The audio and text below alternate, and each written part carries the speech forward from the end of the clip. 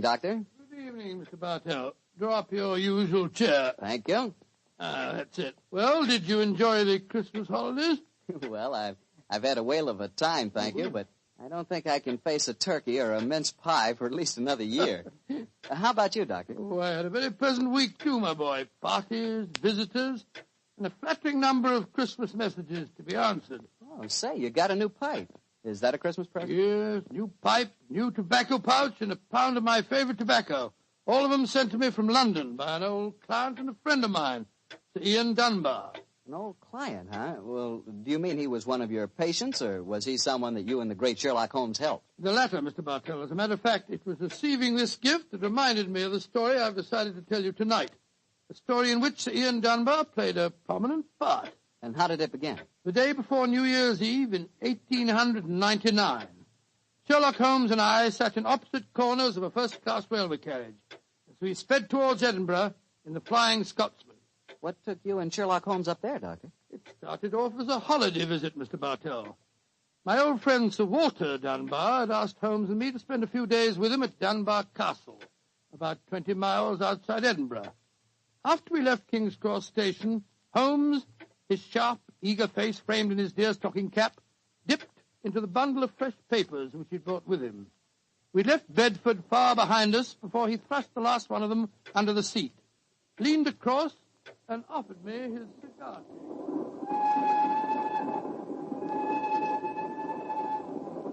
Care for a cigar, Watson? No, thanks, awful. I'll stick to my pipe. Flying Scotsman's living up to its name. We're going splendidly. Our present rate is 53.5 miles an hour. Oh, I haven't noticed the quarter-mile post. Nor have I, but the telegraph posts on this line are 60 yards apart. With the aid of a watch, the calculation is a simple one. Watson, my dear fellow, we have several hours ahead of us. Tell me more about Sir Walter Dunbar. I have a feeling that he is in some kind of trouble, but you haven't wanted to talk about it. Well, it's not exactly trouble, Holmes, but there's a strange problem that confronts the Dunbars. A problem that'll be settled at midnight tomorrow. Oh, indeed. Night of New Year's Eve, eh? Yes, exactly. But to really appreciate the story, I have to begin by telling you of the death of old Sir Thomas Dunbar. The father of the present baronet, I suppose. Yes, he was severely wounded at Waterloo, though he managed to last out long enough to get back to Dunbar Castle. The story goes that as he lay there on his deathbed, he told his wife of his plans for their unborn child. Dinna grieve, lass. I fetched the baronetcy home from Waterloo. What if I fetched a mortal wound as well? Oh, hush, lass. I'm not afraid to die. All that niggles me is that I shall ne'er see the child you bear. Is Sir Wattle Scott no coming yet? Can he visit the deathbed of his old friend? Who's there? Is that you, Sandy Murdoch? Aye, Thomas. It's me. Aye. I'm leaving an unborn son behind me when I die. Now, I don't trust women or children or banks for that matter. Put the best part of my wealth and gold in the big iron box you'll find under the bed. The money's there. Aye, and something else for a rainy day. You're to keep that box in trust for me, Sandy. You can turn it over to my boy on the New Year's Eve before his 21st birthday. And he'll be a man and wise enough to know how to use it. You understand, Sandy? Aye, Thomas. But supposing your bairn's a girl. A girl? I tell you, it'll be a boy.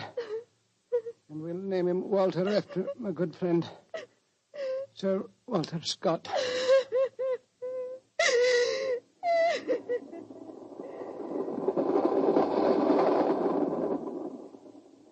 Very interesting story, Watson. And that child, of course, is the gentleman we are going to see now, Sir Walter Dunbar. Exactly. And the first baronet was a friend of Sir Walter Scott, while his son can boast of your acquaintance. Why, it's It's a family singularly rich in literary friendships. That's not very funny, Holmes. To continue, I suppose you can guess what happened. Sir Thomas carefully drew up a document to specify the New Year's Eve before the baronet's 21st birthday. And the poor child was born on February 29th. It was a leap year. Oh, so poor Sir Walter is still waiting for his iron box full of gold. Yes, he'll be 84 next year, and yet legally, with only one birthday every 4 years in the eyes of the law, he'll at last be 21. A most amusing situation, though I'm afraid Sir Walter finds it far from entertaining. The lawyers must have been extremely scrupulous in abiding by the letter of the document. Yes, old Sandy Murdoch is dead now, of course. But he, too, is a great-grandson, William Murdoch, who still handles the Dunbar estate. He'll be at the castle tonight to formally hand over the iron box. I'm delighted you accepted the holiday invitation of Sir Walter. My dear fellow, I've needed a rest, but I've always loathed too strict a one. This situation may pose a nice little problem for me. Problem? Yes, I'm reasonably certain that the aged Sir Walter Dunbar will not get his iron box full of gold on this New Year's Eve either. But we shall see, old fellow. We shall see.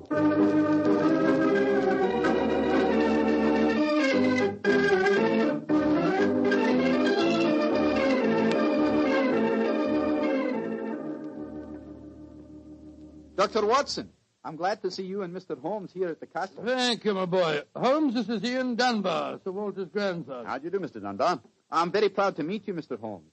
I've heard a lot about you. Our grandfather will be down in a few moments. Let's go into the library, shall we? Well, I imagine Sir Walter's quite excited about tonight's ceremony, isn't he? Wouldn't you be, if you'd waited 63 years too long for an inheritance? Indeed, I should. Thank the Lord I had the foresight to be born on the prosaic date of August the 21st. In the event of your grandfather's death, you will be the next baronet, I take it. Yes, Mr. Holmes. You see, my father was killed 2 months ago at Mafeking. Yes, I read about it in the papers, my boy. I'm very sorry. Thank you, Doctor. The opening of the box isn't going to be the only ceremony at midnight. Dorothy and I are announcing our engagement. Dorothy? Dorothy Small. She and her father are staying here, too. My congratulations. Yes, indeed, Ian. Indeed, mine, too. Thank you. It's been quite a battle with her father, though. He's a businessman and isn't impressed with titles when they aren't accompanied by a suitable income. But when we told him about the inheritance, he relented and gave his consent. Ah, here's Dorothy now. Dorothy, darling, I want you to meet 2 friends of mine, Mr. Sherlock Holmes and Dr. Watson. How do you do? Now, how do you do, Miss Small? How are you, my dear? From what this young man's been telling us, I gather that congratulations are in order. Thank you. I finally persuaded Father that Ian would make a worthy son-in-law. For a while, I was afraid we'd have to elope to Gretna Green, live in a cottage on bread and cheese and law, but brave the parental wrath, just as they do in the storybooks. Oh, Sir Walter, there you are. Watson, my dear boy. How are you? And this must be your friend Sherlock Holmes. How do you do, Sir Walter? Very well for a young nipper who'll be 21 at midnight. Gentlemen, may I introduce Mr. Herbert Small? How do you do? How do you do, sir? I believe that we have to congratulate you on the engagement of your daughter. That was supposed to remain a secret until midnight. The Dunbar box was finally opened. Don't be grouchy, Herbert. The children are in love, and I'm going to settle money on Ian. And it's New Year's Eve. Let's enter into the spirit of the occasion. Bring out the glasses, Ian. I've had some bottles of my special pride put out. It's the finest port in Scotland. The cream of Dunbar. Aye. My father laid the first bottle down the year before I was born.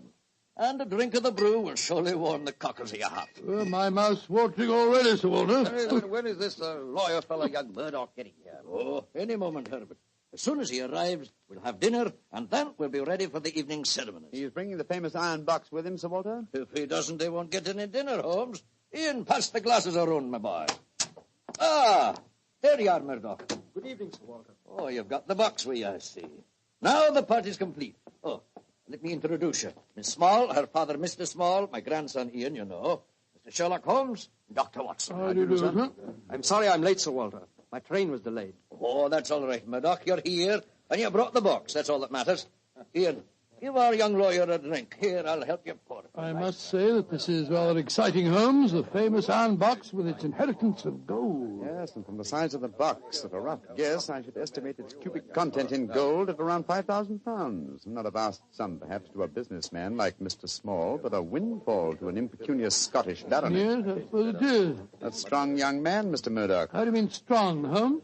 A box that size full of golden sovereigns would weigh a considerable amount, and yet the lawyer carried it single-handed. Now that we're all assembled, I'm going to propose a toast.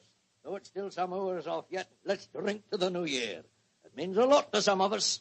To 1900. 1900. We should toast more than just 1900, Sir Walter. We should drink to the new century that's about to begin. Good idea, Dorothy. Well, I'm afraid that wouldn't be quite appropriate, Miss Small. To be accurate, the 20th century won't begin until January the 1st, 1901, and not 1900. Of course. That's it.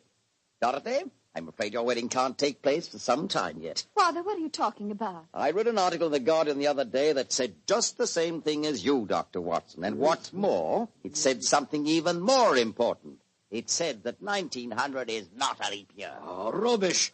Leap year comes every 4 years. There was one in 1896. Then obviously 1900 is one. I think Mr. Small may be right. What do you say, Mr. Holmes? Do you know?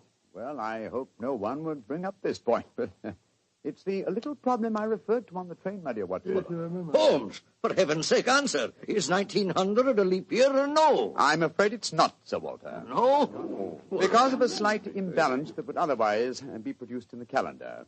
Of the even century years, only those divisible by 400 are leap years. In other words, 1600 was a leap year, the year 2000 will be a leap year, but 1800 and 1900 are not leap years. Then you have no birthday next year, Sir Walter, and I'm afraid I can't open the box tonight.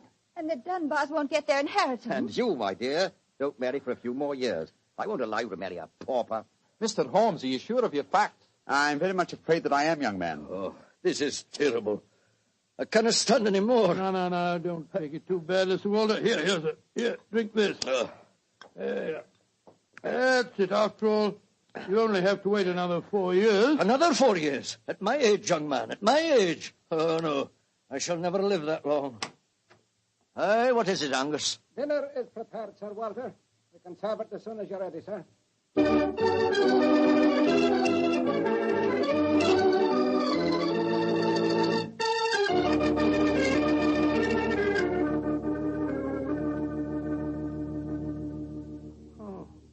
What a miserable meal, Holmes. Sir Walter's gone to his room. The young lovers are nearly in tears. And Small and the lawyer Murdoch seem to be positively gloating. Yes, a most depressing atmosphere in which to welcome the new year. But let us, at least, make the best of it. I think I'll go and have a talk with Sir Walter. And you, my dear chap, why not try and cheer up the young folks? Some of your experiences in India may make them take their minds off their trouble. Yes, quite an idea. I'll join you in the library. Call me if you want me, Holmes. Ah, there you are, my dears. Hello, Dr. Watson. All alone in front of the fire, eh? I'm afraid we're not in very good spirits, sir. Oh, nevertheless, I'll sit down here and join you, if you don't mind. Misery loves company, you know. You're very kind, Doctor. Oh, not at all. I was just trying to persuade Ian to elope with me. But he's being most ungallant. He won't even consider it. How can I, darling? I've got under 200 pounds a year in my own right. How could we live on that? I was counting on the money the grandfather was going to give us to get me started. Now, Miss Small, a little earlier you talked of Gretna Green and bread and cheese and love in a cottage. Yes, there's a lot to be said for it, you know. Well, to be said for it, yes, Doctor. But have you ever tried it? Not literally, my boy, but I may tell you that when Mary, my wife, and I were first married, I had very little money. In fact, my income was just about the sum that you mentioned. And we were very happy. Ah, but you have a profession, Doctor. Look at me. I've been trained for nothing except to be Laird of Dunbar Castle. I can't support a wife on tradition. But you're young, Ian. You can get some kind of position. I'm sure you Yes, can. of course. As a matter of fact, I think that... Holmes, what is it? What's wrong? There's devil's work afoot, Watson. Come with me, old fellow. And you, Mr. Dunbar. Mr. Holmes, what's happened? It's Sir Walter. I went to his room. It was in darkness, but in the moonlight I saw two figures struggling by the open casement. One of them was Sir Walter. As I entered, he disappeared from sight. His attacker had pushed him out of the window into the moat. How dreadful. The other man got away in the darkness. We must get lanterns and go out to the moat at once. Though I'm very much afraid, Mr. Dunbar, that your grandfather is beyond our help.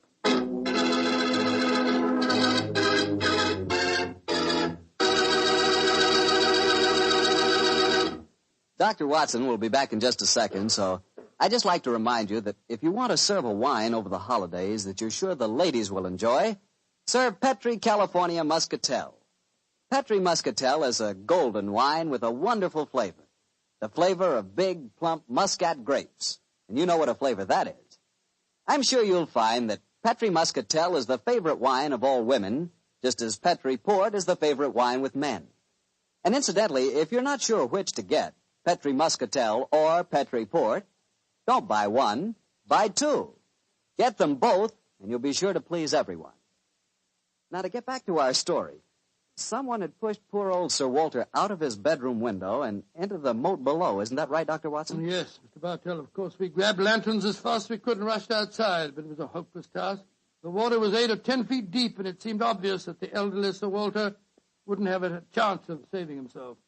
But we searched on, the flicker of bobbing lanterns and the scurrying figures in the frosty moonlight, forming a weird, fantastic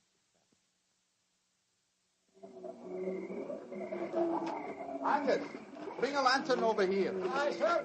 Can you see anything, Holmes? Not a thing. I don't see why your friend doesn't call the police, Dr. Watson. He's accomplishing We nothing. thought there might be a chance of finding the old man alive, Mr. Small. He wants to avoid a scandal, if possible, for your sake, sir, as well as the The Dunbars. scandal can't touch me or Dorothy over this.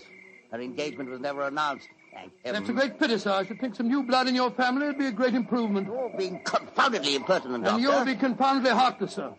Well, Holmes, have you given up hope? I'm afraid we'll never find him without dragnets and grappling hooks. Have to call the police. What time is it? Sir Ian, you know the time? What did you call me, Mr. Holmes? Sir Ian. By Jove, yes. It does seem a bit premature, Holmes, but of course you're right. If your poor grandfather's dead, Mr. Dunbar, you're the baronet now. And the time, Sir Ian? It's 11:45, Mr. Holmes. A quarter of an hour to the new year. Sir Ian, doesn't that fact suggest something to you? Yes, it does. So I'm the new baronet, am I? Very well, then. There'll be no more talk of the police for 15 minutes.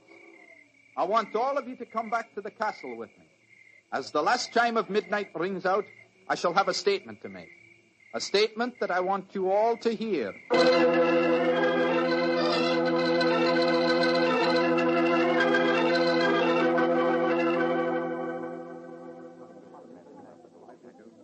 What you brought us all back here for, Holmes? There's something very funny going on.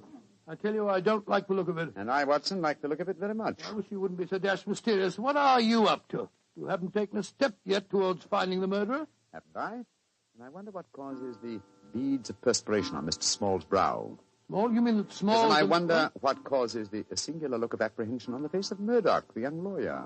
You remember, of course, on my remarking how easily he carried the large iron box. Good Scott, yes. And it took a strong man to throw Sir Walter out of the window. Watson, Huh? the new year is approaching. Ladies and gentlemen, in view of our recent tragedy, this is one New Year's Eve when none of us feels like song and jollity. But there still remains a ritual duty for me to perform. Mr. Murdoch, open the iron box, please. But I can't do that. It was only to be opened for your grandfather. No, Mr. Murdoch. The phrase was that it was to be opened on the New Year's Eve before the baronet's 21st birthday.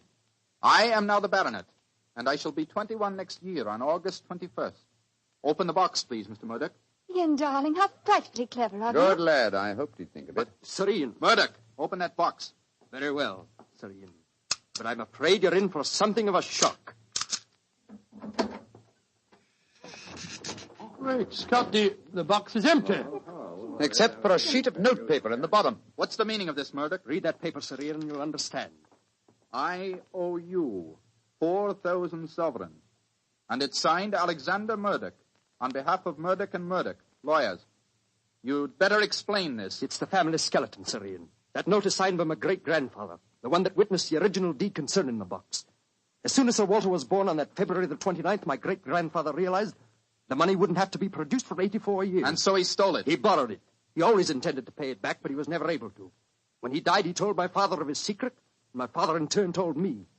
We've always planned to put back the money, Sir Ian, but we've never been able to. This is daylight robbery. You should prosecute them, Ian. The firm's still in business. You can ruin them. You can sue them for every penny they have. Mr. Small, you've already shown a marked aversion to my family. I suggest you allow me to handle their affairs. Bravo, Ian. How dare you, Dorothy? Go to your room. No one's going to their room. No one's leaving here until the police arrive. I'm convinced that one of you murdered my grandfather tonight. And if you ask me, it's obvious who that someone is. Who, Dr. Watson? You, Mr. Murdoch. You came here planning to kill poor old Sir Walter because you never intended to open that box.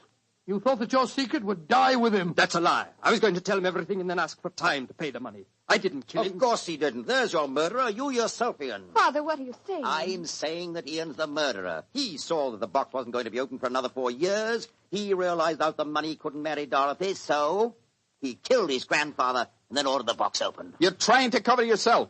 You pushed grandfather out of that window tonight. You thought that if he died, the box would never be opened.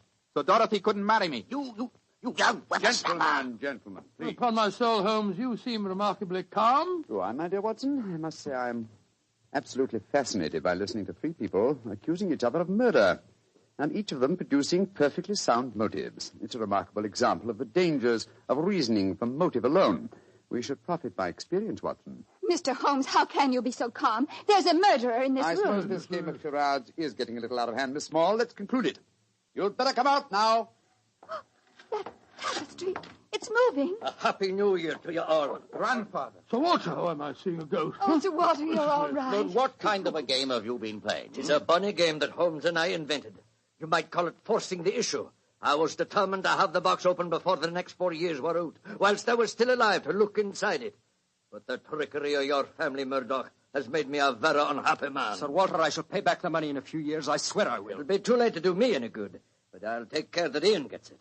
I've half a mind to prosecute you. Grandfather, the money isn't important now that you're all right. You were counting on it just the same, my boy, so that you could marry Dorothy. I know that. She'll never marry a pauper. I won't allow it. When I'm 21, you can't stop me, Father. And I am going to marry Ian. Be quiet. Sir Walter, it's a very unsavory business. I think that you owe us an explanation of your behavior tonight. You tell him, Holmes. I fancy a wee drop of cream of Dunbar. Watching you all search for my body in the moat has made me thirsty. The explanation is a very simple one, ladies and gentlemen. When you arrived here tonight, Mr. Murdoch, I knew from the way you handled the box that it could not contain the sum of gold it was supposed to. And so you suspected fraud and devised a plan to force the opening of the box. Yes, and Sir Walter was an eager conspirator. Of course I was. Ian is 21 next August. Supposing I had died after he came of age and before my next birthday, 4 years hence, the box would never have been opened. And so we invented the fake murder story. By the way, Ian, I must congratulate you for grasping the possibilities of the situation so speedily. If you hadn't demanded the opening of the box, the Murdoch secret might still be a secret. It's a clever plan, Holmes. It's too bad that it had to have such a miserable ending. I'm not sure that we have finished with the matter. Mr. Murdoch. Yes, Mr. Holmes? You say that your family took £4,000 from that box? Yes, Mr. Holmes. Curious. I would have sworn from its size that it would hold closer to 5,000. And in your account of the legend, Watson, you told me that Sir Thomas Dunbar stated on his deathbed that he had put something else in the box. This is right. Something for a rainy day, is that it? Mm-hmm. Did the Murdochs find that extra something? No, Mr. Holmes. They found nothing but the gold. Oh, that's very odd. I think I'll take a closer look at that box, if you don't mind. Since this seems to be a night of telling secrets, I think you might as well know, Father, that if you don't give your consent, I shall elope with him. Oh, bravo, my dear, bravo. No such thing. I admire your resolution, young lady, but I hardly think it will be necessary. What do you mean, Holmes? Permit me to show you all the treasure of the Dunbars. What have you found, Holmes? Something for a rainy day that old Sir Thomas spoke of. You see, since the cubic contents of the box obviously differed from my calculations, I deduced the existence of a false bottom. I was correct. And in that space, I found this. Oh, it's a manuscript. Quite so, the manuscript of a book. Look at the title page and see the author's name. History of the Dunbar Family by Sir Walter Scott. Scott. I think, Sir Walter, that an original and unpublished manuscript by your distinguished namesake will prove worth several times the gold that is missing from that box. You've saved the day for us, Holmes, my boy. God bless you. This has been as strange a new year as ever I knew, but it's turned out to be a bonny one, thanks to you, Holmes. Well, fill up your glasses. We're going to drink a toast to the new year. By Joe, yes, Sir Walter. This is really a happy occasion. Then let's complete it by singing the traditional song of the season, Auld Lang Syne. And in this case, when we sing, Should Old Acquaintance Be Forgot, I feel that in our hearts we should be thinking of Sir Walter Scott. Though he died over 60 years ago, he's made us all very happy here tonight. Should old acquaintance be forgot and never brought to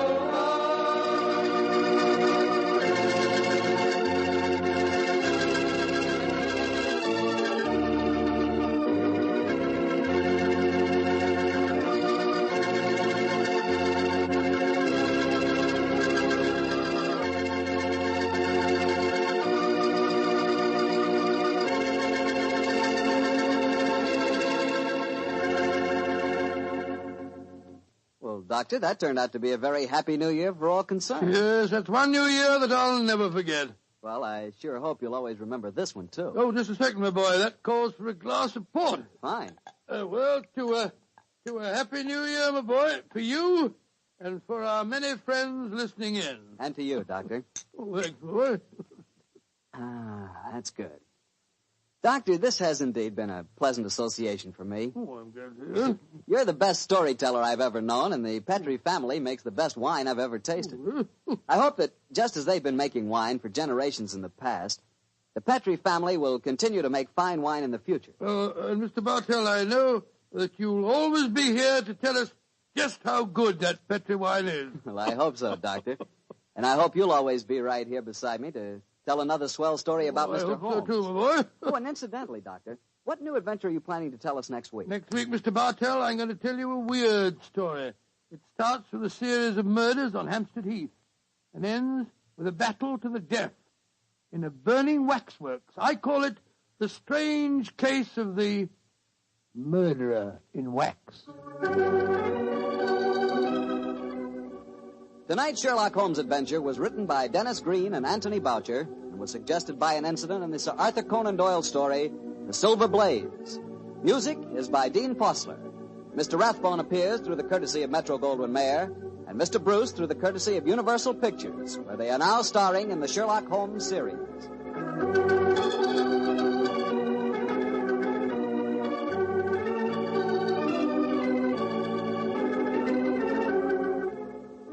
The Petrie Wine Company of San Francisco, California, invites you to tune in again next week, same time, same station. Sherlock Holmes comes to you from our Hollywood studio.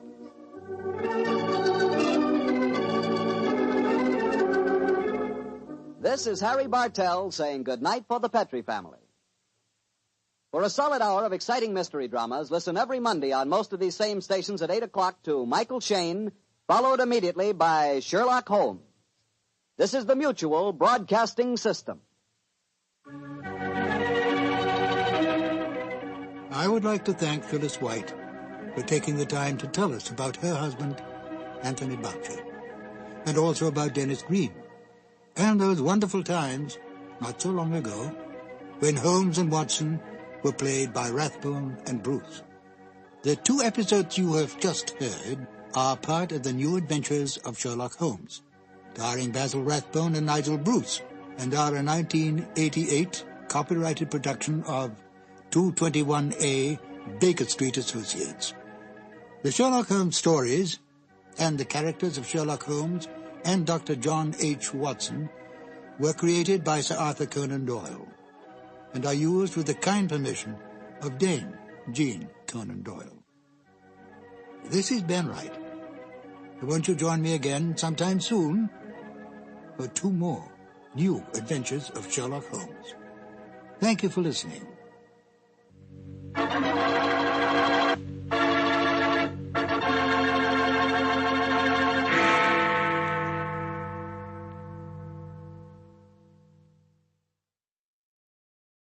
From Hollywood, it's time now for...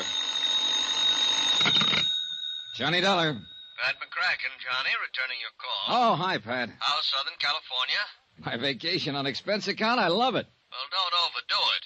Just because the Jolly Roger matter interfered with that vacation you'd planned is no Now, reason. wait a minute. You promised full expenses.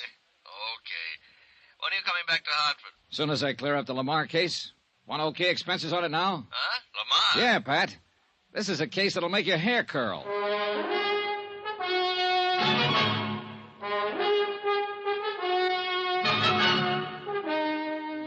Tonight and every weekday night, Bob Bailey in the transcribed adventures of the man with the action-packed expense account, America's fabulous freelance insurance investigator. Yours truly, Johnny Dollar.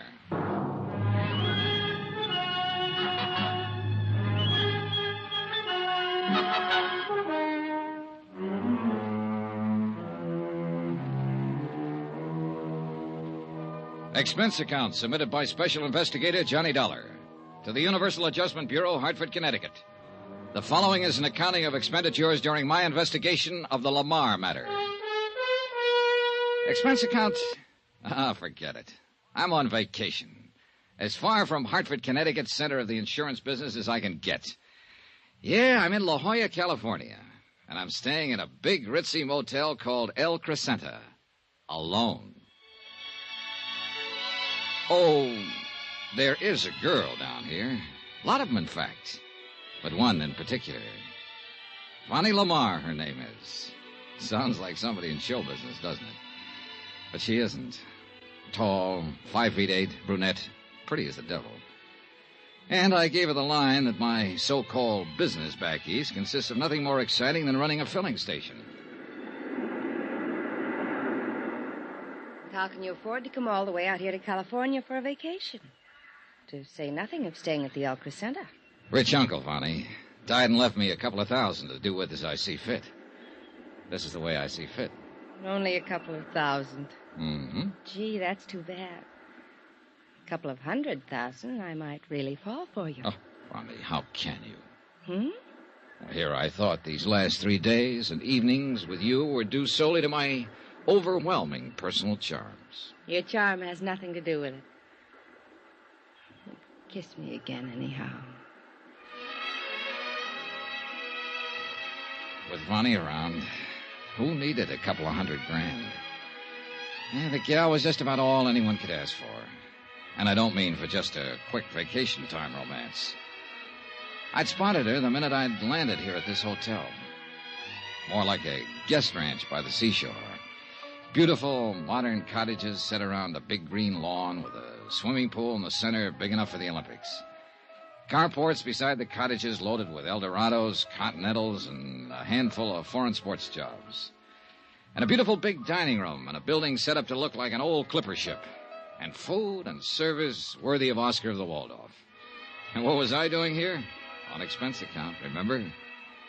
Yeah, I'd spotted Fanny the night I arrived from San Diego after clearing up the Jolly Roger matter and set my sights for her immediately. Naturally, I wondered what so attractive a girl was doing alone here.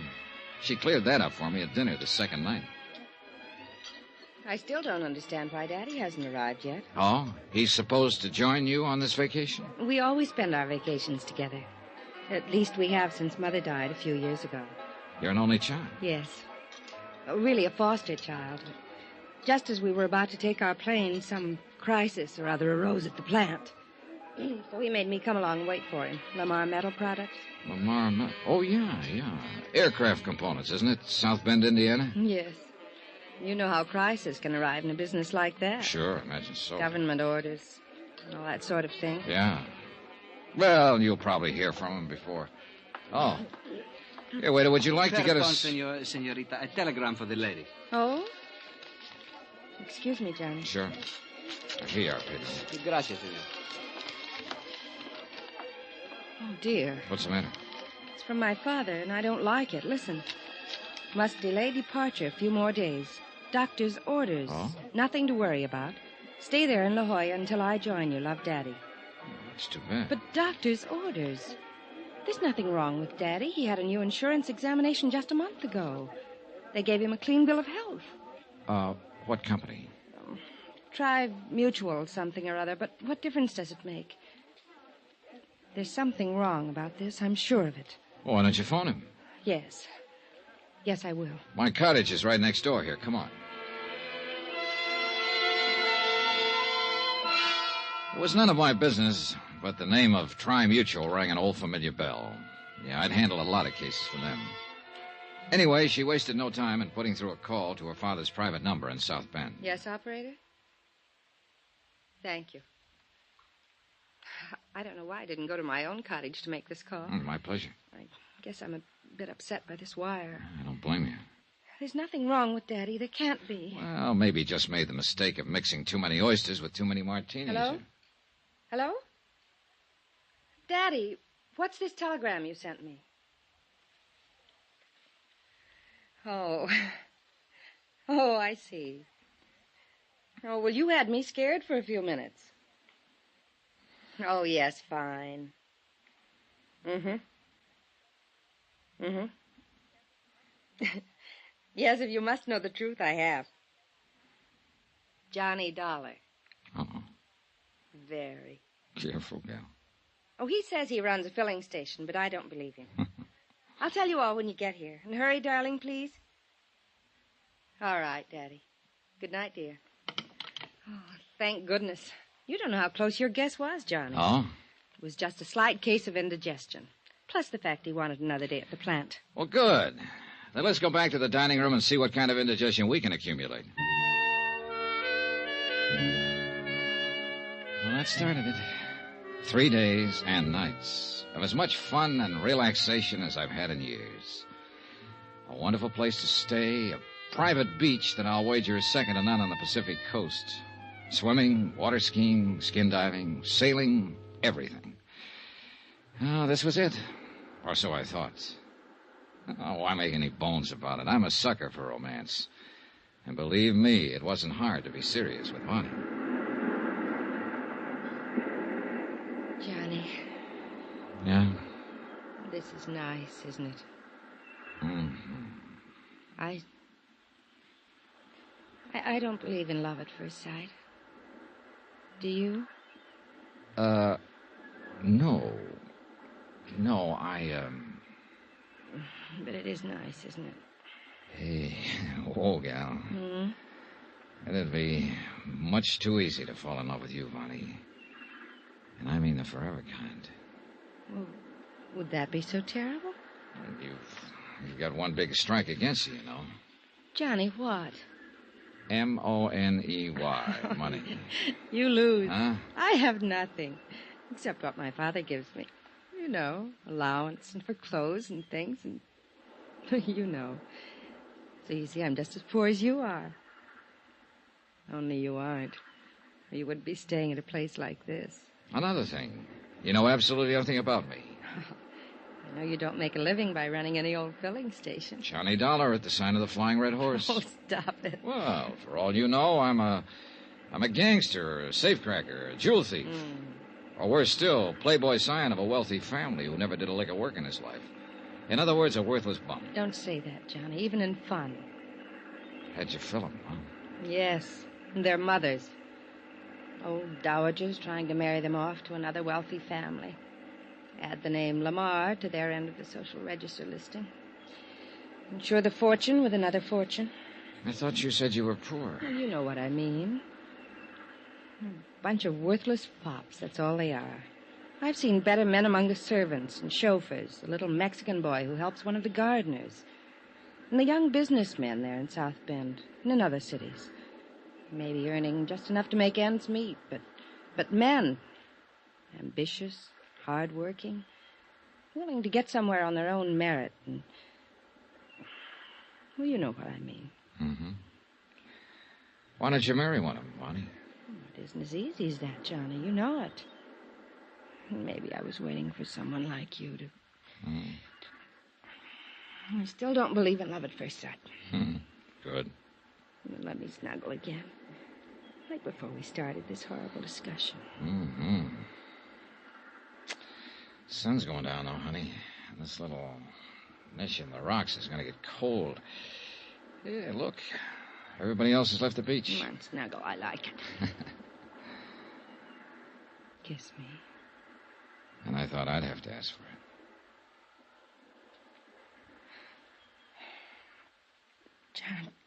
Johnny? What do you do? Well... Well, I'll tell you. I live in Hartford, as I told you, and I'm really... Listen. He's calling you. Yeah, you too. Oh, the spoil sport. Well, maybe it's word from your dad. Here, up you come. Oh, I hope so. Come on, Johnny. Pedro! Pedro! Over here. Here we are. Here. What's up? Oh, senorita. Telegrams. Telegrams? But the one for the senor was marked Rush, so I rushed. Good boy, Pedro. Here. No, I'll tip you when we get back to the motel. Stop by senor. my cottage. Johnny, it's What's wrong, Bonnie? from our family doctor. I'm afraid... Here, you read it. Sure, I'll be glad to. Regret having to inform you your father died a few hours ago. Suggest you return to South Bend immediately. Oh, Johnny.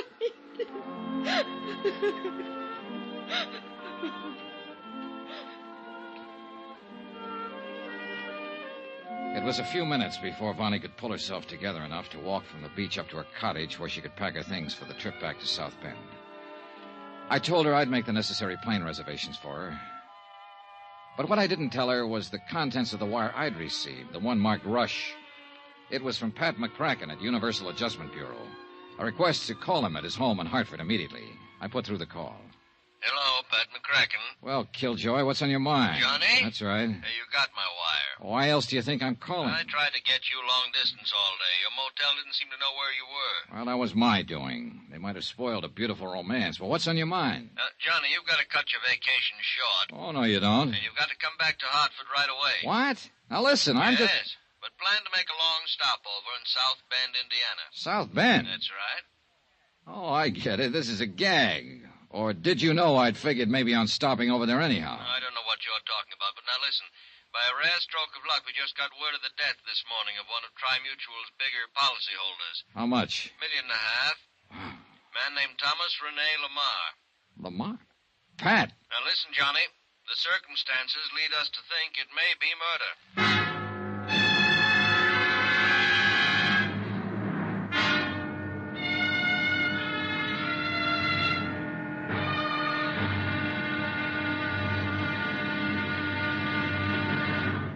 Now, here's our star to tell you about tomorrow's intriguing episode of this week's story. Tomorrow, a set of circumstances arise that are enough to keep a man from trusting even himself.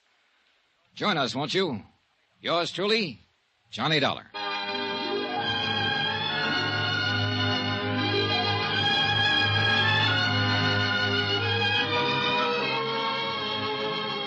Yours truly, Johnny Dollar, starring Bob Bailey, is transcribed in Hollywood. It is produced and directed by Jack Johnstone, who also wrote tonight's story. Be sure to join us tomorrow night, same time and station, for the next exciting episode of Yours truly, Johnny Dollar. Roy Rowan speaking.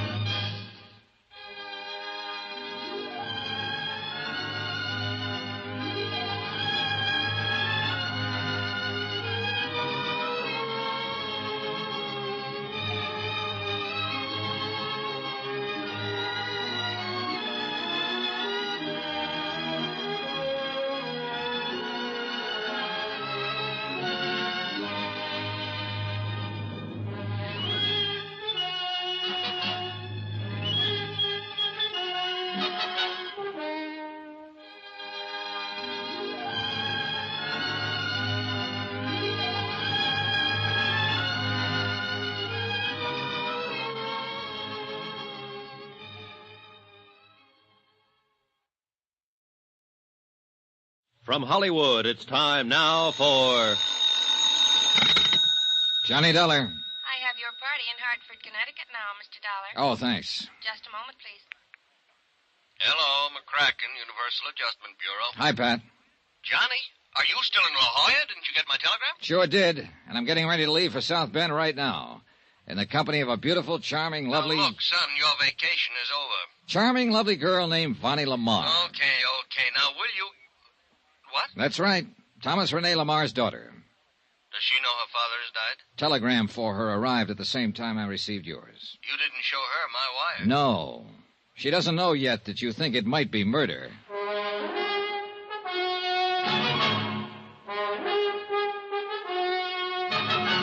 Tonight and every weekday night, Bob Bailey in the transcribed adventures of the man with the action-packed expense account, America's fabulous freelance insurance investigator. Yours truly, Johnny Dollar.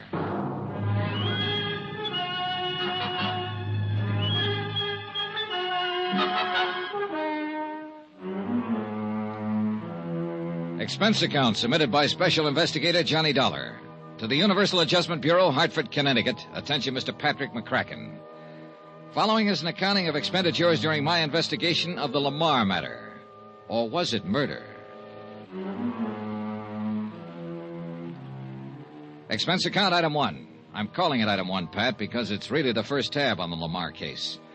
Previous expenses here in La Jolla were charged against the Jolly Roger case. Expenses for the vacation you promised me and have now so rudely interrupted.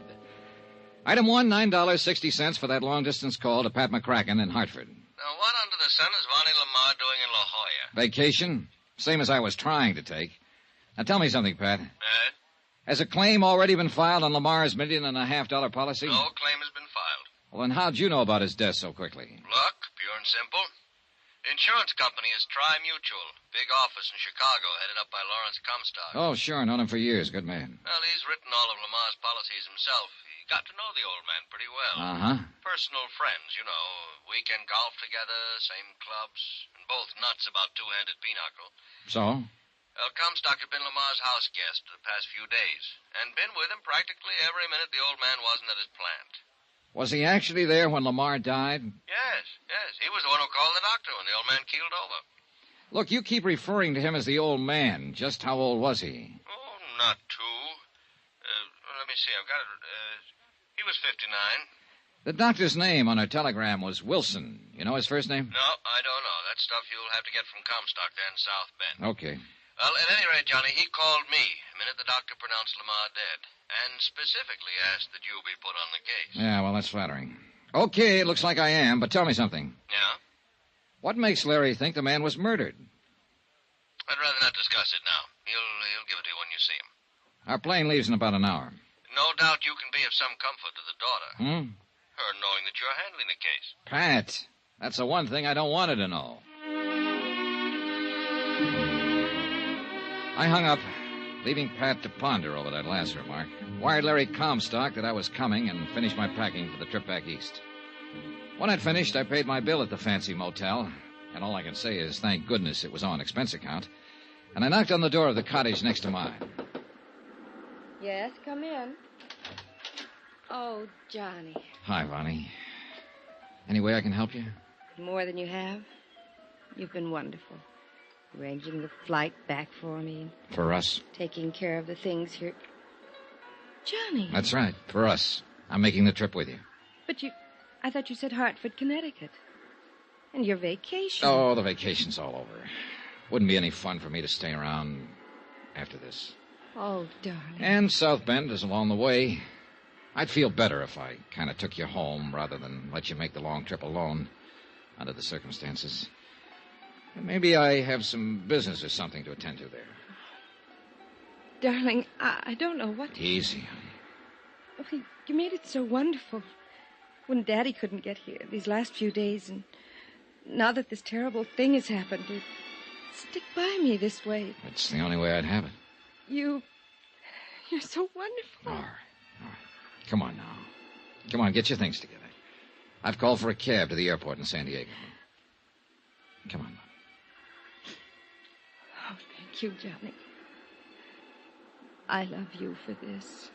Sure.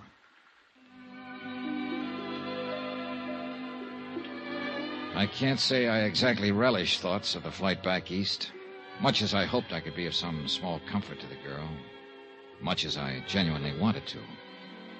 Such things can be pretty rough, particularly in this instance.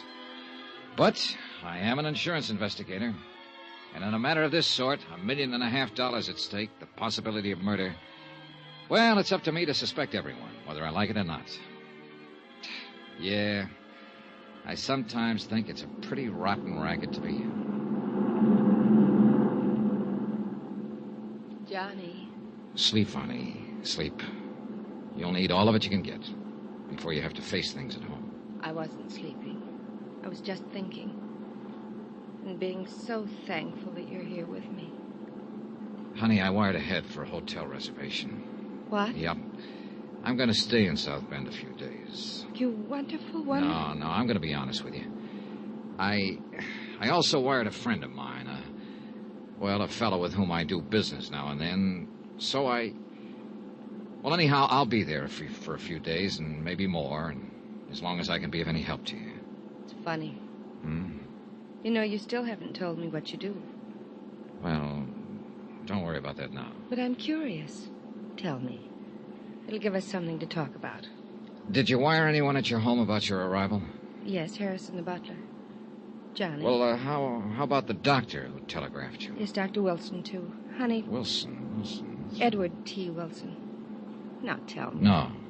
Now, you stop talking and try to get some rest. But all... I'm going back to the lounge in the tail section so that you'll have nothing to do but get some sleep. Then you won't tell me. No. Tomorrow. Sleep. Thank you, Johnny. Now I can, maybe. Yeah, rough. Very rough. I felt like a traitor to her. Well, we landed in Chicago at 10 a.m. and took a cab from the airport to the Lamar home on the outskirts of South Bend.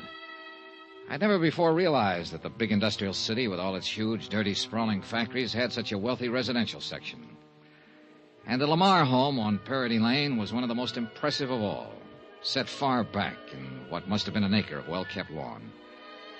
In addition to Harrison, the butler, we were met at the door by the housekeeper, cook, upstairs and downstairs maids, and a couple of other servants, all of them obviously in deep sorrow over the passing of the master of the house.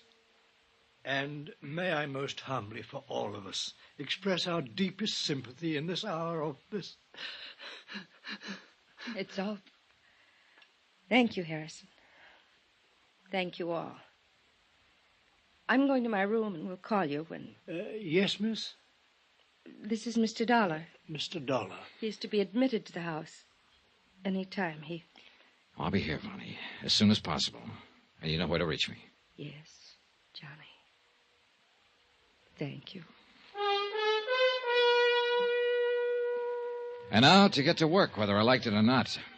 I took the cab to the townhouse, dumped my bags, then back to Chicago in the office of Lawrence Comstock, Tri-Mutual's representative. He was waiting for me. Well, Johnny, you sure walked into something this time. Thick one, Larry? You don't know. You don't know the half of it. The million and a half of it. You gave Pat McCracken back in Hartford the idea that Lamar's death might be murder. I think it is. I really think it is, Johnny. Why? Tom Lamar was one of the best friends I ever had. He should have been. Your commission on the insurance he was carrying was enough to set you up for life. Oh, no, Johnny, don't talk like that. Tom was a good friend of mine, quite aside from business. I sold him his very first policy years ago, and he was just a bookkeeper for Atlas Processing Company, earning $70 a week. And when he married Delise... Delise? That's his wife, who died 5 years ago. Oh. That policy was only for $2,500, straight life. So? Well, you know how little my commission was on that. But I liked him. I saw that he had a spark about him, that with the proper kind of encouragement, he could go places. And he did. Yeah, so I understand. I understand that Lamar Metal Products is a really big thing. General Metal Fabricators just bought them out. Oh? Yes, and Tom was getting all ready to retire. Spend the rest of his days having fun, golf, fishing, winters in California, and summers in Minnesota, that sort of thing. And taking care of Vonnie, his adopted daughter. Yeah. Kind of worth taking care of, too. Eh? I know her, Larry. Met her in La Jolla, California. Oh, then you... Brought her back here to face the sad fact of her father's death. Why didn't... Oh, yes, of course. The family doctor, Ed Wilson. I should have realized. He sent a telegram to Vonnie to the same place you were, in La Jolla. She's a wonderful girl, John. You're telling me. But, Larry... Yes? Something you told Pat McCracken back in Hartford has led him to think that possibly Thomas Lamar was murdered. Johnny, in the years I've known Tom Lamar... Yeah? I've not only known him, but I've known his family. Well? And much of his affairs, personal as well as business. Well? His wife, Delise. I would have married her long ago if I'd been able. Oh, get to the point, Larry. Oh, yes, of course. And his daughter, Vonnie. I wish she'd been my daughter, my child. Come on, Larry, come on, get at it. She's a wonderful girl. You said that. Oh, yes, of course. Well, there were things in her past, Vonnie's past, that even her mother and later her father didn't know about. But I did. For heaven's sake, man, get to the point. You too? Yes, me too. Yeah, me. The confirmed bachelor. Take him or leave him. Have fun. Forget him. Make a big... Go on, Larry. Listen, Johnny. Now listen carefully. Dr. E.T. Wilson, Ed Wilson, an old friend of mine as well as Tom. Yes? It was Ed who made the last insurance examination 4 months ago. Thomas Rene Lamar was in better health than you are. After all, he was only 59, and he'd lived a careful life, taking good care of himself. Well, go on. We were sure of his physical condition, sure of it. That's why I let him add to his already large policy. Larry, you've told Pat McCracken, and you've admitted to me that you think Thomas Lamar was murdered. Yes, John. Because of one man. Who? The one man who shared his confidences, business and personal. Yeah? Who was closer to him than even Ed Wilson or me. Well, who? One man who alone could be sure of benefiting by Tom Lamar's death. Oh, look, Larry, that bush you're beating around is getting bigger and bigger. It's so simple, John, so discouragingly simple. All right, Larry, all right. Take it any way you like. I'm here for 2 reasons. Because I'm assigned to this case, and because of Vonnie. Yes, I know. Now, who is it you suspect? The man Vonnie is really in love with. Oh. I'm sorry, Johnny.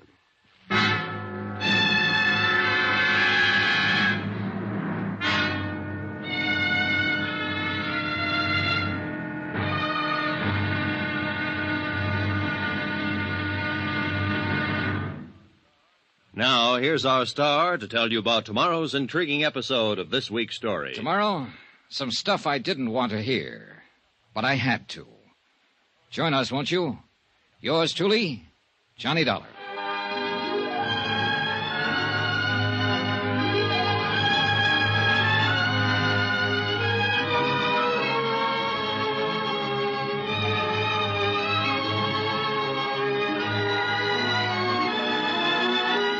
Yours truly, Johnny Dollar, starring Bob Bailey, is transcribed in Hollywood. It is produced and directed by Jack Johnstone, who also wrote tonight's story.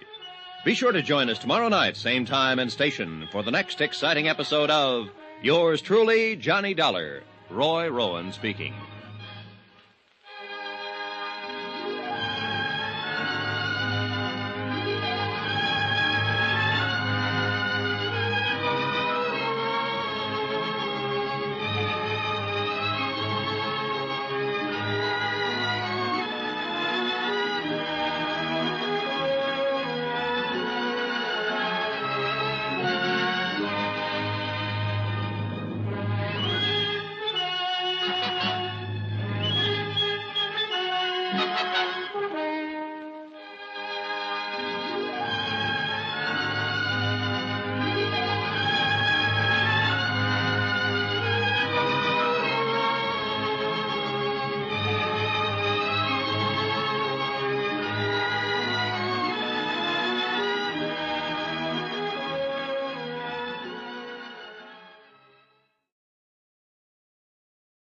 From Hollywood, it's time now for... Johnny Dollar. Johnny, this is Vonnie. Oh, yes?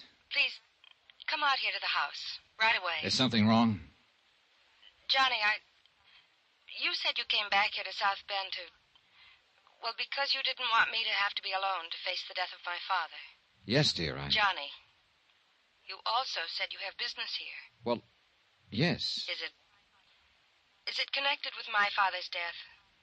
Vonnie. Please, dear, don't lie to me. He was insured for over $1 million. Or do you know that? Listen. Was this business of yours connected with Daddy? Was it because you, too, think he was murdered? Johnny? I'll come out and see you.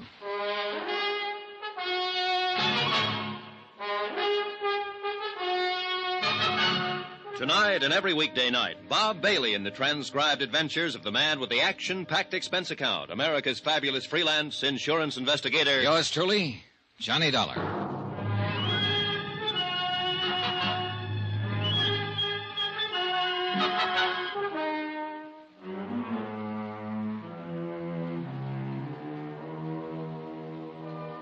Expense account submitted by Special Investigator Johnny Dollar.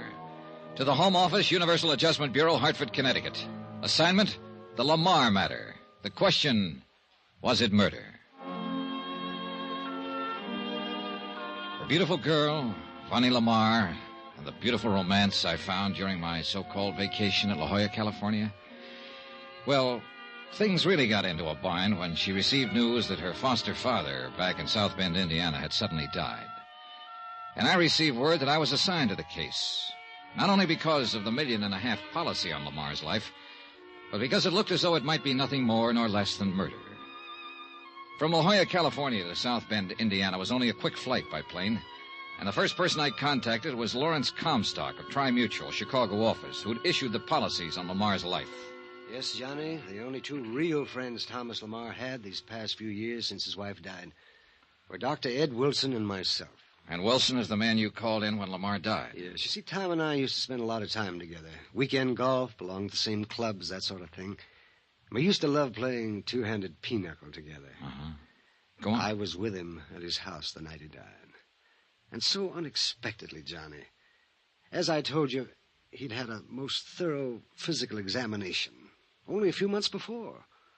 Or I'd never permitted him to increase his insurance to $1.5 million. Must have cost him a fancy premium. It did. It did. Prohibitive. But that was the way he wanted it. For his adopted daughter. For Vonnie. Whom you know. And if you're half a man, having spent a few days with her in La Jolla, you're in love. Oh, shut up and tell me what you know, will you? You said murder. Oh, yes, I'm sorry, Johnny. It began last weekend. As I often do, I spent the weekend with Thomas Lamar. Well, Friday night, Dr. Ed Wilson was with us. We played three-handed pinochle. Yes. Tom was in perfect health. I know he was. And our evening was all fun, completely uninterrupted. Except by young Marson. Marson? Tom's confidential secretary.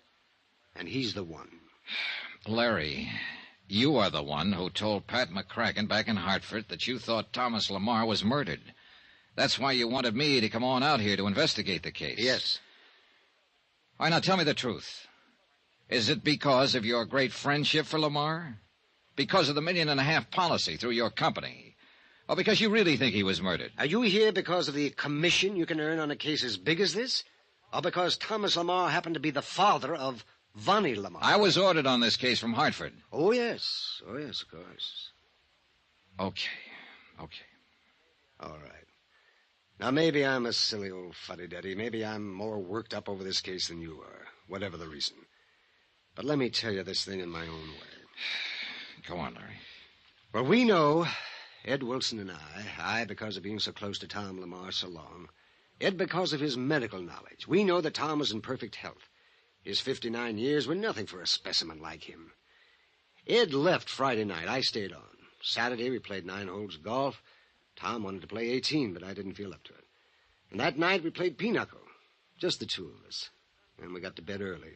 Well, Sunday, we just sat around and talked until evening when we played cards again.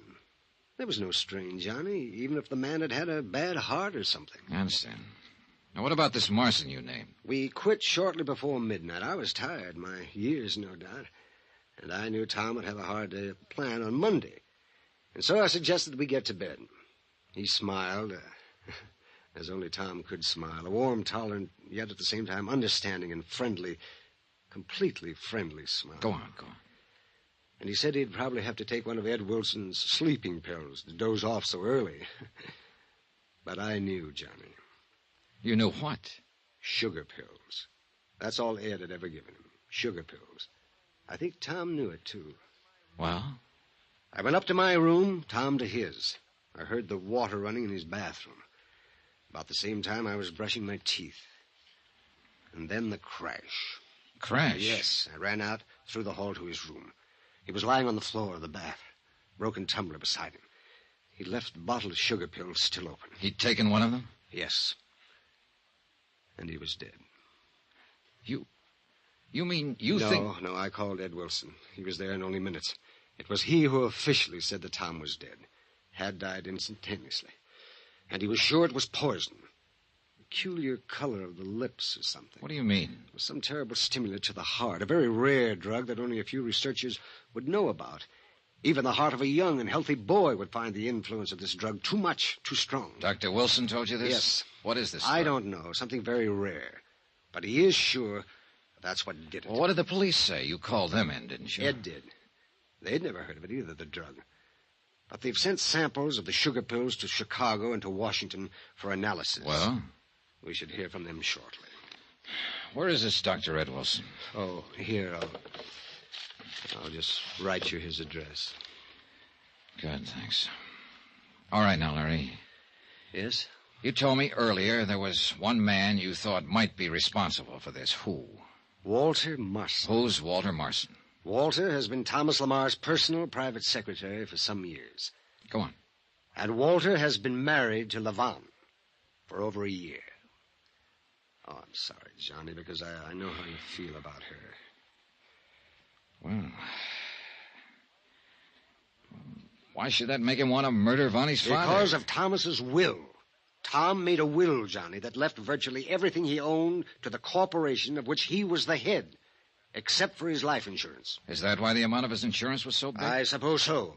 The sole beneficiary of the policy, as you know, is Vonnie. Oh, go on. Therefore, the only way in which anyone else could share in the estate is by being married to her. All right. You've knocked down a couple of dream castles for me. And I'm not talking about a family fortune. I'm talking about a girl. Yes, John, I understand. If she loved him enough to marry him, let him be happy. If he shares some of that $1.5 million, let him share it. He deserves to, if she wants him to. He married her, she married him, all right. It isn't as easy as that. What do you mean? You've forgotten you wanted to know why I think Walter Marson murdered Thomas Lamar. Yes, you see, I happen to know Vonnie did not love Walter. You just said she married him. Unknown to her foster father. What are you getting at? Somewhere along the line, Walter Marson, shall we say, got something on Vonnie. What it was, I don't know. But he had a strange power over her, it seemed. Larry, what are you talking about? I don't know, Johnny. From the time Walter first started working for Thomas Lamar, I didn't trust him. And yet Tom seemed to have the most implicit faith in him. Walter was a good accountant, yes, handled many of Tom's personal investments, and handled them very well, too. Thomas paid him very well, rewarded him, always, when he made unusual profits. Why not? But Walter Marson made it plain from the beginning that he wanted to work his way into Thomas's shoes in the corporation, and this Thomas would not have. And the reason? Because Thomas knew that many of the stock deals Walter had made in his behalf were not completely, shall we say, legitimate, or legally proper, perhaps. But not morally so, that is. Corporation money instead of his own, maybe. Yeah, that's it. Buying huge blocks in order to inflate the price, and then dumping the stocks at their peak, that sort of thing. I don't know much of the details. That's out of my line. But Thomas knew very well that if Walter Marson were ever put into the corporation, he'd use the same slick methods for purely personal gain. At the expense of the corporation he'd spent his life building up. How do you know about this? I was Thomas's confidant. His closest friend. All right, Larry. Let me do a little summing up.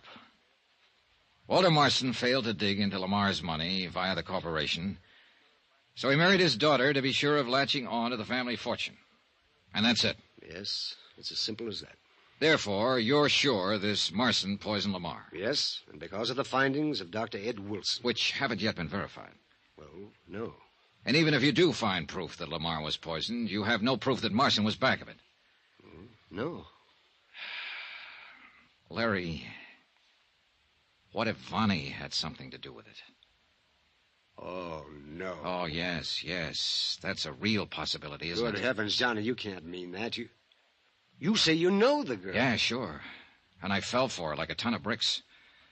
Whether it's simply because I'm a sucker for such a charmer or just because she charmed me so well, I don't know. But why did she want me if she's already married? Johnny, what are you getting at? $1 million at stake. $1.5 million. How she could possibly have known I'd be staying at the La Crescenta in La Jolla, California, I don't know. But with $1.5 million at stake, you could find out most anything. So she worked on me, got me on her side, even before she needed to. And when her father died, according to plan, she knew there'd be no question of settlement of a claim for the insurance because of the way she'd so successfully drawn me into a cozy little noose. Johnny, you're out of your mind. Am I? What are you talking about, you old... Yeah, I guess I am. John, I've been a confirmed bachelor all my life, even before I was your age. But I know very well that if I had ever met Vonnie Lamar, my bachelor days would have suddenly ended. Oh, you're hurt. Now that you've found out she's married, you're hurt and you're angry. You're striking out at anything you can reach, anyone. And I'm sorry. Don't let it take away your judgment. I'm sorry, too, Larry. I didn't mean to... I really didn't... It's all right, Johnny. But now get hold of yourself. You have a job to do, not only for me, for the company, but for yourself. Okay, Larry, thanks. Good boy. I don't know what I'm going to do, but I guess whatever it is, I better start doing it. Yes. Good luck, Johnny.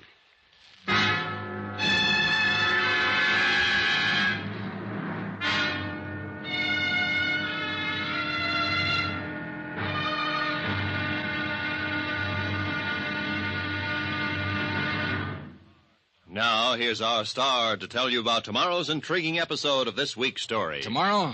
Well, it doesn't take long to find out what has to be done on this case, because the turning point in the whole thing comes straight to me, and with a vengeance. Join us, won't you? Yours truly, Johnny Dollar.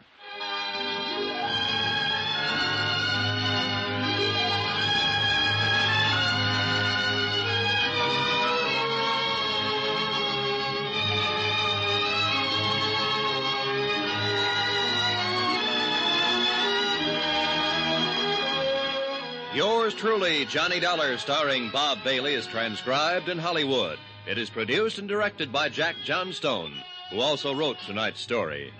Be sure to join us tomorrow night, same time and station, for the next exciting episode of Yours truly, Johnny Dollar. Roy Rowan speaking.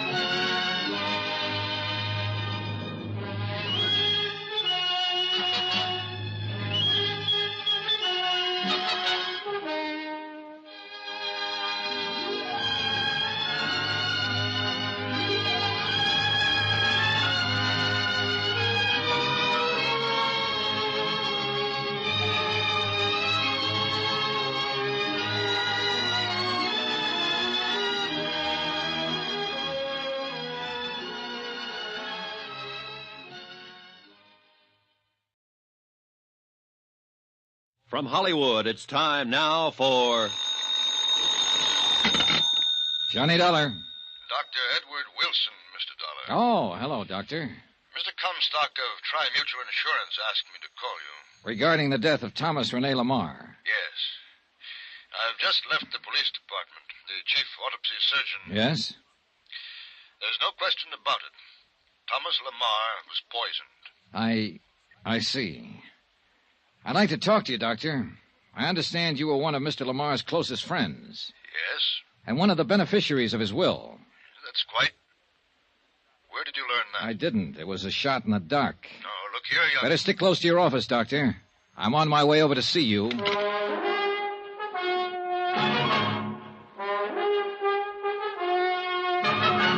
Tonight and every weekday night, Bob Bailey in the transcribed adventures of the man with the action-packed expense account, America's fabulous freelance insurance investigator. Yours truly, Johnny Dollar.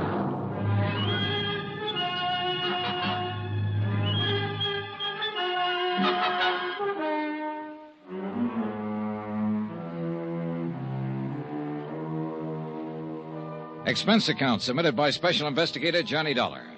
To the Home Office, Universal Adjustment Bureau, Hartford, Connecticut. Assignment, the Lamar matter, now proven to be murder.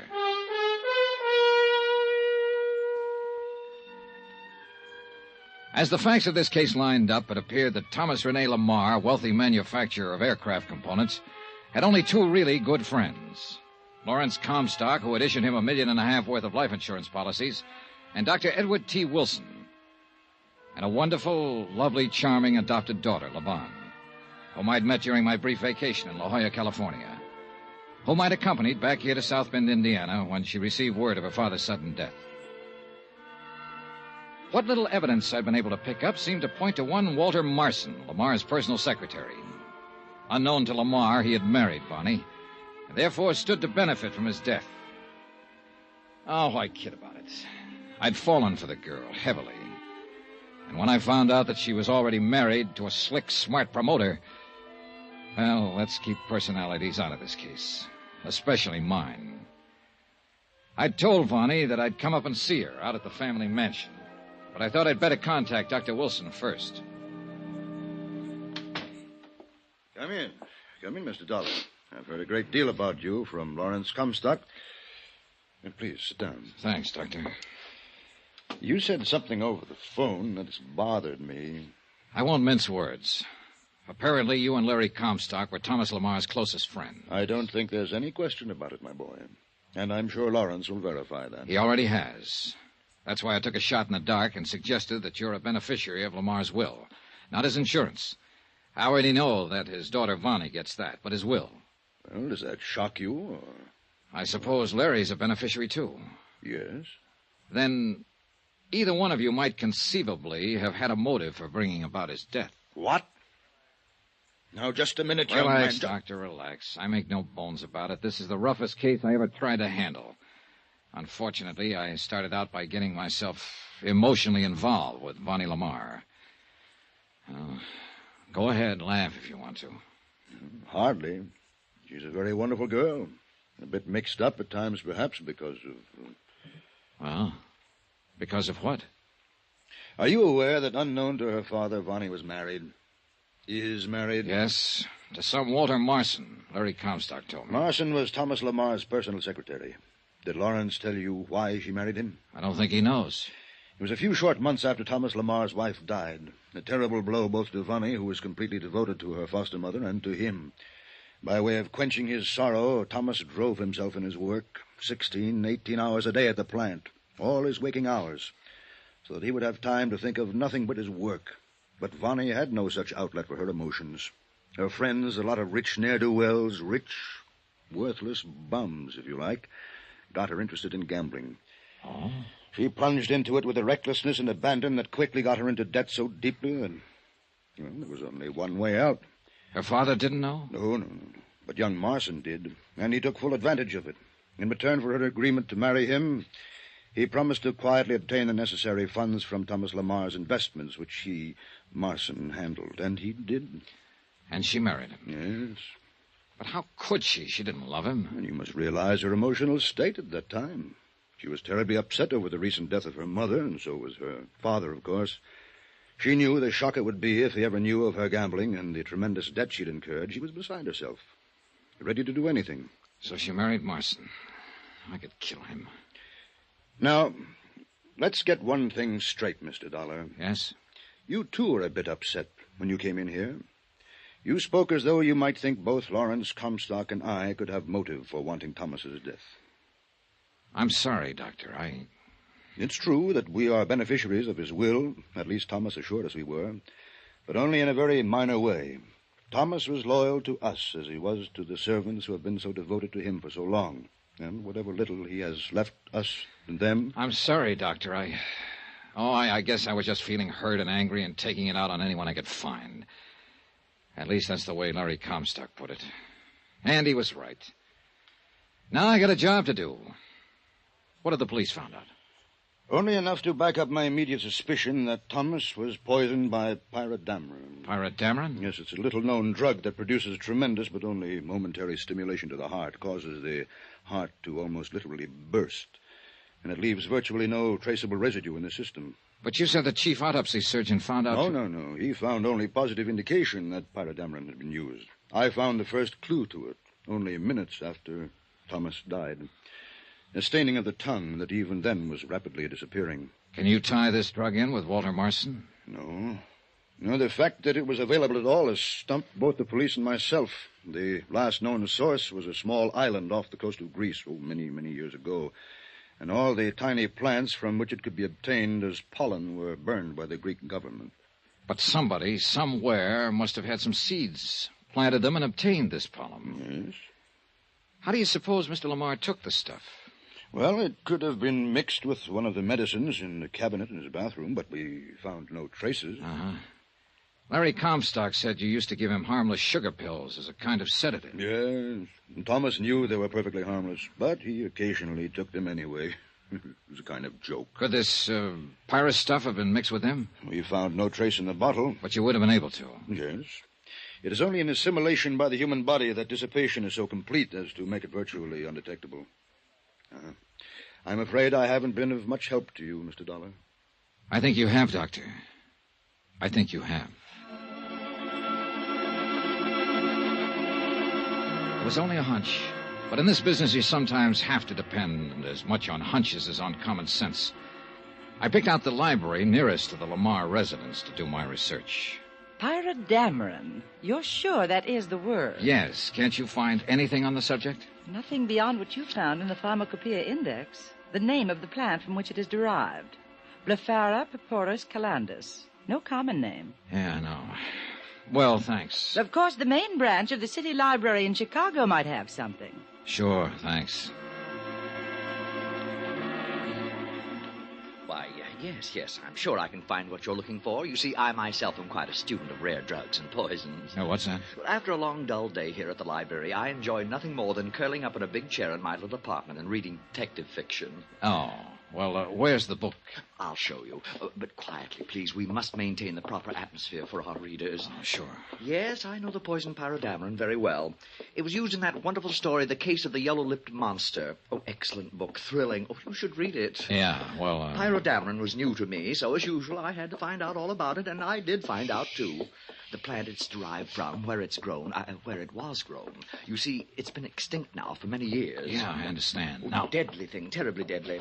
But now here is the book that will tell you all about it. The title is Flora Exotica Mediterranea. That means exotic flowers of the Mediterranean.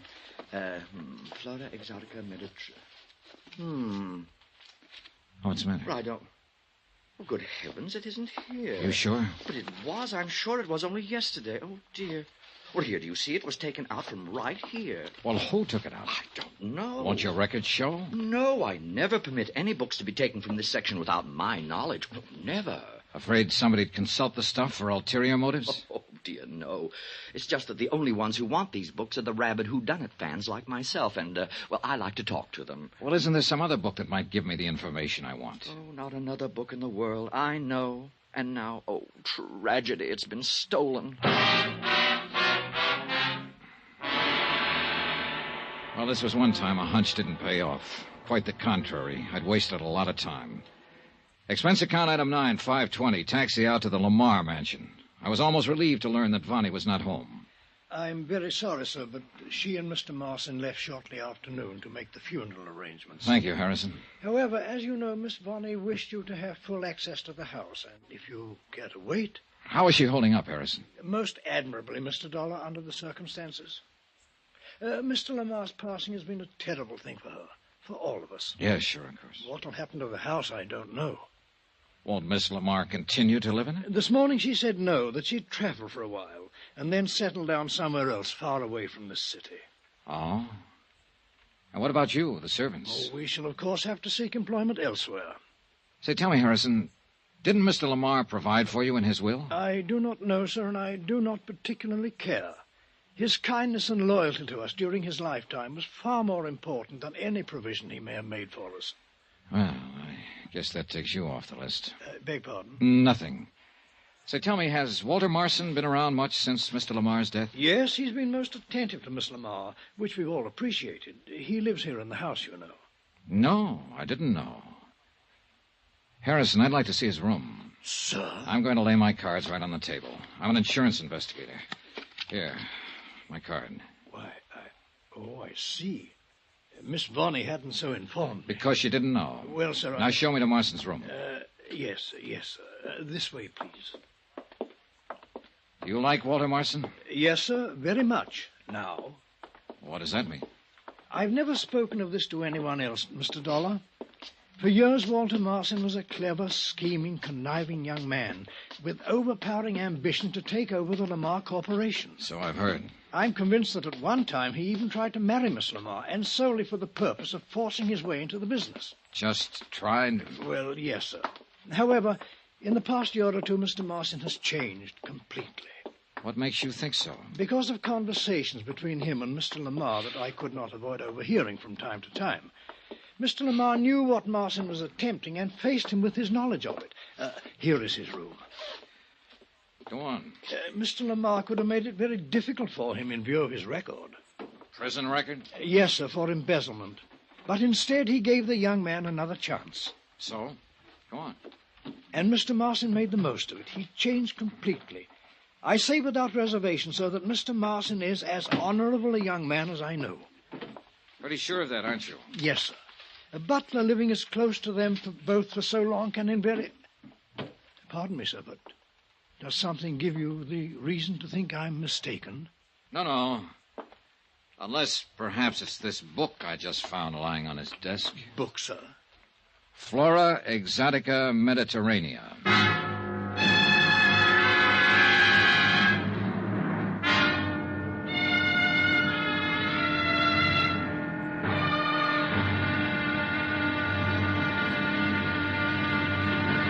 Now, here's our star to tell you about the final intriguing episode of this week's story. Tomorrow, the wind-up, and a switch that will make your head spin.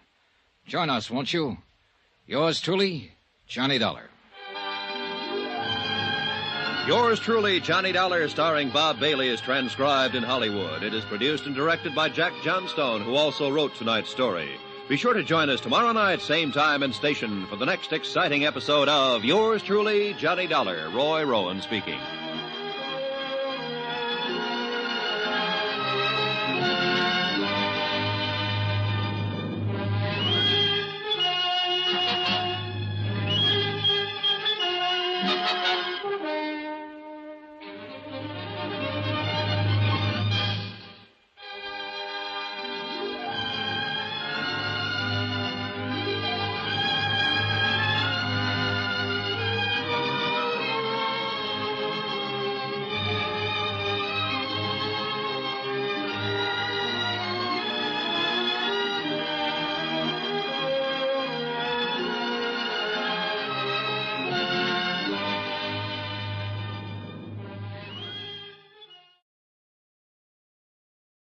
From Hollywood, it's time now for...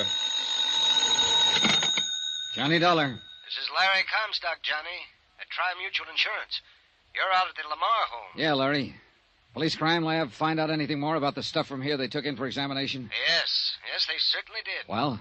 They found traces of that poison, Pyrodameron, on the toothbrush that Thomas Lamar was using just before he died. Are you kidding? Oh, no. No, indeed, John, not a bit. There's a murder weapon for you, a toothbrush. Larry, send the cops out here. I think I've just about got this case sewed up.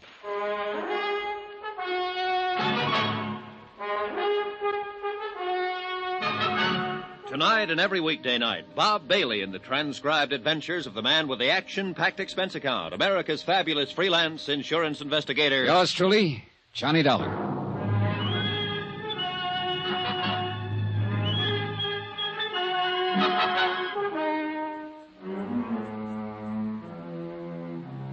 Expense account submitted by Special Investigator Johnny Dollar, location South Bend, Indiana. To the Universal Adjustment Bureau, Hartford, Connecticut. The following is my final entry of expenses incurred during investigation of the Lamar murder. And murder it most certainly was. It was in La Jolla, California, during my so-called vacation, that I met, and I must admit, kind of fell for Vonnie Lamar. It was from La Jolla that I flew her back to South Bend, Indiana, when we both received news of her foster father's sudden death. All the clues I'd been able to dig up seemed to point to one Walter Marson, who had been Lamar's personal secretary and who lived at the Lamar mansion. At his room, there in the house, I found the one book in the world that described the poison, Pyrodameron, that had killed Thomas Rene Lamar. Poison derived from a pretty little yellow flower, once raised on an island near Greece. A flower with sudden death in its pollen. Huh? You're Johnny Dollar, aren't you? Harrison the butler said you were up here. And you must be Walter Marson. What are you doing in my room? Let me ask the questions, Marson. Now, just a minute. Look, mister, you may as well know it. I'm an insurance investigator. So Harrison said, but I don't believe it. Right here. My credentials. Uh-huh. Oh, I see, but I thought... You thought I was just a boyfriend that Vonnie Lamar met in La Jolla and who just came back here with her to comfort her over the loss of her father. Yes, that's right. Well, you were wrong, mister. Or partly so. The main reason I'm here is to find out who murdered Thomas Lamar and why. And I think I found out. You have? Well, who, Mr. Dollar? Interesting book you've been reading here. Oh. Flora Exotica Mediterranea. Stolen from the Central Library over in Chicago, wasn't it? Well, yes. Yes, it was. Found a poison in it, didn't you, Marson? Pyrodamarin. Deadly, quick, and hard to trace. So rare that the chances were pretty good it wouldn't even be recognized. But it was. Where'd you get it, Walter? As you said, at the library. I'm talking about the poison, the pyrodamarin that killed Thomas Lamar. Oh, no. You're all wrong. Am I? Who besides Vonnie would benefit from the $1.5 million insurance on Lamar's life? Well, what makes you think that I know that you I'd would. Be because I know you're married to Vonnie. No. You tried to inveigle your way into Lamar's business, but he wouldn't have it. All your chiseling and conniving and phony stock transactions got you nowhere. So you did the next thing you could think of. You got something on Vonnie and forced her to marry you. So you thought you'd at least be sure of a big hunk of the insurance money over my dead body. No, look, Dollar, maybe I was married to Vonnie, but... I found out about her big gambling debts, got her off the hook by some fancy manipulation of her foster father's investments. No doubt threatened to tell him all about it unless she did marry you, and thereby guaranteed yourself a prosperous future. Oh, and you timed the whole thing beautifully when she was emotionally upset over the death of Mrs. Lamar. No, Dollar, you don't know what you're talking about. Couldn't wait for him to die a natural death. Dollar. Mr. Dollar. Sure, go ahead, speak up and make it good. Well, I was married to Vonnie. But I'm not now. Sure. That's right. I did want a place in Lamar Metal Products, and I thought I could get it by showing Mr. Lamar how clever I was. Well, instead of throwing me out, he gave me another chance. I'll be forever grateful to him. It was a turning point in my life. I give you my word, Mr. Dollar, I've done nothing since that time that's been anything but completely honest and above board. Pretty speech. No, it's true. It's true, I swear it. Nevertheless, you married Vonnie in the hope We're that... divorced. You're what? Well, it was the only honorable thing I could do. Would you like to see the final papers? Vonnie mailed them to me from Reno before she went to La Jolla. You mean she... Yeah, let me see them. Here. My desk. Don't try to pull a gun out of there, Marson. You still don't believe me, do you? Here they are. Then would you like to tell me who did murder Thomas Lamar? I wish to heaven I knew. That's why I got this book, hoping to find some clue as to where the pyrodamarin might have come from. But you sneaked this book out of the library. Because I was afraid of the very kind of suspicion that you've shown. Want to know something? I'm still showing. And I tell you you're wrong. Ask Vonnie. She'll tell you. Oh, where is she? Harrison said you two had gone out together to make arrangements for the funeral. Yes, we did, and we came back together. But when Harrison told her that you were here to see her, she said she'd be back in a few minutes. Where did she go? Oh, she's still in the house somewhere, I think. Marson, just what is your relationship with Vonnie now? Oh, there never was any love between us. Our marriage was only on paper. Yeah? The foster daughter of the man to whom I owe so much, it's my duty to do what I can for her. In spite of her... Whatever what? Oh, even to the end, we kept from him any knowledge of her dissipations, her drinking and gambling. I thought that was all over. Oh, no, she's more deeply in debt now than she's ever been. I'm thankful Mr. Lamar died without knowing. Well, I'll be. But with the insurance, of course, she'll be able to pay off. Marson, you're a dirty rat, and your accusation isn't very well veiled. Are you trying to say that I'm accusing Vonnie of the... murder? Oh. Mr. Dollar. Yeah, go on. This book. According to this, the plant from which pyrodamarin is derived is now extinct. Unless somebody, somewhere, managed to salvage some seeds that were then planted. Yes, exactly. Lephra purpurus calendus, found only on a small Grecian island. I wonder if Dmitri would know. Dmitri? What's this sudden switch? Who's Dmitri? He's the old gardener. He's here on the estate. Come on, Marson, and bring that book. Before going out to the gardener's cottage, I asked Harrison where Vonnie had gone, and he told us he only knew that she was somewhere in the grounds, that her car was still in the driveway. I phoned Larry Comstock again, but he'd left his office, presumably to come out here. And I called the man I'd talked to earlier at the library. Of course I can. As I told you before, I keep a very close check on the books in that section. Let me see now. Yeah? Yes, Flora Exotica Mediterranea has only been out 4 or 5 times in the past several years. Once to a Mr. Thomas... Yeah? Thomas Hanley. Oh. To a Mr. Ralph Cummings, Miss Levon Lamar, and... That's enough. Thanks.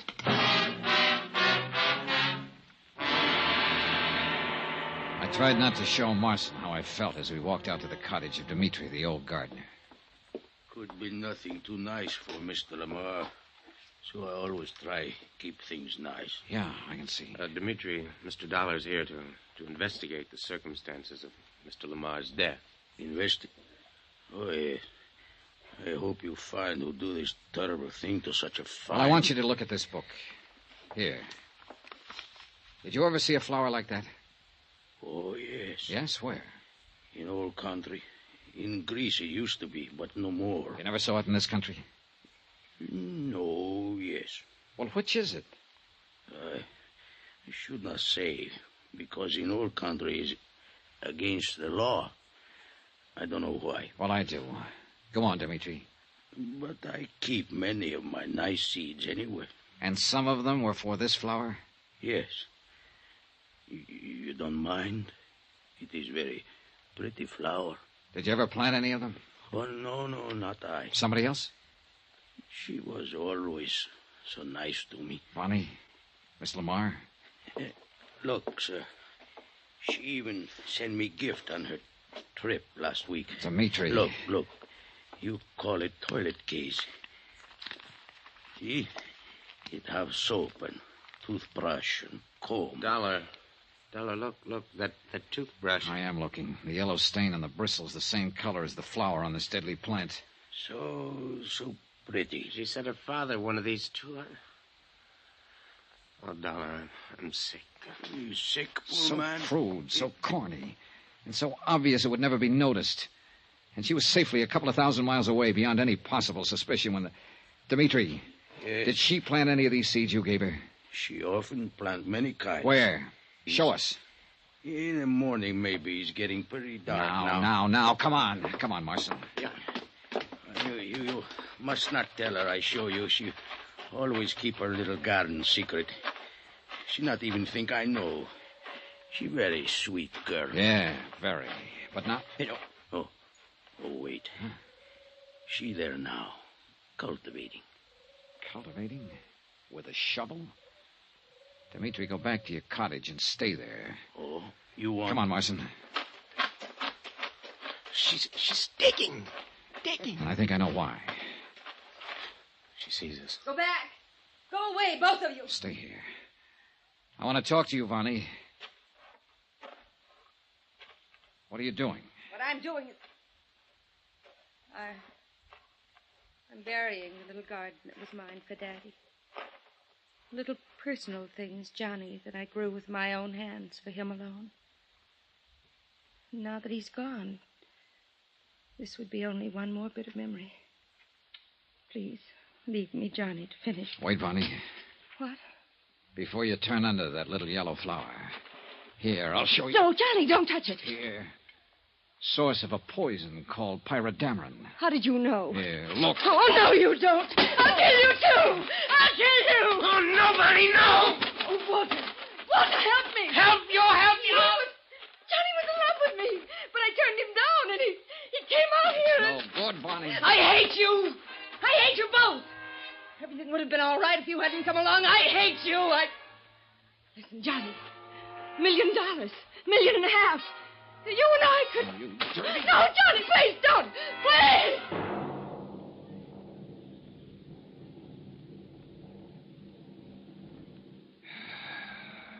Believe me, this is one case I wish I'd never seen. Oh, sure, you, the company, are all right. You won't have to pay off $1.5 million in insurance. Your gain. But me, I've lost something. Faith in... I'm sick over the whole thing. Expense account, I'll add it up later. Right now, I'm going out and get some flowers. Some clean flowers. And just sit and look at them. Yours truly, Johnny Dollar.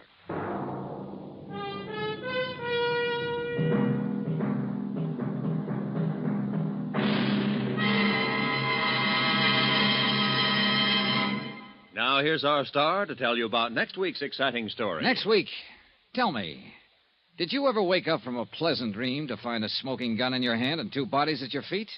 Well, I have. Join us next week, and I'll tell you about it. Yours truly, Johnny Dollar. Yours truly, Johnny Dollar, starring Bob Bailey, is transcribed in Hollywood. It is produced and directed by Jack Johnstone, who also wrote this week's story.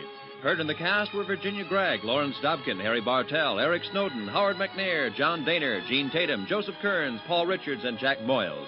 Musical supervision by Amerigo Marino.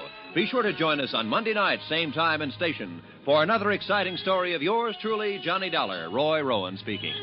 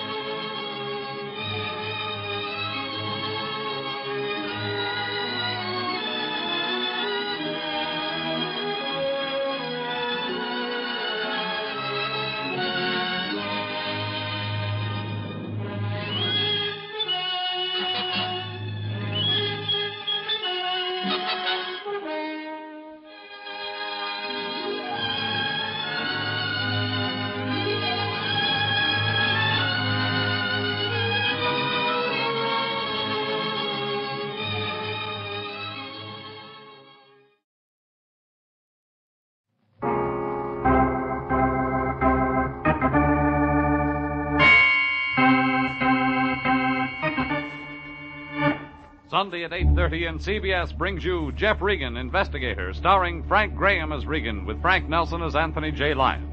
So stand by for mystery and suspense and adventure in tonight's transcribed story, A Fire for Romano.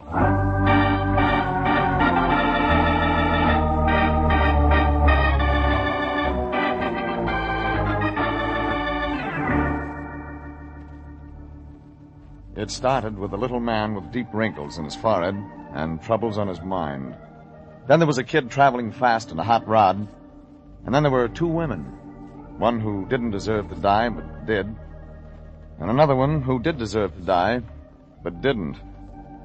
It was a sunny, healthy Chamber of Commerce Tuesday that I wandered into my boss, the Lyon's office. Got a surprise. No Anthony J. Lyon. Then I remembered he was on vacation. Yeah. This made it look like an even sunnier, healthier Tuesday. See, the beach or the track or... That was before the door opened right behind me, and the aforementioned little man with wrinkles walked in. Mr. Regan? Huh? You are Mr. Regan, the detective? Yeah, I am. Please, Mr. Regan, I need your help. Could you help me? I'm afraid I didn't get your name. I am Romano. Elio Romano. Well, sit down, Mr. Romano. Thank you.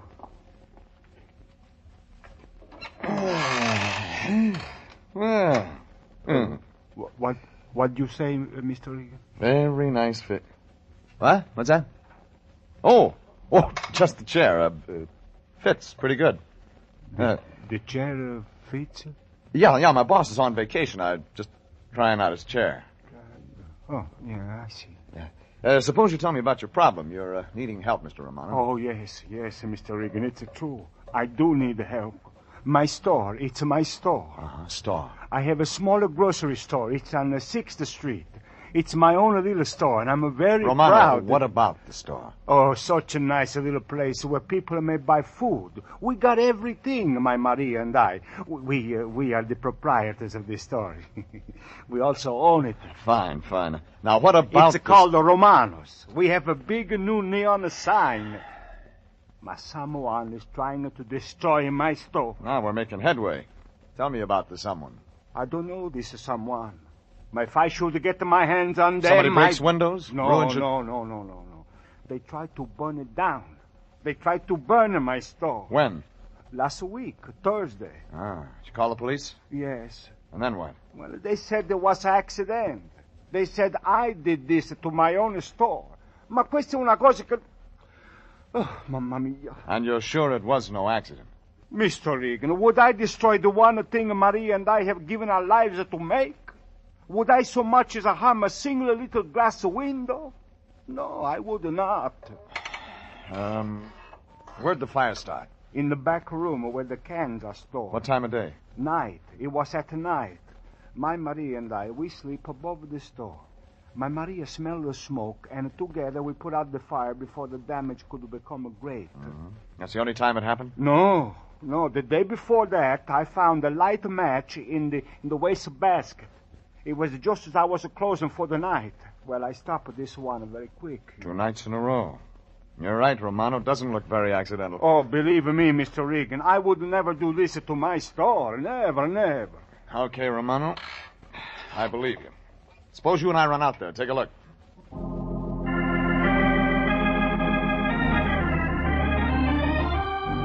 The little man with the wrinkled brow got in the car beside me, and we drove out 6th Street, past Alvarado, past Union. We parked in front of a small grocery store with a big neon sign over the door. The sign said very proudly, Romano's. And my client, Romano, glanced at it, nodded approvingly, and we walked in. Elio, you back safely. That foolish woman. Of course I'm back safely. And this is Mr. Regan, the detective. See. Mr. Regan, my wife, Maria. A very foolish woman. Elio, twice said too much. How do you do, Miss Romano? What a pig of a husband. If you worry about him and he says so, he call you foolish.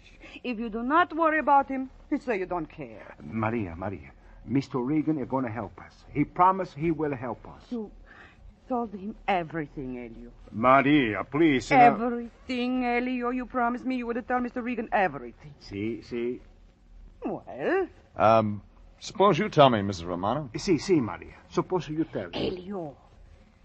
Mr. Regan, in the first place, you must know that we do not have much money. See, very little, Mr. Regan. In the second place, you must know we do not have many friends. See, very few. Now, we'll work out the money later, Miss Romano. Tell me about the friends now.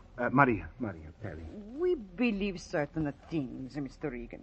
We run our business our own way, and no one can tell us otherwise. We believe in being our own boss. Mm-hmm. That's why you have very few friends? See, that is why. Mr. Regan, please, come with me. Right away, I show you where the fires start. Please, come with me. Romano led me into a small back room behind the counter. There were shelves filled with canned goods and paper cartons. He showed me the wastepaper basket near the door. Easy to toss a match in through the window above it that opened onto the alley. There were a few charred pieces of wood here and there, but very little damage had been done.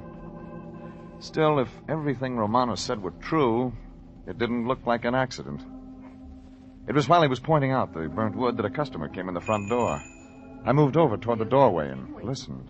Well, we'll see about that when I tell my neighbors. It was then that things began to get interesting. I looked out. Plump, smug-looking woman, carrying a heavy purse, her eyes glaring behind rimless glasses. That's your idea, eh? To force as many people in here as you can? Well, there certainly must be some law against people like you. Please, Mrs. Wilson. I just wanted to make sure, that's all. And I must say I got what I came for.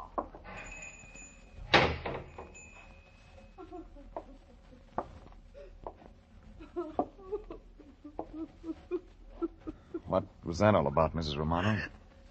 Oh, Mr. Regan, you heard. Maria, what has she said to you? Quiet, Romano. Mr. Regan is right, Elio. It was enough. It didn't sound like nothing, Mrs. Romano. What'd she mean by tell my neighbors. No, we will not talk of it. See, we will talk of it. Mr. Regan, this woman, this is Mrs. Wilson. She used to be our best customer.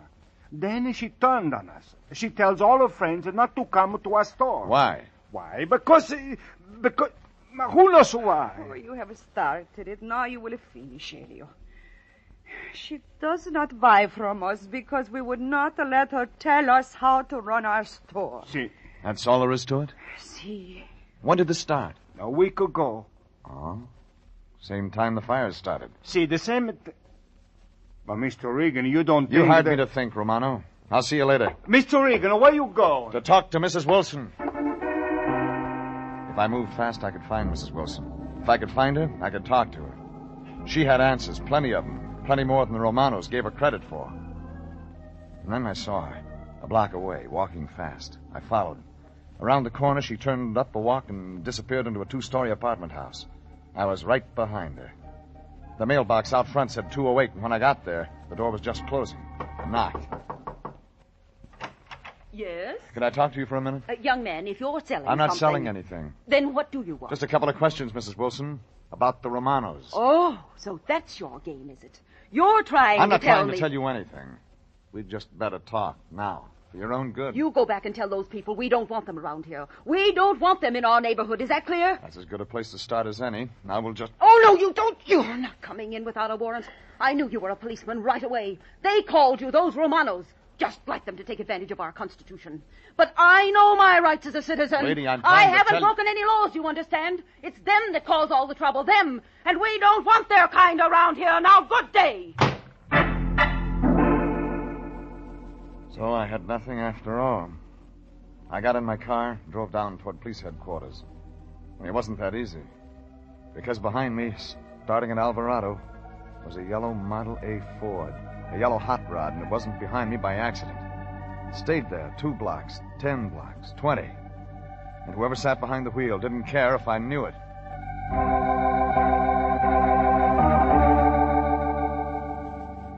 He stayed that way until we reached a block without traffic, and then suddenly the yellow car gunned up in the rearview mirror. And I could see a young kid hunched angrily over the steering wheel, and there wasn't any doubt about what a kid like that had on his mind or what he was going to do.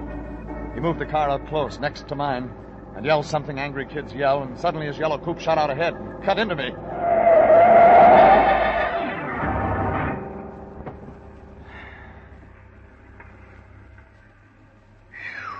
Like I figured. He tried to run me off the street onto the sidewalk. And now the yellow coupe was just a blur in the distance. I pulled out from the curb, eased into gear, and took my time driving to the police station.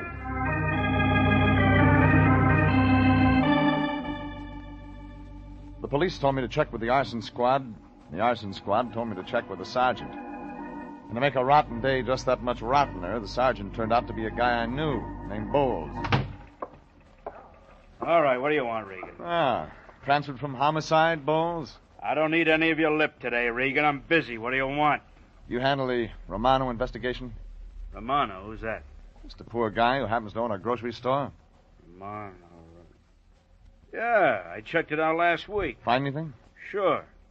Scared little guy ought to watch where he tosses his matches. That's all you could find. When I want your advice, I'll ask for it. Give, Bowles. I'm busy today myself. Times must be tough, Regan. You're taking a fee from a Answer me, Bowles. Okay. The guy had a fire. Know what caused it? Matches. Know the total damage? $10. Now, Regan, if you think we got enough men to stake out a 2 big Ever hear grocery of putting store... out a fire before it starts, Bowles? You wouldn't have heard that. I told you we haven't got enough men, Regan.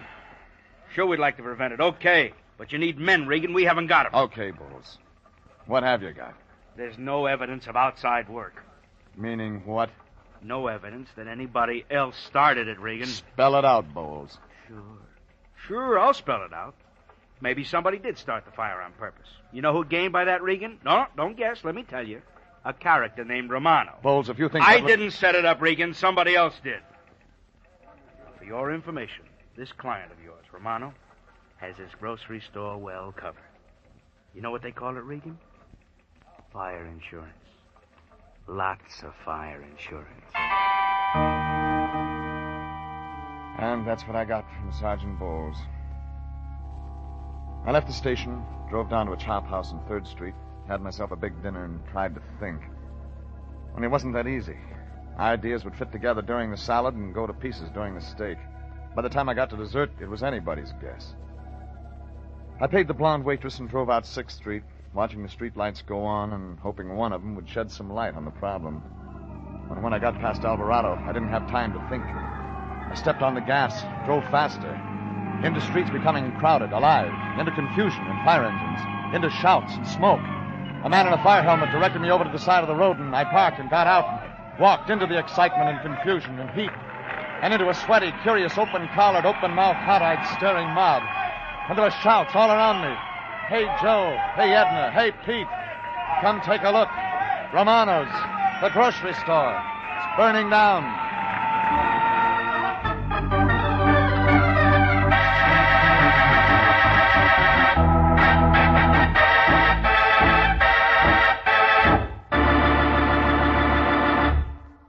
This is CBS, and you are listening to tonight's adventure with Jeff Regan, investigator, entitled A Fire for Romano.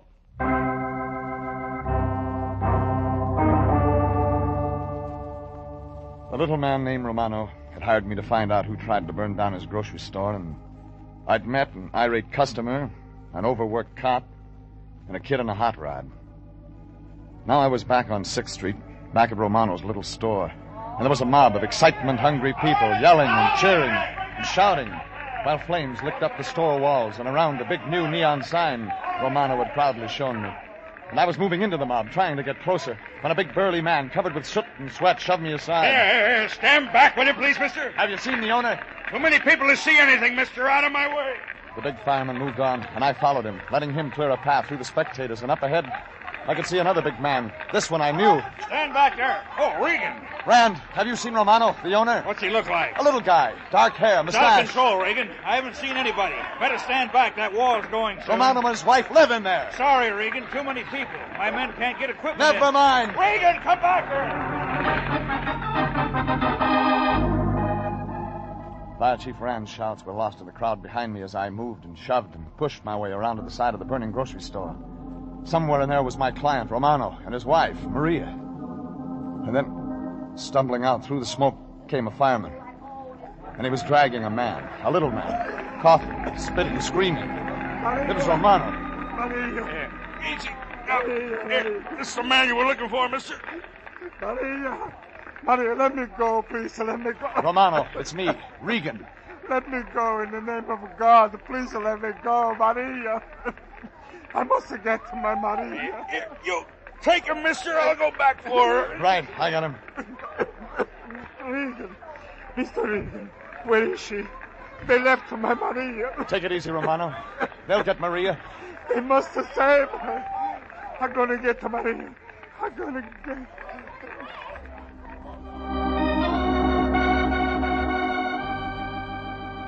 I pulled the little man away from the smoke and heat and people and stretched him out on the pavement.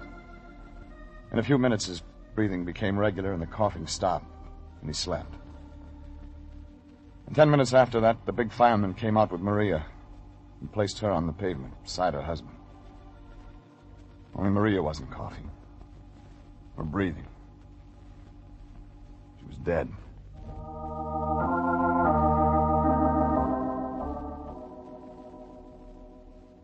The ambulance took Maria and Romano away. The fire hissed steam where the firemen's hoses poured gallons of water. And soon even the crowd had lost interest. And only the hissing steam and smoke filled the cavity that had been Romano's grocery store. Fire Chief Rand came over to me. Did you find him, Regan, that man you were looking for? Yeah, Rand. I found him. He okay? Yeah. Yeah, he'll be all right. Not his wife. Oh, sorry to hear that, Regan. We did the best we could. I know. Rand, what started it? I was just checking. So far, nothing conclusive. You think it was an accident? No. Went too fast. This one was planned, Regan. Pyromaniac, huh? I'm not too sure. The nuts usually stick around. Watch it. They get their kicks that way. Check the crowds? We always check the crowd. Nothing certain yet. Okay, Rand. Thanks. Regan, when you see Romano, tell him we did our best.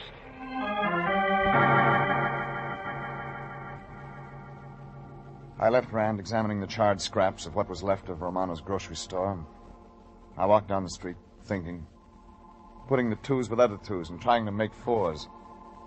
And then I saw something up ahead, and I forgot about the twos and fours and moved faster. It was a yellow Model A Ford parked 3 blocks from the scene of the fire, sitting quiet, docile, far from the nearest streetlight. I got to it, started to look in. It was the car that had tried to run me off the street. It was... Get away from there, mister. I turned, saw a kid. The kid who'd driven the car into me. In his right hand, a revolver. Come on, get away from it. You like guns. They get me things. Come on. You also like matches. Shut up! You also like killing people. He blinked when I said killing, and I dove across the sidewalk at his knees, and we went down together, rolling on the pavement and digging for the gun. And it was anybody's weapon until I felt the cold steel of it pressing between us. Saw the barrel moving up under my chin. Heard the report.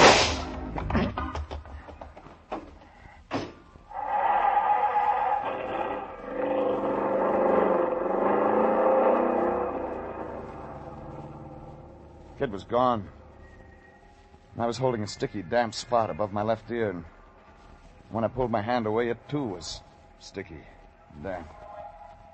I got up, rocked unsteadily on my feet, stumbled down to my car. I reached for the ignition, pushed the starter, and decided to wait.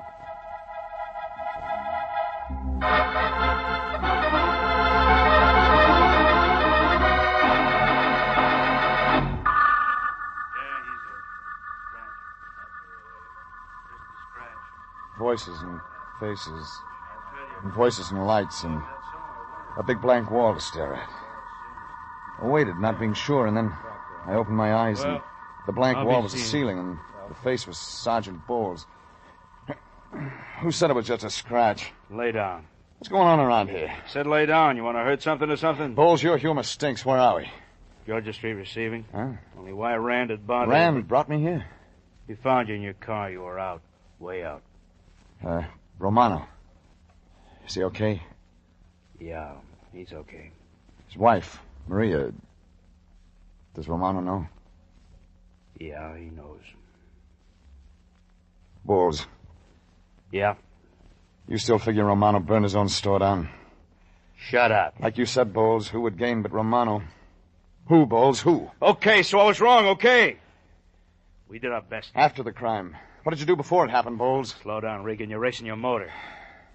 Besides, suppose you answer a couple of questions. Okay. Just ask me.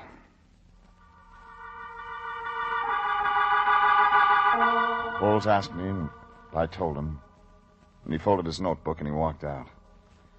I got up, checked my legs and the bandage over my left ear, glanced down the hospital corridor, and walked out. 30 minutes later, the cab let me off where I'd last seen that yellow coupe, and I began to check garages. And the first one I checked was behind the apartment building where Mrs. Wilson lived. And I got nothing. 30 minutes after that, I'd covered her side of the block and was on the last apartment across the street. 4 garages, side by side. First, Chevy. Second, Dodge. Third, Ford. Not a new one. It was a coupe like the yellow one I was looking for, only this was black. Shiny black. Shiny black. That was worth something. I moved into the dark garage and looked closer at that Model A and reached out and touched the shininess and brought my finger back fast. Sticky. Wet. Newly painted. What are you doing back here? Short, fat, with a flashlight beam in my eyes. Come on, speak up. What's your business? Turn off your light. Not a chance, mister. I'm on I said turn it off. Hey! Whose car is this? None of your business. I said whose car? This is my property, mister. You... Talk! It ain't my place to give out information on my tenant. Oh, the owner lives in your apartment? Well, Does he? Well, I rent that garage, mister. $5 a month. But the guy who owns the car doesn't live here? It ain't no guy, mister. Woman pays the bill. A woman? A plump woman, wears rimless glasses. Yeah. Her name's Wilson, Mrs. Wilson. Hey, that's... Thanks. Hey, You ain't got no right to ask me questions. I moved around the building, across the street, double time up the stairs, up to the place I'd been earlier in the afternoon. It was late now, very late. But whether she liked it or not, Mrs. Wilson was getting a caller. I leaned on the buzzer, stayed on it. And midnight or not, Mrs. Wilson was going to answer if it took me all... What's the meaning of this? The very idea... Oh, it's you. Well, see here. I'm coming in, Mrs. Wilson. I won't have this, you. I'm calling the manager. That's what I'm going to do. I'm coming in, Mrs. Wilson. You policemen have no right to disturb peace-loving citizens. I'm not the police, Mrs. Wilson. You're not the police? Well, in that case... Not this time. Get out of my house, do you hear? Get out of... Shut up. And what do you want? Your son. If he is your son. You're playing crazy. My son is out of town. Really? He's been gone since yesterday. He's visiting his aunts. That right? He left on the train for Santa Barbara. That's where my sister lives. Tommy left yesterday morning. Tell me about Tommy. He's a good boy. There's nothing he's done wrong. What right have you got? What right have you got covering up a murder? Murder? Sure, murder, Mrs. Wilson. When your kid set fire to Romano's store, somebody was killed. The law can call that manslaughter, Mrs. Wilson, but you and I know it's murder. You're lying. You're making... Why, Mrs. Wilson? That's all I want to know. Why? Why did you knowingly let your kid set fire to that store? What kind of a distorted brain... You shut up! What those people got, they deserved. We don't want their kind in this neighborhood. We've got our rights. Who's we? Citizens. Real American citizens. Oh, Romano's not, is that it? There's no place here I for think such... I'll just look around, Mrs. Wilson. Where are you going? Look around. Something brought this business to a boil. You stay out of there! Ah, I wasn't going in. But since you made a point of it... Kitchen. You get out of here. Now, why would you care if I looked in your kitchen, Mrs. Wilson? Interesting. Very interesting. You've got no right to come in Coffee, here and... sugar, soap. Lots of it. Let's see. Say about 24 cans of coffee. A couple of cases of soap. And there's a sugar there. I paid for it. It's my right to buy what I want. Romano can't tell me so what that's I'm it. supposed... Romano tried to tell you how much you could buy. No dirty, filthy foreigner is going to tell me what I That's can... right. You're an American. A real patriotic American. Right. The Constitution says you've got a right to buy as much as you want any time you want. You've got your rights. Remember, you're telling me that. So I'll thank you to keep your nose Your out kind of my belongs business. behind bars, Mrs. Wilson. What? Your kind can't eat off the same table with Romanos. Your kind belongs out back in the pig pen, where you can wallow in your soap and coffee and sugar and greed. How dare you? Get back with the pigs, Mrs. Wilson. Somebody left a loophole in the Constitution. Why? Stand right where you are, mister. Well, that makes it complete. Oh, Tommy. Oh, my Tommy. I thought I stopped you once, mister. Oh, he said such horrible things, Tommy. He said such terrible things. I won't be saying much when I get through with him. When you get through with what? Oh. Haven't you killed enough for one night? Killed? Mrs. Romano's dead. Dead from the smoke and flames and hate your mother cooked up. Oh, no. I wasn't going to kill her. Sure, just a little fire. Burn them out of the neighborhood. It's your mother's idea. Oh, Tommy, don't let him talk to me that Sure, way. they always start that way. Just a little hate. But it builds, doesn't it, kid? Starts with a fist, ends up with guns, lots of them. Tommy. I didn't mean... Go on, shoot, kid. Make the neighborhood safe for Americans. Your mother's kind of Americans. Kind that breeds hate and greed and gets fat doing it. Tommy, make him stop. Shoot, kid. Go ahead, prove she's right. That you can kill because you're special like she is. Tommy! Give me that gun.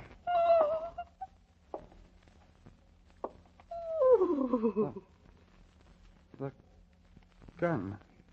The gun. Thanks. There must be something in the Constitution that fits you, Mrs. Wilson.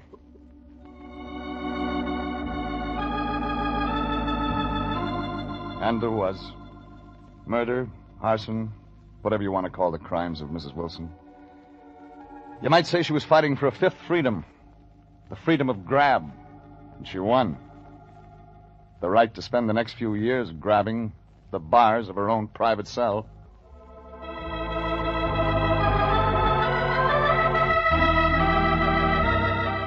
The next morning, I checked in down at the office of my boss, Anthony J. Lyon. Empty. Anthony J. on vacation. Way up in the mountains, breathing fresh air, living the hard, rugged life. Fishing, hunting, getting next to nature. And doing good. Thought about that as I sat down in his big swivel chair. Anthony J. Lyon, Detective Bureau. Regan speaking. I have a long-distance call for Mr. Jeffrey Regan from Mr. Lyon in Mammoth Lakes, California. Okay, I'm Regan. The call is collect. Will you accept the charges? What else? Okay, operator. Jeffrey! Is that you, Jeffrey? Lyon, how's the fishing? What's that? Oh, terrible connection. I can't hear a thing. I said, how's the fishing? Fishing? Oh, yes. Fine. Wonderful. Spend every minute out on the lake. Open air. Exercise. Just a minute, Jeffrey. Certainly I'm in for $5. Deal, Charlie. Yes, really roughing it, Jeffrey. Yeah, I can tell. Yes, generally fine weather. Just what I needed. All this outdoor exercise. Pardon me, Jeffrey. These fishermen keep asking advice. I've got aces over queens. Sorry, gentlemen. My part again. That's why I called you, Jeffrey. Fish biting that good, huh? Biting? I've never seen so many suckers, fish in my life. You practically have to fight them off. Jeffrey, this exercise is doing me so much good. Yeah, Lyon. Do you mind if I stay another week?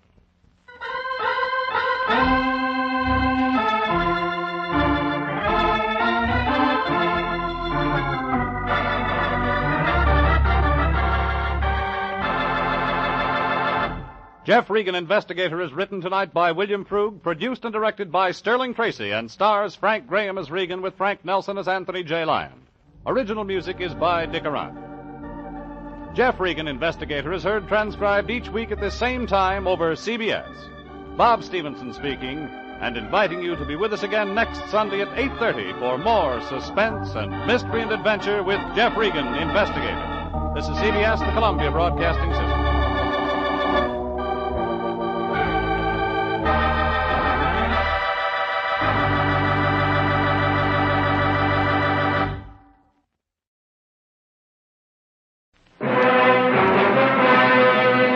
Mr. District Attorney, starring David Bryan. Mr. District Attorney, champion of the people, defender of truth, guardian of our fundamental rights to life, liberty, and the pursuit of happiness.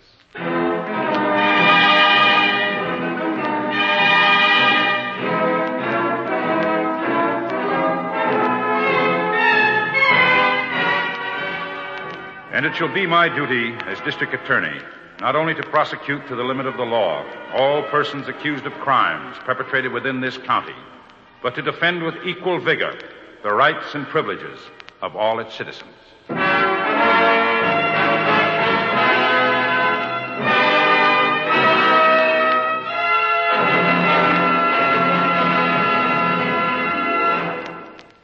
This is David Bryan. In a moment, we'll bring you another case from the files of Mr. District Attorney. But first, a word from our sponsor.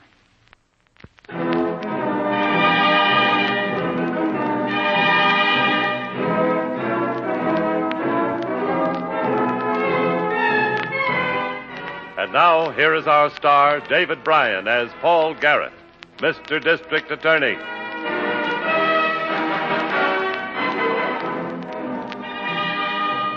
Usually, a district attorney can quickly spot the work of an amateur in crime. But it's not always easy for him to solve the crime itself. One of the most puzzling and vicious crimes we ever worked on had its start in a city bowling alley about 10:30 one night. A flashy red-headed girl in the cashier's cage is talking to a boy lounging at the window. Oh, look, Nick, why don't you take me out? You kidding? Don't you want to? Well, sure I want to, Angie, but I got no money. No job now. Ladino's fired me. There's ways to get money. Uh-oh, I better go. Here comes Ladino. What of it? I told you not to hang around here, Nelson. He ain't hurting nobody, Yeah, but Joe. I told him keep away from you, baby. Now, you get out and stay out, see? Okay. You come into the office, Angie. It's your quitting time anyway. Hey, Sammy, take the cage. Wait for me, Nick, out back by the parking lot.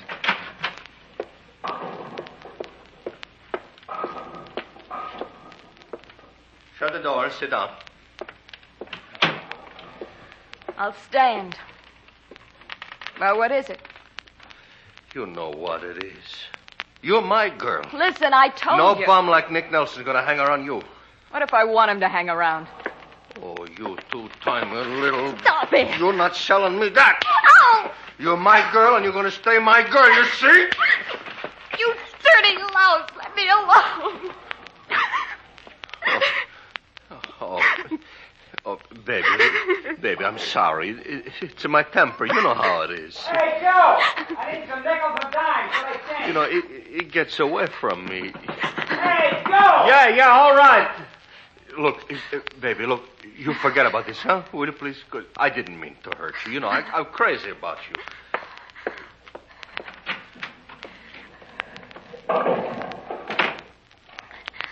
Baboon.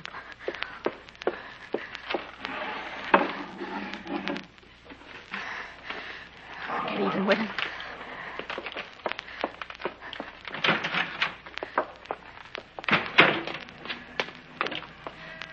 Nick. Yeah, over here.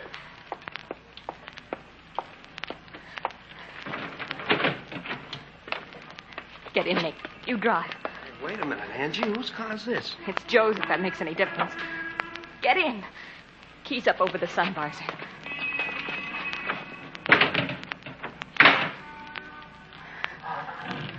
Drive over to the Parkway Theater. What's the idea? Don't ask questions. We'll show that louse of the Joe Ladino. We'll get money, plenty of it. Hey, now, wait a minute, Wait, Angie. nothing. You don't want to be a pin boy all your life. You look nice all dressed up, Nick. Yeah, but that theater... I know the Parkway. Girlfriend of mine used to usher there. Manager's name's Fred LaSalle. He's made a couple of plays for me. Right now he'll be in his office cashing up. Creepers. We can't get away with that, Angie.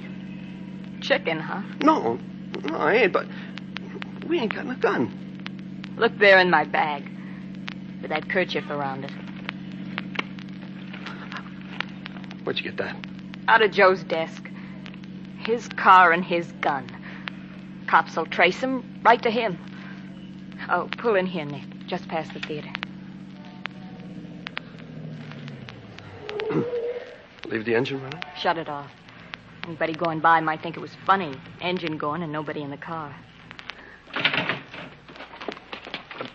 Better let me have the gun, Angie. Don't touch it with your bare hands. I'll keep it. What if anybody's with him? That's their hard luck. Who is it? It's me, Freddie. Angie Davini. Can I come in? Yeah, just a minute.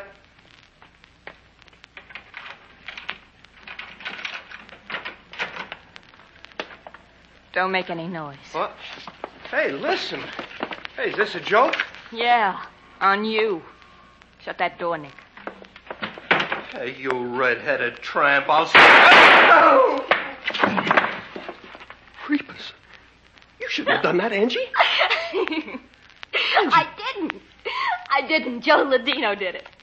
Grab that satchel, Nick. Let's get out of here.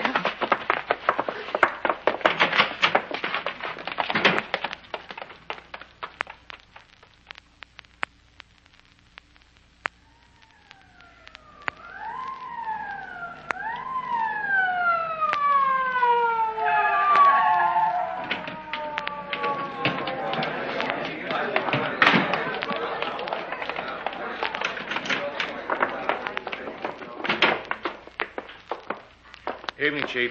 Hello, Harrington. The manager, huh? Yep. Name's Fred LaSalle. He was cashing up in here at the time. And who found him? The assistant manager. His name's Tomlin.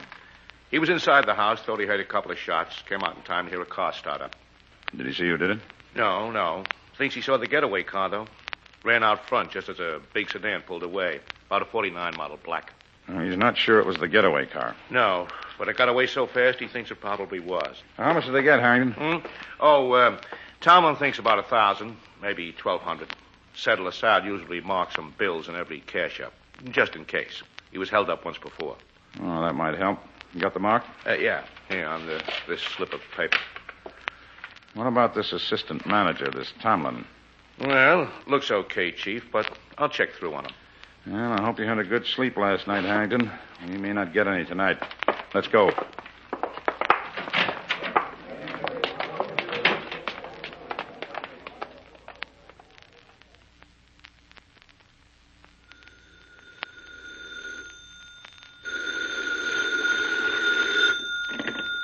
District Attorney's office.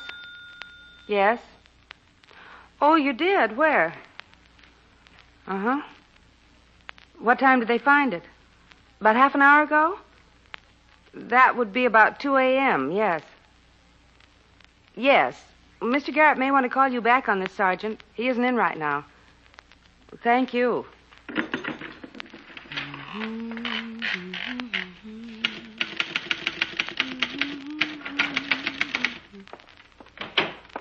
Anything on the theater MO boys, Miss Miller? The Detective Bureau picked up Slips Madigan for questioning. They said he had a sound alibi. Did they pick up anybody else? No, they said no other logical suspect was in the area. No, that's no help. But this may be. The report from Patrol Station 19. Suburban, eh? Black sedan, 1950, 2 a.m., Montgomery Street. Unlocked. Apparently in good condition. Well, this time element isn't long enough to make it an abandoned car, Miss Miller. But the neighborhood, Montgomery Street. I don't recall that street. Where is it? It dead ends on the city dump. Oh, that's different. The car was on the dump. Police following through on the license tag? Yes, sir. Where have you been, Harrington? Oh, hello, Chief. Down at ballistics. You get anything? Yep. LaSalle was shot with a .22. They've got the 2 slugs down there. Pretty small caliber. For an experienced hood to use, yeah. He might have been an amateur. Well, that's possible. Find out if any .22s have been reported stolen, Harrington. I did. Nothing reported. They'll call us if anything comes in. Well, we've got to find that gun. And the money satchel. Yeah, just like that. Do you want to talk to Sergeant Malloy? We'll swing around there on our way out. Let's have a look at that sedan, Harrington.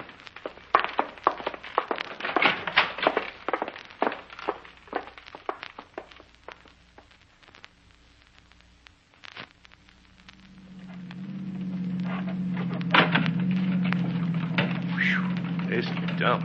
Not exactly a garden of roses, Chief. See anything in that sedan? No, not yet. There's a car up ahead. Patrol car. Well, there's a stand. Just beyond it.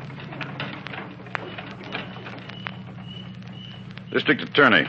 Yes, sir. Got the flashlight, Harrington?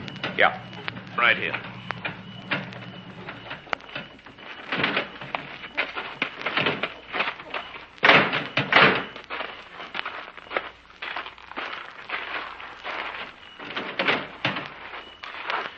Anything on that steering post? Nope. Now, let's have that light. Take a look at the floor. Sometimes the thing will drop down. What's that little bulge? Lift up the floor mat, Harrington. Now, what do you got? Cartridge. .22 caliber. Beginning to add up, huh? Not necessarily, but it's a possible. Enough so to have this car towed in. Nothing in back, huh? I didn't see anything when I flashed the light there.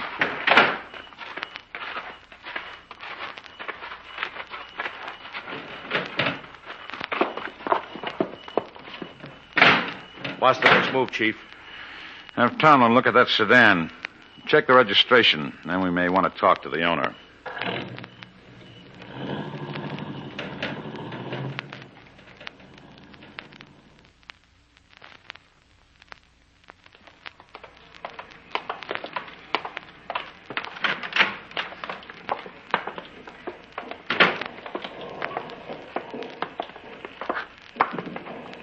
Afternoon, gents. Want a bowl? No, we didn't come to bowl. We're looking for a Joe Ladino. Well, I'm him. What's the pitch? Can we go somewhere and talk privately? Oh, sure, in my office. What do you want to talk to me about? I'm the district attorney, and this is my assistant. Oh. Oh, well, sure, right this way.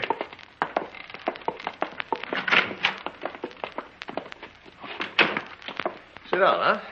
Thank you. Yeah, thanks. Okay. What's wrong? Well, about an hour ago, at noon, you reported to the police that your car had been stolen. Yeah, that's right. What about it? Well, when did you find out it was stolen? What's this all about? Answer him, Ladino. When did you find out? Well, last night. Around, midnight, I guess. Why didn't you report it sooner? Well, sometimes a friend of mine used the car. I thought, one of them might have borrowed it, so... One of them? Yeah. I let a couple of the boys who work in here use it once in a while. For a favor. Sometimes my cashier, Angie Davini, she borrows it. I didn't want to report it in, have one of them picked up. They've been embarrassed. What did you do after you found the car was gone? Well, I walked around, waited for him to bring it back. The air felt good, Now, how long did you wait? Oh, I don't know. Maybe an hour. Now, come on. What's wrong, huh? I told you all I know. What's wrong? Plenty, Ladino. There was a holdup and murder at the Parkway Theater late last night. Yeah? And your car was used for the getaway.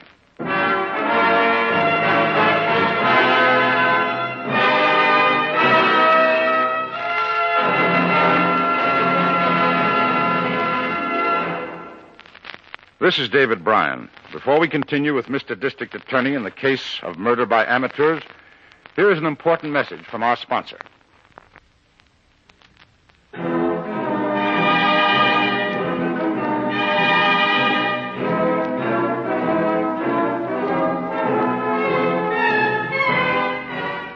And now back to David Bryan, starring as Paul Garrett, Mr. District Attorney.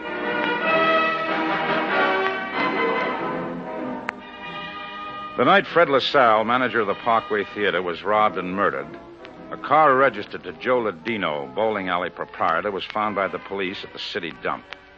In the car, we found a .22 caliber cartridge, the caliber bullet that killed LaSalle. We questioned Ladino. While his answers were straightforward enough, he couldn't furnish an alibi for the time of the murder. The next day, at my office...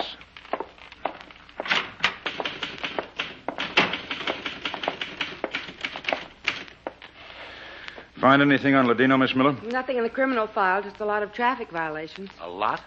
About a dozen. I call that a lot. Well, for what? Oh, mostly for overparking, a couple for speeding. No wonder. When everybody uses the guy's car. Did you check with gun records? Yes, sir. A .22 revolver was registered to Ladino 2 years ago. He bought it at Henshaw's. Well, now we're getting somewhere. Has Ladino a permit? Yes. Anything else, Miss Miller? Lieutenant O'Brien phoned in. And what did he want? The police found that money satchel. Oh, great. Where? Out on the dump. O'Brien said he thought it was carried a short distance from the car and then thrown. Probably. Has Tomlin at the theater identified it? Yes, a positive identification. That just about wraps up that car's the murder car, Chief. Yeah, it looks that way. And call the lab, Miss Miller. Have them go over everything. Steering wheel, seat cushions, floor mats, the works. Yes, sir. Now, if we can find the gun. And we'll find it, Harrington. Let's get over to Ladino's.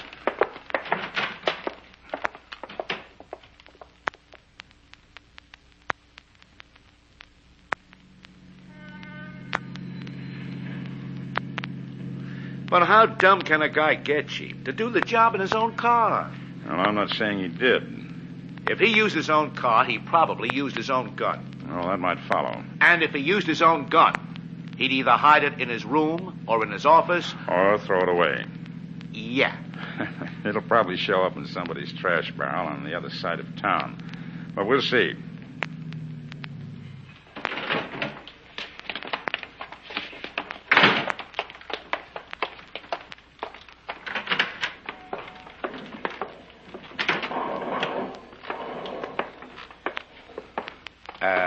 Nifty little redhead in that cage, Chief. Oh, she's got a boyfriend, too. She ought to have plenty of them. Gee, that's a sharp suit. Yeah, it looks all right, huh? Oh, wonderful. Why not? You picked it out. You look swell, Nick. You hadn't ought to come in here. You know how Joe feels. I had to show you the suit. Oh, something you want, mister? Is Mr. Ladino here? No, he's out to lunch. If you want to leave a message, I'll... How soon will he be back? He's been gone over half an hour. Pretty soon. We'll wait in his office. You tell me your business with him, I'll go get him. I know where he eats. We'll wait. Get out of here. See you tonight. Want the door closed, Chief? Partly, Harrington. Now, that's good. See where that other door leads to, Harrington. Yeah. Maybe an outside entrance into this office. Harrington. Huh? Find something, Chief? Take a look in this desk drawer. A gun, huh? Oh, hell, that ought to do it. Well, we're not sure it's the one we want. Uh-oh. It was an outside entrance. You guys again, huh? Hey, you got no right to look in my desk. I have a search warrant, Ladino. Listen, I had about enough of this. Make it easy for yourself. Sit down. Because so help me. Sit down, I said. If you're clean, Ladino, you've got nothing to worry about. I don't know what you're talking about. You'll learn. You got a spare handkerchief, Harrington? Yeah. Here. Oh, thanks. No point in getting my fingerprints on this revolver, too. 2 empties. When was this gun last out of the drawer, Ladino? I don't remember. What difference, huh? I got a permit for that gun. I'll show it to you. We know you've got the permit. Now take it easy. When was it last out of the drawer? I don't know. Last month sometime. What about these 2 empties, Ladino? Well, could be I left them in there. I don't remember. You'd better come along with us. What for?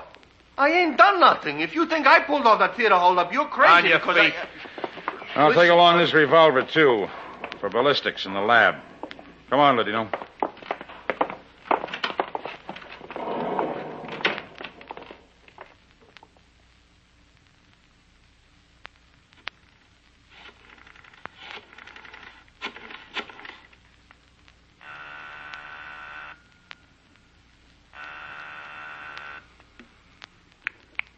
District Attorney's Office.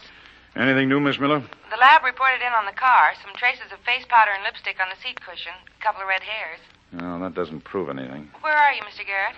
Over at headquarters, detention. Call me here if anything breaks. Yes, sir.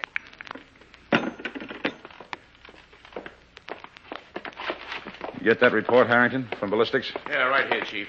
Lab report's not quite ready. About what I thought it would be.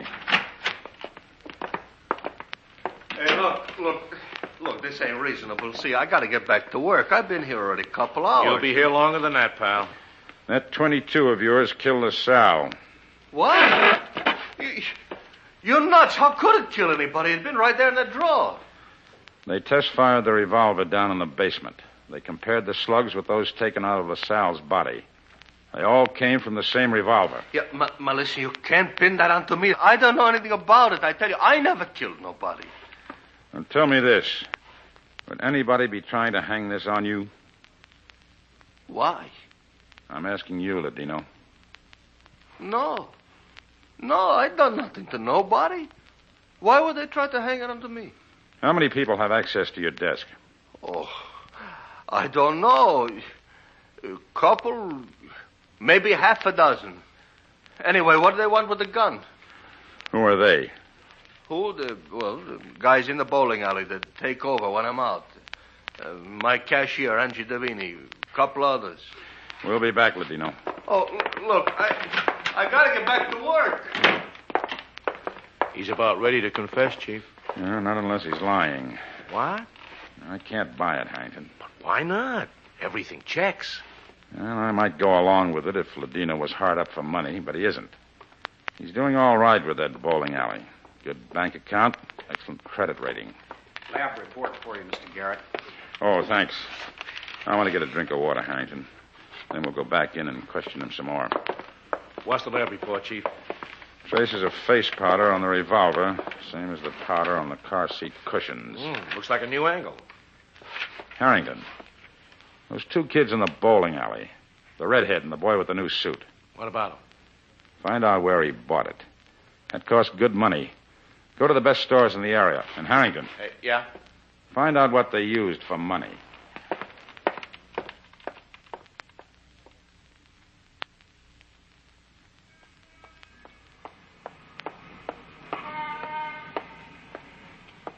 Where's the car, Nick? I didn't get it yet. Why not? Well, they had to do a brake job on it. The guy said I could pick it up tomorrow. How do you like that? I was counting on it to move my things to the new apartment this afternoon. So, all right, we'll get a taxi. Okay. I want to eat first, Angie. Now? It's only 4 o'clock. I'm hungry. I couldn't eat much lunch. All right. Come on. Yeah. Hey, wait a minute. What's the matter? Let's cross the street. I don't want to pass that cop. Oh, he won't bother us? Maybe not. I'm crossing over. Look, Nick. I don't feel right about cops. You told me Ladino was going to get tagged for that job, and now I read they let him go. I don't know what's going on now. Oh, shut up. You're going to spend the rest of your life dodging cops? They'll never catch up with us. Look, Will, grab a taxi. Go move your things now. I ain't as hungry as I thought I was. Come on.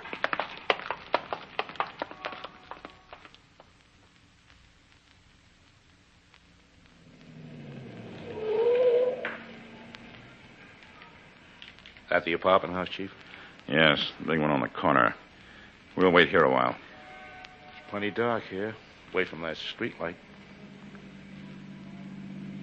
Might be this car coming. Yeah, it is, Chief. It's the one the salesman pointed out this morning. It's a good idea you had, checking the used car lots. First thing they always want is a car. Come on.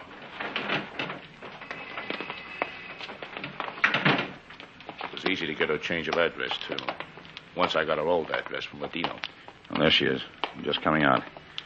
Take your side of the car, Harrington. I'll take the other. Right. Gee, it's a real dream bum, Nick. Don't start that motor. I'll take the ignition key. Hey, what's the idea? Give me back that key. You guys got a nerve. It's a nice car, Nick. Nice suit, too. Not bad for a pin boy who was fired.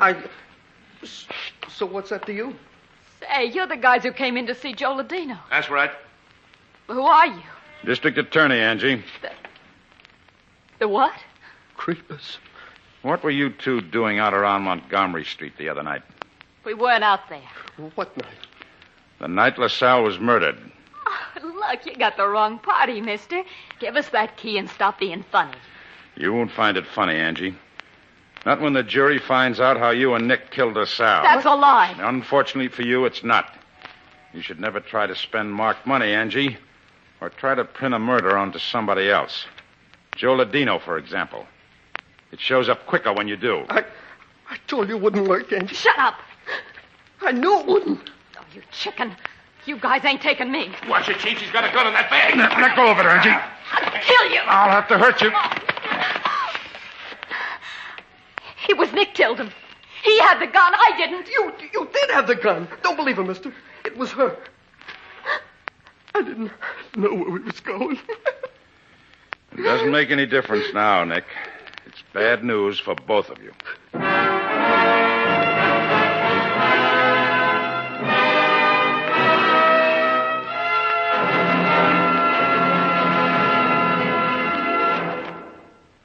This is David Bryan again. I hope you've enjoyed this case from the file of Mr. District Attorney. I'll be back in just a moment after this message from our sponsor.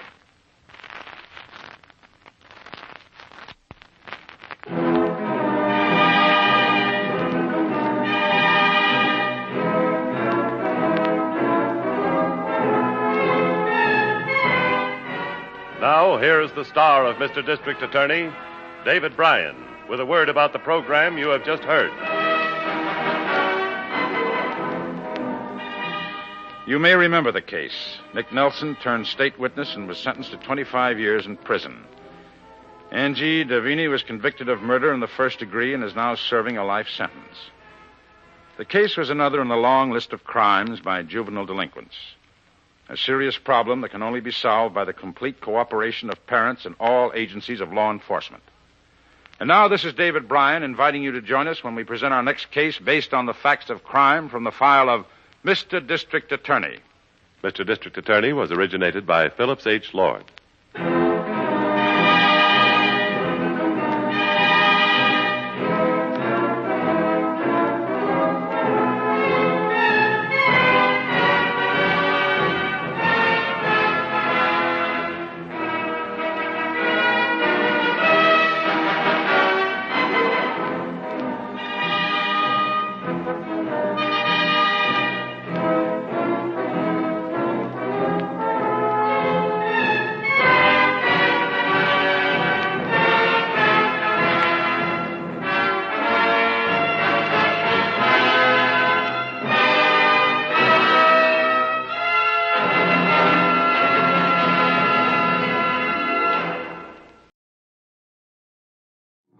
Next show, starring Nick Carter, Master Detective, presented by Acme, America's great producer of fine quality paints.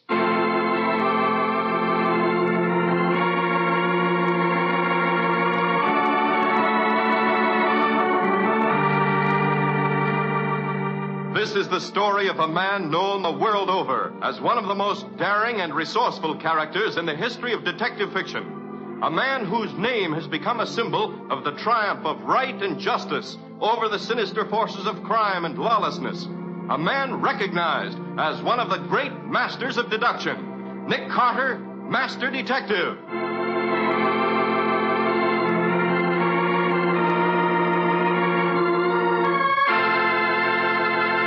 Today's exciting case, The Man Who Lived Too Long. Another exciting chapter dramatized from the life story of Nick Carter. In just a moment, we'll hear how Nick Carter investigated the strange mystery of a dead man who lived 8 days in a week. When you keep up with the times, you not only know what's new, but lots of times you find new ways to help yourself. Take, for example, the modern way to save household drudgery. The 3 great Linex home brighteners. Linex Clear Gloss, Linex Cream Polish, and Linex Self-Polishing Wax. Those efficient new shortcuts to the care of woodwork, furniture, and floors. Linex Clear Gloss, which is brushed on, brings lustrous, longer-lasting protection to every wood and linoleum surface in your home. Linex Cream Polish, which cleans as it polishes, renews the sleek, gleaming beauty of your fine furniture. And Linex Self-Polishing Wax, the amazing new wax finish, lends rich, satiny loveliness to all your floors, wood, linoleum, or tile. What's more, all 3 great Linex home brighteners do the job in record time. So start now to enjoy leisure. Ask your hardware, paint, or department store for the 3 great Linex home brighteners, the modern shortcuts to new home beauty.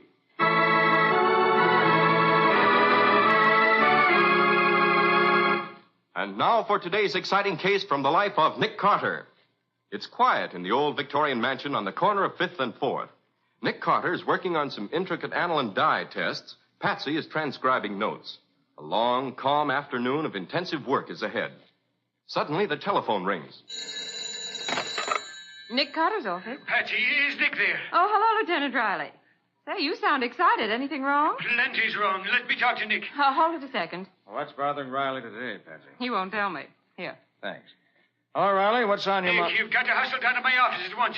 Why? I got a case that'll blow the top off the city if it breaks. It's got to be checked. Well, what's behind it? Ever hear of World Research? Well, who hasn't, Riley? They're the biggest industrial chemists and research labs in the country. Well, there's a guy down here named Baker. He's accusing them of murder. Whose murder? You'll find out when you get here. Come on. Whose murder, Riley? His own murder. This guy Baker here is claiming he's dead already.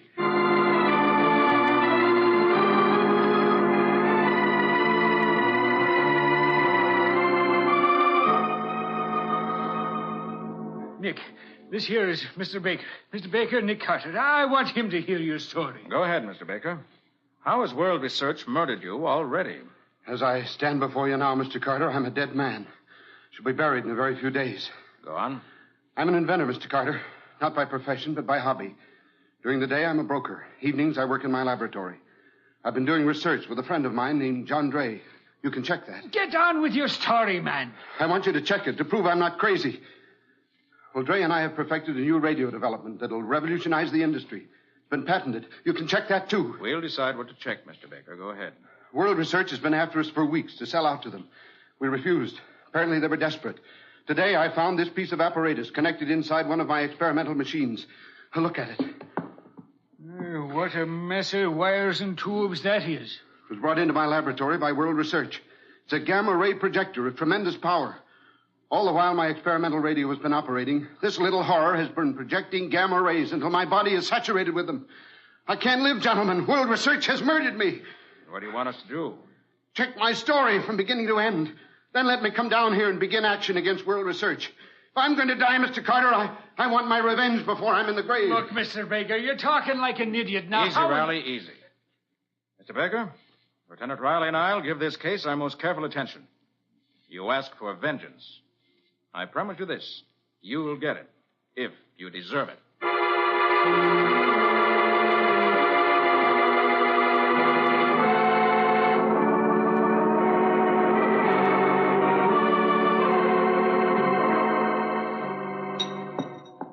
Well, Nick, I'm finished, Patsy. is this apparatus Baker brought in really deadly? No, You mean he lied? I'm not sure.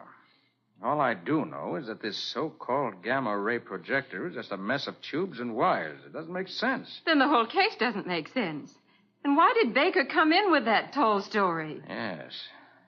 Possible World Research may be trying to buy him out. But why claim murder? Such an odd, impossible murder. Maybe he's wacky, Nick. I hear most inventors are. Maybe. Well, there's one way to find out. Get the car, Patsy. We're going to visit Mr. Baker in his laboratory.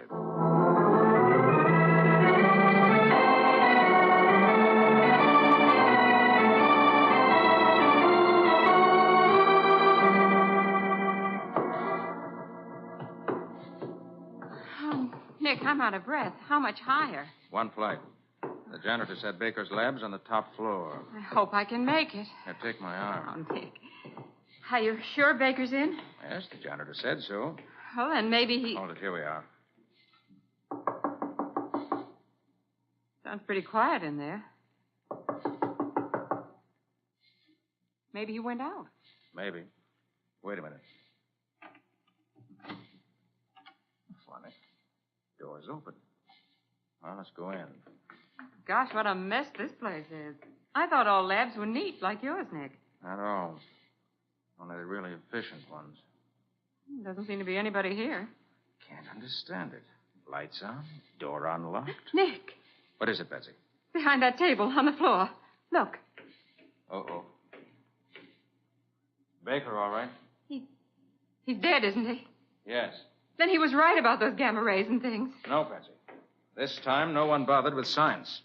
Someone simply brought a revolver, aimed it at Mr. Baker, and shot him to death.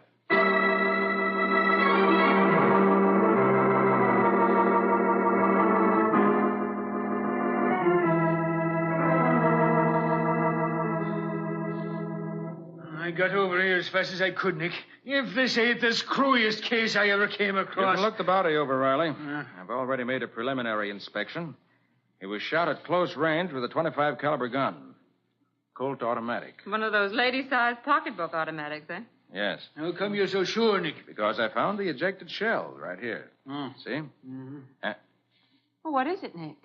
Well, something I hadn't noticed before. Look there, under the body. You can just see the edge of the handle. Glory be, it's the gun itself. Watch out for prints on it. Oh, Nick, I know better than that. Right as usual, Mr. Carter. It's a .25 automatic. Let's have a look at it, Riley. Nick, maybe Mr. Baker shot himself. Maybe he was so desperate about those gamma rays and stuff. Patsy, he didn't commit suicide. He was murdered. How come you're so sure, Nick? Patsy could be right, you know. Look the gun over by reflected light. Not a print on it. How could a man kill himself and then wipe his prints off the gun? Obviously, someone held this gun with a handkerchief or glove, killed Baker, dropped the gun, and left. But who, Nick? It's question number one. I'd also like to know how valuable his invention really is and who profits by his death. Where are you going to start to get the answers? We'll try John Dray, Baker's partner, first. Maybe Mr. Dray's an authority on murder.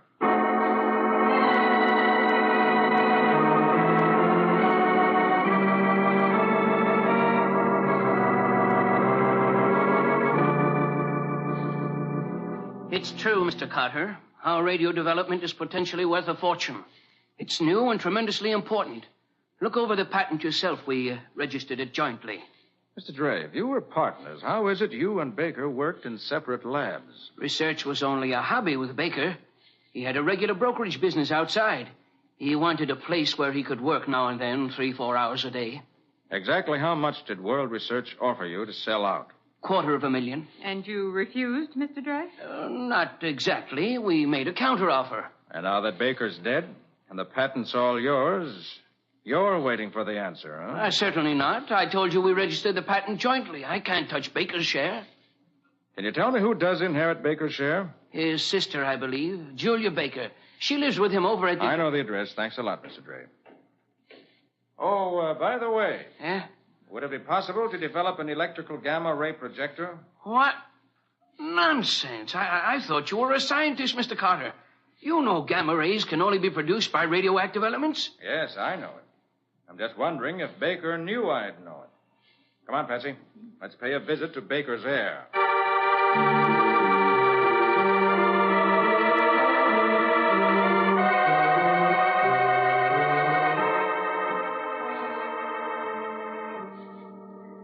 Yes, I suppose it's true I inherit Ben's share in the invention, Mr. Carter. I never thought about it much. Miss Baker, tell me, do you know if there's a copy of the patent here? I don't know. I think it's with Ben's attorney. That's Roland York at Maiden Lane. Was your brother working on it very long? For years, it seems. I don't know where he found the time. I hardly ever saw him outside of Sundays. He spent Sunday with me. He worked very hard at the brokerage, 10 hours a day. What did he do? He was the statistical expert. No time off? Hardly any. Must have been pretty lonesome here for you. It was. Even at night when he came home from work, he couldn't spend much time with me. He was so tired. He'd just have dinner and then go to bed. What were his hours at the brokerage office, Miss Bauer? He worked from 9 in the morning until 9 at night, usually. Pretty stiff hours.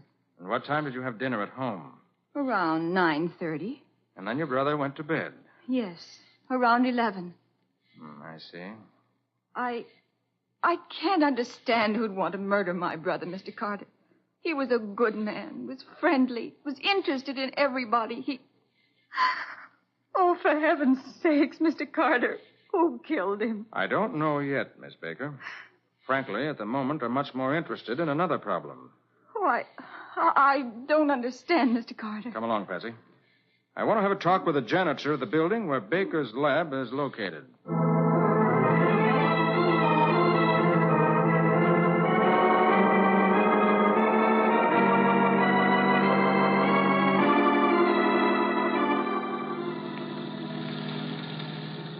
Nick, does this fantastic problem that's bothering you have anything to do with Baker's murder?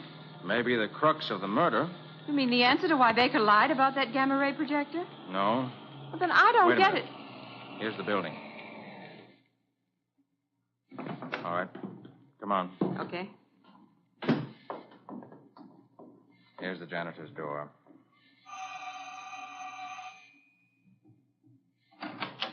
Yes? You remember me? Nick Carter, working on the Baker case. Oh, sure. Come on in, Mr. Carter. It's awful hot here out on the sidewalk. No, I've only come to ask you one question. Oh, here, go ahead. When did Mr. Baker usually work in his laboratory? Why, every day. You're sure? Aye, sure. He work here every day, Monday through Saturday. He come morning sometime afternoon, sometimes evenings. But I see him come in here every day except Sunday. He always make it a point to say hello to me when he comes in or goes out. How long did he usually work? In 4-hour stretches. That's what I was afraid of. 4 hours a day, 6 days a week. It makes 24 hours, one whole day. Where in blazes did he get that extra day? Nick, what on earth are you talking about? Don't you see, Patsy? Ben Baker... Duck, Patsy. Somebody shot at us from across the street. That's how the flashes. Oh, Nick, the janitor. He's been shot. Help me get him inside, Patsy. Quick. All right. Is he hurt badly? Patsy, this man is dead.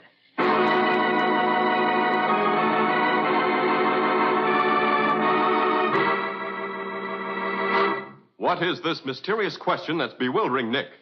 Why was the janitor in Ben Baker's lab building murdered? We'll see in just a moment. All of us learn best by doing.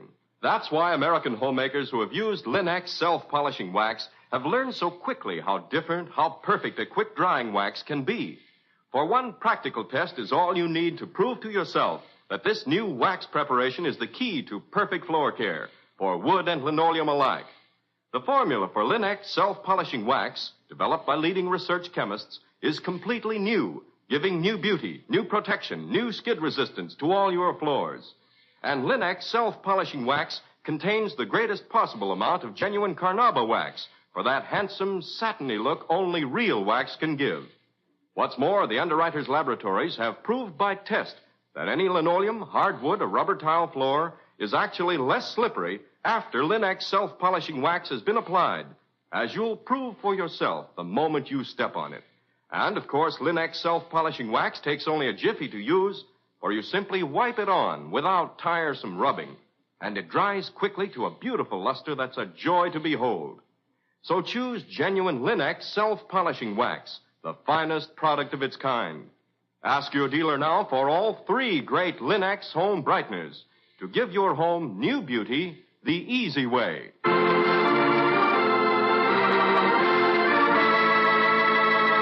And now, back to our story. The strange murder of Ben Baker, broker and amateur inventor, has faced Nick Carter with many peculiar problems. Why did Baker lie about his impending death? How important was his invention? Who would profit by his death? As Nick uncovers an even more fantastic problem, Baker's janitor is shot to death. Now we find Nick, Patsy, and Lieutenant Riley at the scene of the second murder. Nick, I'm really lost. I can't make head or tail of this mess. Can't you give us any idea of what's going on, Nick? Why was Baker's janitor killed? Probably because he knew some vital clue to the identity of the murderer. Nick, what's this big question you say is bothering you? Riley, how can a man live 8 days in 1 week? Oh, that's silly, Nick. There's only 7 days in anybody's week. Nevertheless, Ben Baker lived 8 days in a week. I don't understand, Nick. Well, listen. He worked 12 hours a day in the brokerage house, including an hour off for lunch. Uh-huh. He left his house at 8 in the morning for work. He returned at 9:45 or so for dinner. After dinner, he went to bed. I've checked all those times, and they're all verified. Which accounts for 24 hours. But according to the janitor's testimony, he worked at least 4 hours a day, 6 days a week in his lab.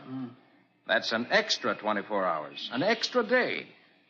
Now, where did Baker get that 8th day in his week? Gosh, it don't make sense. You're telling me. Nick, what in the jumping blue blazes is going on around here? A guy comes around and says he's been murdered, and he ain't. When you check his story, you find all of a sudden he is.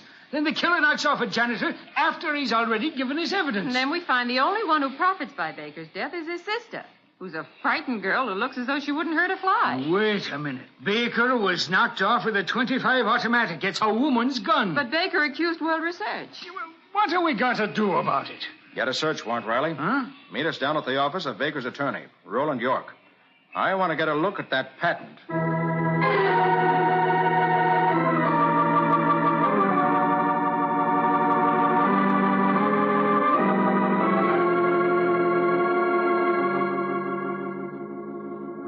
Okay, Nick. I've been all through the files, and here's everything there is on that invention. Oh, gosh, what a mess of documents. Looks as though it's as much trouble patenting an invention as it is making one. Yes. Well, Nick, anything phony about this stuff? Strangely enough, no. Apparently, Baker and Dre have worked out quite a brilliant improvement on radio-television transmission. It's not epoch-making, but it's the sort of thing that can cut costs of transmission 50%. Patent seems to be legitimate. Made out by Baker and Dre jointly. That's what Dre said.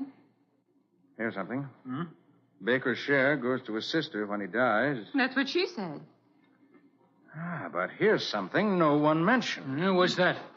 If Baker and Dre both die before commercial exploitation of the idea begins, Roland York, the attorney, acquires all commercial rights subject to the obligation to pay both heirs their fair share. Nick. Are you thinking what I'm thinking, Patsy? I know what you're both thinking. That maybe John Dre's the next man scheduled to die. That may be true, so let's get busy. All right. What do we do? We're up against a shrewd killer, and we don't know exactly what he's after. Although I have a hunch, if we knew where Ben Baker got his extra day, we'd be a lot closer to the solution. Riley, get hold of Roland York. Yeah? Hold him for questioning, as tactfully as you can. Right, Nick. Patsy, you and I are going places. Where, Nick? To John Dre's laboratory. To protect him? Maybe. Also, maybe to find Ben Baker's extra day.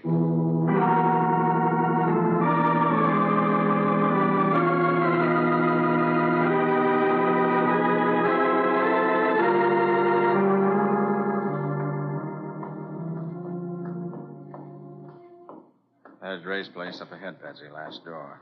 The light's on, Nick. Gosh, maybe Dre's been killed already. You're remembering the way we found Baker, huh? All right, let's go in. Oh, who's that? Oh, sorry, Mr. Gray. You startled me. But we Quiet, Patsy.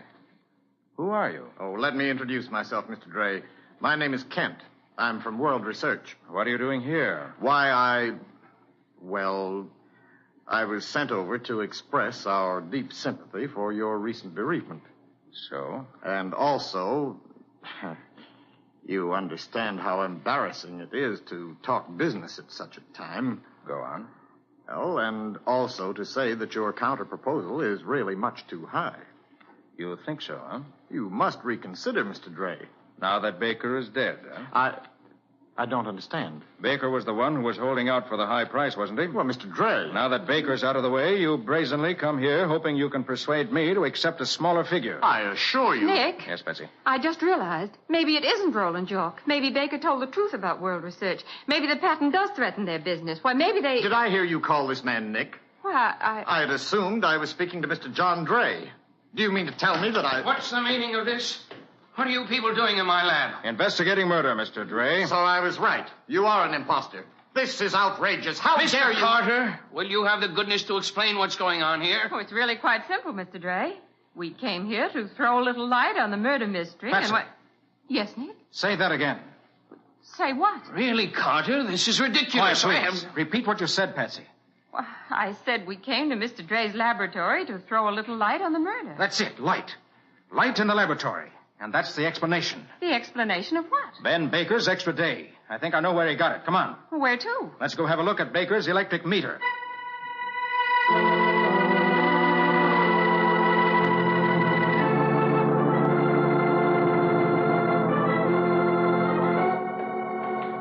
What's an electric meter got to do with an extra day? It'll show where it went. Here, through this door. Down to the cellar. Watch your step. Pretty dark, Nick. I've got a flash. Gosh, the cellars in these old loft buildings are creepy. Like catacombs. Yes. It's so deep, these stairs go down forever. We won't be long. Flash your light around, will you, Nick? Afraid? Only of mice. Careful, here's the bottom. Don't trip. All right. The floor's pretty broken up. Now, where are the meters? Well, there they are, Nick. Over there against the far wall, behind that pile of barrels. All right, come on. Who's the killer, Nick? Do you know? Not for sure yet.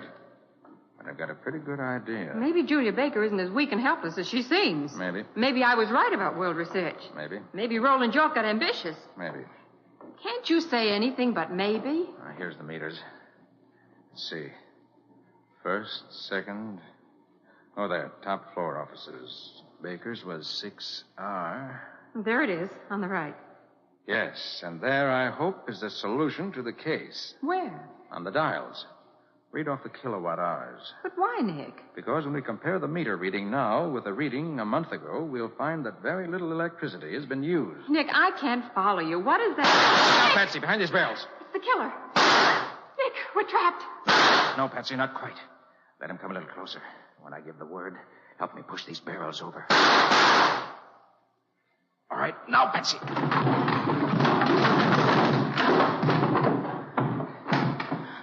Nick. All right, we can come out now. Our friend's been knocked cold. We'll find him under a couple of crates. But who is it, Nick? Put your light on quickly. In a second. I'll be happy to illuminate the very unattractive face of your murderer. And there you are. Gee, Nick, that's... Yes, Mr. John Dre.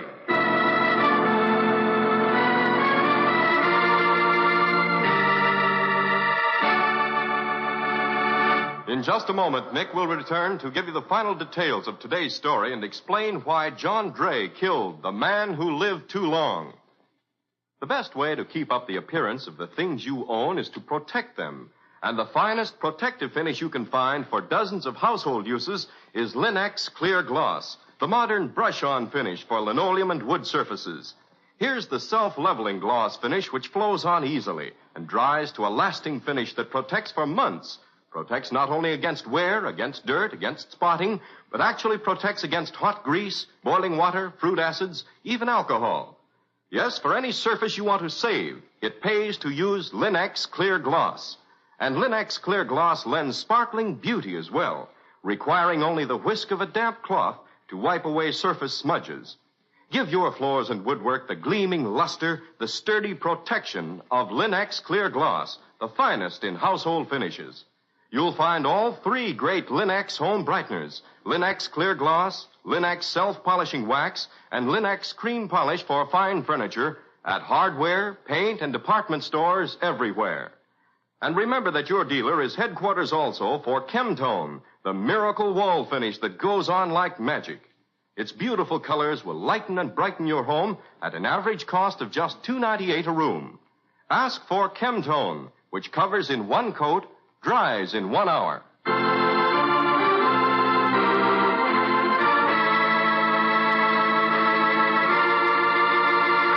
And now let's hear from Nick Carter himself.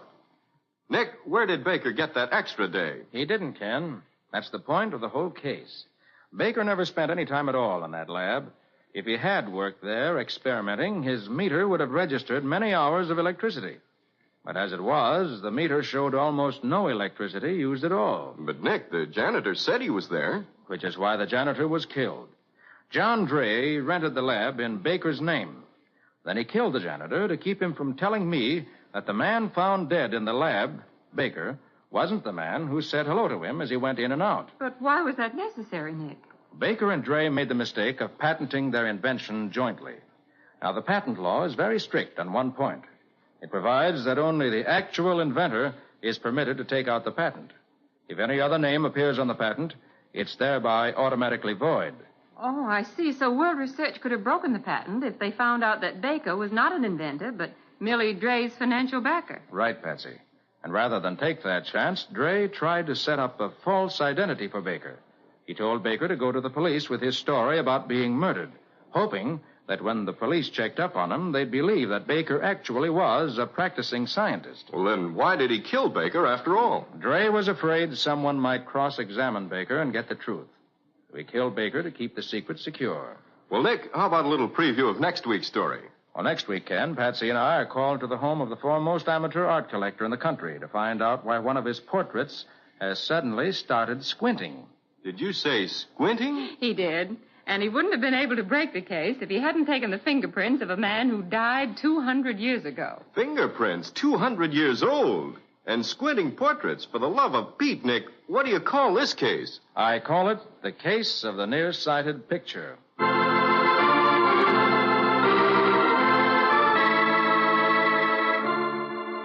Friends, today is the second anniversary of the United States Cadet Nurse Corps.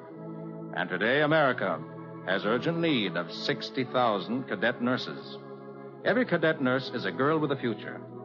The United States Cadet Nurse Corps offers all-expense scholarships, plus monthly allowances and uniforms to high school graduates under 35 who are in good health.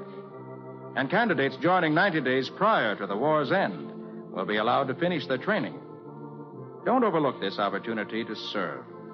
Inquire at your local hospital now. Join the United States Cadet Nurse Corps and do your part.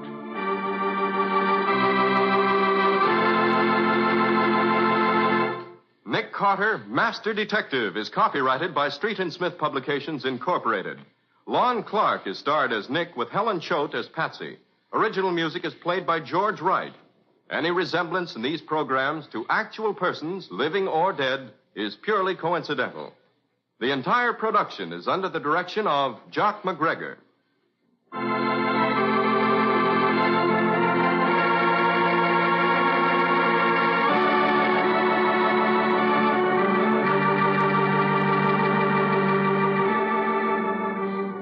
Nick Carter, Master Detective, is presented at this time and over these same stations each week by the three great Lin-X home brighteners. Lin-X self-polishing wax, Lin-X cream polish, and Lin-X clear gloss, created by Acme, America's great producer of Acme fine quality paints. This is Ken Powell speaking for the thousands of Lin-X dealers all over America and saying so long until next week.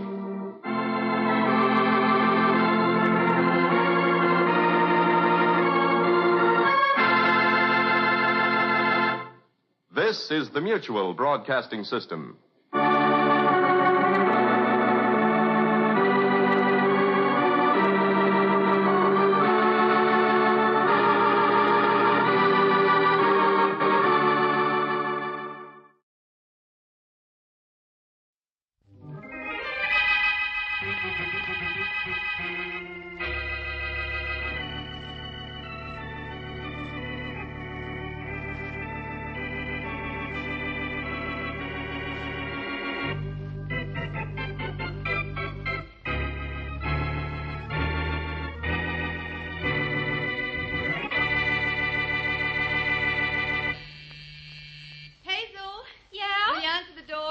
be Blackie. Tell him I'll be out as soon as I'm finished dressing. Sure will, Mary.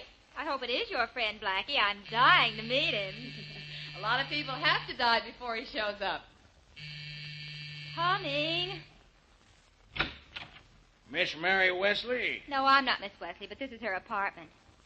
Good heavens, you're not Boston Blackie, are you? Oh, me? Oh, no. I'm Herman of Herman's Trucking Service.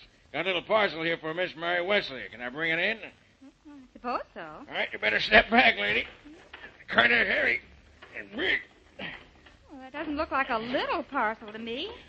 It's as big as a coffin. Herman's Trucking Service holds everything, lady. Coffins to coffee cups is our slogan. Can I leave it right here? I don't know where else you'd leave it. Oh, Mary. Yeah? Mary, there's a big box out here for you. What are you expecting? Nothing that I know of, Hazel. I'll be right out, though. Oh, she don't have to hurry, lady. Herman's Trucking Service don't rush its clients. You can sign for it. Oh, all right. There you are. Thanks, lady. Guess I'll take my rollers. You don't want them. No. Well, so long, lady. Remember the name, lady. Anytime you want anything hauled, just call for Herman of Herman's Trucking Service. Mary, come and look at this thing. It's as big as a... Oh, I see it, Hazel. Ooh, how lovely you look. Pretty dress, isn't it? Hope Blackie likes it. Now, what in the world is in this box? I hope it's not what it looks like. Does look like a coffin, doesn't it? Handles and all. I wonder what it actually is. I wonder how we open it to find out. Here's something that looks like a latch. It is a latch. Uh-huh. I think this thing will open now. Something needs oiling. You know, I think... Oh, no. Mary. No. Mary, what's the matter? No. Hazel, there's a body in there. A dead body. And it's... Oh, no. It's Boston Blackie.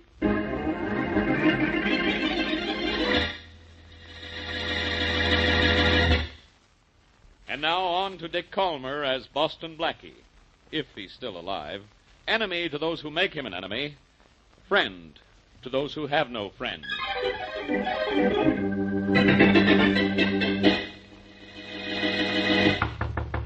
Wait a minute. Yes? You're Boston Blackie, aren't you? But, yes, I am. You like it, don't you? My name, the weather, or your remaining anonymous? I mean it. You liked it, didn't you? What's it? It is what I sent Miss Mary Wesley this morning. I'm Percy Wayne of the Wayne Wax Museum. May I come in? Well, that's the first question you've asked that I can answer. Sure, come in. Thank you. Now, what's this it I'm supposed to have liked? The wax figure of you in the coffin I sent to Miss Wesley. The what of what? She must have thought it was really you in that coffin, too. But you must be slightly out of your mind. If you have a mind to be out of... Oh, please, don't phone the police. I can explain everything. Well, I'm not calling the police. I'm calling Mary Wesley. Must have frightened her to death. Yes, I imagine I did. What's the idea?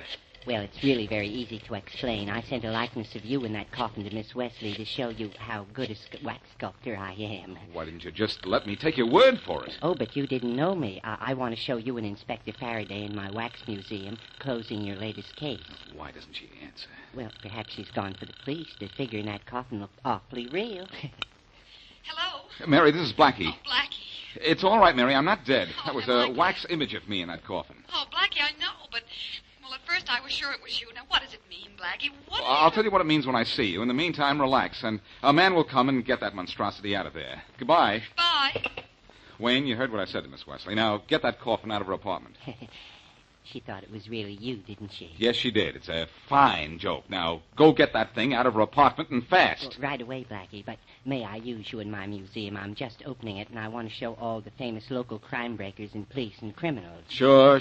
I don't care. Just get out of here and get that wax morgue piece out of Mary's apartment. Oh, right away, Blackie, right away. And thank you very much. Goodbye. Goodbye.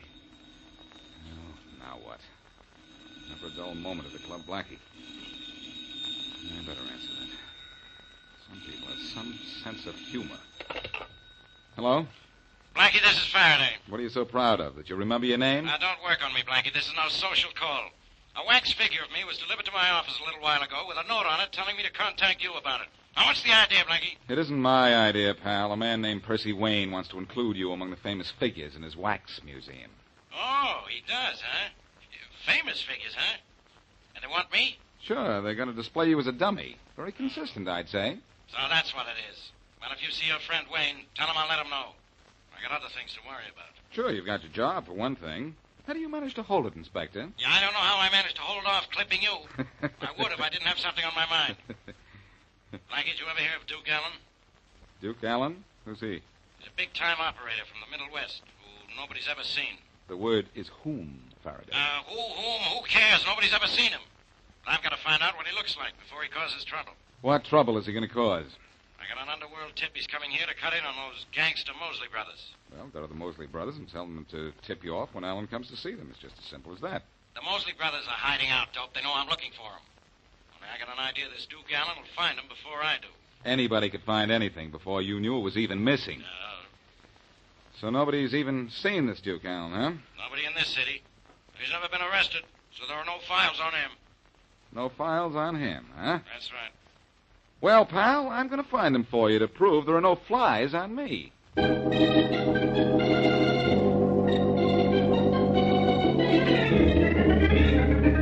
You'll kick through with that $1,000, Mrs. Brighton. You're going to be an awfully sorry lady. But I don't have $1,000, Mr. Mosley. Well, then get it and get it fast. We'll be around to your store at noon tomorrow. We want you to have it. That's all. My brother will take you to the door. Bob. Sure, Lenny. Oh, Mr. Mosley, can't you give me more time? Lenny I'm a said poor we'd woman. see you at noon tomorrow, ladies. So long. But you've got to give me time. I have to have time. Well, one more customer we got. Yeah. You know, we've done good, even though we are hiding from Faraday and his cops. Right. But, I figure we can do a lot better, Bob. Figuring, all the time figuring. What are you trying to do, Lenny? Figure yourself to death. I'm trying to figure out how we can let Duke Allen muscle in on us and still make a profit. Allen isn't going to muscle in on us, Lenny. You know, we're doing pretty good. Only in town a month, and the cops are looking for us, and so is this Duke Allen. Wonder when he's going to show. Well, our information didn't say. I know. Didn't say what he looked like. Only that he was coming to town to cut in. Alan's funny that way. Nobody knows what he looks like. Yeah. But I've been asking around. We'll find out soon. You've been asking around, all the time asking around. Asking gets answers. Allen hasn't shown yet, so we're still in business. Bob. Huh? We got to find out what he looks like and get to him before he gets to us. How are we going to find out what he looks like? Well, I'm going to start figuring on that right now. Figuring, all the time figuring. Figuring's going to be the death of you. If I don't figure a way to find Duke Allen, he's going to be the death of us.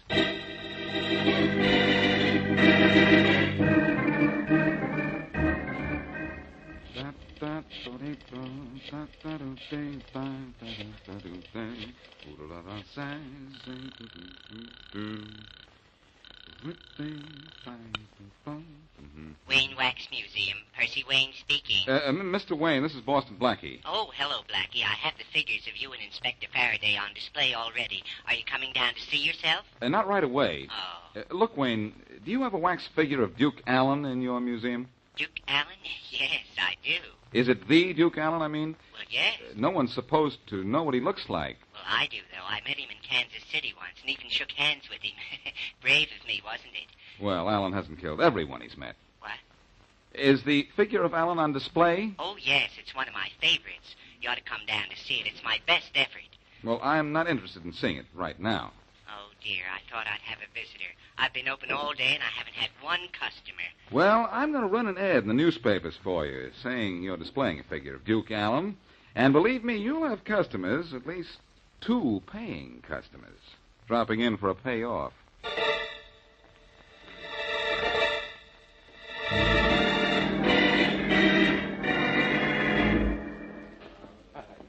That ad in the paper said they have dummies of Dillinger and Babyface Nelson at this museum, too. Yeah. Let's look at them first, Lenny. All we're interested in is finding out what Duke Allen looks like. Now, quit wandering around, Bob, and do some serious looking. We haven't much time. Hurrying, all the time hurrying. I'm trying to get somewhere fast. Hey, here's Duke Allen. Yeah. Yeah, see? That's what the sign says. I can read. Now, quick, take a picture of the dummy. I don't want to have to spot this guy from memory, and don't let anybody see you. Don't worry. I got my camera under my hat. Go ahead, then. Make it fast. It's all set to go. Atta boy. Yeah. We got Alan's picture. Now what? Now we develop the picture, find him, and knock him off before he gets to us. Knock him off, huh? A pleasure, Lenny. Yeah, but it's going to be all mine. Now, come on, let's get out of here. Get that picture developed. How long do you think it'll take us to find him? Not long. Carry his picture around.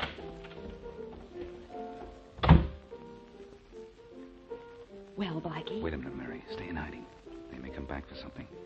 What, Blackie? I didn't see them leave anything. How do you know you were behind this curtain? Oh, yes. Except when I peeked. Oh, come on out. Okay. There we are. Those were the Mosley brothers. Faraday showed me the pictures. And now we know that they'll be gunning for Allen.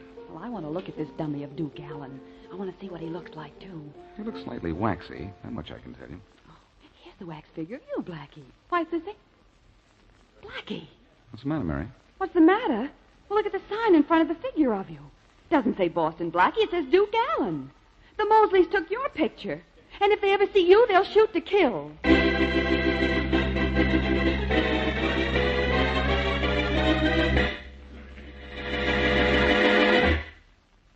And now back to Boston Blackie.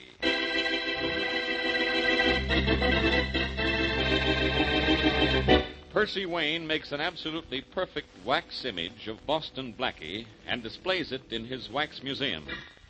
Also in the museum are the figures of other famous crime fighters and detectives and scores of famous criminals of the past and present. Duke Allen, Midwest racketeer, is coming to town to take over from the Mosley brothers, local racket bosses. No one knows what Allen looks like. That is, no one but Percy Wayne, who has a wax figure of him in his museum. The Mosley brothers learn this, come to the museum, take a photograph of the figure marked Duke Allen, and then set out to find and kill him.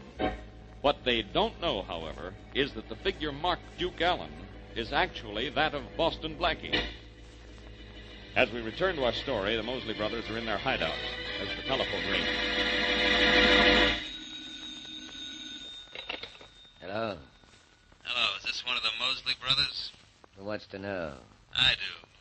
This is Duke Allen. Duke Allen? Surprised I found you. Yeah. Who is this, Lenny or Bob? Is it Lenny? Hiya, Lenny. Hiya. I'm coming up to see you and Bob. How'd you know where to find us? I got ways of finding out a lot of things. I found out you and Bob are doing so good, I think I ought to cut in. Or maybe take over. Bob and I aren't cutting anybody in. Maybe we might cut you up a little, but not in. That's kind of tough talk. Yeah, I know. I'll soften you and your brother up. I can find you. You can't find me. You don't know what I look like or even where I am. Think we don't know what you look like, huh? That's right. It's wrong. We know where you are, too. So you say. Well, just to prove it to you, and just to prove we're a little tougher to deal with than you think, I'll phone you back as soon as my brother comes in. You will, huh? You really think you know where I am? Where you are, and what you look like. Only try to cut in on us, Duke, and I'll hate to tell you what you look like.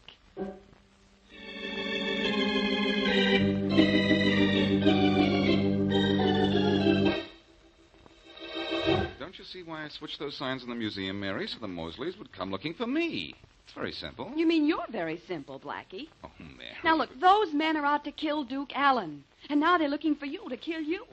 I know they're looking for me, and I made it easy for them to follow me, too.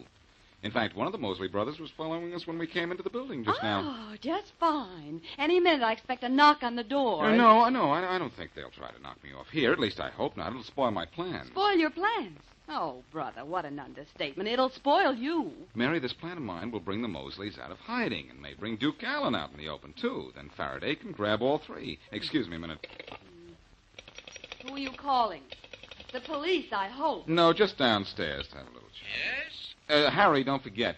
If anyone phones for Duke Allen, give me the call. No one's called for him so far, Blackie. But I'll ring you if anyone does. Thanks. I don't think the Mosley brothers will phone, Blackie. They'll just come up here They'll and... have to phone first, Mary. I know I was followed to this building, but they don't know which apartment I'm in. And besides, my theory is they'll invite me to meet them somewhere for a conference. Mm-hmm. And I can guess what kind of a conference, too. Hello, Blackie. Bang, bang. Goodbye, Blackie. Oh, I think they'll give me a little better break than that. Well, I wish you'd give yourself a break and ask for police protection. What? And be obligated to Faraday for the rest of my life? The rest of your life is going to be rest in peace if you don't forget this nonsense. It's too late to forget it now. And besides, it isn't nonsense. I want to get the Mosley brothers for Faraday. Oh, the things you do for Faraday and the way you talk to each other when you meet. Oh, you think you were the worst enemies in the world. I don't get it. You know how fond I am of that old guy. Well, maybe this is that call I want. And the one I don't want. Hello? Let me speak to Duke Allen. Speaking. Hello, Duke. Hi. Hey, your voice sounds different. I got a surprise for you. This is Lenny Mosley. Well, Lenny Mosley, you don't say. I did say I'd call you back, so I'm doing it. You surprised? Yeah, I am. Didn't think I knew where you were, did you? I guess you're a pretty smart guy. Yeah. I want to see you because I'm taking over, Lenny.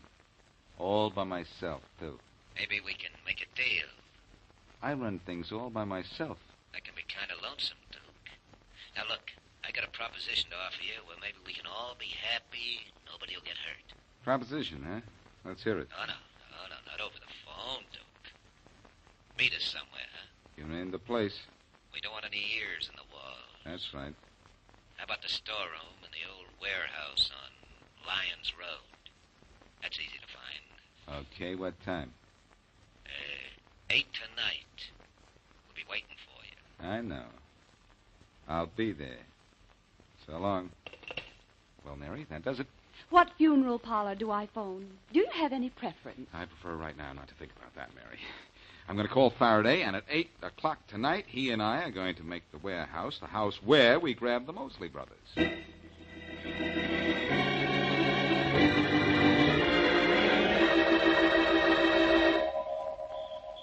Mosley brothers are here? You're nuts, Blackie. There's nobody in that warehouse. What do you say that, Faraday? Just because it's dark in there? You don't think they'd keep a light burning in the window for us, do you? I don't think they're in there. Or ever were. I know they are, Faraday. I made a date to meet them here. It's Duke Allen, of course. And so you've dragged me way out here to waste more of my time, of course. Quiet. We're getting too close to talk. An empty building can't hear anything. An empty head can't understand anything, apparently, either. Step back, will you? I'm going to kick open the door. And be ready to duck a few bullets. We're nice targets in this moonlight, you know. Ready? Go ahead. Well, Blackie? Guess we'll have to go in and after them. Yeah, we got a better chance of going in after $1 million. Ready with your gun, Faraday. These guys might not be hospitable. Okay.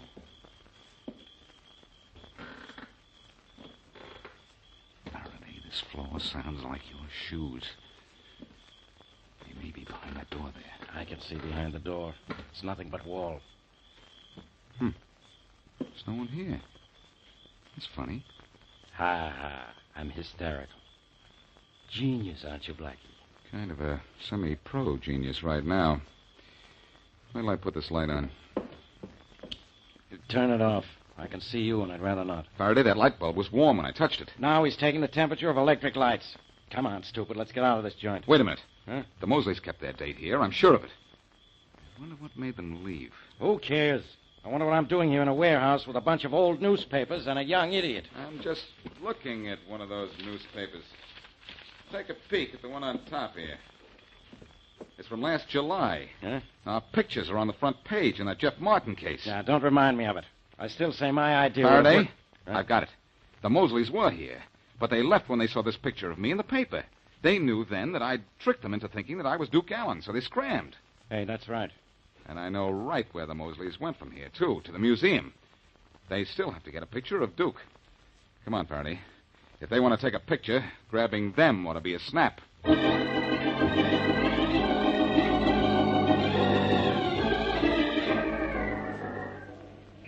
Lenny. Yeah? You think they have statues of us in the museum by now? Oh, how should I know, Bob? Well, let's go in and see. I feel neglected. They got everybody else's. All I know is Boston Blackie tricked us.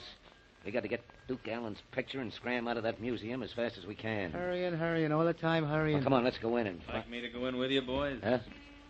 Who are you? Maybe the guy wasn't talking to us, Lenny. Oh, yes, I was, Bob.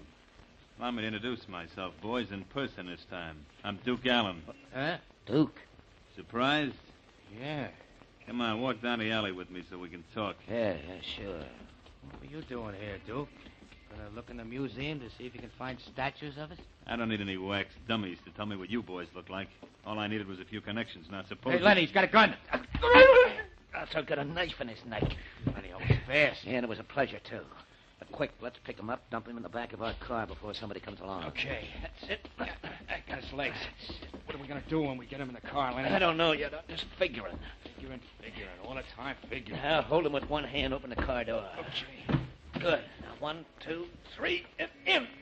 That's it. All right, quick, close that door. Somebody's coming down the street. Okay.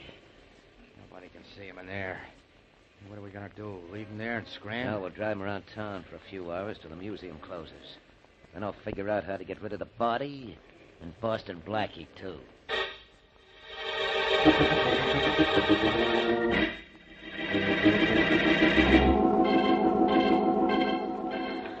Come on, Faraday. No. We'll never catch the Mosley brothers waiting for a flash about them on your teletype. Let's try my plan. We tried it. We waited in the museum for an hour, didn't we? Wait a minute. There's something coming in again. Something, but what? Oh, nothing to do with this case. There never will be anything about the Mosleys or Allen. But, Faraday, if you'll just come with me... I know what I'll... you'll do. Waste more of my time. No, Faraday, this time I'm positive the Mosleys will show up. And we ought to be there when they do for a showdown.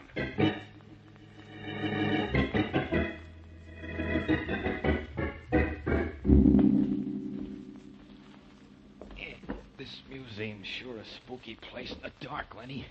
These figures look like ghosts. Yeah, you're just self-conscious, Bob. The only ghost material in here's that body you're dragging. Now bring it down this way. I found a dummy marked Duke Allen, and it's a real one this time. Okay. Be glad to get rid of this. The dead guy's heavy. Well, the wax dummy isn't. A wax dummy's a lot easier to get rid of than a dead body. The body will be found here, though, Lenny. Not for a while. People think it's a pretty lifelike dummy at Duke Allen for a day or two, maybe. Yeah. It's a cute trick, I think. Would have been plenty cute trying to bring him in here when the place was open. And it wasn't cute driving a dead body around town waiting for this joint to close. You shouldn't have killed him as soon as you did, Lenny. Well, it was him or us, Bob. I lay him on the floor, and I'll get that wax dummy of his out of the way. Okay. Well, come on, come on. Hey. Huh? Look behind us, Lenny. Isn't that something? And what something? The figures behind us. The sign says Inspector Faraday and Boston Blackie. Each one with a gun in his hand. Look real almost. Yeah, too real. Well, they give me the creeps. I'm starting to worry. Worrying, all the time worrying. That's just... Hey, Lenny. Yeah? Those wax dummies behind us just moved. Oh, you're crazy. It's not crazy, Mosley, and you're not either. You're out!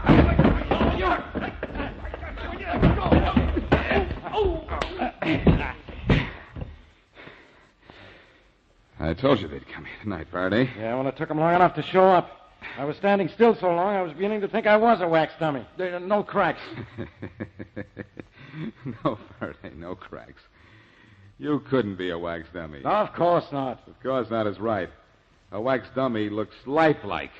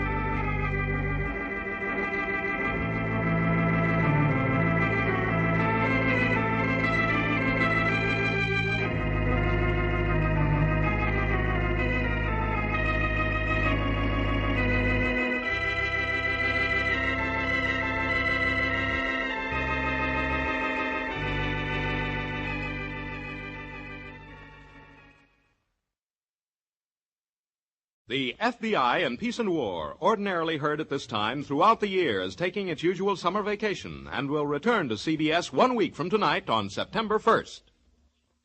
Broadway's My Beat. From Times Square to Columbus Circle, the gaudiest, the most violent, the lonesomest mile in the world.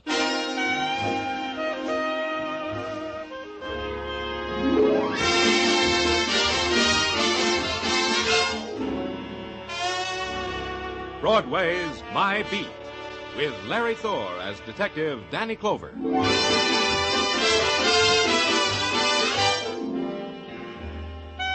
Broadway. It's a swamp that'll drag you breath by breath into its shadowed pools, or it's a meadow shining with golden light. It's a place and a time and a loneliness that reaches out for you, then beckons you into an airless room and locks the door. You get out or you don't. Either way, it's Broadway, My Beat.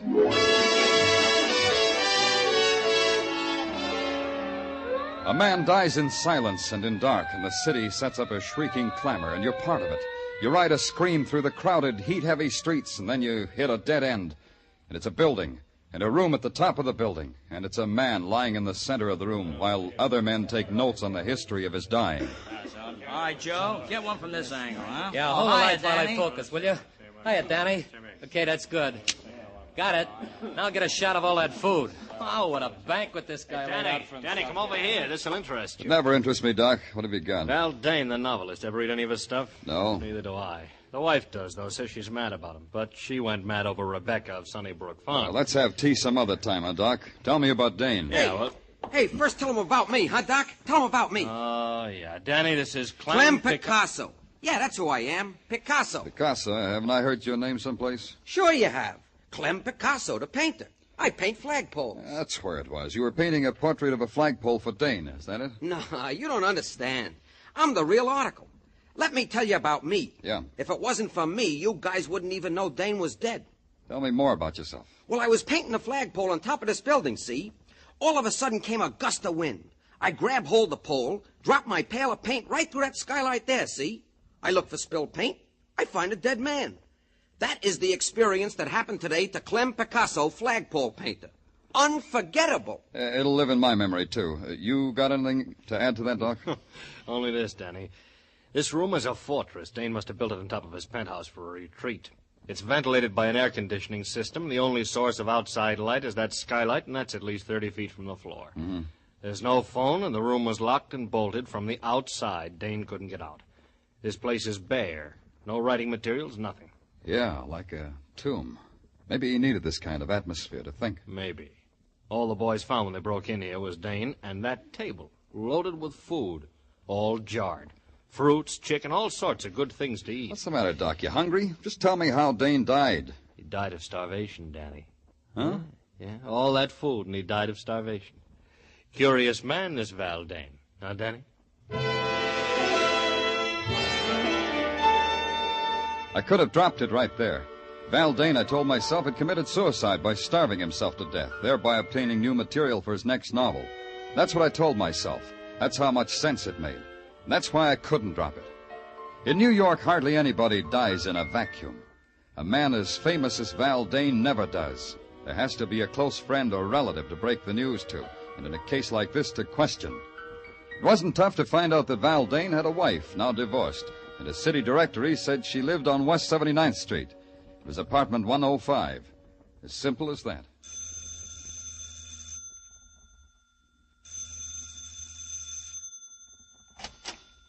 Yes, what is it? You're Mrs. Dane?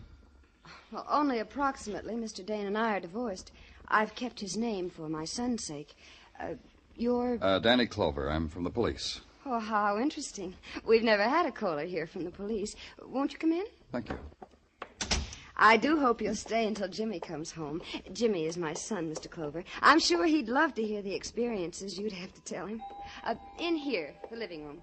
That's quite a collection of glass toys there on the floor. Clowns, building sets, animals, and all in glass. Jimmy must be an unusual boy. Oh, yes, he is. That's all I have left in life, Mr. Clover. To make him happy. There's something I have to tell you that might make you quite sad. About Jimmy? No, it's about your former husband, Val Dane. He's dead. Oh, I'm so happy. Well, I mean, I'm relieved. I was afraid with Jimmy being on the streets... Then it doesn't affect you, Mr. Dane's death? I think I should be more sad if I read in the papers that a man I never met had died at the age of 93. I see. No, you don't, really. How could I feel sorrow for Valdane? He was a miserable 10 years thrust into my life. Why do you say that? Because he was a talented egoist. He cared nothing for Jimmy. Cared even less for me. We lived for him. He lived for Valdane. When did you see him last? 2 years ago. In that horrible cabin in the Adirondacks. He forced us to go there so he could write. And one more thing, Mr. Clover. Yes? When you write your report about me, put this down. Put down Joanne Dane, Valdane's ex-wife. She's glad he's dead.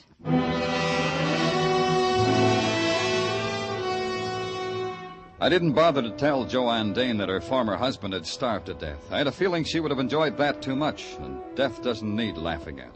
But when I hit Broadway again, death was screaming at me in big black letters. Valdane had become public property for a nickel a copy. You got the funny papers, too. I called headquarters and asked Sergeant Tartaglia if anything new had turned up. Something new had. Get back to your office right away, the sergeant said. There's a guy wants to see you. He's hysterical. The sergeant wasn't kidding. Something in my office makes you laugh like that? The pollen, maybe? I can't help it. It's rich. It's the richest one I've ever heard. Okay, come out of it. Who are you? My name's Brooks, Lyle Brooks.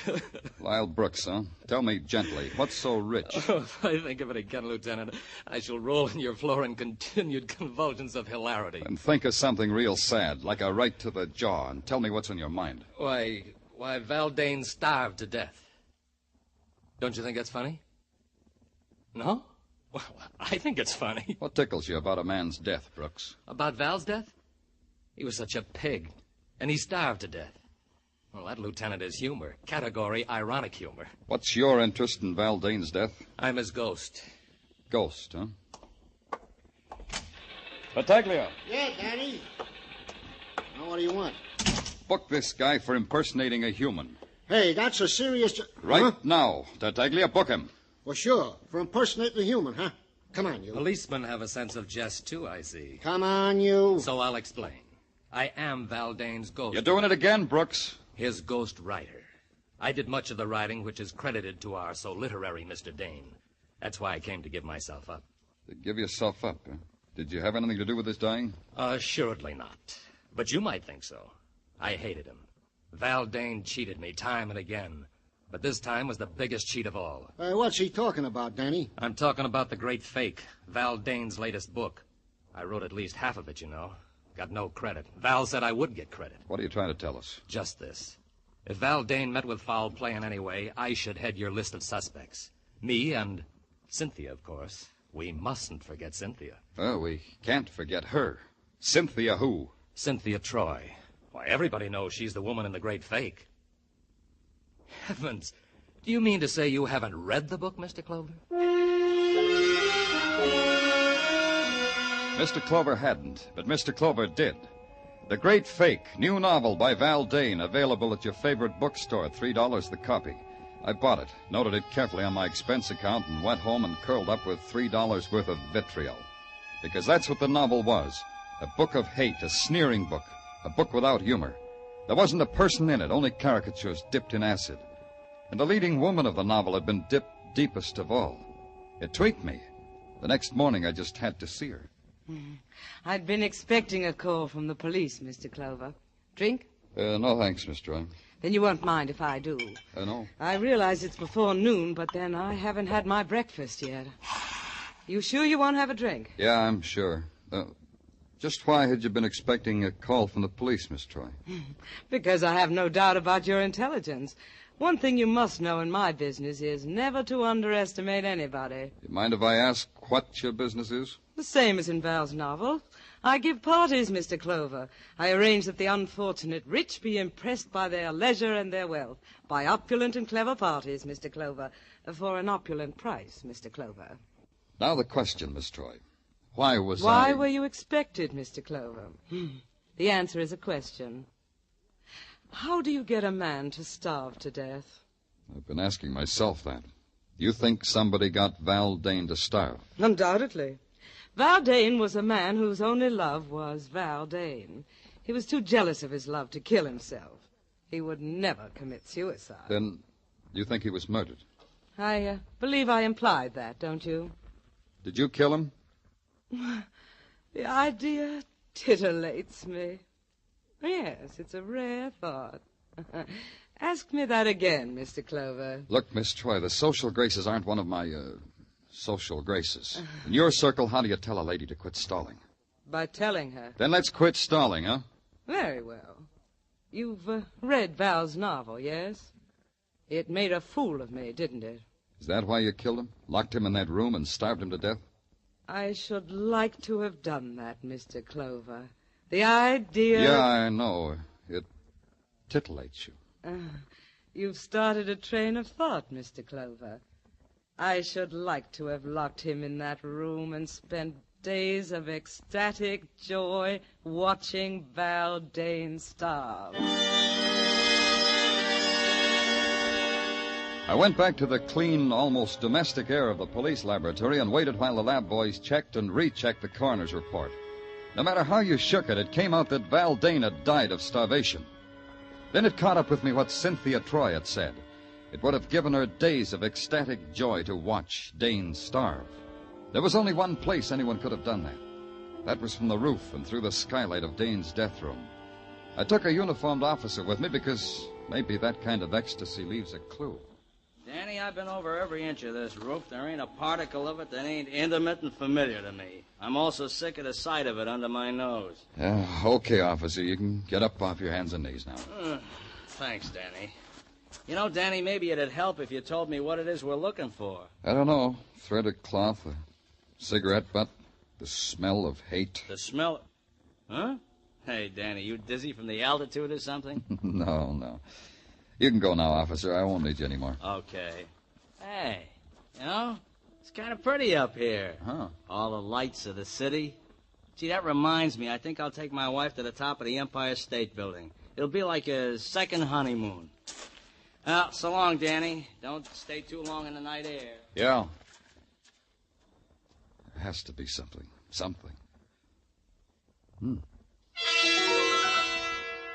Didn't make sense what I saw. A piece of Scotch tape stuck to one of the panes of the skylight. I leaned down to examine it. And then there was something that did make sense. The sound of someone moving toward me. And then I whipped out my gun and ducked behind the jut of the skylight. And then it found me.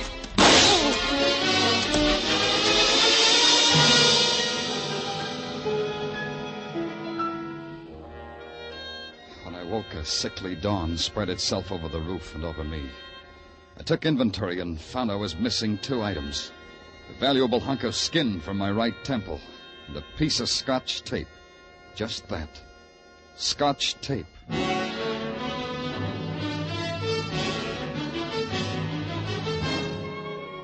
You are listening to Broadway's My Beat with Larry Thor as Detective Danny Clover.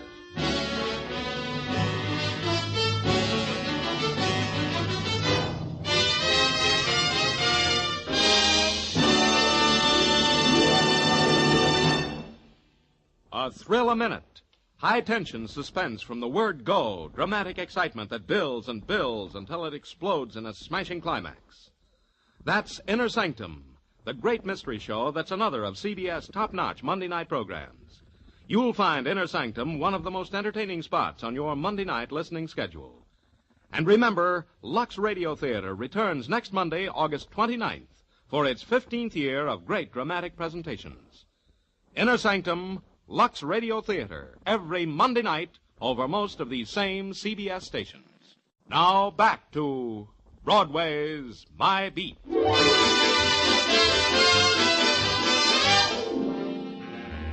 Morning on Broadway is like any other August morning on 1,000 other main drags. People are caught up in a salary to be earned, baseball scores, and the heat. You keep moving and do the best you can. The best I could do was to try to push my way through a brick wall. Progress was practically at a standstill. But by now, one thing was obvious. I had a murder on my hands. Valdane had been found starved to death in a locked room with a banquet spread before him. That in itself was something to nick the curiosity. But when I got too curious, somebody had taken a shot at me. Draw a line and add that up, and you get a 6-letter word meaning foul play. At headquarters, after I had my head bandaged, Sergeant Tartaglia was terse and intelligent about the whole thing. I can't figure it, Danny. Now, don't try, Tartaglia. If you could figure it, you'd become invaluable to the department. You'd never get your pension. Did you get what I told you to? Yeah, 1 piece of frosted glass, just like you said. Thanks. Where'd you get it? Now, Danny, where would you get a piece of frosted glass at police headquarters? Out of the men's powder room. You better hurry up with it. Yeah. Now, we'll tear off a piece of Scotch tape. Now, we'll paste it over the glass like this. What are you doing, Danny? Pasting Scotch tape on frosted glass. It's the latest craze. Now we hold it up to the light. Look through it, Tartaglia. Get up close and look through it. Hey, you can see right through it. The part of the glass with the Scotch tape on it, you can see right through. Hey, that's a neat trick, Danny. It's also a clue, Sergeant. The skylight to Valdane's retreat was frosted glass. Somebody stuck that missing piece of tape on the glass so they could watch Valdane die. Uh-huh. Tartaglia, suppose you were locked in a room loaded with food and you were starving to death. What would you do? I'd eat the food. Unless what, Tartaglia? Unless nothing, Danny. I'd eat the food. Unless what, Tartaglia? Danny, I said I'd eat the food unless it was Unless it was poison, Danny. You're so right. Tartaglia, I want all the food found in Valdane's room transferred to the technical lab right away. I want every piece of it analyzed for poison. I want the analysis on my desk as soon as possible. Right. Now, wait a minute. Yeah. Danny Clover speaking. Plainclothes Meshikov, sir, assigned to follow Cynthia Troy. Oh, okay, Meshikov. What do you got? At 9 a.m. this morning, Cynthia Troy entered the Fifth Avenue apartment of one Michael Green. Who? Cream. Michael Cream. C-R-E-A-M. Cream. You know, like in cream. So I took a plant in the hall. At 9:15, I heard loud voices, which at 9:20 become a heated argument. Who's this Merkel Cream? Oh, him I checked. He's a yogi. A yogi, huh? Oh, that's interesting. These guys go on starvation diets to get next to their souls. Thanks, Mechikov. Stick with Cynthia. Hey, Tartaglia. Yeah, Danny. Get my bed of nails. I'm calling on a yogi.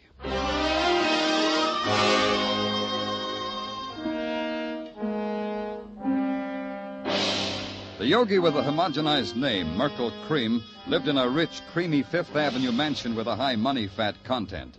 The outside stairs were covered with a thick layer of perfumed oriental carpet. When you rang, a girl made of copper with bells on the ankles of her bare feet and a jewel stuck in the middle of her forehead opened the door. With a scented arm, motioned you into the presence. The presence was a muscular man with the body of a professional football player, wearing a plumed turban and an imported English tweed loincloth. He sat in the middle of the floor, bathed in the celestial glow of a baby-pink spotlight. And then the presence spake. You have come... Yeah, Mr. Cream, Speak not when I speak. You have come... You said that. You have come to attune yourself to the eternal harmony that lies 6 fathoms deep in the cosmic sea. You will go into the cleansing room. Huh? You will go into the cleansing room and there cleanse yourself and attire yourself in a loincloth. You will find a suitable array hanging from pegs. The panther skin for you, I think. Look, Mr. Have Cream... no fear. They are sterilized after each use. Now go, tortured one, go. Look, Cream, I'm not here to cross your palm with How silver. dare you speak to Merkel Cream thus? How dare you, savage? That's me. Look into your crystal ball and tell me why you should scream at a tortured one named Cynthia Troy and vice versa. How did you know? Don't answer. I will answer for you. You are omniscient, clairvoyant, like the me that is the true me. Like the me that is Danny Clover, New York police. I got a hunk of protoplasm named Meshikov who floats under windows and soaks up things like a fishwife's brawl between you and Cynthia. But you are clairvoyant. The Cynthia underneath Cynthia is a fishwife. She pays you to tell her that? Cynthia Troy is a disciple. Disciple fall out sometimes, as you know. I've heard. Valdane, he was a disciple, too. What did you do to Dane, Yogi? Put him on a starvation diet for his eternal harmony? Then you've read his book. Yeah, he gave you a paragraph. Let's see if I can remember the exact words. The yogi, a vicious parasite, a jeweled vampire, a stinking phony. Did I quote the exact words exactly, Yogi Cream? Dane died in a way that pleases me. He died in an agony of hunger. What does it matter if his exact words are remembered? To him or to me, what does it matter? Yeah. Get up, Cream. You're coming with me. I got a feeling you can give me better answers with your pants on. You believe that I'm a fake? You believe what Dane said of me? To put it bluntly, Cream, yeah. Sorry, but yeah. Maybe Dane killed your lush racket with his bestseller. Maybe you knew it would. Maybe you arranged for him to die. Let's go.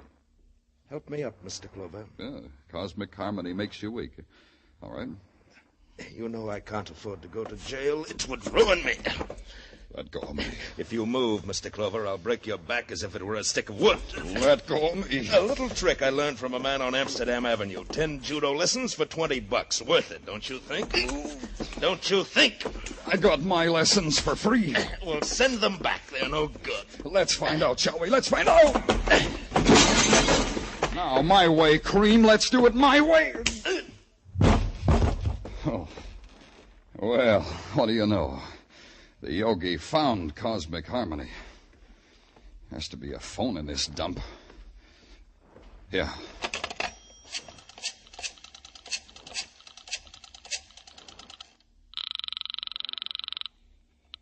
Headquarters, Tartaglia speaking. Tartaglia, this is Danny. Send a stretcher to pick up Yogi. Mr. Merkel Cream? Yeah, he spilled out of his bottle. One stretcher coming up. Hey, Danny, we got a report on that food. Yeah? Give it to me. I was about to, Danny. You know, it is very interesting. Tartaglia, if you don't talk fast, order a stretcher for yourself, too. What about that food? Well, that's what I'm telling you, so interesting. It was not poison, Danny. Valdane's food was not poison. Until the Yogi was in condition to talk to me, I had to talk to myself. What kind of man was Valdane? That was the big question, the important question. Locked in a room long enough to starve to death, and he refused to touch the food, the unpoisoned food at his fingertips. Why? What was the mentality of the man? Once, long ago, he had been human enough to marry, to have a family. Maybe that was the clue. Once somebody loved him. Maybe his ex-wife, Joanne Dane, would be calmer now. Maybe she could divorce her memory from ugliness.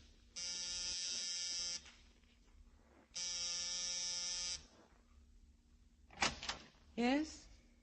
Who are you? I'm Danny Clover, police detective. Who are you? I'm the landlady. What can I do for you? I want to see Joanne Dane. Joanne's not in any trouble. She's a fine girl. What kind of trouble would she be in? No, I didn't say she was in any trouble. I just wanted to talk to her. Well, she ain't in. Where is she? Oh, Joanne's out for a walk. With Jimmy? Jimmy? What are you talking about? His son, Jimmy. Mister, you got the wrong address. Joanne's got no son. Nobody lives here by the name of Jimmy. Say, what kind of a detective are you anyway? Yeah. What kind, Clover? Let's go find out.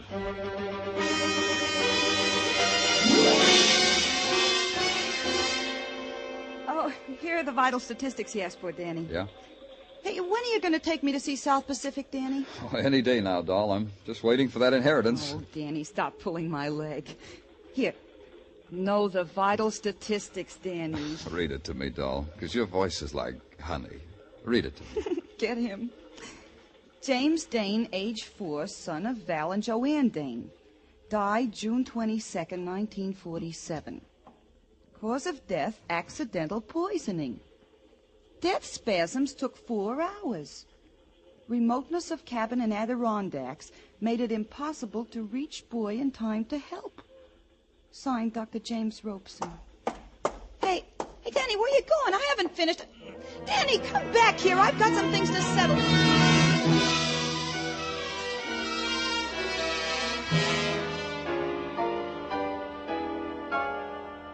I was out when you called before, Mr. Clover. Yeah, I know. Joanne, your landlady said you'd gone for a walk. With Jimmy. Jimmy loves to walk on a sunny day like this. Where's Jimmy now? Out playing. Joanne, I asked you before. Now, don't lie. When was the last time you saw Valdane? I won't lie. A few weeks ago, as I told you. A few weeks ago, yeah. Another question. Why did you go to see him? To ask him for money. I hated myself for it, but Jimmy needs clothes. You see, he'll be going to school this fall, and... I see. Joanne, did you take anything with you, anything that you gave to Val? Well, I don't think so. I can't remember that I did. Food? Why... food in jars, chicken, preserves, things like that? Well, now that you mention it, Mr. Clover, I think I... Yes, Joanne, you told Val that food was poisoned, didn't you? Just before you left, just before you closed the door behind you. You told Val it was poison, didn't you, Joanne? What are you talking about? Just before you locked the door and bolted it behind you, you told him that. You pointed a gun at him and told him that. Why should I do that? Joanne, listen to me. Jimmy is dead, isn't he? Jimmy dead? Jimmy dead? Jimmy died 2 years ago. You know that, Joanne. No, what? I don't know what you're saying. In the Adirondacks, one summer 2 years ago. Jimmy took some poison by mistake. There was no way to get help soon enough. You and Val had to watch him die. You're making all that up. You blamed it on your husband. You blamed him for bringing you there because it was so remote. No, it wasn't that way at all. Yes, it was. You left that food with your husband, Joanne. You told him it was poisoned. You knew he'd never have courage to taste that food after seeing the way Jimmy died. Your husband took his chances with starvation rather than suffer the way Jimmy did. Jimmy suffer? Jimmy dead? Yes, Joanne, he's dead. These glass toys are only a lie that you're making yourself Put believe. them down. They're Jimmy's toys. Your final revenge, Joanne. You had to watch Val die. Yes. You came back each night to look through the skylight. Yes. Finally, when he was dead, you came back to remove that tape. That's when you saw me. Yes. And I wanted to kill you because I was frightened of you, Mr. Clover. That's the only reason. I didn't hate you then. You've got to believe me. I didn't hate you. Joanne. But I hate you now. And I've got to kill you now, Mr. Clover. I've got to. Joanne, put down that gun. I'll kill you. You broke Jimmy's toys. You broke them. Oh, Jimmy. Jimmy, all your beautiful toys broken. All your toys. Oh, Jimmy. How can you forgive me, son? I'm sorry. Oh, you. Hello? Give me the police department. This is Danny Clover. No, I don't want a riot squad. I want an ambulance and a doctor.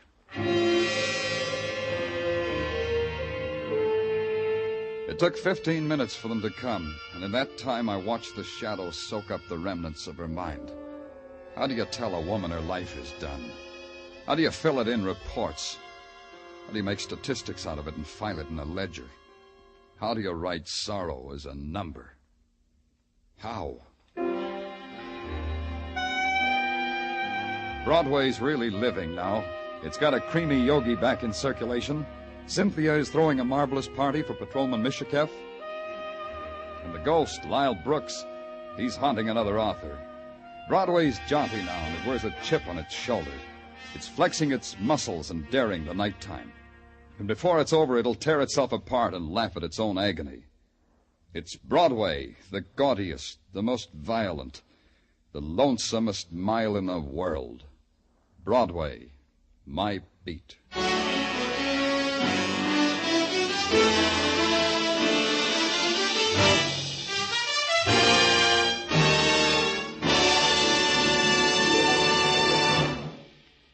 Broadway's My Beat, with Larry Thor as Detective Danny Clover, was directed tonight by Cliff Howell, with script by Morton Fine and David Friedkin.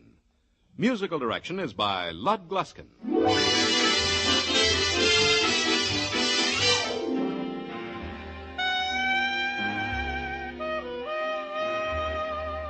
That man is coming back again.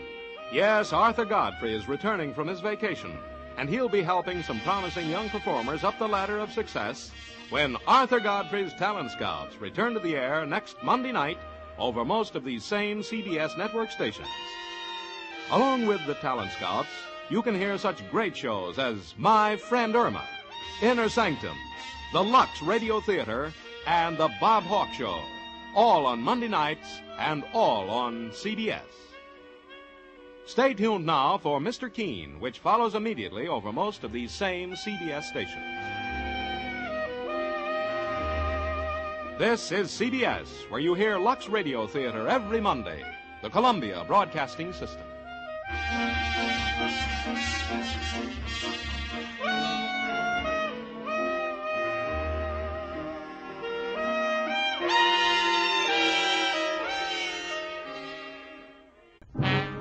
Time now for Rocky Jordan.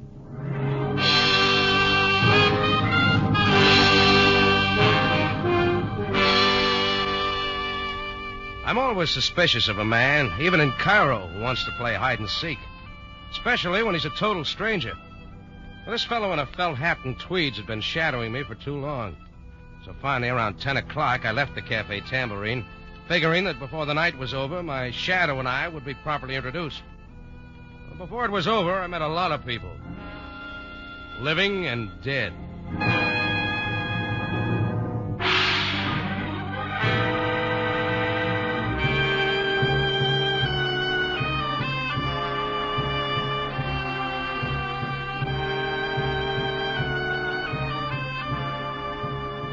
Again, we bring you a story of adventure with Rocky Jordan, proprietor of the Cafe Tambourine, which stands in a narrow street off Cairo's native quarter within sight of the Mosque Sultan Hassan. The Cafe Tambourine, crowded with forgotten men from the world's waterfronts, alive with the babble of many languages. Now, Rocky Jordan, and tonight's story, Strangers 3.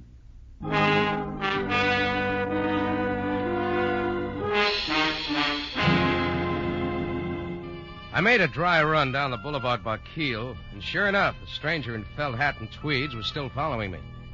I headed south, away from the crowds. He was right behind me like the back hump on a camel. I picked a nice dark alley for our meeting and faded into a doorway. I didn't have to wait long.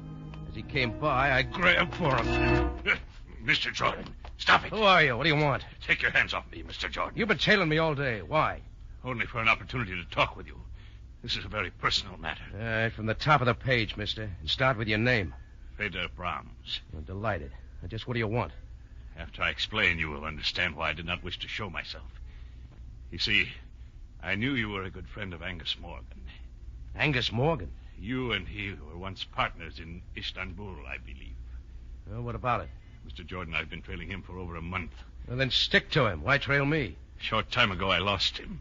But I have reason to believe he is now in Cairo. At first, I hoped that you would unwittingly lead me to his hiding place. Perhaps even your Cafe Tambourine. Want to stay with that story or try another one? Mr. Jordan, would $500 be a decent sum for Angus Morgan's address? You can have it for free. Angus Morgan's been dead for 3 months. Now, you take it from there. $1,000 then? Look, I'll play it once more. Angus Morgan is dead. Not dead, my friend, but very much alive. All right, let's say I buy your story for the moment. Why is Angus's address worth all that dough? You are very cute, Mr. Jordan. Well? You have the dough with you? Certainly not. It's hardly the place for a financial transaction. Shall we say your cafe in 2 hours? Let's say that. I'll have the money there. You will carry out your part of the bargain? I didn't make a bargain. I think you will. In 2 hours, Mr. Jordan, at the Tambourine. I watched Brahms fade off up the street and then detoured by way of the Cairo News Gazette. It was true, Angus Morgan and I had once been partners in Istanbul. Only Feder made one mistake. Angus and I were not friends, not even poor ones. Angus had double-crossed me and run out, owing me $15,000. If Angus was alive, only one thing interested me, my 15 grand. It took some fast talk and 20 piastres to get me into the newspaper morgue that time of night. But from then on, the night clerk was cooperative. And what was that name again? Morgan. Angus Morgan. Oh, yeah. Moody. I wouldn't mind this night job if it wasn't for my wife. You married? No. There was a story in the paper about his death about 3 months ago. Don't ever get married, not if you work nights. What'd you say that name was? Morris? No, Morgan. Now, take my wife. Always wants to know what happened. Oh, wait. That's the one I want right there. No, that's Morgan. Angus Morgan. Give it to me. Okay. What can I say to her? She wouldn't believe me anyhow. Angus Morgan.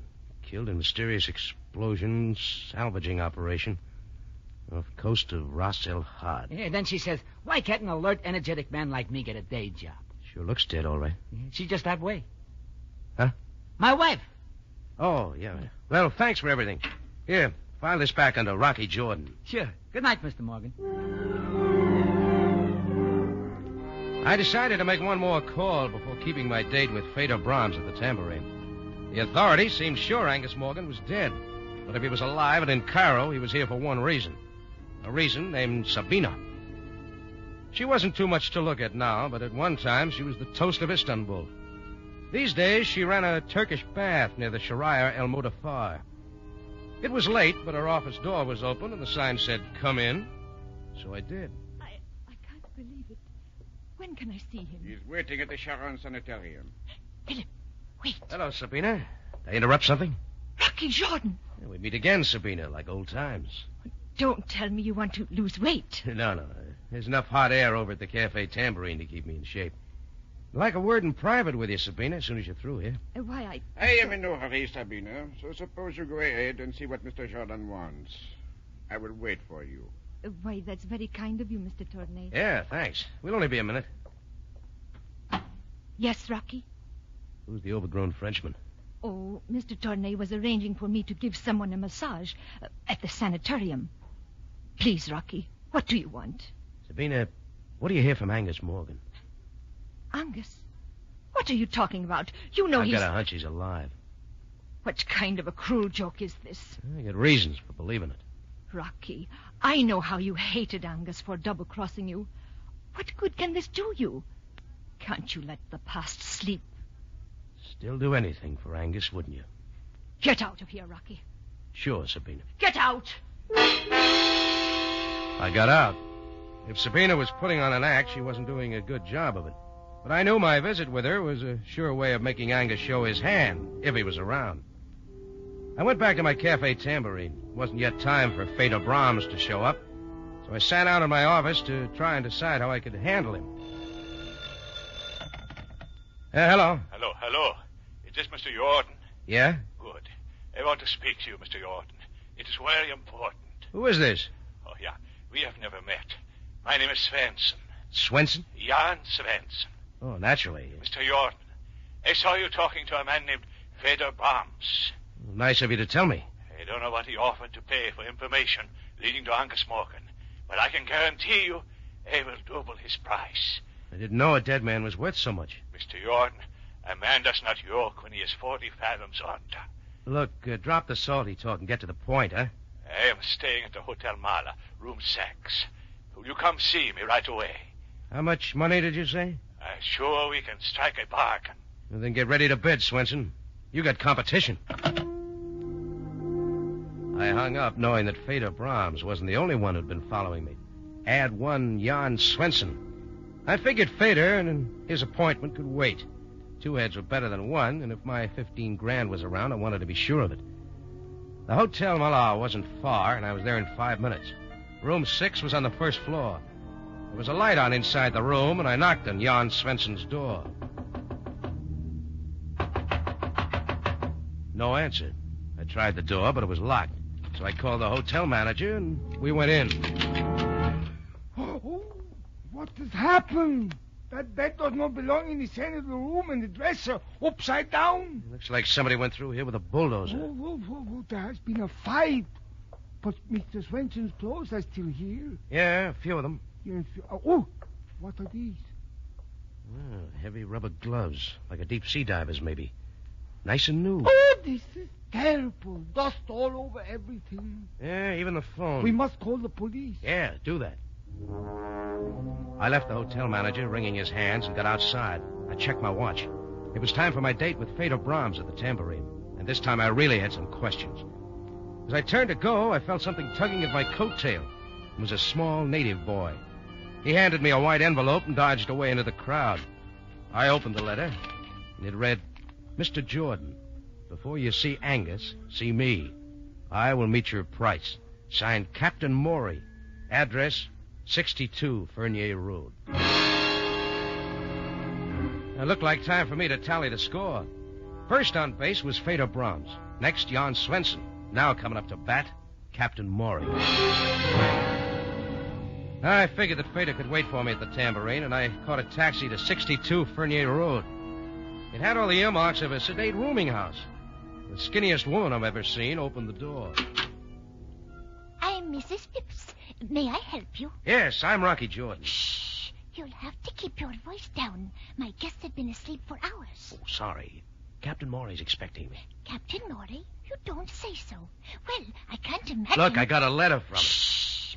Please. got to see him tonight. I'm so angry I could scream. It couldn't have been 10 minutes ago. He skipped out of here bag and package. Out the window, if you please. And not paying me 1 cent for his board and room. Take his clothes with him? Yes, everything except these awful rubber boots. Here, you can have them. Forgot his sea boots, huh? Better give him to the police.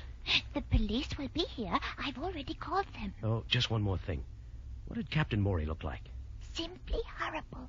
Grotesque and horrible. Oh, thanks. Shh. I left Mrs. Phipps standing there, a big new sea boot in each hand, and moved out onto the dark street. I got to the nearest payphone and called Chris at the Tambourine.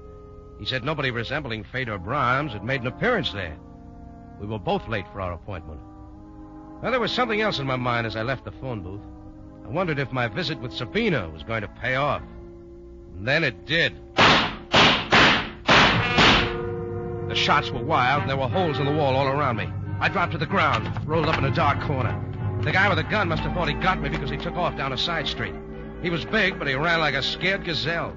I was up and after him, but when I got to the corner, he was out of sight. I let him go. Anyhow, I had one answer. The seed I had planted with Sabina had finally blossomed.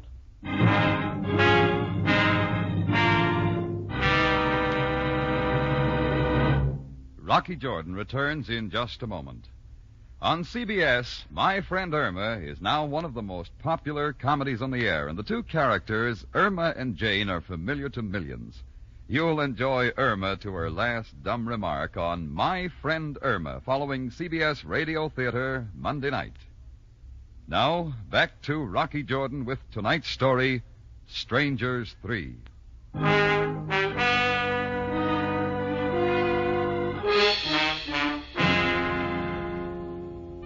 Angus Morgan was supposed to have died 3 months ago. That's what the record said. But when 3 men named Fedor Brahms, Jan Swenson, and Captain Morey came to Cairo looking for him and said he was alive, I was interested. Angus owed me $15,000, and I like money. My visit with Angus's old girlfriend, Sabina, paid off on the nose. When shots started flying, I knew Angus was close by. Back in Sabina's office, the fellow named Tournier had mentioned the Sharon Sanitarium, and Sabina hadn't covered it too well. So the next day being Sunday, I invested in 12 roses and paid the Sharon a visit. On the 3rd floor, I hit pay dirt. I swung a door open, and there, propped up in bed playing chess with Philip Tournier, was Angus Morgan. Rocky! I brought you some flowers, Angus. Shut the door. How did you find me, Rocky? The telephone book. Same old Rocky.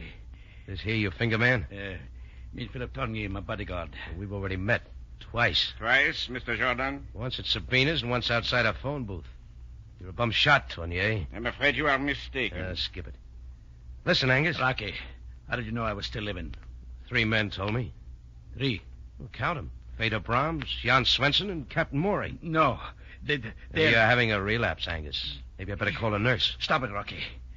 They say they're alive. Breathing, too. Right down your thick neck. They know where I am. Not yet, Angus. But they're each offering me a few thousand for that information. I'm beginning to see what you mean.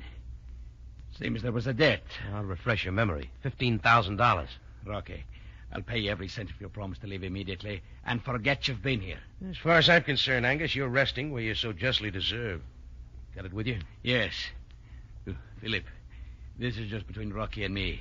So if you leave the room... But, Angus, you are sure... I can trust Rocky. You can get me some cigars while you're out. Go on. Very well. I will be back shortly. Well, Rocky, it's been a long time. The money, Angus, remember? Very well.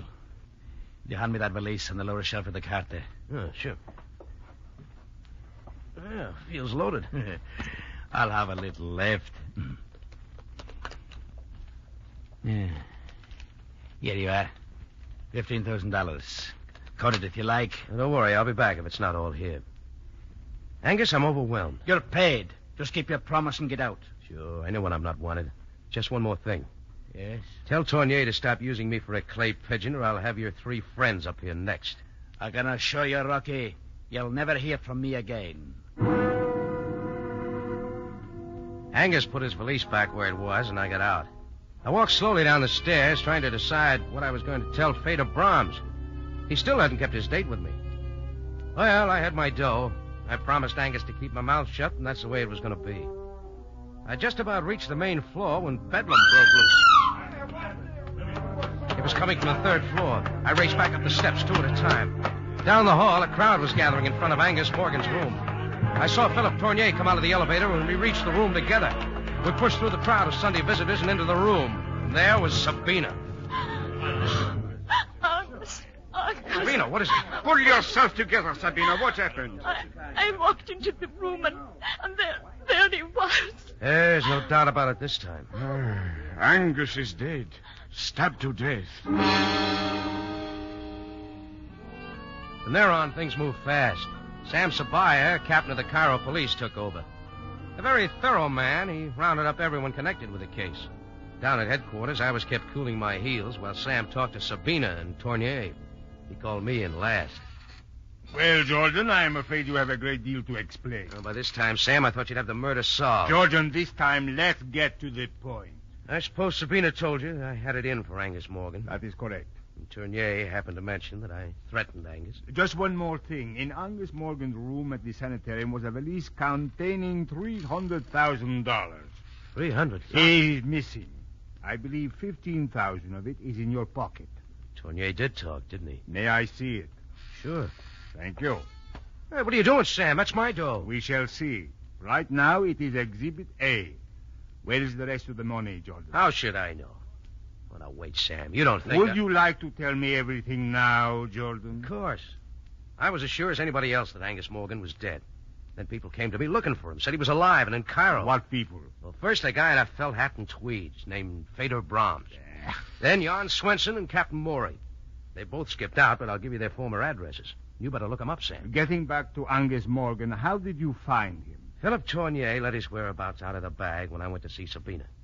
Oh, by the way, an hour later, somebody tried to kill me. I think it was Tournier. But about that $15,000, Angus owed it to me. I will do my best to find this threesome you speak of. But, Jordan, the facts remain incriminating. I was halfway out of the building when the murder took place. Save that part of your story for the inquest tomorrow. We will notify you of the time. Okay, Sam, we'll play it your way. Good night, Jordan. Good night, Sam. Oh, and by the way, when you give me back my money, I'm going to buy you a present. Oh? What, Jordan? A can of oil. Your chair squeaks. I went out into the street, and when the air hit me, I knew I was sweating. If we were all released, that meant Sam was playing cat and mouse with us. And everything pointed in my direction, much too conveniently. I had to act quickly while I still had a few hours of freedom. I had a hunch the police were following me, but I didn't care. I had nothing to hide. Sabina was first on my list. She took my bait once before, and she might again. When I reached Sabina's Turkish baths, she was already there. Rocky, what are you doing here? Who let you in? I've got to talk to you. Haven't you caused enough trouble? Leave me alone. Who's Feder Brahms? Jan Swenson, Captain Morey. Why don't you ask Philip Tournay? Well, I will. Where is he? He's staying at an apartment over the open-air market on Faran Street. Oh, thanks. I got a good hunch who killed your boyfriend, Sabina. Maybe you have, too. Who did it, Rocky? That's what I got to find out, Sabina. Or I may be next. I went to the open-air market on Faran Street. Philip Tournier's room was on the second floor. I knocked. When he finally opened it, he was either out of breath or awfully scared. Jordan! I'm coming in, Tournier. Yes, of course. I thought you were in jail. Oh, weren't we all? There is a policeman watching my apartment? 2 of them now. 1 for each of us. I'd start leveling with me, Tournier. You tried to kill me last night, didn't you? I could have, Rocky, but I shot wild, purposely. I was Angus Morgan's bodyguard, not his finger man. When did Sabina arrive at the sanitarium Sunday? I do not know. You ever hear of Feder Brahms? Why, I have never seen him. Well, try these for size. Jan Swenson, Captain Morey. Angus, Feder, and Swenson hired Captain Morey's boat. They salvaged an army payroll from an American freighter that had been sunk during the war. Where? Off the coast of Ras El Had. The 4 of them were supposed to split the money between them. Knowing Angus, he changed his mind, wanted all of it. That is right. After they had hauled up $300,000 of the money, Angus sneaked off the boat, leaving a time bomb behind. Everyone was reported missing at sea, including Angus. Well, they're not missing now. They're in Cairo. They will kill me. Sure, if you took the 300,000. But I did not. What can I do? Just sit tight and don't talk to anybody. Especially not to Sabina. Tournier was halfway to his phone before I got out the door, but I didn't mind. At least now I had something to work with, if I could believe anything he said. I went out onto the street wondering if I'd ever see Fedor Brahms again, or Svensson, or Captain Maury. Why would anyone kill Angus, take the money, and stay around Cairo for the police to get at? I stood there trying to figure my next move, and then it was figured for me. The door of a car waiting at the curb swung open. Get in, Jordan. Fedor Brahms. Sure I'm not intruding. Get in, I said. Okay. Take that shiny cannon out of my face. It hurts my eyes. I may have to use it. I want that $300,000, Jordan. Oh, you haven't got it? No. And I want every cent of it. Tell me something, Fedor. How did it happen Angus Morgan didn't kill you like he planned? Perhaps I knew him too well. We were on the salvage boat, all four of us, lying 2 miles offshore. One night I heard a sound went up on deck, and I heard oars fading into the fog. It was Angus Morgan taking all the money we'd salvaged. Before I could do anything, there was a blast. I came to on a small vessel sailing for East Africa. It took me 2 months to get back. And I've been looking for Angus ever since. I see. Now you see why I want that money, Jordan. Why don't you look up Jan Svensson or Captain Maury? Why pin it on me? I think you have it. Jordan, I swear I'll kill you right here. Oh, maybe not after you take a look out the back window. Where? Black car? Keep watching it. The police, Fedor. They've been tailing me all day. Perhaps you are not lying. Now listen to some sense. You want the money. I want to get the guy who killed Angus Morgan to clear myself. We can get them together. You know who killed Morgan? Yeah. Captain Maury. I'm sure I saw him at the sanitarium. Captain Maury? Of course. What's your plan? Well, first we split up. Shake the police off our trails. Meet me at the corner of Sika and El Modar, right by the old tower. Why there? I think I know his hideout. You'll be there in 30 minutes. Very well, Jordan. I will be there.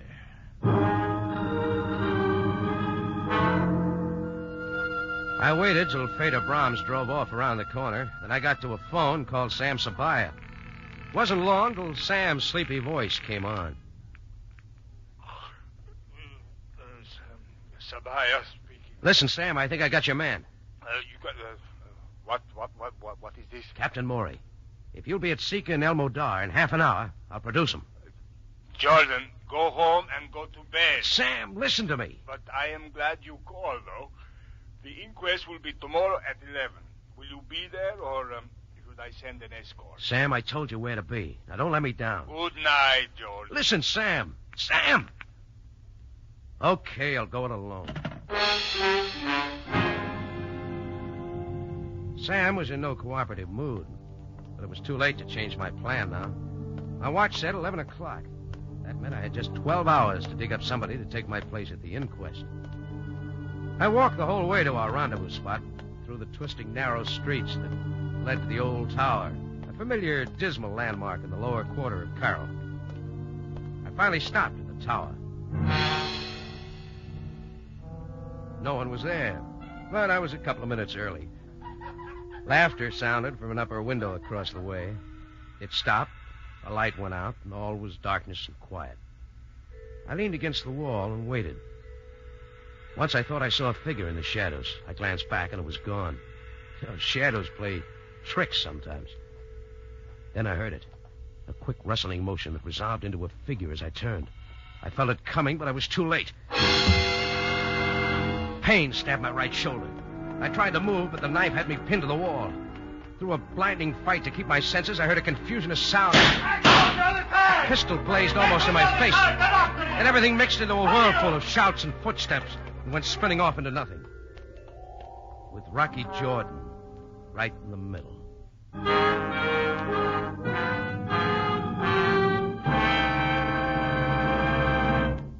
Rocky Jordan will be back in a matter of seconds with the ending of tonight's story. Here's a mic memo from CBS for Monday Night Listening. The Foxes of Harrow comes to you Monday night on CBS Radio Theater with lovely Maureen O'Hara and John Hodiak. Don't miss The Foxes of Harrow, CBS Radio Theater, Monday night at 7 in California and 6 elsewhere in the West. Now back to Rocky Jordan for the ending of tonight's story.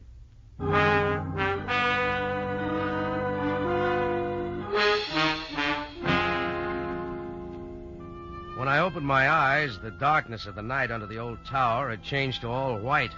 White walls, white sheets, white bedshirt. The sun was coming in the west window, and seated beside my bed, looking me over like a hound looks over a fresh bone, was Sam Sabaya. Well, Jordan, you missed the inquest. Oh, you're breaking my heart, Sam. Where am I? In the Sharon Sanitarium. Oh, Sharon again. Why here? We thought you might feel right at home. Well, I'm not. Ooh. What happened? Only a knife wound. Your shoulder will heal. You were more fortunate than Angus Morgan. Yeah. Then all that shooting was the police. Sam, I thought you weren't coming to the party last night. Oh, Jordan, you wronged me. Fedor Brahms is now in the Cairo jail. A little worse for the wear. Okay. Now, Sam, when do I get my 15 grand back? Remember? Exhibit A? Jordan, you promised to lead me to Captain Maury. Where is he? In jail. Captain Maury, Jan Swenson, Fedor Brahms. They're all the same man. Oh. It's no wonder we couldn't find the other two. When did you know this? I should have known from the beginning. Fedor was too elaborate with his plans. I figured he invented the other two to keep me on my toes, make sure I didn't lose interest. Mm-hmm. And if a murder rap came up, the police would be out looking for Swenson and Maury. Dead men. But, Jordan, that is hardly proof. No, I wasn't sure till Fedor Brahms came to me and demanded the money. I told him to ask Swenson and Captain Maury, but Fedor didn't bat an eye. Why? Because he knew they didn't exist. No doubt they were actually killed in the salvage boat. Sure. So when I told Fedor I'd produce Captain Maury, he knew I was lying. He decided it was time to get rid of me. Just one thing I don't understand. Sam, about my $15,000... what don't you understand? Well, if Fedor Brahms killed Angus Morgan and took his money, why didn't he get out of Cairo? Now, very good question, Jordan. Brahms has confessed to the murder, but he did not get the money. What? Sabina came into Angus Morgan's room too quickly after the murder. In his haste to escape, Fedor left the very thing he was after. Then he really did think I had it. Oh, but where is the money? But that is a very strange thing, Jordan. After we brought you back here last night, the money was found in the third floor laboratory. How it got there, I don't know. Sam, of course. Angus set the money satchel on the lowest shelf of that little cart the nurses wheel around. It was still there when she wheeled it out. Ah, I see. Perhaps during the confusion after the murder. Well, that about settles everything. Oh, no, Sam. What about my 15 grand? My dough? Well, you see, Jordan, there will probably be an estate. You will have to put in a claim for it. Well, of all the... Hey, nurse! Nurse! Jordan, can I get something for you? Yes, Sam, a first-class lawyer. Calm yourself, Jordan. You will get your money. You always do.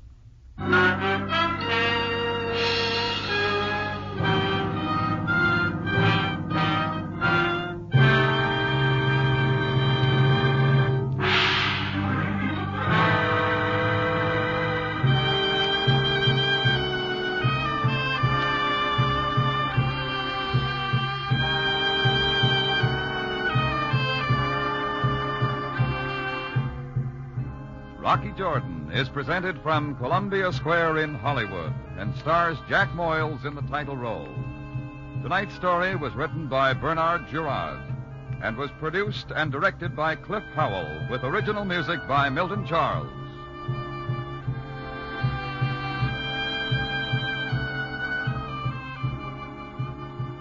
This is CBS, the Columbia Broadcasting System.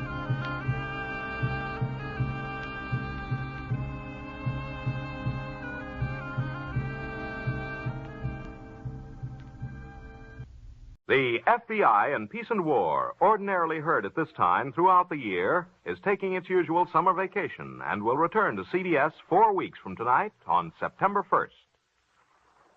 Broadway's my beat. From Times Square to Columbus Circle.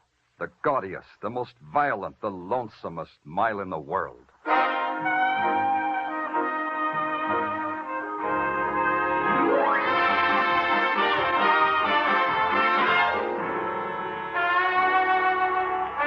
Broadway's My Beat, with Larry Thor as Detective Danny Clover.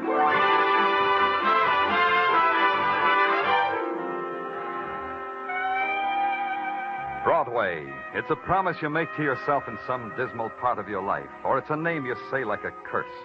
It's a place of golden women and mirrors of chrome, or it's a beggar who will tear off a piece of his soul for a cup of coffee. It's anything you want, any time you want it. And it's My Beat. By 9 o'clock, police headquarters had settled down to its nighttime routine. So far, business was slow. I was sitting in my office straightening out the detail sheets that always accumulated on my desk. Lieutenant Clover. Good evening, sir. Well, Dr. McClure, Dr. Robbie McClure. It's a pleasure to see you. Sit down. Sit down. Thank you. Thank you, Lieutenant.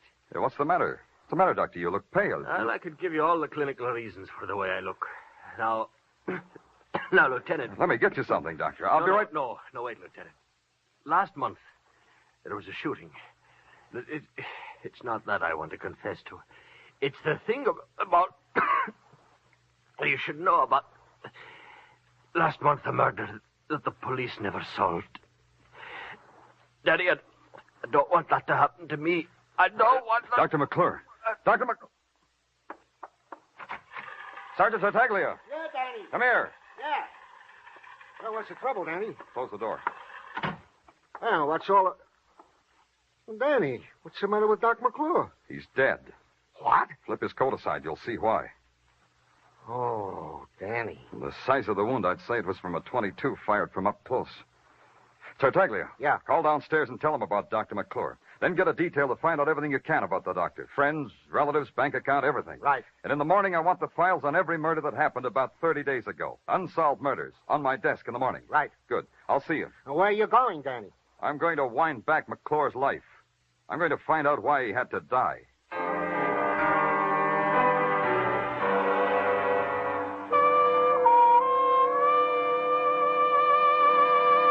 The great buildings of the city lean against the night in crazy, tilted angles, like lighted toys deserted by a sleepy giant. And there's the feeling that unless you walk carefully, you'll upset their insane balance. But Dr. Robbie McClure's office building was different. It sat square and solid on its haunches, and when you pressed the night buzzer, it growled at you.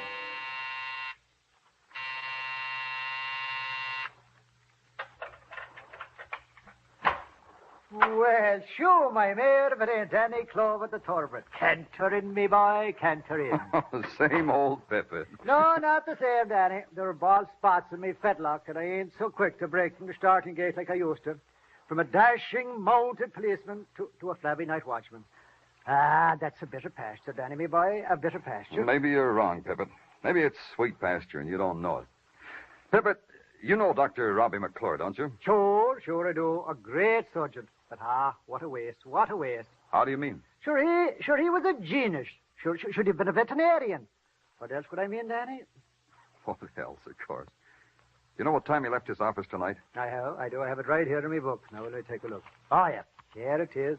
8:40 in the p.m. Was he alone? No. He was in the company of the sleekest, prettiest, raciest-looking filly. It's been my pleasure since I cavorted in the mounted police. Did you have her signature? Oh, no. She was the doctor's patient. Or guest, or best bet for tomorrow. Night watchmen are discreet, Danny. Some ladies, they don't ask to sign out. Well, ask him from now on, Pippin. Huh? I mean it. Have you got any idea where they went? No, Danny, but they took a cab from that hack stand out there in front. Did you see whose cab they took? Yes, I did. I opened the door for them. They took Irv Newman's cab. If you want Irv, you'll probably find him at his home. I know those hackish skitters, you know. Well, thanks, Pippin. If you get a lump of sugar in the mail, it's from me.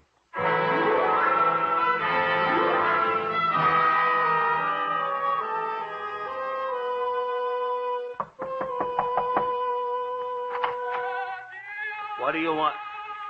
Hey, it's Danny. Hi, Irv. Hey, Rose, it's Danny. Who? Danny Clover of New York's finest. So he's going to help me wash the dishes already? Pay no attention to Rose, Danny. She's moody tonight. Come on in. Thanks, Irv. Now, sit down, Danny. Sit down. Irv, I offer you something, a glass of tea, a cold beer. I got it. How about one of Rose's blintzes, huh? Hey, Rose. Never mind, Irv. Don't bother Rose. What's the bother? Even if she's moody, she can't wrestle you up a blink. Oh, I'm here on business, Irv. Some other time. Oh, business? Hey, Rose. Huh? Come here. Huh? Shut off Caruso. Huh? Make quiet Caruso. What, you, Caruso? Caruso. Now we'll talk, Danny. What kind of business brings you down here to Orchard Street, the land of the knish and the bagel? Pippet told me you drove Dr. McClure somewhere tonight, Irv. Where'd you drive him? Park Avenue. Yeah, here's the address, Danny. I was just making out my records. Thanks. Was he alone? At first, no. Later, yes. Translation? First, he is with a doll. Lean over, Danny. Rose shouldn't hear. A Zoftic-type doll. You know what I mean? Then he is without the doll. Around 50th, she opens the door of the hack and slips out into the traffic. McClure tells me to keep going. I think they had an argument. What about? Danny, I'm the type to eavesdrop, especially when they shut that glass panel. The address Irv Newman gave me was a study in millionaire respectability, Scrub, Park Avenue, Brownstone. The butler took my hat and sighed and told me it was all right to go down the corridor into the living room if I tiptoed. I did. Then all of a sudden it hit me. The light from a couple hundred bulbs set in a crystal chandelier. And when I finally squinted through it, I couldn't quite believe it. It wasn't the size of the room. That was only about 100 yards long. It was the walls, from ceiling to floor, and all the way. The walls were decked with murals. Mother Goose murals. Paintings of every fairy tale and nursery rhyme character in the book. And on the floor, smack dab between Marjorie Daw and her seesaw and Jack and his beanstalk, sat a man. He was wearing three things: a goatee, a full dress, and a beanie, three propeller type. Well, hello there. And hello to you. My butler said your name was Danny Clover. But my butler lies. What is your name, sir? Danny Clover. You see what I mean? Grab a toy out of the toy box, sir, and sit down. Mr. Fletcher. Here. Take my latest product. Child psychologists claim it's remarkable for improving the coordination and tactile responses of a 4-year-old. Really? Has it helped you? Immeasurably. We place the ball in the cup, so. Uh-huh. Then we squeeze this lever, so. Yep. Then we catch the ball. Oops, we missed. Oh, I guess we overestimated ourselves. Now, Mr. Fletcher... Oh, well, call me Fletch. Don't stand on ceremony just because I'm the president. Oh, does Margaret know? Huh? Oh, no. I mean the president of the Fletcher Toy Company. I make toys for children, sir. I bring gay bits of sunshine into their otherwise drab little lives. And, as you see, I test my products before I market them. Incidentally, sir, what is your business? Police. Police? Police? Stop your screaming. You'll wake up Snow White over there. Sir, what right have you to be in my house? Well, technically none, Mr. Fletcher, but there's a little matter of... A matter of invasion of privacy. What do you want? Was Dr. McClure here this evening? Dr. Robin McClure. In a word, yes. Why was he here? I'm his patient. Is that a good medicinal reason? Simply sterile. Are you a sick man, Mr. Fletcher? You don't look sick. Dr. McClure says I'm a hypochondriac, but he gives me pills. I take them. They make me feel better. Ergo, I must have been sick before I took the pills. One more thing, Mr. Fletcher. Who was with Dr. McClure? I beg your pardon? Or maybe she stayed in the cab that brought him here. Who was she, Mr. Fletcher? Oh, that one. Yes. I peeked out the window and saw her waiting in the cab. Oh, beautiful, isn't she? Oh, striking. One of the most striking women I ever saw.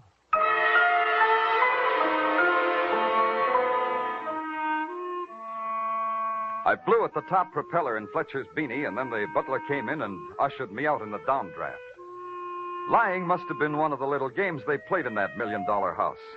Fletch said the butler lied. Then Fletcher lied about a girl he hadn't seen, a girl who was a question mark or an answer in the murder of Dr. Robbie McClure. If I was going to wind back McClure's life, I needed some sleep. All that got wound up were the sheets in my bed.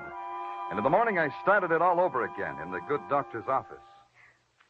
You're early. The doctor hasn't come in yet. You'll have to wait.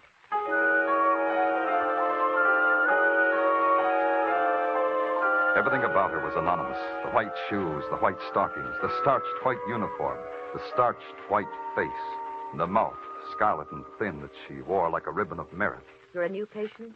Fill out this card, please. Not a patient. Police. Lieutenant Danny Clover, Broadway Special Detail. Oh. Did Dr. McClure ask you to come here? You could say it that way. I'm here to investigate his death. You mean something happened to him? He died in my office. He was murdered. I don't believe it. I don't believe it. Oh, I'm sorry you had to be told like that, but we don't always have time to be gentle. You were his nurse, Miss... Elliot. June Elliot. I have an agglutination test to make on some Rh-negative blood, Lieutenant. May I do that while you investigate? Yeah, go right ahead. Where do I find the doctor's patient records? In that metal file box. You've been with the doctor long, Miss Elliott? 3 years. Pardon me, Lieutenant. I need that slide. It's the usual question. Did he have any enemies? You knew him. What do you think, Lieutenant? Doesn't matter what I think. He was a fine man. Generous and kind. I'll need that microscope. Oh, sorry. This is strange. In the patient's file? What's strange, Lieutenant? This card has a name and a date. All the other cards are filled with case histories. All this has is a name and a date. Dorothy Rivers, June 29th. Isn't that strange, Miss Elliott? The files were the doctor's responsibility. He had his own way of keeping. Then you don't know anything about a patient named Dorothy Rivers or this date. Nothing, Lieutenant. May I take this with me? You're the police. You do anything you like. I'll have to turn the lights out now, Lieutenant, for the test. Go ahead, Miss Elliott. Go ahead. This will do for now. And thank you, Miss Elliott. Goodbye, Lieutenant.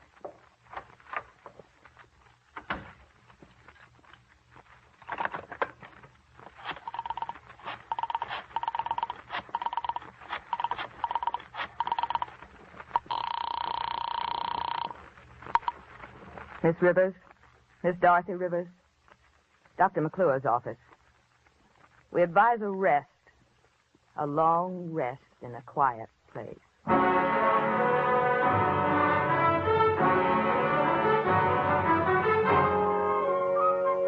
You are listening to Broadway's My Beat with Larry Thor as Detective Danny Clover.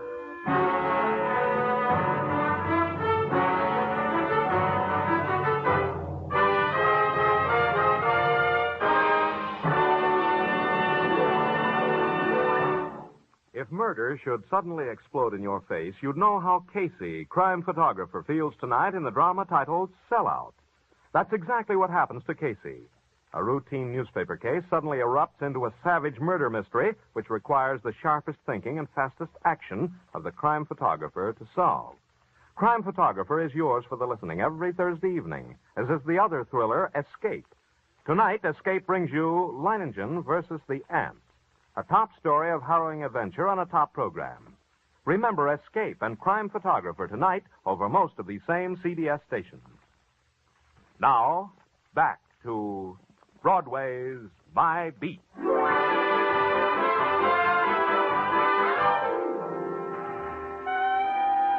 There's this thing about Broadway. It can tickle you under the chin and make clucking noises, or it can slap you hard across the mouth and laugh. Either way, you get hurt. Right now, the receiving end of the slap was the police department for various and sundry unsolved murders. And the laugh, the big laugh, the cold laugh was that a man named Dr. Robbie McClure had come to my office to die, and I didn't know who'd killed him. I sat at my desk at headquarters tearing the tabloids into a noose of paper dolls when Sergeant Tartaglia opened the door and with a fine Italian flourish lay a thick paper-bound file in front of me. For you, my lieutenant. Your memoir, Sergeant? What is it? Only what you asked for. A file on one of our more recent unsolved murders. Get it out of here. Get it out of my sight. Huh? Hey, Danny, you sick or something? Oh, all right. All right, leave it. I also have here in my pocket the dope you wanted on Dr. Robbie McClure. Here, read it. Talk it to me, son. I'm sick of reading. There are some interesting items, Danny, about the good doctor. Item. Friends, numerous and friendly, all with alibis. Item. Relatives, none. The doctor was a lonesome man. Are your wife and kids, Tartaglia? Oh, great, Danny, just great. Hey, you should see the latest, little Christina. I bet she's a doll. Go on with the items. Huh? Oh, yeah. Item. And this is the one I think will interest you, Danny. On June 30th, Dr. Robbie McClure made a deposit in the Corn Exchange Bank in Bronxville. 10,000 crisp, cool, clean dollars. June 30th, huh? Now you can talk to me about the recent unsolved murder. As follows. A man named Martin James was murdered in his Sutton Place penthouse apartment at a party, night of June 29th. Yeah? He was asked to step outside, and he was murdered. Martin had a gun. He fired one shot. The bullet from Martin James' gun was never found.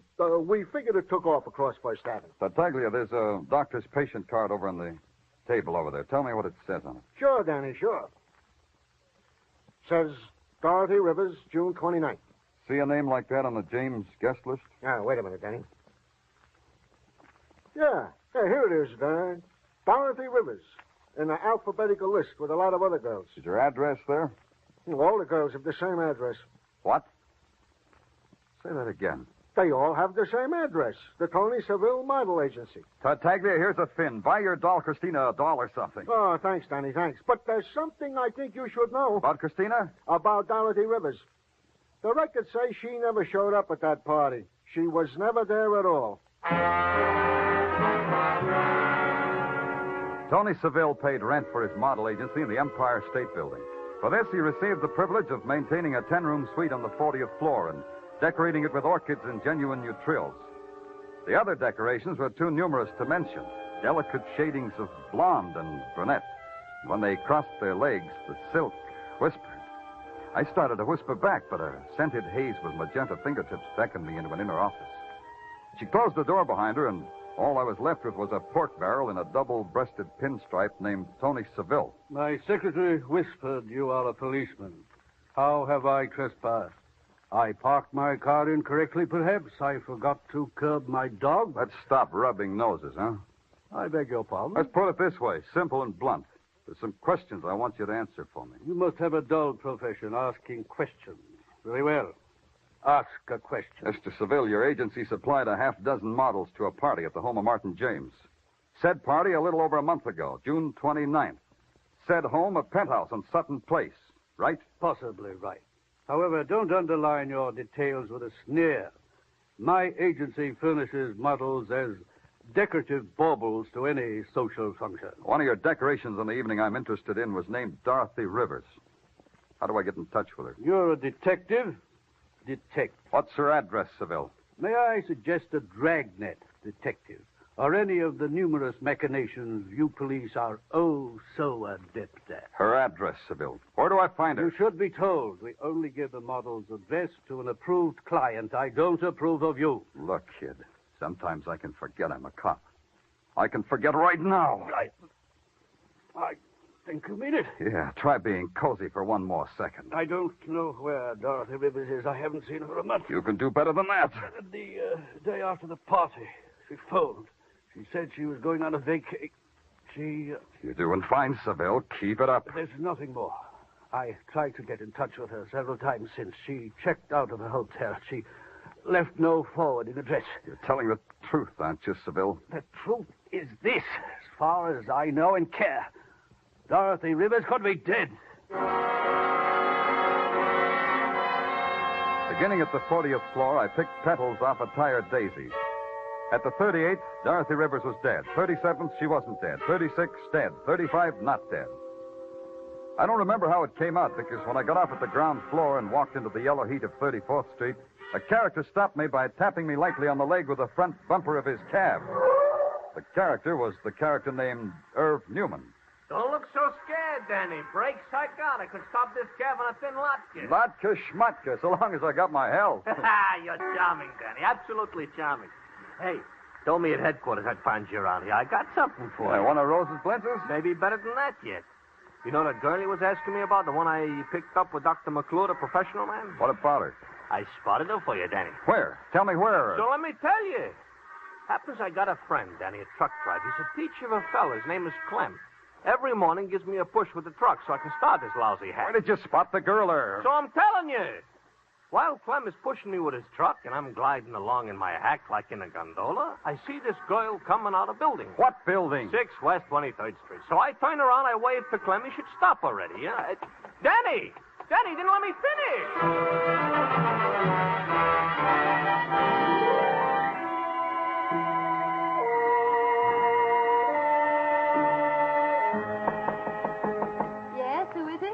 Miss Rivers?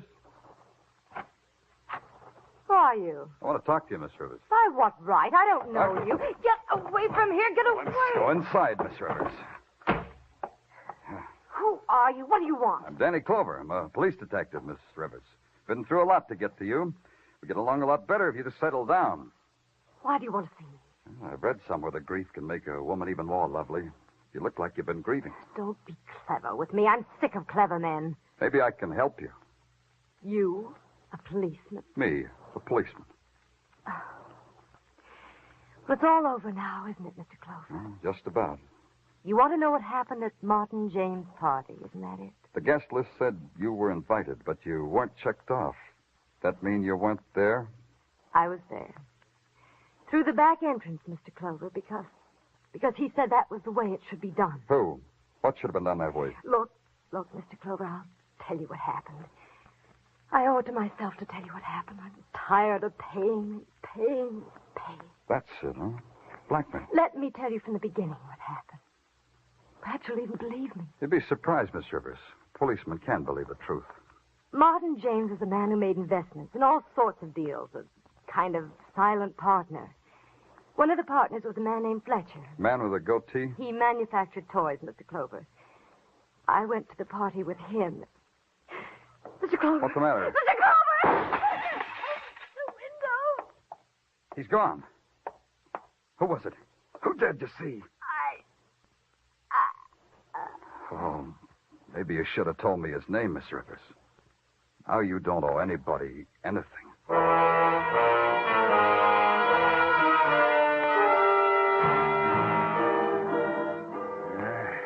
Even as a coroner, I say it's a shame, Danny. Such a beautiful girl. Shame. Yeah, it's a shame. What I've been waiting for is your report. Yeah, Dorothy Rivers. Age about 24. Bullet entered left sternum, pierced pericardium. That's the heart, Danny. Dead on arrival. That all? This girl was shot once before. She's got a healing wound that, well, looks mighty like a bullet wound. It's right here, Danny. Yeah, that makes it all add up. That makes it add up just fine, Corner. Neat. Real neat. Oh, Fletcher? This is a friend, Fletcher. The payoff goes on just the same. Tonight, kid, 9 o'clock. So long, Fletcher. It took me 10 minutes to get to the Park Avenue Palace that Fletcher had built out of psychological toys for kids. Across the street, I took a plant behind a fat, uniformed doorman who kept looking at me out of the corner of his fat eyes as if he were terribly sorry a thing like me had ever happened under his gilt-fringed canopy. At 8:30, the lights in Fletcher's crystal chandelier began to go out in sections. In 5 minutes, he was on the street, hailing a cab. I tossed a nickel to my fat doorman, hailed a cab of my own, and tailed Fletcher to an office building I'd been in once before.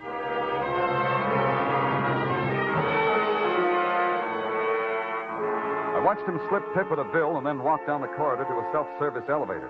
I thought it would be nice if he had company on his lonesome ride. He didn't. Police! Why am I constantly surrounded by police? Maybe because you bring sunshine into my drab life, Fletcher.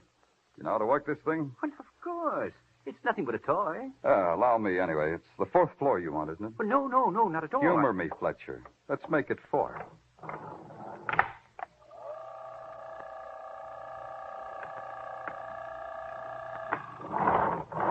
Right down this hall. 438, Dr. McClure's office. That's where you want to go, isn't it, Mr. Fletcher? There are obviously some titillating gyrations going on in that mechanical policeman's brain of yours.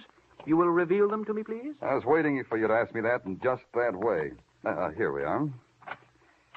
After you, Mr. Fletcher. Oh, thank you. Now I reveal. The payoff money, Fletcher. Give it to me. Ah, of course. I see. I thought it was curious that I should have to keep paying blackmail to a dead man. Dr. McClure is dead, isn't he? The money, Mr. Fletcher. It's hard for me to say please. Well, here you are. $1,000. You'll want it weekly, I presume, just as I paid it before? That's cheap, isn't it, Fletcher, to buy out the electric chair? It's quite a toy, too, I hear. Yes, quite.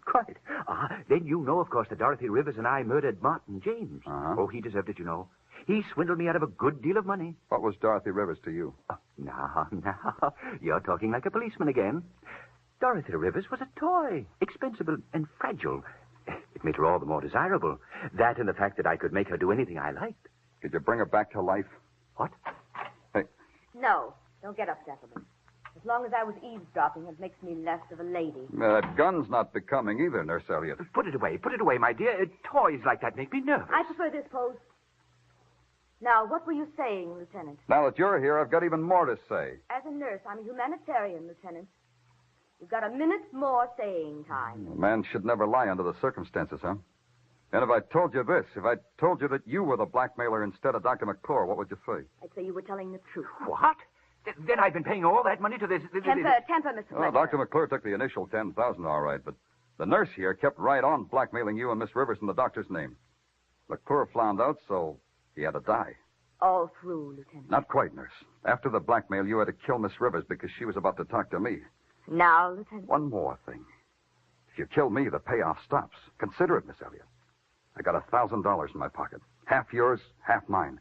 It could go on and on. We could still make Fletcher pay. Think about it, Miss Elliot. Put the money on the table, Lieutenant. Half yours, half mine. All right. On the table. Thanks. I'll take mine, Lieutenant. Now. Yeah, now, Nurse Elliot. I'll kill you! I'll kill you! Push her on, Nurse. Drop it. Throw up the gun. Yeah, thanks. I'll lift it up for you, Lieutenant. I'll get the gun. Lift this, Fletcher. Got any smelling salts for Fletcher, Nurse?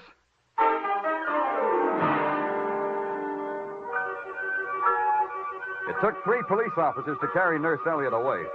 She tore at their faces and screamed in a language she hadn't picked up in medical books. Fletcher? He was different. He settled himself in the Black Maria, pulled out a solid gold yo-yo, and played with it all the way down to headquarters.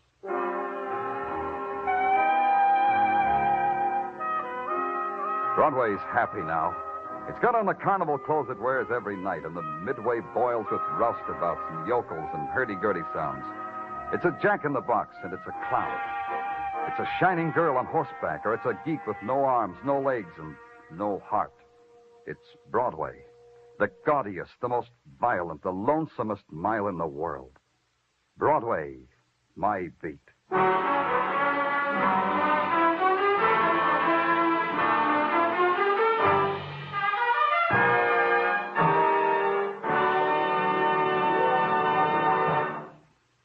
Broadway's My Beat, with Larry Thor as Detective Danny Clover, is produced and directed by Gordon T. Hughes, with script by Morton Fine and David Friedkin. Musical direction is by Lud Gluskin. Be sure to join us next week, same time, same station, for Broadway's My Beat.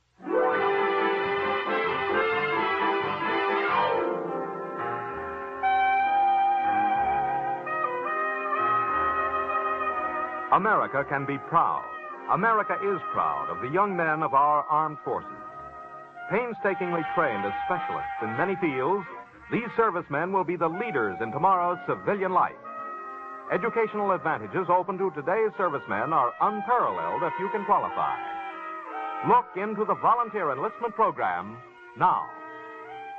This is CBS, the Columbia Broadcasting System.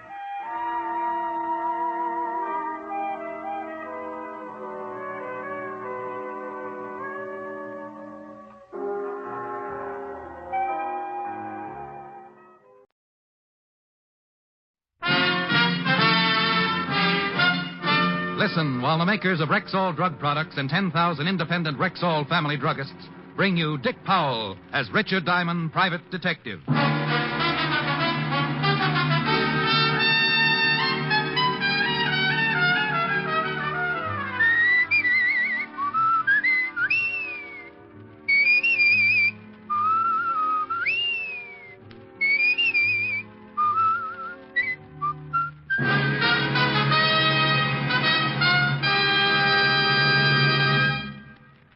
Good evening. This is your Rexall family druggist with especially important news for you. This week's issues of the Saturday Evening Post, Life, Look, Collier's, and the Farm Journal carry a 2-page advertisement on Rexall's famous 1-cent sale that starts October 19th. You'll find 150 guaranteed Rexall products, every one of them offered at 2 for the price of 1 plus a penny. And that's not all. There are 53 other specials too good to miss. So be sure to check this ad on Rexall's big 1-cent sale, and when you see it, remember, you can depend on any drug product that bears the name Rexall. Good health to all from Rexall. Now your Rexall family druggist brings you another half hour with Richard Diamond, Private Detective, starring Dick Powell.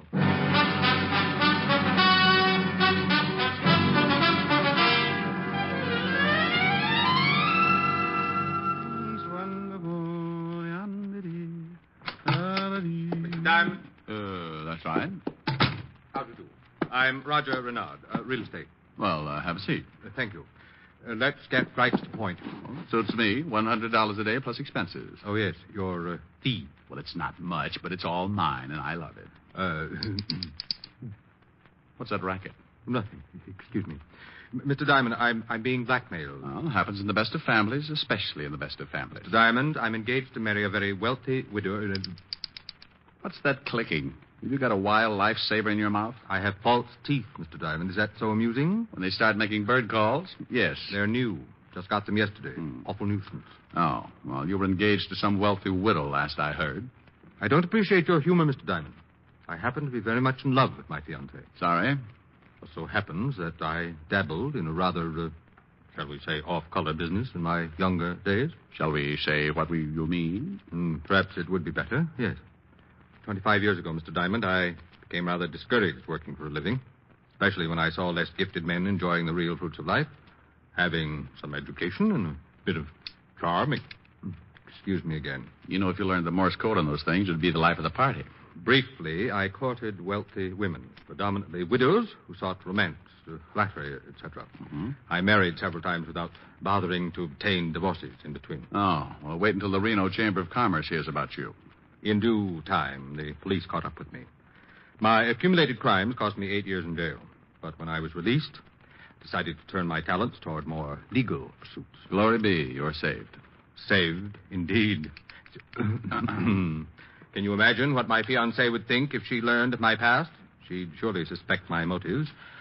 And the irony is that I do love her deeply. Oh, I see. Well, who's the killjoy that shares your little secret? Now, that's the puzzle. Nobody in New York knows of my past. I haven't told a soul. But I received this letter in the morning mail. Here. See how smart you are. He gave me a square white envelope, the dozen for a quarter variety, and I slipped the letter out of it. It was typewritten and point by point looked like a pocket biography of a one-time Casanova. It ended up by ordering Renard to have a $100 bill ready that night when someone called Andy would be at his home to pick it up. I relaxed a little. The case began to look like the standard kind of blackmail as found in the detective's manual. I know you think $100 isn't much. Well, that all depends how often you have to pay it. I don't suppose you know who Andy is. I do not. Oh, well, that makes the next step pretty obvious, Renard. What's your address? Here's my card. I'll expect you at 9. Leave a candle in the window.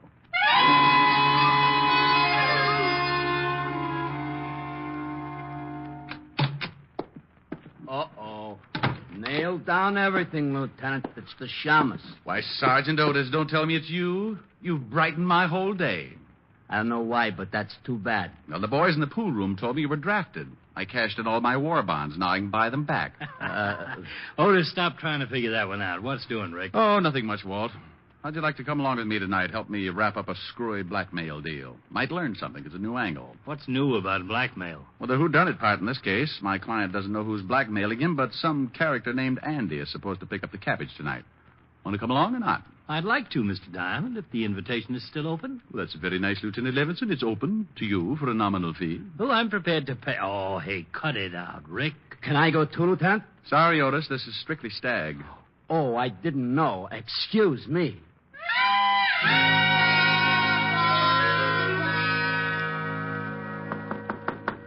One moment. Oh, come in, Mr. Diamond. Who is this other gentleman? Roger Renard, meet Lieutenant Walt Levinson. The police. Mr. Diamond, I expressly told Take you... it easy, Mr. Renard. I'm here unofficially. What time is it, Walt? Nearly 9. Quiet.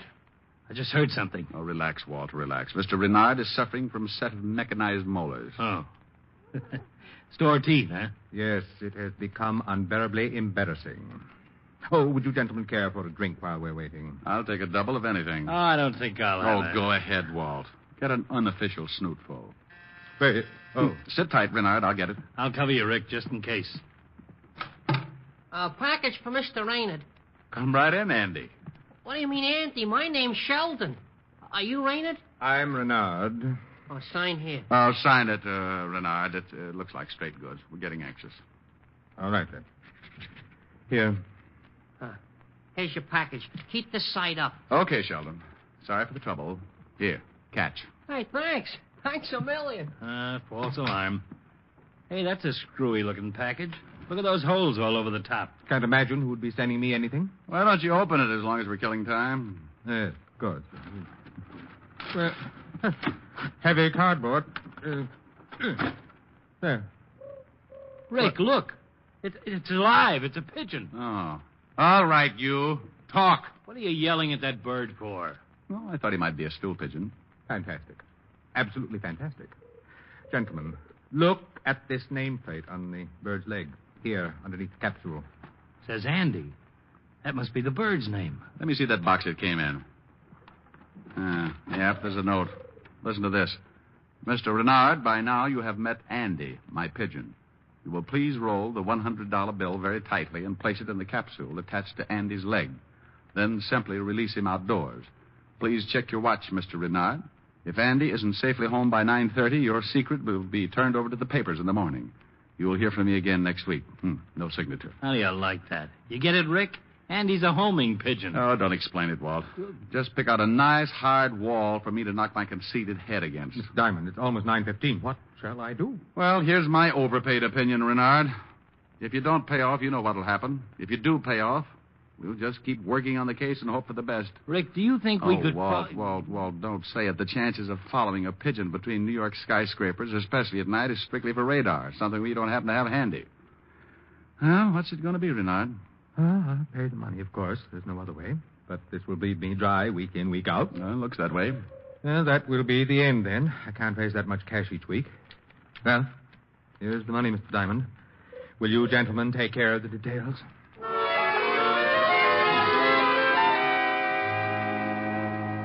There wasn't any use hanging around. Walt drove me home, and I spent the rest of the night dreaming about flying blackmailers. Sure, we could check the delivery outfit that brought the package, but I'd give odds the return address was phony. Come morning, I washed the sour taste out of my mouth with some coffee and went to my office. While I was draping some black crepe around my license, business picked up. A nervous young man walked in, introduced himself as John Miller, hemmed and hawed for a minute, and then blurted out with... Mr. Diamond, I need your help right away. I'm being blackmailed. Just because I sat there with my mouth open, he thought I was interested and told me more. He was married, and several years ago, another girl had come along. Nothing serious. The romance had died in a few weeks, but his wife might not understand, so on, so on. Mr. Diamond, why are you staring at me that way? Who is blackmailing you? What's the strangest part? I don't know. Oh, don't sit there and lie to me. You've got to know. Blackmail means that somebody has got... Oh, never mind. Oh, there's one thing, though. Tonight at 9 o'clock, someone named Andy will be... Andy? Oh, no. No.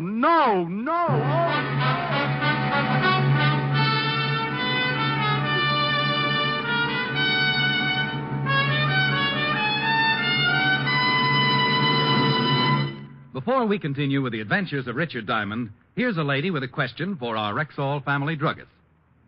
I want to know more about the ad on Rexall's 1-cent sale. Well, ma'am, the ad appears in this week's Life, Look, Collier's, the Saturday Evening Post, and the Farm Journal. 2 big pages crammed with 150 guaranteed Rexall products. Every one of them offered to you during Rexall's famous 1-cent sale at 2 for the price of 1, plus a penny. Golly, what an opportunity to save. And that's not all. The ad also lists 53 other specials that can help you cut your cost of living to a minimum. Now, in front of every item, there's a little square so you can check what you need in advance. Well, I can use the ad as a shopping list. That's exactly what we intend it to be. it's your big chance to stock up for months in advance. Because on October 19th, the starting date of Rexall's 1 cent sale, you double your buying power simply by adding a penny. Where did you say the ad appears? In this week's Collier's, Look, Life, Saturday Evening Post, and Farm Journal. Look for it. And remember, you can depend on any drug product that bears the name Rexall. And now back to tonight's adventure with Richard Diamond, private detective, starring Dick Powell.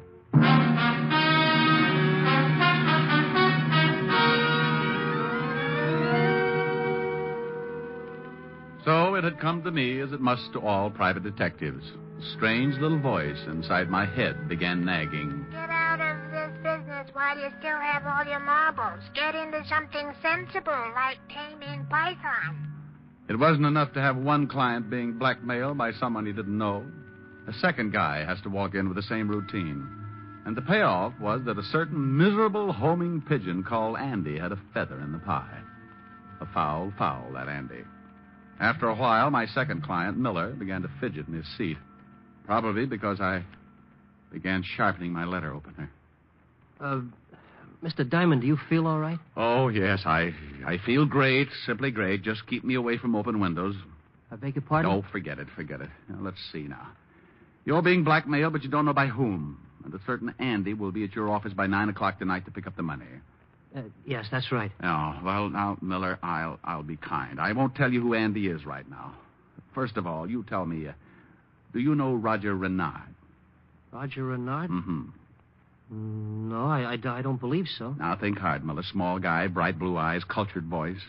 No, I don't know anyone like that. Who is he? Well, he happens to be in the same hole you are. Andy paid him a visit last night. Really? Yeah. This is bargain basement day in blackmail. Well, what do you know? Well, let me think. Renard. Now, look, I got a better idea. You just sit tight and leaf through my collection of unpaid bills. It'll keep your mind off your own worries. Oh, there's got to be an answer to this.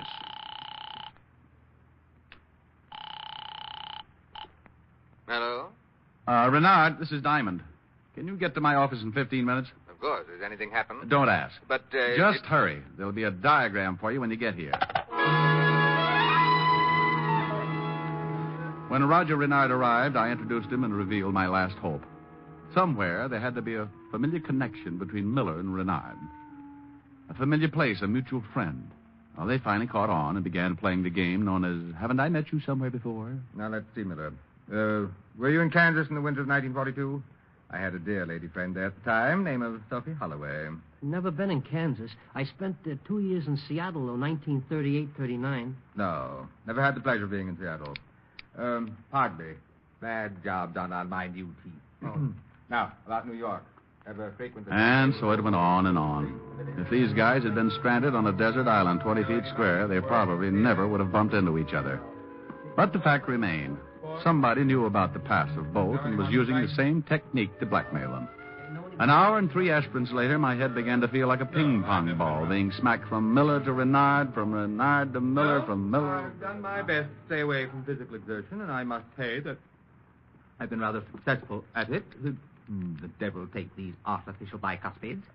I go to all the expense of having New York's best oral surgeon work on my mouth, and then some incompetent dentist can't turn out a proper fitting denture. Well, we're not getting any place. I have an appointment in 2 minutes. If you learn anything new, Mr. Diamond, you'll be sure to call me, won't you? If something doesn't happen soon, I just don't know. No, don't worry, Roger. We'll catch the culprit, or my name isn't... well, it doesn't make any difference anyway. Well, goodbye, Mr. Diamond. Goodbye. Goodbye, Renard. Whew. That guy was driving me crazy with that clack-clack of his teeth. You think an oral surgeon with Cutler's reputation would recommend a competent dentist to his patients? I thought he was great. Yeah, sure. Now, look, Miller, isn't there anything else I can do for you? Find out who stole your yo-yo in 1922, or maybe get you... Look, just find out who's blackmailing me, Diamond. I haven't slept in days. I know. Somehow I feel that soon you won't be alone. If you could only find out where that pigeon is.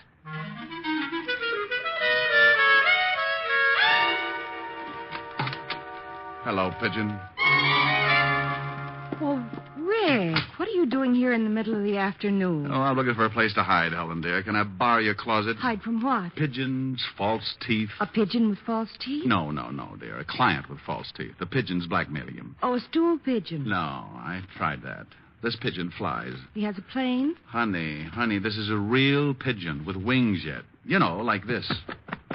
Oh, just lie down on the couch and take it easy. You must be working too hard. I don't want to lie down. You want to fly. No. Well, make up your mind. Well, I'm trying to tell you why I came over. Two guys who never saw each other are being blackmailed. By a pigeon? Yes. The same pigeon? Yes. And it flies? Yes, and it goes coo, coo, coo, brr, coo, coo. Are you sure you wouldn't like to lie down? No, I just want some peace and quiet so I can figure this thing out. Rick, darling, at least try and take it easy. Now, come on. Nothing's that bad. Smile for Helen. Smile? Oh, come on. Let's see your pearly teeth. Hmm? I said, let's see your pearly teeth. Helen, that's it. That's wonderful. Now, how about a nice cool drink? No, listen. Renard said he went to New York's best oral surgeon. Later, Miller said an oral surgeon with Dr. Cutler's reputation should have recommended a competent dentist. And he was probably right. Now, why don't you just try How did Miller know Renard was talking about Dr. Cutler? Ouija board? Because Miller must have been treated by Dr. Cutler, too, and knows he's the best oral surgeon in New York. Helen, I gotta make a phone call.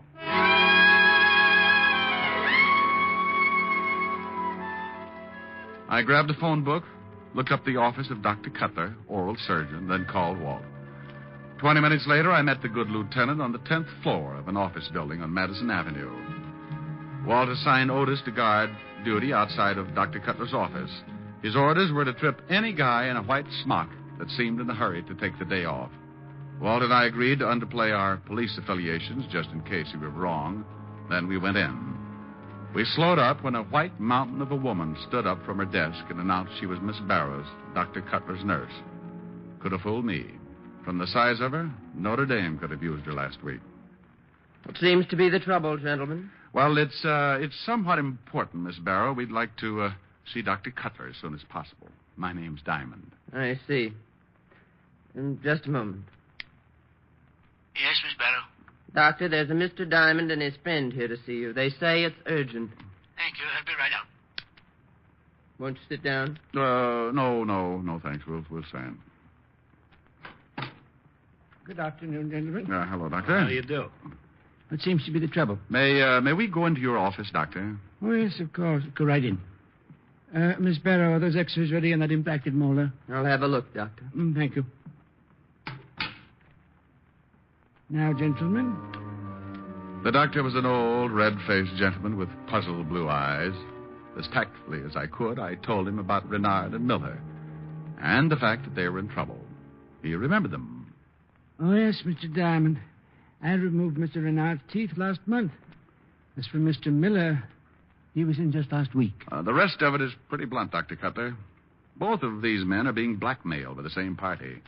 And it just so happens, Doctor, that you are the only acquaintance they have in common. What? Now, look here, young Don't man. get excited, Doc. Rick isn't accusing you. We just have to check these things. I realize that. I think my position and past record in dental surgery are proof enough.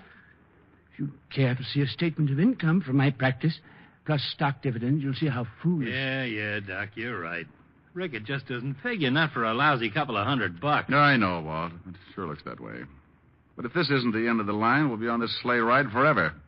Dr. Cutler, is there anyone else in your office who gets to know the patients well? Just myself and Miss Barrow. She's the nurse who's outside. I could call her in. No. In a minute, Doctor. Does she just answer the door and take temperatures or what? Oh, no, of course not.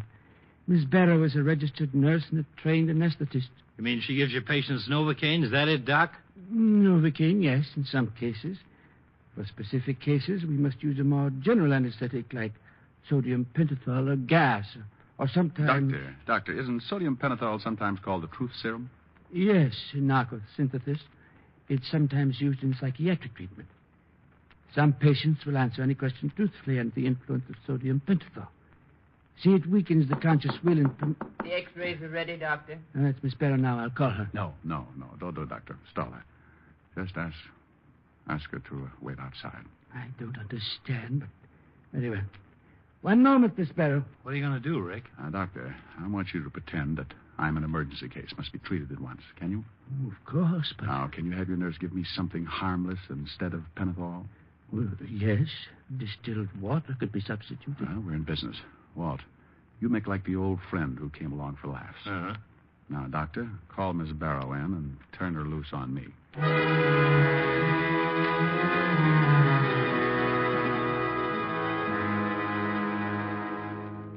Just relax in the chair, Mr. Diamond. There's nothing to worry about. Oh, I hope not. My whole mouth feels like it's burning. Now I'll have to strap your hand down for the pentothal injection. This won't take long, will it? You won't feel a thing. Now, there's the tourniquet. Now we're ready. Well, let's get it over with. Very soon, Mr. Diamond. Very soon. You're getting drowsy now. Very tired, aren't you? You can talk, Mr. Diamond. Patients often talk away their troubles while I take care of them. Oh, yes, talk away troubles. It's up to you, of course. But if you want to get anything off your conscience, why, just go ahead. Oh, wonderful. Everybody has something that's bothering them. Something they're ashamed of. Ashamed? Oh. You can tell me. Ashamed of... Oh, ashamed. Yes, go on. I used to steal money from a friend of mine. Was a wonderful guy. Big, fat, but dumb from the word go. I'd steal him blind. His watch, his cash. He never knew what was happening. That was terrible of you, wasn't it? What's his name? Levinson. Walt Levinson. Oh, but then Yes, I'm listening. Well, then he became a policeman, a lieutenant. One night he caught me stealing. I had to kill him. He was going to arrest me. And you escaped? Yes, escaped. But his ghost haunts me. In fact, Lieutenant Walt Levinson is sitting in the next room, badge and all. Okay, Miss Barrow, we've all heard enough. Andy's going to miss you. Come on, Walt. What? Why, you... All right, lady, hold it. Watch out, Walt. Walt ducked just in time to miss being scalded by the boiling pan of surgical instruments. But it gave her enough time to run out of the office. I had just freed myself when I heard a scream from the hall.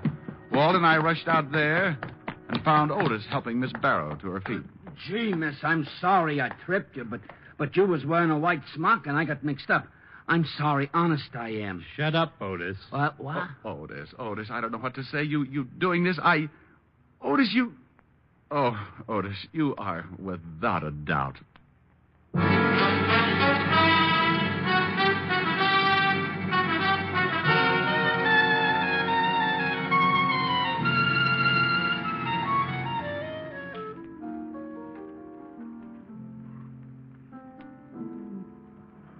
You feel better?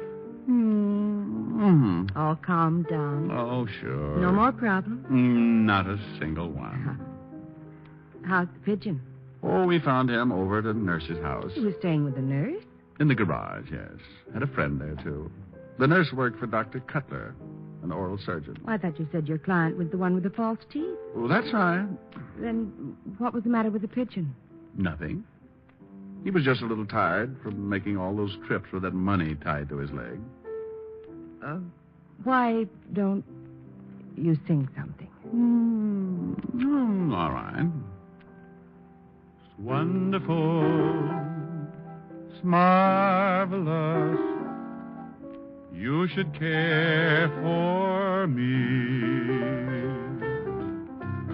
Soft night. Paradise. What I love to see. You've made my life so glamorous.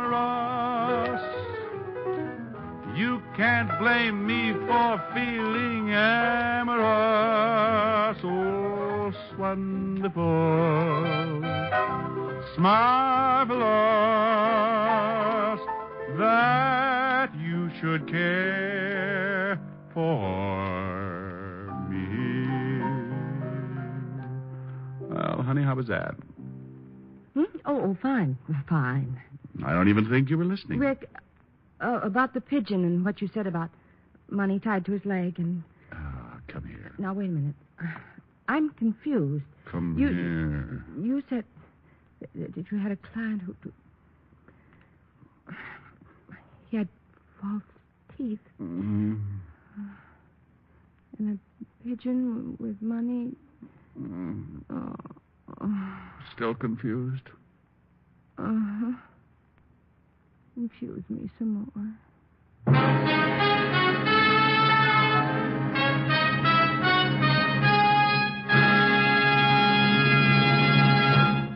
Again, here's your Rexall family druggist. You listeners will have at least one of these magazines in your home this week. Life, Look, Collier's, the Saturday Evening Post, or the Farm Journal. Pick it up and turn the pages till you come to the 2-page ad on Rexall's 1-cent sale that starts October 19th. Take a long look at this opportunity to buy twice as much for just a penny more, because this ad lists 150 guaranteed Rexall products, all offered at 2 for the price of 1 plus a penny. In addition, there are 53 other sales specials you can't afford to miss. So check this ad on Rexall's big 1-cent sale, and remember, starting October 19th and continuing through October 23rd, you can buy twice as much for just a penny more. Good health to all from Rexall.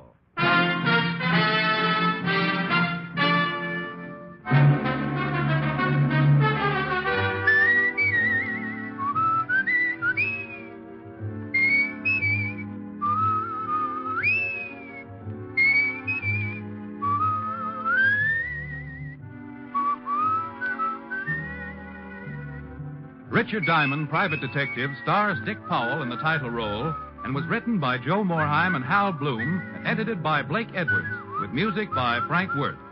Dick Powell's soon-to-be-released picture is the Metro-Goldwyn-Mayer production, Right Cross, in which he co-stars with June Allison and Ricardo Montalban. Featured in tonight's cast were Ted Osborne, Wilms Herbert, Arthur Q. Bryan, Bob Sweeney, D.J. Thompson, and Virginia Gregg. Richard Diamond, Private Detective, is produced and directed in Hollywood by Jaime Del Valle.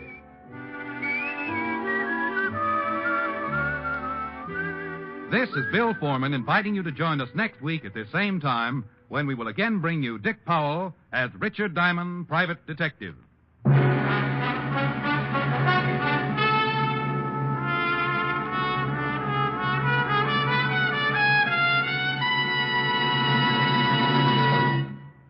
Check the double-page ad in this week's Life, Look, Collier, Saturday Evening Post, and Farm Journal on Rexall's 1-cent sale that starts October 19th.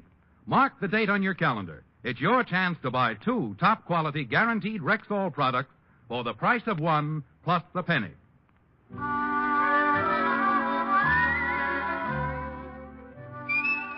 Hear a thrilling police drama on Dragnet tomorrow night on NBC.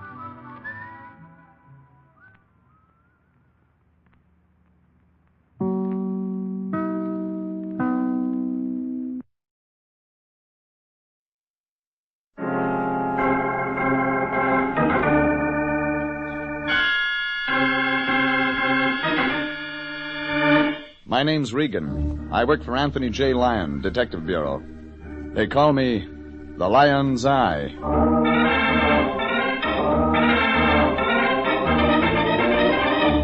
CBS brings you Jeff Regan, Investigator, starring Frank Graham as Regan with Frank Nelson as Anthony J. Lyon. So stand by for mystery and suspense and adventure in tonight's story, A Streetcar Named Schultz.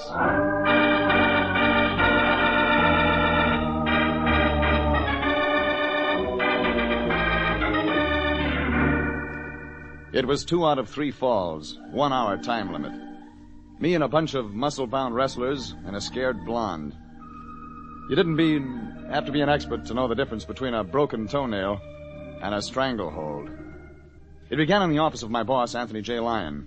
He'd called me in to meet a new client. Young guy, handsome, muscular, about 27 or 8, dressed in I did a take. He was dressed in a black cutaway coat, striped trousers, gray vest, and silk ascot. Without a program, you couldn't tell it from a wedding or a funeral. Jeffrey, come in. I want you to meet our new client, the Earl of Gardner. Hiya. How'd you do? Jeffrey, our client, the Earl, has quite a problem. Oh. Jilted at the church? No, of course not. This is serious, Jeffrey, very serious. The Earl is a famous wrestler. Surely you've heard of him? No television set. Yes. Well, perhaps I'll let the Earl tell you his own story. I think that would be advisable, gentlemen. Okay by me. Start from the top. Well, last evening, Mr. Regan, I was engaged in a match with a chap who called himself the Atomic Assassin. It was 2 out of 3 falls, 1 hour time limit. Naturally, I won. Naturally. Shortly after the completion of the match, the Atomic Assassin suffered a stomach disorder. I'm not certain of the technical name for it. Well, we can skip that. The Atomic Assassin is no longer with us.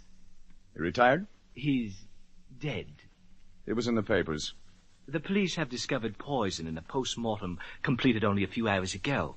They suspected me of murder. That part wasn't in the papers. We must help our client, Jeffrey. He's given us a retainer of $100. You understand, Jeffrey, our client is innocent. Oh, sure. Yes, go on.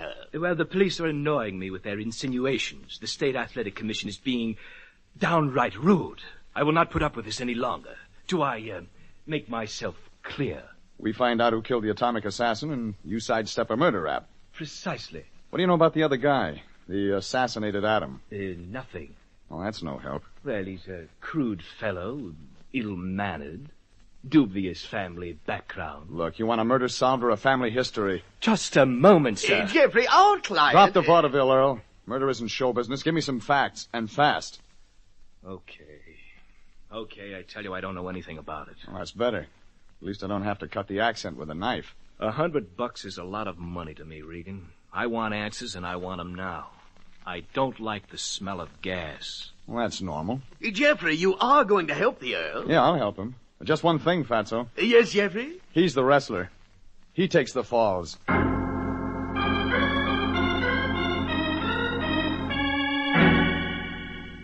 All I got out of the Earl was that he trained at Mike Turner's gym downtown. Mike was also the guy who promoted the fatal match, so I headed there. 20 minutes later, I'd pushed my way through jammed-up L.A. traffic and walked up 2 flights of stairs to Turner's gymnasium. It was packed with big muscles and cauliflower ears, the smell of liniment and the smell of sweat-stained leather. Somewhere behind the massive biceps, a little man came toward me. He was mopping his brow, trying to shake off the heat of the clammy room. Hiya, want to work out? Looking for Mike. For why? For reasons? Whose reasons? My reasons. Okay, so I'm Mike. The name's Regan. Lion Detective Bureau. Ah, the lights are. Yeah. You promoted the match last night? What match? The Earl of Gardner versus the Atomic Assassin. Oh, that match. What can you give me on it? What did I get? Trouble. Please, Regan, let a guy live and forget, huh? What about the assassin? Truck driver. I picked him up. Named Jay Morley. No family, nothing. Just a guy. Enemies? No. Nobody knew him around here. He just started in the business a month ago. Came from Toledo, I think. Let's try the Earl of Gardner. Schultz?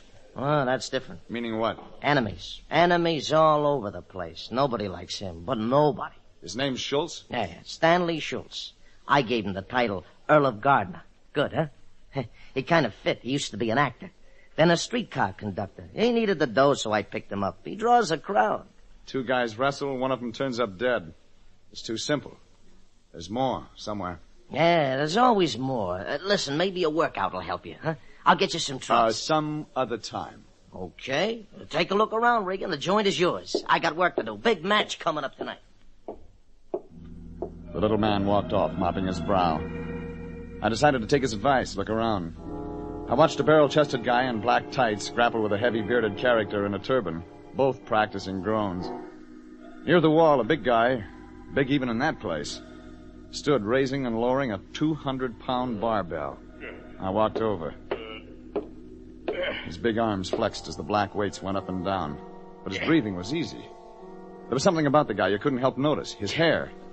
It hung down his back almost to his trunks, in 2 long braids. I turned my back to him. That was a mistake. Hey, Regan, look out! I stepped aside in time to miss the 200 pounds of solid iron that fell from the big guy's uplifted hands. Fell and crashed 6 inches from my head. Regan, Regan, you okay? Sure, Turner. I feel great. King, come here. You want me, Turner? Yeah, King, I want you. What's the idea letting that barbell slip like that? You could have killed Regan. Regan. Go on. Tell him you're sorry. Sorry. Save the tears. What'd you say? He didn't understand you, Regan. Yeah, but I understood him, and I don't like the joke. Now, he's okay, Regan. Okay. Sure, you're okay. You just happened to drop 200 pounds of cast iron when my back was turned. Now, you're okay. Regan, it's no use in getting sore about it. King didn't mean it. Now, go on, King. Get back to work. Work? Yeah. That's good. He's just a big, dumb stoop, Regan. He didn't mean nothing. What's his name? Harry Walsh. He calls himself King Cobra.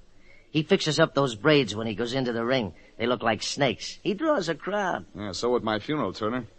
Only the gate receipts wouldn't do me any good. Well, no, it's no use being sore, Regan. The King's a little over-anxious, that's all. Got a big match tonight. Who with? The Earl of Gardner. What? Well, say that. That's right. You were asking about the Earl. Yeah, him and the King are set for the feature go tonight. Should be the match of the year. How do you get that? Oh, didn't I tell you?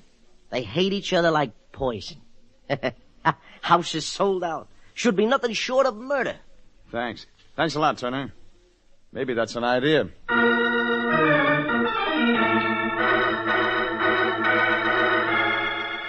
I headed out the door. It made sense. I couldn't lose anything having a talk with the cops. King Cobra weighed in at better than 300 pounds. And it made more sense. I wasn't going to continue the argument with him. It was late afternoon, half-empty streets. I was heading toward my car when I picked up the footsteps. High heels, walking fast to keep up with me. I slowed, they slowed. I picked up the pace. So did the high heels. Somebody had to end it. Oh, you wanted something? Oh, you're a detective, Mr. Regan, and I need your help. Name? Jean Turner, Mike Turner's wife. I saw you talking to Mike back there in the gym. So you followed me? Oh, please. Couldn't we talk somewhere? Sure thing, lady. Come on. Fine.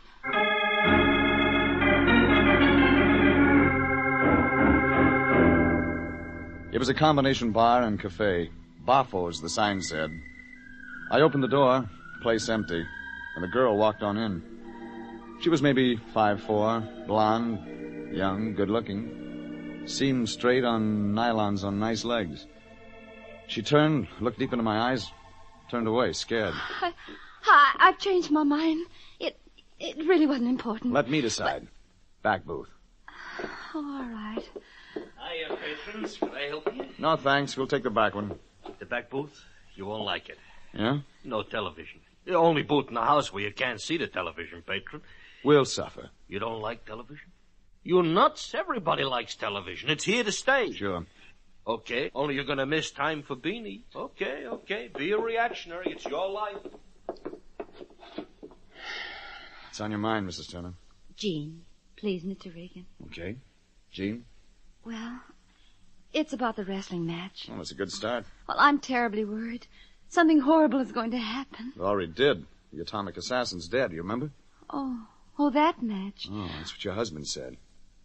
Make sense, will you? But, Mr. Regan, I'm talking about the match tonight.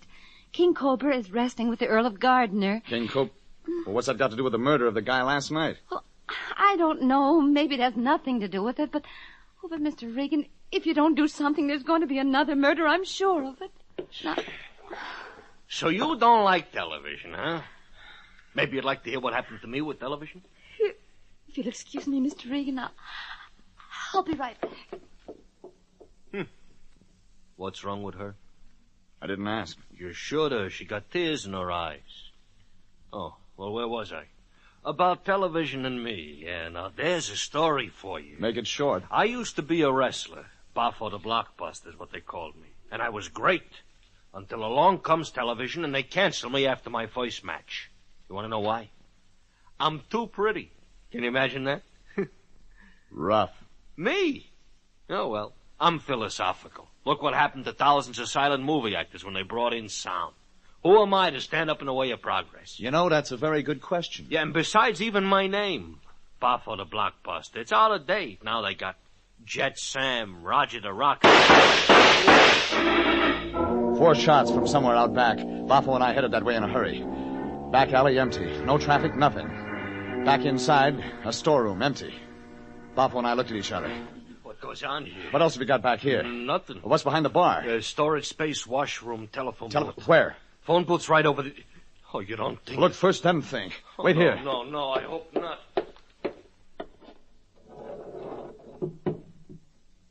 Oh, no, that's not true. My place. My place. Shut up. and I'm- Jean Turner. 4 holes in her back.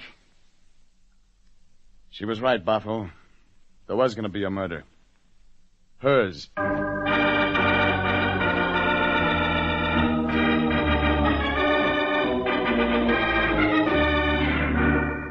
A wrestler who called himself the Atomic Assassin was dead after a match with another wrestler who called himself the Earl of Gardner. That's when the Earl hired my boss, the Lion, and me to find out who done it. I met a promoter named Mike Turner and another wrestler named King Cobra. Finally, I met Turner's wife, Jean. Only our acquaintance didn't last long. She wound up in a phone booth with a lot of slugs in her back. It made sense Lieutenant Candid of Homicide would have some comments. Hello, Regan. Have a chair. Oh, thanks. Which one's yours? The Earl of Gardner? Him. You don't like my client? Made a pass at my telephone operator. I saw her. Sure. What's on your mind? You got anything on the Earl? I mean, real? Maybe. That's no answer. Jean Turner makes a lovely corpse, Regan. What about the Atomic Assassin, Candid? 2 murders fit. Somewhere. Sure, maybe they do. Takes time, Regan. It's a shame a guy'd kill something as nice as that Turner dame. Whew. It's a shame. Try once more. What about a wrestler named King Cobra? Doesn't interest me. What about the husband, Mike Turner? Nope. Okay, I'm sorry I asked. Don't get sore, Regan. You know how these things are. It takes time. Then you're going to let the Earl wrestle tonight? Why not? Maybe he'll get himself killed. Save the taxpayers a lot of expense.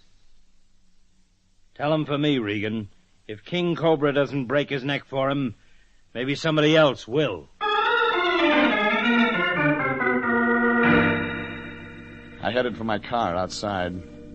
Candid was playing it close, all right. It gave me nothing. But I did have a wrestler who makes passes at a cop's telephone operator. My client, the Earl of Gardner, alias Schultz. About as popular as a case of measles. Chances were I'd find him at the arena checking in for the big match. I swung the car around in a hurry.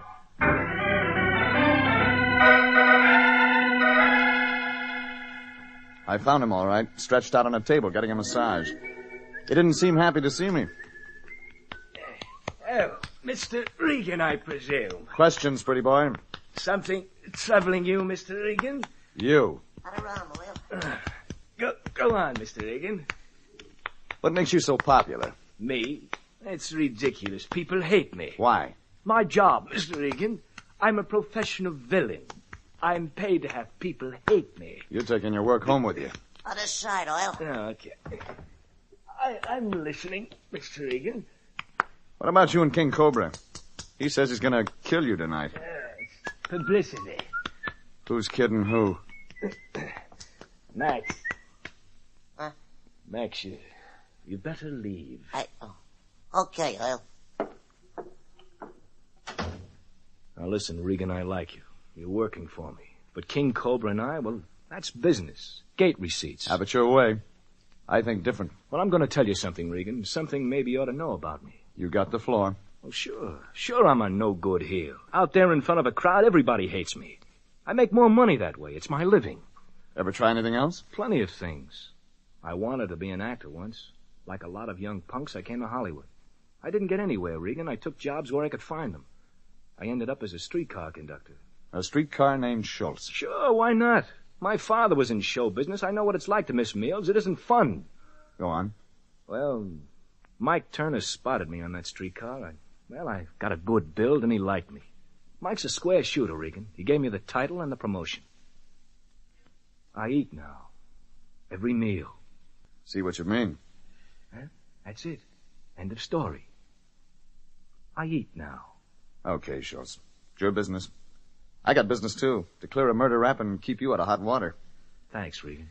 You know why anybody'd kill the Atomic Assassin? No. Honestly, I don't. I never met him before the match last night. We shared the same dressing room.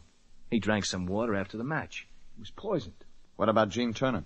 Well, I've seen her around here. Sweet girl. I like her, Regan. Used to walk her home nights Mike was busy. That's all you can give me? That's all.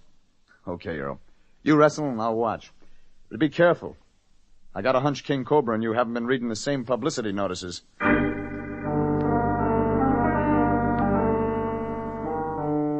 It was beginning to make sense now. The Earl of Gardner, professional villain, wrestles unknown name of atomic assassin. The assassin dies, the Earl lives. No motives. Only if you switched it around, gave the Earl the poison, you got motives all right. Motives by the dozens. Things could add now. I put in a phone call to my boss, Anthony J. Lyon. Lyon Detective Bureau, Anthony J. Okay, it's me, Fatso. I got a job for you. Jeffrey, what's the rush? I need an answer, and I need it within the next hour. There's a wrestler around town named King Cobra. I know, and you want me to find out if he has a record. I'm ahead of you this time, Jeffrey. Yeah, check the police on that already. Lyon, I want to know if King Cobra's married. What? Find out where he lives. Run out there. Meet the wife, if he has one. Jeffrey, are you out of your mind? It's important. Our client wrestles King Cobra tonight. Yes, so I read in the... Oh, so that's your scheme, is it?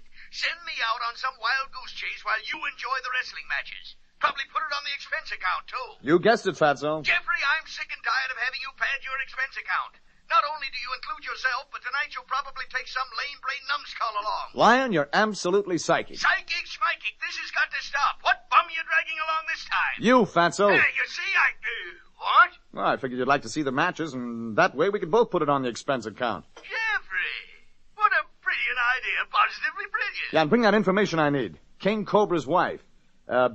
It's business, Fatso. Jeffrey, what on earth are you insinuating? Never mind. Get busy. You may be the difference between just another wrestling match and murder.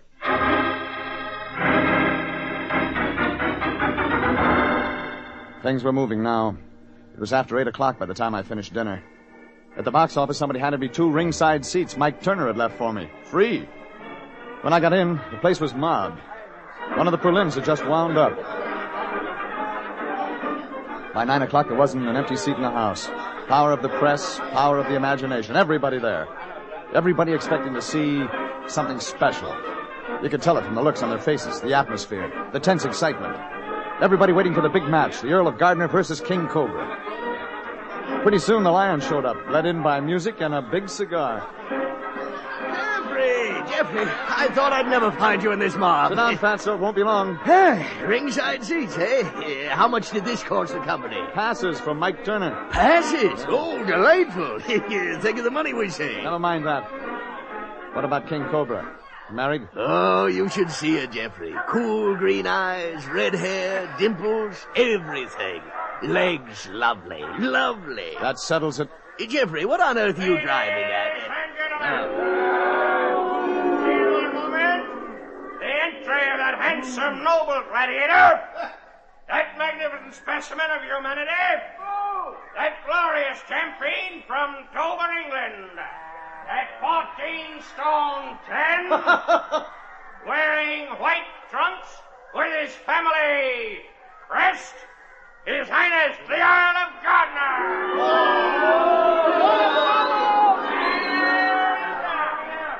From the wilds of the timberland of the Northwest, from the rugged earth of our great nation, comes that giant, that modern-day Paul Bunyan, that towering figure of humanity, that 311 pounds wearing black trunks, King Cobra! Jeffrey, you still didn't tell me why you wanted to know about King Cobra's wife. Later, Fatso. We came to see a match, remember? Hi, Regan. Mind if I join you? Oh, Lion, Mike Turner. Mike, my boss, Anthony J. Lyon. Howdy do, Mr. Howdy, Turner. how are you? Going to be a great fight, Regan. Great fight. But your wife couldn't make it. What? Oh. Yeah, see what you mean. Think it's funny that I'm here, huh? My wife murdered? Maybe. Why lie about it, Regan? Jean and I didn't get along. We were split up. She didn't love me. Let's watch the match. It was 3 falls, 1 hour time limit. The referee gave them their instructions. Brief, simple. Don't kill each other. But from the look on the face of King Cobra, he didn't hear good. They started. The Earl, the King. I didn't have to be an expert to throw out the publicity theory. The aloof look was gone from the Earl, the crowd forgotten. Both of them tumbling, spinning, twisting, fighting.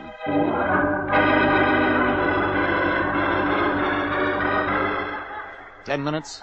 First fall to the king.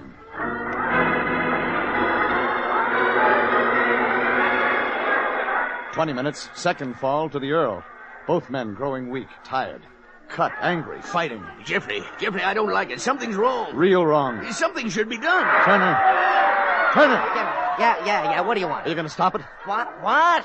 Stop the match? You're crazy. They mean business. Well, sure they do. They're good men. Great show they're putting on. That's no show, Turner.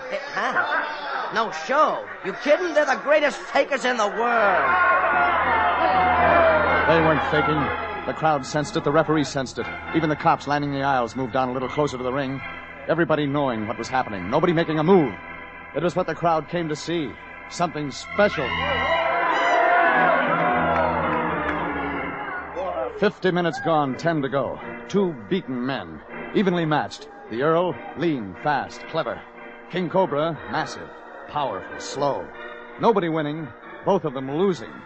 The referee long since just another guy watching. The Lion on the edge of the seat. The crowd on its feet screaming. Then it happened. 5 minutes to go. Mike Turner got up. He hurried to the referee. They pried them apart. Turner talked to King Cobra, and then to the Earl. 5 minutes left. Match even, one fall each. And it looked like it was over. The crowd didn't like it. Neither did the wrestlers. And then Mike Turner signaled them to go back into the ring. And that's when I decided to move. Jeffrey, come back here! Jeffrey!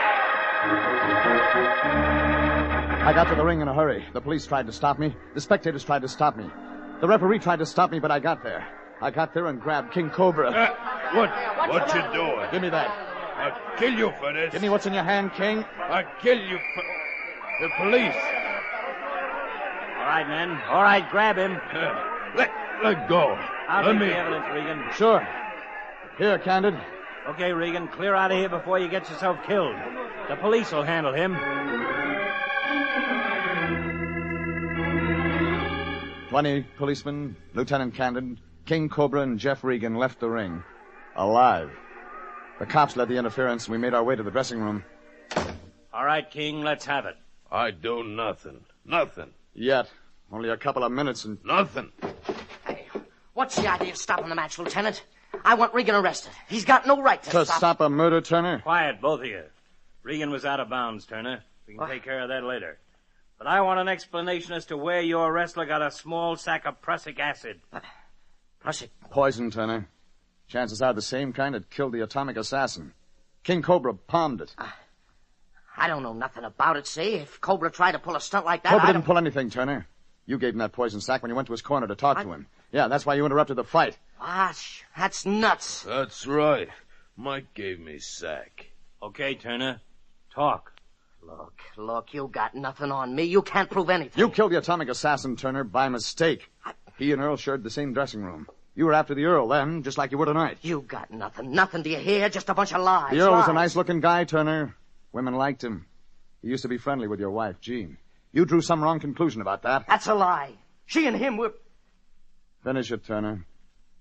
You killed Jean to keep her from telling what a jealous maniac you were. That would have been the real tip-off. You used the same stunt with King Cobra. Told him his wife was playing around with the Earl. Got him sore. Worked him up to a real anger. Almost got him to kill for you. That's right.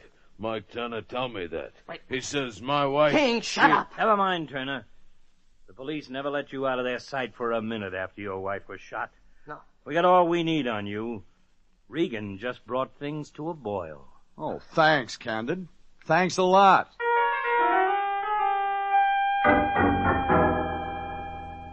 That's how it was. Mike Turner, jealous husband, knocked off two people trying to satisfy a rage. The atomic assassin by mistake. His wife on purpose. The Earl of Gardner was close to being number 3. King Cobra got off with a light charge, but Turner was scheduled for the works. When I got to the office the next morning, my boss, Anthony J. Lyon, was reading the morning paper. He looked puzzled. Hey, Jeffrey. Brushing up on the race results, Fatso? No, Jeffrey. I was reading about the Turner case. You know, I simply can't understand it. Mike Turner seemed like such a nice fellow, giving us those passes to the match and all. To throw off suspicion, Fatso. And have us right next to him in case anything went wrong. Well, I must confess it was clever of you, Jeffrey, to check up on King Cobra's wife. Imagine Turner using the jealous husband routine to inflame King Cobra to attempt murder. Jealous husbands, Lion. You never know. Now, take you, for instance. You went out to see King Cobra's wife. Yeah, but Jeffrey, that was business. You sent me. Yeah, but suppose King Cobra didn't look at it that way. Suppose he found out you were with his wife. After the things Mike Turner's been telling him. Well... Jeffrey, no, you don't think... Just a thought, Fatso. Yeah, but Jeffrey, it was business, simply business. You sent me out there to see the woman. Yes, and you said she was lovely. Cool green eyes, legs, things like that. Get around, Lion. Who knows? Maybe King Cobra's looking for you right now. But Jeffrey, you've got to get me out of this. You've got to explain it. It was... Phone's ringing. Yes, so it is. Well, don't you think you ought to answer it, Fatso? Never can tell. It might be business. Yes, of course. Lion Detective Bureau, Anthony J... What? Who? No, he's not in. No, this is his assistant, Mr. Smith. Anthony J. Smith. That is John Smith. No, he's gone for the day. He may be gone all week. Yes, I'll tell him when he comes in. Who was it, Fatso? Wrong number, Jeffrey. Oh, really? Sounded like a woman's voice to me, Fatso. Anybody I know? Jeffrey, it was Mrs. King Cobra. She called to invite me out to dinner. Like I said, Fatso, never can tell.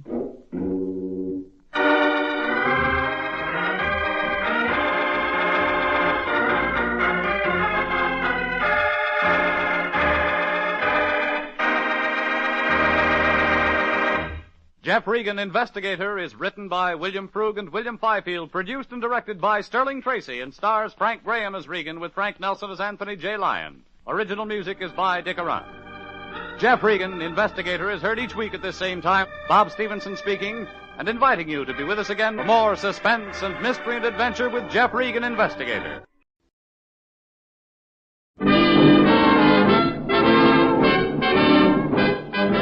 Standard of California, on behalf of independent Chevron gas stations and standard stations throughout the West, invites you to Let George Do It. Another adventure of George Valentine. Personal notice. Danger is my stock and trade. If the trouble you're in is way off the beaten track and you need help that's strictly confidential, you've got a job for me, George Valentine. Write full details.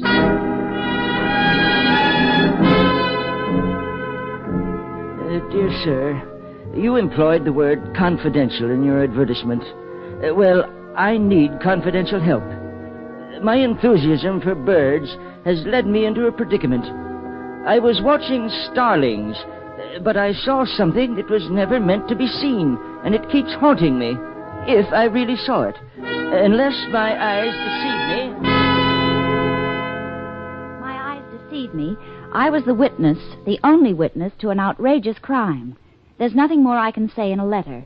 Please contact me at once, and it's signed Elliot Wormsley. Wormsley, that sounds like a name on a Dickens. Elliot Wormsley, MS, PhD, Statistical Services, Baxter Building. Birdwatcher, huh? Mm-hmm. What kind of canaries is this statistician interested in anyway? Oh, stop kidding, George. That's a pretty grim phrase. I was the only witness to an outrageous crime. And he's in a predicament. That's a twist. What was it he could have seen? I don't know, Brooksy, but let's see what we can see. Let's drop in on Dr. Wormsley.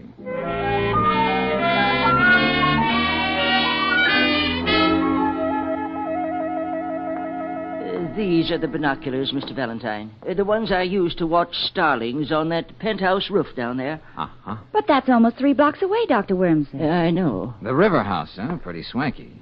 Golly, George. You can see halfway around the world with these binoculars. All right, Angel, stop playing. Back to you, Dr. Wormsley. So you looked for starlings and saw a killer hawk, eh? Something like that, Mr. Valentine. Okay. Now, just what was this outrageous crime? What did you see that you shouldn't have seen? Murder. I guess I dropped your binoculars, Doctor. Did you say murder? I can't be sure. But I just trained my eyes down there, as I've been doing for weeks. And in that instant, I'm almost certain I saw a man push another man off the roof.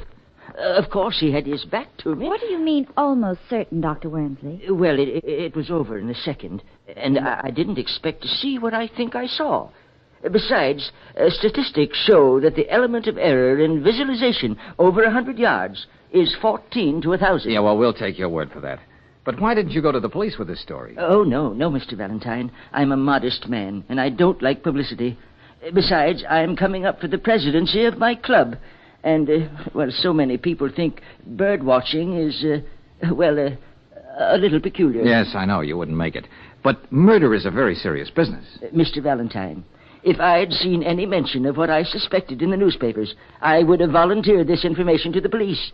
But as it is, no crime has been reported. Well, that's right, George. I didn't see anything about it. Still, the picture of those two men keeps haunting me. I'm thinking of my reputation, but I do have some public spirit, and I have to make sure. My conscience wouldn't let me rest if I didn't. Oh, I see. And you want me to check at the River House and soothe your conscience? That's it, young man, precisely. It shouldn't take you more than a day, and I'm willing to pay your usual fee.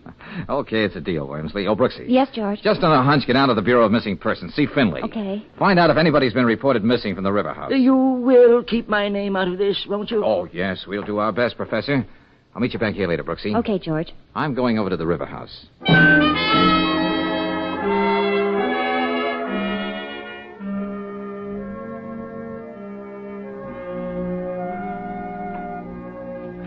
Oh, you're very fortunate, Mr. Valentine. Penthouse B is vacant, and it's only $5,400 a year. Yeah, a point of information, Mr. Stevens.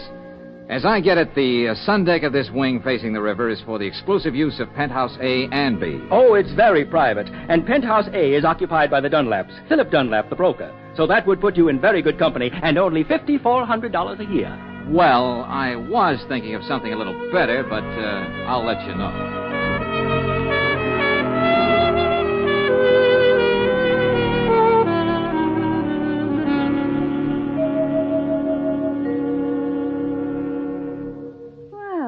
Look who went and rang my doorbell.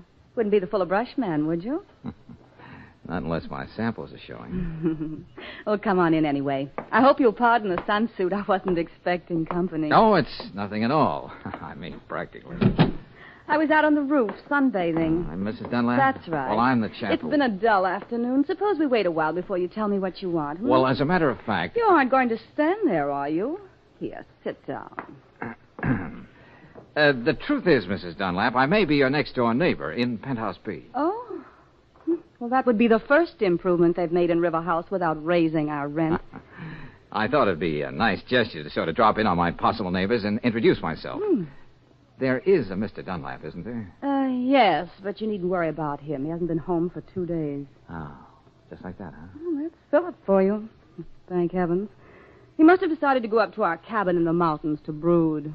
Or he may be staying at his club. But as I said, this looked like a dull afternoon. We're not going to let it be one, are we? Oh, fine. That wouldn't be Philip. He has his key. Well, whoever it is, just explain I'm looking at the penthouse next door. Hal. Listen, Paula, we haven't heard from Philip yet, and there are letters and contracts he has to sign downtown. All right, Hal. I'm not my husband's keeper. Oh, just the same, I thought you might be worried. Oh, I didn't know you were having company. Well, this gentleman may be our next-door neighbor, I hope. Mr. The name's Valentine. Really, Paula? At least now you know his name. Mr. Valentine, this intense young man is my husband's secretary, Hal Sterrett. How do you do? I don't know what you're going to do, Paula, but I'm going to call the police and report Philip missing. Please do that, Hal. I'd feel so much better. Lord, how I hate righteous men, especially when they're young. So petulant. Now, where were we, Mr. Valentine? I was just about to leave. A mood is a very fragile thing, isn't it?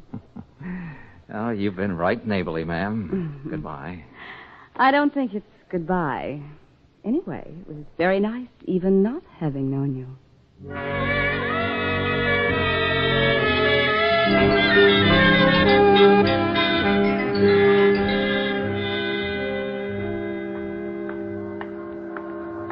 Oh, Mr. Valentine. Mr. Valentine. Oh, Dr. Wormsley. I was waiting for you to come out of the River House. But why? I thought you made it a point you were to be the unknown factor in this deal. After you left, I did some calculating. Yeah, good for you, good for you. There must be a way of getting into this empty lot without climbing over that fence. And in my calculations, I discovered that the odds against anything as extraordinary as this happening to an ordinary man like me would be about 14,000 to 1. You don't say. So if you don't mind, Mr. Valentine, I'd sort of like to tag along with you and see if I'm really that 1 in 14,000. Uh-huh. Looks as though there's a gate in this fence. If we can get these trash cans out of the way. George! Hey, Brooksy, you should have brought a friend. We'd have a fourth for bridge. Oh, hello, Miss Brooks. Oh, George, there's been no report of anyone missing in this district. Oh, thanks. I was on my way to your office, Dr. Wormsley, when I saw you heading for the river house. So here I am. Well, kids, let's see what we shall see.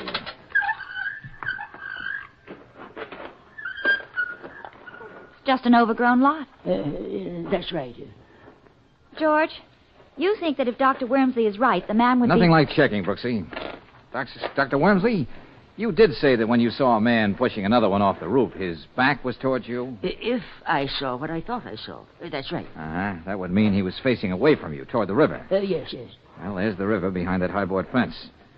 And on this side of the building, there are only the windows and the elevator shafts and the stairway. So no one would have seen him fall. Mr. Valentine, over here, look. Huh? That's a man. I mean, it was. Uh-huh. Past tense is putting it mildly. Oh, George.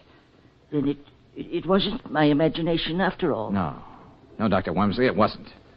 And just to quote a few more odds, it's at least 1,000,000 to 1 this is the body of Philip Dunlap.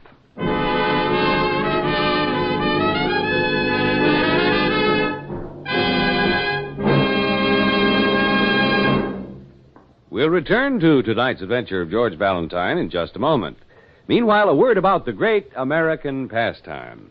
If you're a baseball fan, check these 2 tips for getting the most out of this season. Number 1, when you're driving to and from the game, use fast-starting Chevron Supreme gasoline. Special blending agents in Chevron Supreme give your car speedy warm-up and quick pickup for traffic getaways. And when it comes to hill climbing, premium quality Chevron Supreme gasoline takes you smoothly over the steepest ones. Number 2, at independent Chevron gas stations and standard stations where you can get Chevron Supreme gasoline, there's a grand gift for you. It's a 48-page book about baseball written by Bert Dunn. You'll find in your free copy of Batter Up the fundamentals about this great American sport. One illustrated section shows how to play each different position. Ask for a free copy of Batter Up tomorrow. It's yours at standard stations and independent Chevron gas stations where they say and mean, we'll take better care of your car.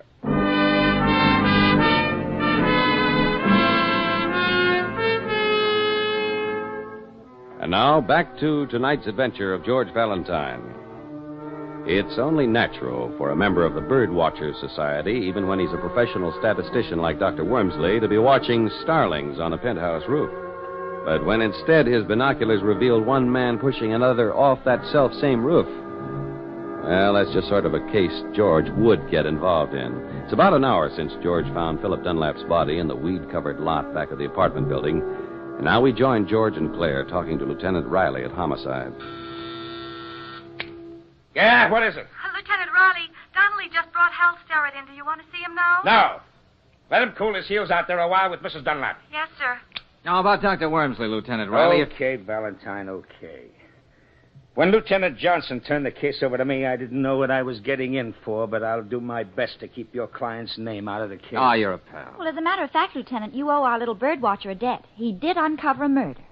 Miss Brooks, I don't want to appear ungrateful. Oh, no. I can always use a new murder. Oh? I'm overjoyed that when you and Valentine stumbled over this homicide, you were thoughtful enough to let me know about it. Oh, well, it's nothing at all. If you hadn't, I'd lock both of you up and throw the key away. Well, now that you're back your own sweet self, would you mind telling us what you found out from Mrs. Dunlap? Well, she said she was out shopping all that afternoon, and the doorman is alibying her. When she got back, this kid, Starrett, was still there, waiting to see his boss, Mr. Dunlap. He hung around a little longer and then beat it. Did Mrs. Dunlap suggest that there might have been any bad blood between Starrett and her husband?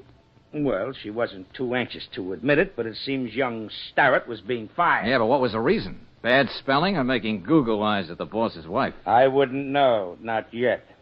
Mrs. Dunlap was too broken up to go into every little detail. Broken up, huh? I can just see her tears flowing like wine. What do you mean by that? Well, just thinking out loud. Yes, Lieutenant? You can send Starrett in here now. Yes, sir. Well, it looks to me as though Mr. Starrett has some explaining to do, or else. Well, we know that he was there that afternoon, and your Dr. Wormsley saw a man push Dunlap off the roof. Come in, son. Come in. Lieutenant, Sit I don't down. understand any of this. Oh, you. Hello, Starrett.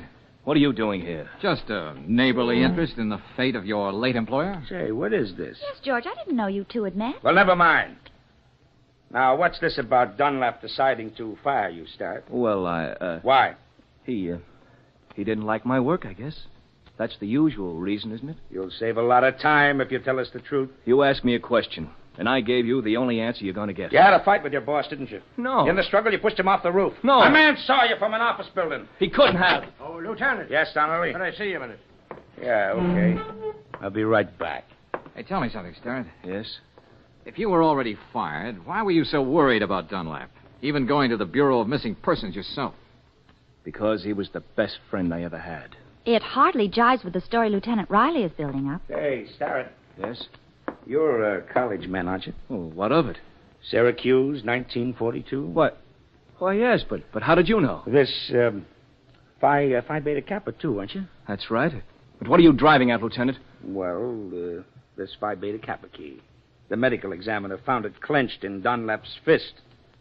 It's yours. I don't know how it could have gotten there. He must have ripped the key off your chain as he fell off the roof. Okay, Starrett, I'm arresting you on suspicion of murder.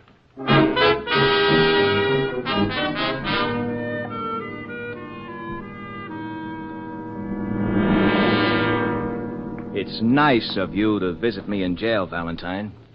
But what's the use of going over the same story again? Well, let's say it intrigues me, Starrett. Paula would go right on denying I ever gave her that key. I can't prove it. Why should you believe me any more than anyone else?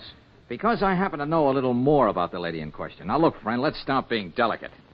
Paula decided she liked your type and made you the odd man in the triangle. That's why Dunlap was giving you the gate. Oh, I tried to break off with her, but she always managed to be around, taunting me. She had me spinning on my head. Yeah, I know what you mean. Say, did you have a fight with Dunlap when he fired you? No, I wish there had been.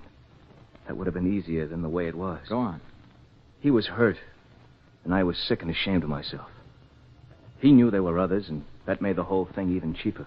Now, surely just firing you, Starrett, wasn't the answer for Dunlap. Oh, he knew that.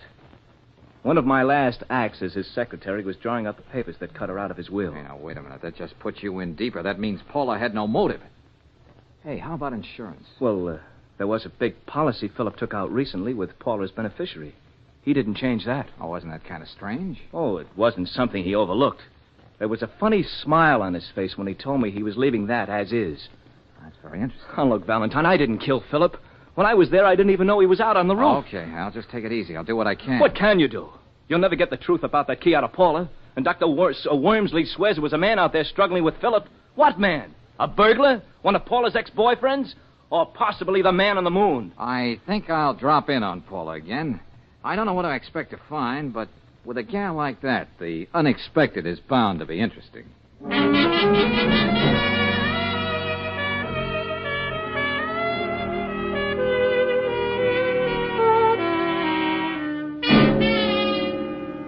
Well, if it isn't my next-door neighbor. What now? Cup of sugar? Couple of eggs? Well, maybe I did make a little fib, but you didn't believe me anyway, did you, Mrs. Dunlap? Paula. Okay, Paula. Too bad about young Starrett, isn't it? What a thing to say to a grief-stricken widow. Can I get you anything? We may as well make ourselves comfortable. You've got a head start in those lounging pajamas. They're really something. I was wondering when you were going to notice them.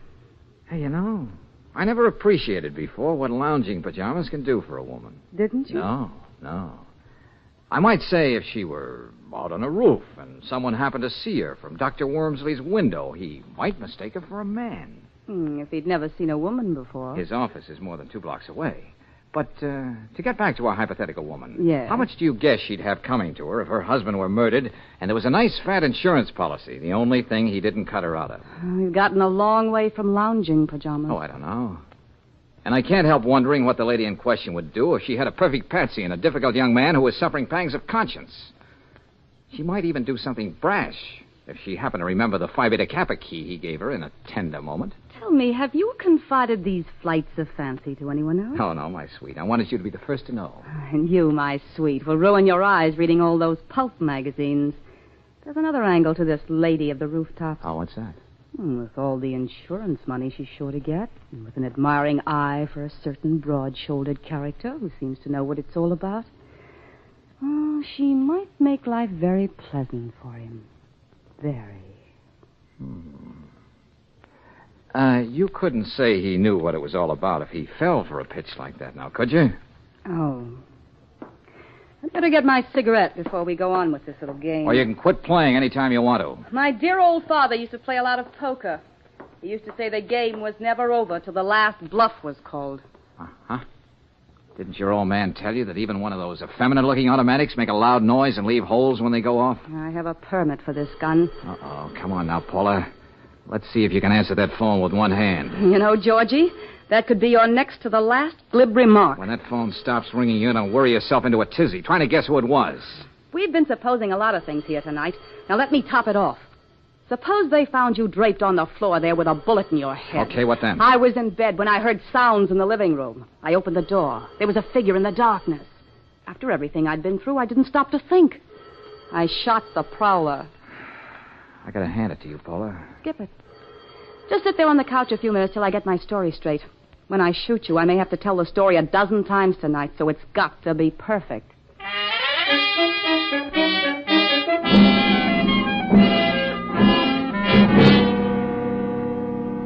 Okay, you stalled too long. You missed your chance, beautiful. It'd be a mistake to shoot me now. What are you talking about? Behind you. There's somebody out there on the penthouse roof. You know I'm smarter than that. Well, who's it? I'll take the toy now. Oh, you Drop let it. go of that, you. Oh, George, there you are. I tried to call, and then I remembered about the empty penthouse next door and the adjoining sun deck, and...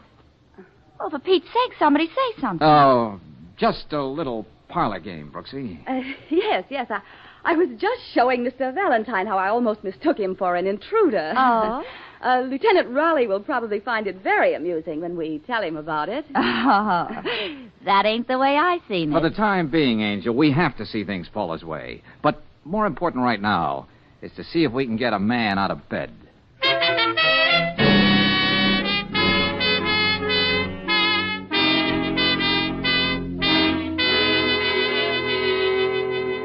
No trouble at all, Valentine. Don't mind selling a little insurance any time of the night. Are these all representative policies, Bennett? Yes, sirree. Anything you want, we've got it. Life, accident, comprehensive liability, tornado insurance, plate glass. Any insurance against fatality during parlor games? What's that, Miss Brooks? Just a private joke. This life insurance policy. Oh, any amount you want. Just a simple physical Well, these examination. clauses at the beginning, they're pretty standard in all life insurance policies, aren't they? Yes, indeed. Each one of them meant to protect policyholder and the company.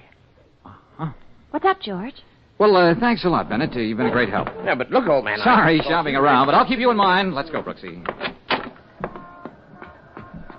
Now, Brooksy, first thing in the morning, I want you to check with all the druggists in this section of town around River House, Dr. Wormsley's office, 20 or 30 blocks in each direction. Oh, my aching I'm going to be feet. with Lieutenant Riley. I hate to think of his blood pressure when I mention one little word.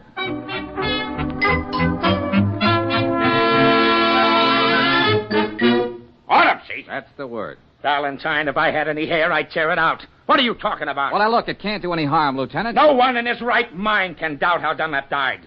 This Wormsley saw him shoved off the roof. Then the body was found sprawled all over an empty lot 12 floors below. Cause and effect. I have every reason to doubt that Sterrett killed Dunlap. I suppose you're going to tell me Mrs. Dunlap killed him, huh? That she used to be the strong woman in the circus. I didn't say she killed him. Then who? What? Ah, for the love of heaven. How about that autopsy, Lieutenant?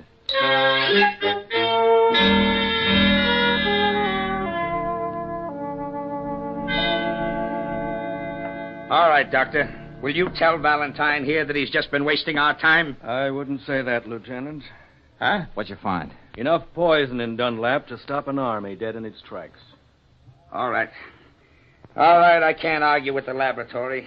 But I don't get it, Valentine. How many times do you kill a man, poison, throw him off the roof? It's a wonder we didn't find a knife in his back, too. Doctor, just how does this particular poison work? Instantly. Every muscle in the body becomes rigid all at once and stays that way. Uh-huh. Then it's possible that after a couple of days, the effects of the poison could be mistaken for rigor mortis. Not only possible, Mr. Valentine. It seems just what happened. Hey, wait a minute. Wait a minute. If Dunlap's fist was clenched like that the moment the poison took effect, how did that Phi Beta Kappa key get in his hand? That's the point, Lieutenant. It was forced into it. And certainly Hal Sterrett didn't do it. That does it. That does it. I'm going to have Paula Dunlap picked up, and she'd better have all the answers.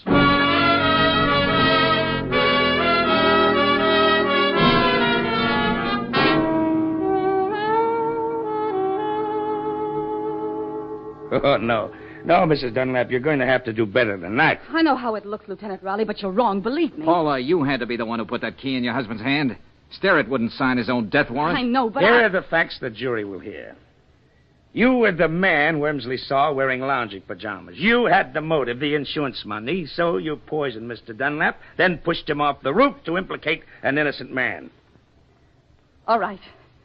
I'll tell you just what happened. Remember, Mrs. Dunlap, you're doing this of your own free will.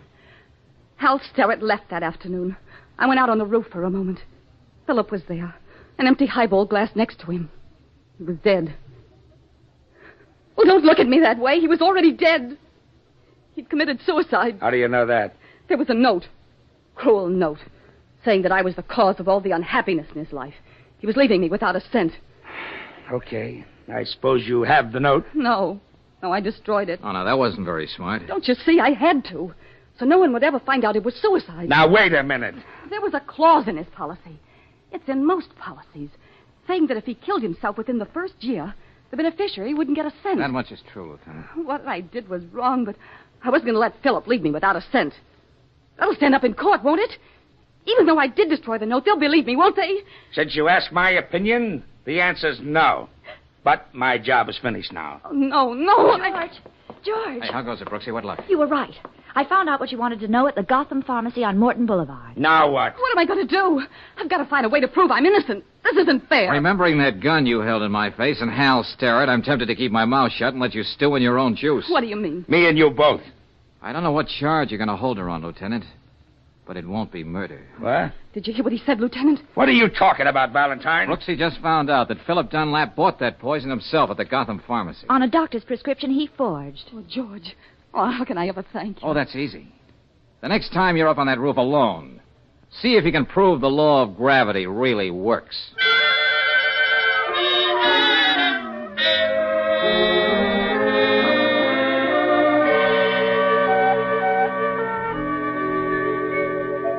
George, don't you think that was sort of a morbid joke for Dunlap to play on his wife? Well, Angel, Paula played a few pretty grim jokes herself. Yes, but to leave her name in that insurance policy, knowing that she wouldn't get a penny. Crime, punishment, so forth. Hello. Anybody here? Oh, Dr. Wormsley. I just thought I'd drop in and take care of that little bill I owe you. Oh, thanks. How do the birds look these days, Doctor? What? Oh, yes. That reminds me. I must thank you, Valentine, for keeping my name out of the Dunlap case. After all, I was the key witness, and I... Oh, dear. Well, that's all washed up now. Thank goodness. Oh, yes. Mrs. Dunlap isn't living there anymore, you know. No? It seems 3 young ladies are sharing that apartment now. And yesterday... Why, Dr. Wormsley. Oh. What kind of birds are you watching now? Oh, well, they were very wild canaries. Oh, goodness. What am I saying?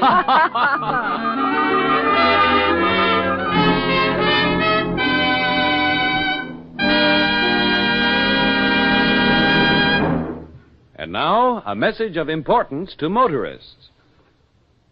If this is the time of year your family gets travel-minded, it's probably the time you start thinking about new tires.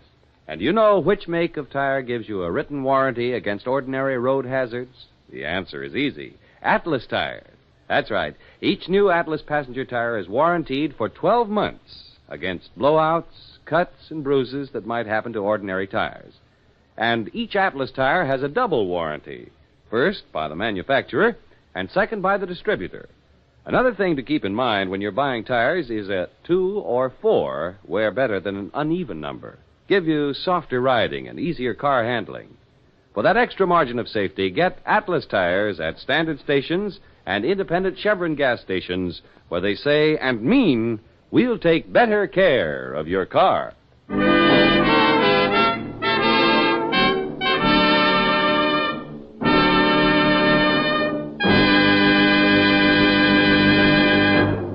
Next week, when you tune our way for another adventure of George Valentine, you'll hear... Well, Brooksy, looks like playing Big Brother a la Spencer Tracy didn't work out.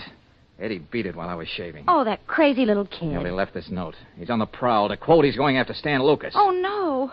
What can we do, George? I gotta stop him somehow. Hey, listen, you look up Emily. Maybe she can give us a clue on how we can find Eddie. Okay, George. And remember, Brooksy, it's a race against time.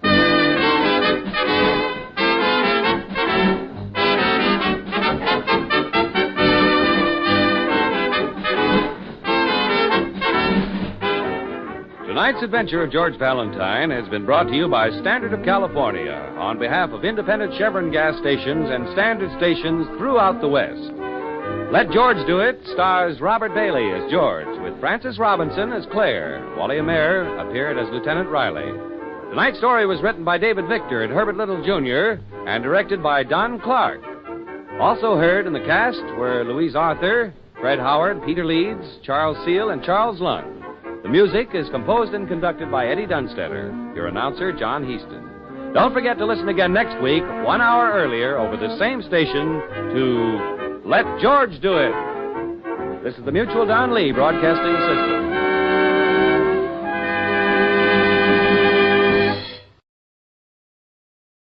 The FBI in Peace and War, ordinarily heard at this time throughout the year, is taking its usual summer vacation and will return to CBS 2 weeks from tonight on September 1st.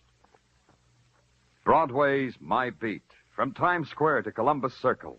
The gaudiest, the most violent, the lonesomest mile in the world.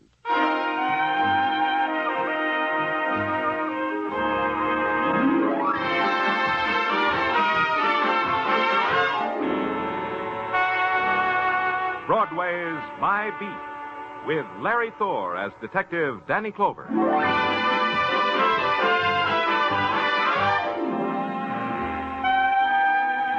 Broadway, where you can take a bus ride into the summer evening and make believe it's a dreamboat.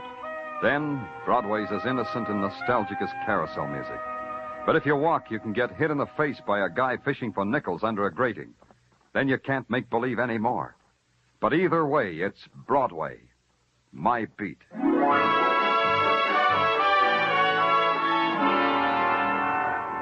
Danny! Danny, come in here.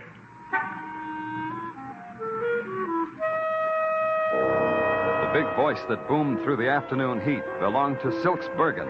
Him the heat couldn't bother. There wasn't enough of it. Silks was a jockey, about 5 hands high, and with a wet saddle he might have scaled 110. He waved to me from the doorway of a haberdashery store. In here, Danny, in the store. Yeah, Silks, sure. I've been waiting. I said I've been waiting for you to pass by, Danny. What's the matter with your voice, Silks? You're down to a whisper. Laryngitis. Had it for a week. Hey, Danny, I wanted you should meet a friend of mine, Joe Murdoch. Say some hello to Danny Clover, Joe. Hello, Mr. Clover. Joe? Joe's 6'6" and speaks like a tenor. You should know about things like that, Danny.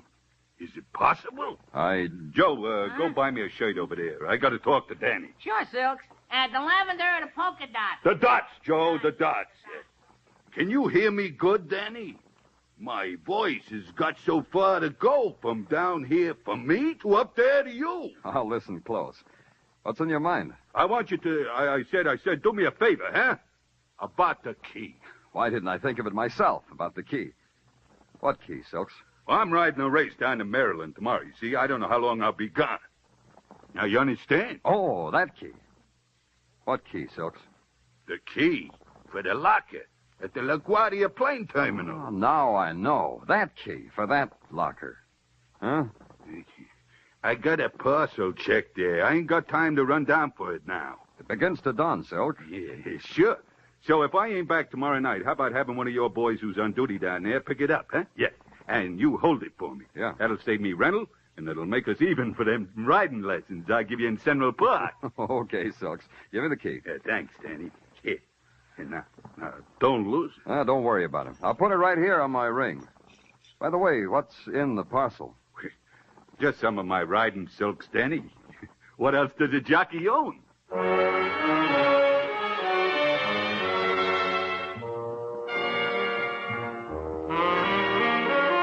I patted Silks on the head, bid him a fond yoicks, and mushed back into the tropical heat of Broadway. Tropical was an illusion that wasn't hard to believe. The crushed pineapple and papaya stands, the coconut milk in real whiskered coconuts, the sly, grinning beat of the native drums heard through wilting loudspeakers, the girls, the luminous girls in their grass sandals and 14th Street sarongs. And then one whose lips looked as if they'd been painted with wild strawberries stopped me and kept me from my appointed rounds. I didn't mind. I'm so honest. I don't have the price of a dream, and I'm honest. Here, you dropped this. What? This $100 bill. You dropped it. Take it before it burns through my hand. $100. Wasn't I the careless one? Must have been in that Cracker Jack box I just threw away. Never throw anything away, Mr. Clover. There can be a prize in each and every package. That's a hard thing to remember. Will you help me try to remember, Miss... Ames. Belle Ames. Oh, You ever need any help, Mr. Clover? Ring for Belle Ames. that's cute. Very cute. Now maybe I can do something for you, Belle. Maybe give you back all this money you said I dropped.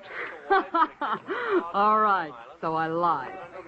All you have to do is believe you dropped that money and listen. See how easy it is? $100 and no pain. For 100, you can throw in a little pain. Who do I listen to? It's written on the bill. Marty wants to see you. Oh? Marty says it's easier to talk to people who have money. He likes people with money. He says they listen better that way. I'm a fool for psychology, Belle. Let's go listen to Marty. Not me, Mr. Clover. You. It's you he wants to listen. Hey, come back here. Belle, come back here.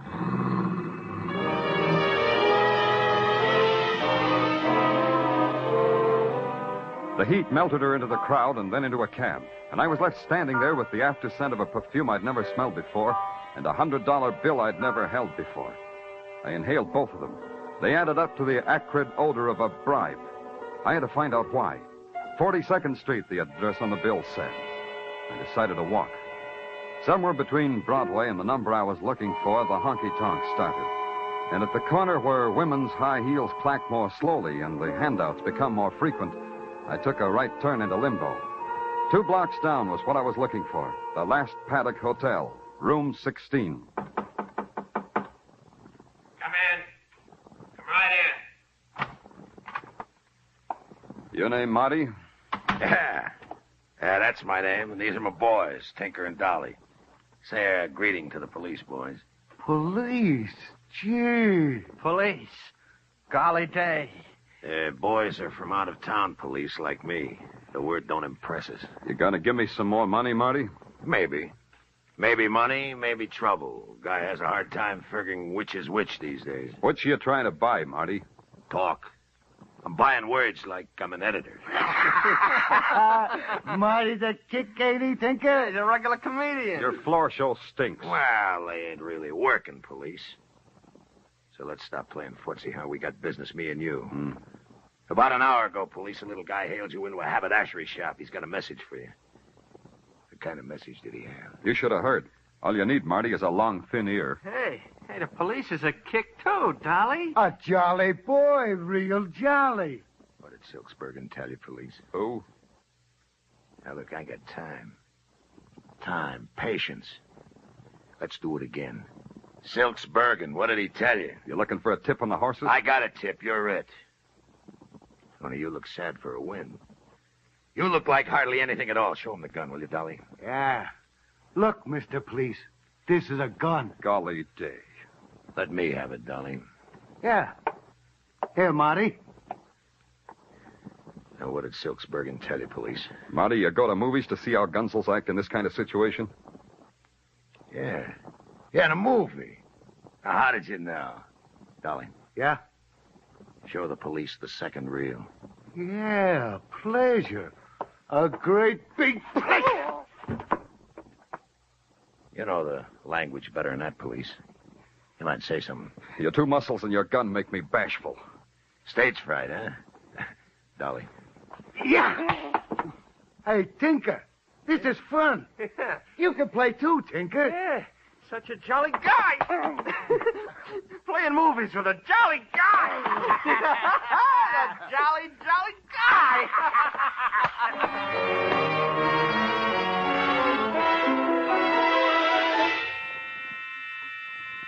Somewhere a light going on and off made a big noise and a bigger hurt just in back of my eyeballs. It screamed at me from across the street and through a window hung with grease-stained drapes. And I knew I was still in Marty's hotel room. I knew that hours had been torn out of my life and thrown away. Then the light screamed again, and this time there were words. Big 1,000-watt words that said, Pearl Club, delicious dancing girls. First one, then the other. And in between there was the creaking sound of a rocking chair. Then the rocking chair made words, too. Don't hurry. It's rather pleasant here, sitting rocking in the dark with that brazen sign throwing its naked, intermittent light. This gun gives me the right to introduce myself. I'm Gil Sherry. Oh, should I know you? Perhaps. I believe I'm in the class book of one of our more venerated colleges. That's my identity. A thesis on Gil Sherry would make lurid reading for the boys with the old school tie, don't you think? I wouldn't know. Read me a chapter. Oh, delighted. Chapter 1 begins. Early in life, I learned to love money. It was a symbol of the sordid life into which I'd fallen. Now, sitting in a bleak, villainous hotel room, my comrades, a detective and a corpse. The corpse and the detective. Is that all me? Not quite. You're the detective, true, and the corpse is the true corpse lying in the corner. Huh? And I believe he's a friend of yours, Mr. Clover. Silks. Silks. Rather fancifully named, don't you think? Silks Bergen. Proud, colorful name. But pride and color seem to have drained out of him. Maybe he's ashamed of wearing bullet holes where his polka dots ought to be. He was a neat little guy. So? And he'll be pleased with death. Death is so precise. Closes your mouth, too. That wasn't smart of Marty. Marty realizes that. That's why I'm to keep watch over you until you open yours and tell us what Silks had to tell you, huh? Oh, by the way, here are your meager belongings. Yeah. Your wallet, a key ring, your badge, and a $100 bill. Marty's orders. That's good of him. They're all there? Yeah. You said $100 like there were words that hurt you. As I suggested, money is beautiful, Mr. Clover. Money buys money. Money is an ecstasy of an exquisite pain. Oh. Gil, I dropped the bill. Huh? If you pick it up for me, I'll let you hold it for as long as you want. Go on. Touch it, Gil. Feel it. Oh, I'll get it. Yeah, Gil. And get this! I'm not going to send my boys to college. Their noses break too easy. Took 15 minutes for the riot squad to clean up room 16. I booked Gil Sherry as an accomplice to murder, and the morgue booked Silks Bergen. The thing I had to do now was break a promise to a dead man. I couldn't wait until tomorrow to use Silk's key, the key that Marty didn't even notice. A half hour later, I was in the big waiting room at LaGuardia Field. American Airlines DC-6 leaving at Gate 5 for Chicago and Los Angeles. Loading at Gate 4. Hiya, Lieutenant Clover. What brings you down here? You an officer? Had any trouble? Locker thieves? No, only trouble was a 3-year-old kid in a $400 cowboy suit screaming because he lost his nurse and chauffeur at the same time. Where's locker 147? 147? Right over here, sir. Let's go. Now, let's try this key. Suitcase, Lieutenant. Yeah, pretty heavy. Something you're looking for? Hold on a second. Since I get this open. Holy... all that dough. 10s and 50s and 100s. Yeah. What could be bought with that? It's been bought, officer. A lot of blood. Bought and paid for.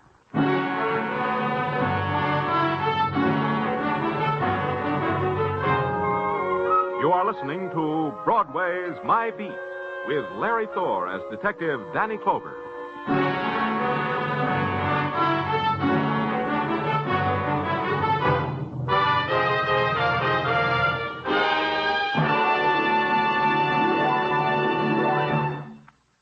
Practically all of Casey, crime photographer's adventures are summed up in the title of tonight's show, Big Danger. If you haven't met this ace newspaper cameraman, his pretty assistant, and Ethelbert, the merry bartender, if you're looking for a top-rating thrill show, be sure to hear this latest of crime photographer's adventures. Along with Escape, which tonight will present Irvin S. Cobb's Snake Doctor, Crime Photographer is heard on most of these same CBS stations. Now back to Broadway's My Beat.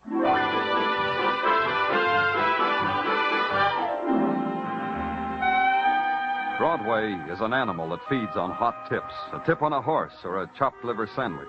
There are even touts who will hawk you a scratch sheet giving odds on Broadway's being wiped off the face of the earth. And sometimes the tips pay off, like the one not to put your $2 on jockey Silks Bergen because Silks was dead and his handicap was a chest full of bullets.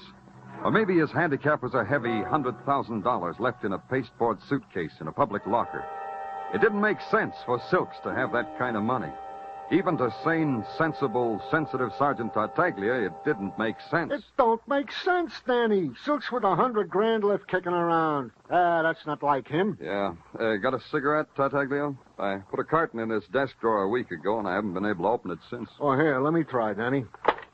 It's stuck, Tartaglia. Just give me a cigarette. Danny, my wife, Mrs. Tartaglia, says I am the best opener of stuck drawers she ever saw. Give me a cigarette.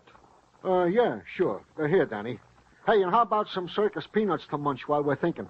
When do you have time to go to circuses, Sergeant? Oh, not me, Danny. Wasn't me, it was my kid. Yeah, there was a street carnival on Mulberry Street, so it was my kid. Okay. Oh, for a minute there, Danny, I thought you were munching me out. All right. Playtime's over, Sergeant. We had any reports that anyone is shy $100,000? No, Danny. The money has been reported neither lost, stolen, nor strayed. Did you check whether Silks made any bets that would have got him that kind of money? Yeah, Danny. The word from our stoolies is that no bookies is out that kind of dough. Not out to Silks, anyway. The word also is that Silks didn't have a wrinkle deuce to bet on his own name. Yeah. What do we got on the man they call Marty? Not a thing. Aside from his autographed $100 bill. No, we can't find him, Danny. We can't trace him from no place to no place. Danny, you feel all right from that beating? I've had it better. Sergeant, what's on Belle Ames? Likewise. It's an empty day with a hole in it, isn't it, Tartaglia? Yeah. Huh? If you want me, I'll be in Gil Sherry's cell. There must be somebody who can tell me something. Anything.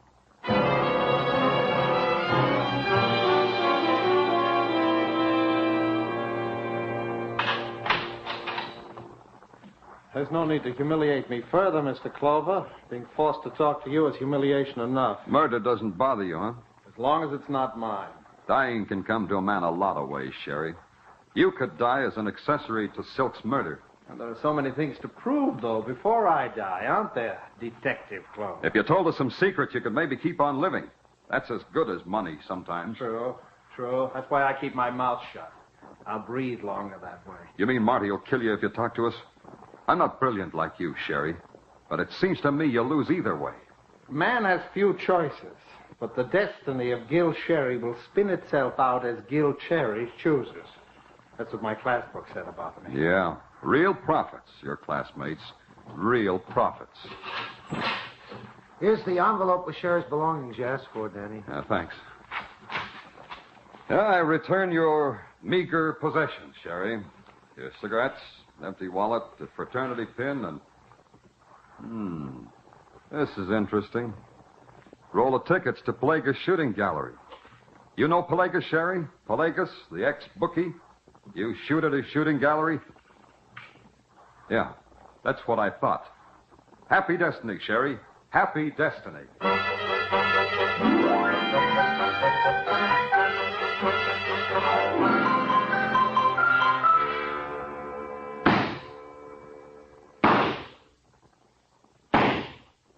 Oh, Pelagus. Keeping in trim? Pardon me, Danny. You're in my way. Oh, sorry. Nice shot. You angry at somebody? What's on your mind? Guy named Marty? Yeah. You like that shot? Makes me quiver with excitement. You think I hit that duck twice before it sinks? I doubt it. See what I mean? You still booking races, Pelagus? I got caught once. You still booking? You're in my way again. Try getting used to it, Pelagus. Try this. Where would Silks Bergen get $100,000? Yeah. Where? From you? Oh, yeah, from me. From Pelagus. I give people $100,000, eh? That's why I'm running this stinking shooting gallery, because I give such big prizes. You hit that duck, Lieutenant. I give you $100 grand prize. Is that what you mean? Oh, huh? Hello. No, tell us. Tony Vrani Joe Murdoch neses to potami. Betty Manos. Oh, Betty Manos. Joel Murdoch. Joel Murdoch, Silks' friend, the big guy with Silks in the haberdashery. Pelegas, what's he saying about Joe Murdoch? It's hard to explain. Hard, huh? Like this. Joe Murdoch was fished out of this river. Murdered. Fizetto Nasakurste. Don't spare me that last either. What did you say? May he rest in peace. Yeah. See you around, Pelegas. Pure scene of thoughts. Danny Clover. Fizetto Nasakurste. It was a thought I had to think. That pal Joey Murdoch was dead for the same reason that Silks was. I checked headquarters, found out that Murdoch's last known address was the Last Paddock Hotel. He shared a room there with Silks. The environment made its own possibilities. The lobby of the Last Paddock had a new embellishment. Above the clerk's desk was an embroidered wreath. To Silks, it said, "You finally beat the bookies." The clerk didn't sound funereal at all. Sorry, mister, you gotta come recommended. The Last Paddock don't rent rooms to just any fink that asks. I didn't mention room. The sign under your chin says information. I'll take that. You don't look like you carry that much dough. I got it sewn under my lapel. Here, take a look. A cop?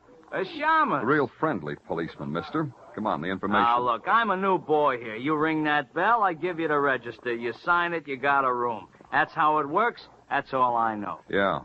Say, that's a pretty big safe over there. Why such a big safe for such a small flea bag? New, too. Yeah, new. How come? How come such a big new safe?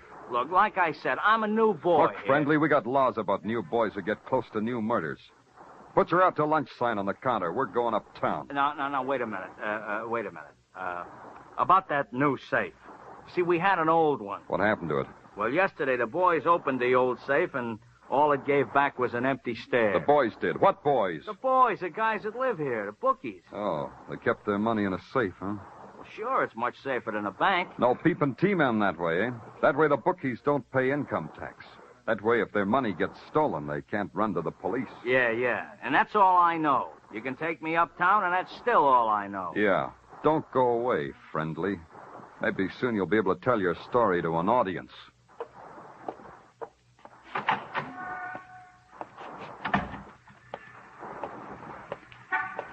Get in the car, Clover. Well, Marty. Good seeing you, Marty. I've been looking all over for you. Get in the car, Clover. Dolly's looking at you with a gun pointed to where your badge might be. Now just get in the car.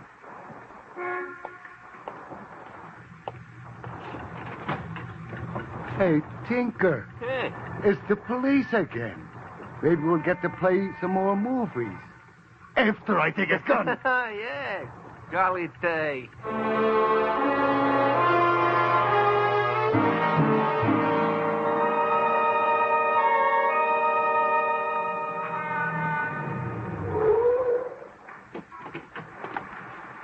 You'll play later, boys. Wait out here. Oh, Marty. Wait. This way, police. In that house. 2 murders, eh, Marty? How does a guy feel when he's murdered 2 men? A good feeling. I like it. Open the door. Yeah. There's someone I want you to meet again, Clover. In here. Mr. Clover, Mr. Danny Clover. You mind if I blush with joy? You can still think of a reason to blush, Belle? Such pretty words for a man who's nearly dead. You got one chance, Clover. The dough, the $100 grand. Where is it? First, I'm going to tell you something about Marty, Belle. He had that money and he didn't know it. What? What's he saying, Marty? You tell us, Clover. Belle, when Marty had me worked over, he should have taken a look at my key ring. One of the keys was for a locker. Locker, money. Marty, how could you be so stupid? Answer the policeman, Marty. So I made a mistake, Belle. Don't worry. We got the police. We'll get the dough. $100,000, Marty, like that, right under your nose. Oh, Belle, you picked yourself a dull playmate. You can't afford a playmate who makes mistakes, Belle. Marty, you fool. You stupid fool.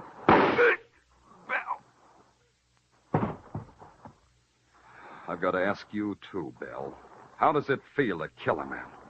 Where's the money, Mr. Clover? At police headquarters, in my office. Get on that phone, Mr. Clover. Get on that phone and have one of your flunkies bring it over. No tricks, Mr. Clover.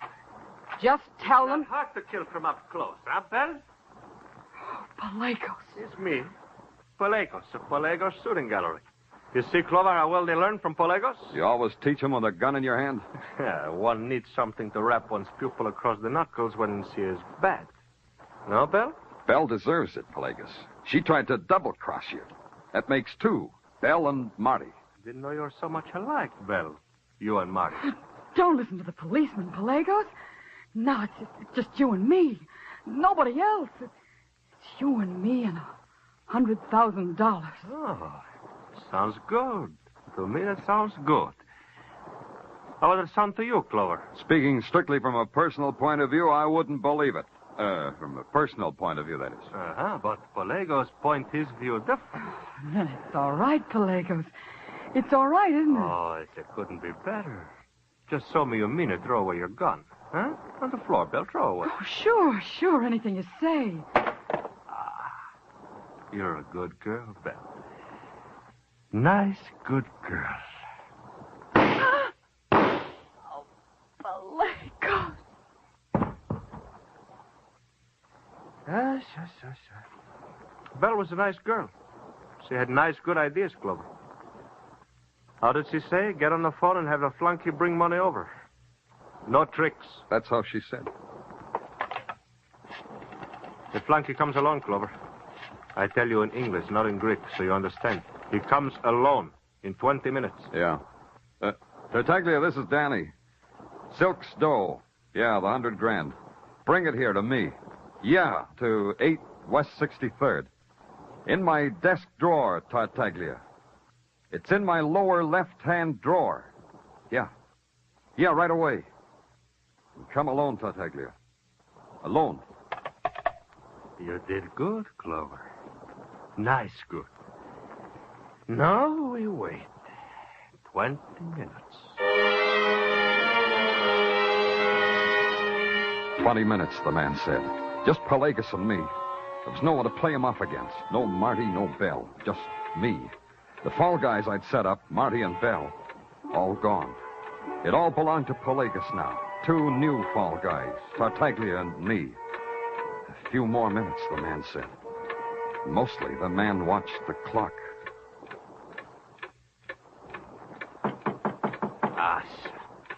You're lucky, Clover.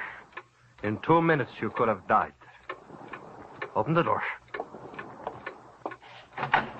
Hiya, Danny. Well, here it is. I brought the dough just like you said. Hey, you know, it's good to get away from the office. Put a suitcase on the table. Huh? Hey, it's Pelagos. Hey, and he's got a gun. Hey, Danny, what Give the man goes? the suitcase, Tartaglia. Well, whatever you say, Danny. Clover. You're a nice, good fool. I get the money, you still die, huh? You and the flunky. Huh? Talk to us before we die, Pelagos. I like to talk. What do we talk about? That was your money. Silk stole it from the safe at the last paddock. Thought he could get away with it. He thought you couldn't do anything about it. But you crossed him. You had Marty kill him and his friend Murdoch. You talk all by yourself, Clover. You didn't let me say a word. Now fold your hands behind your head and stand facing the wall. You both. Good. That's nice, good. Now I want to look once more at my money. It's too long since I looked at the money. Yes, the money. Something wrong, Pelagos? This money is... It's what, Pelagos? It's nothing but paper. Lousy torn-up strips of dirty newspaper. Paper is nothing but... Hit the floor, Tartaglia. I'll take him. Oh!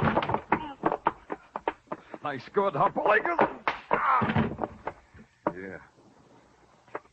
Nice good.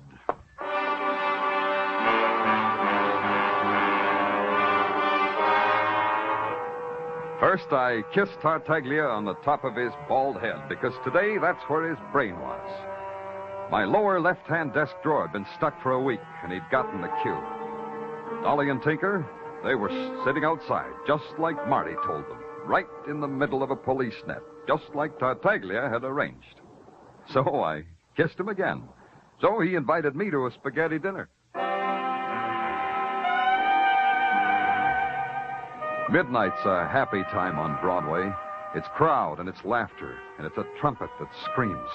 It's a place strung into the night like some phosphorescent alley, and they're heaped there, the bright-eyed kid, the voice that whispers from the doorway, the poet, the dregs. It's Broadway, the gaudiest, the most violent, the lonesomest mile in the world. Broadway, my beat.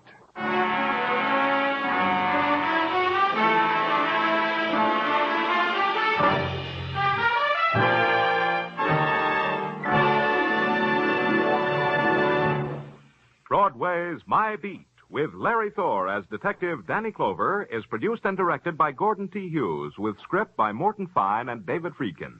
Musical direction is by Lud Gluskin. Be sure to join us next week, same time, same station, for Broadway's My Beat. This is CBS, the Columbia Broadcasting System.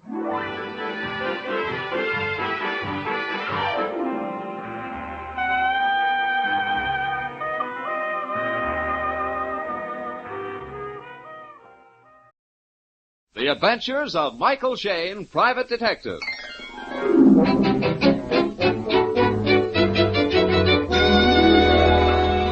The people who make the new 76 gasoline and Triton motor oil, Union Oil Company, present The Adventures of Michael Shayne, Private Detective, starring Wally Mayer and Kathy Lewis.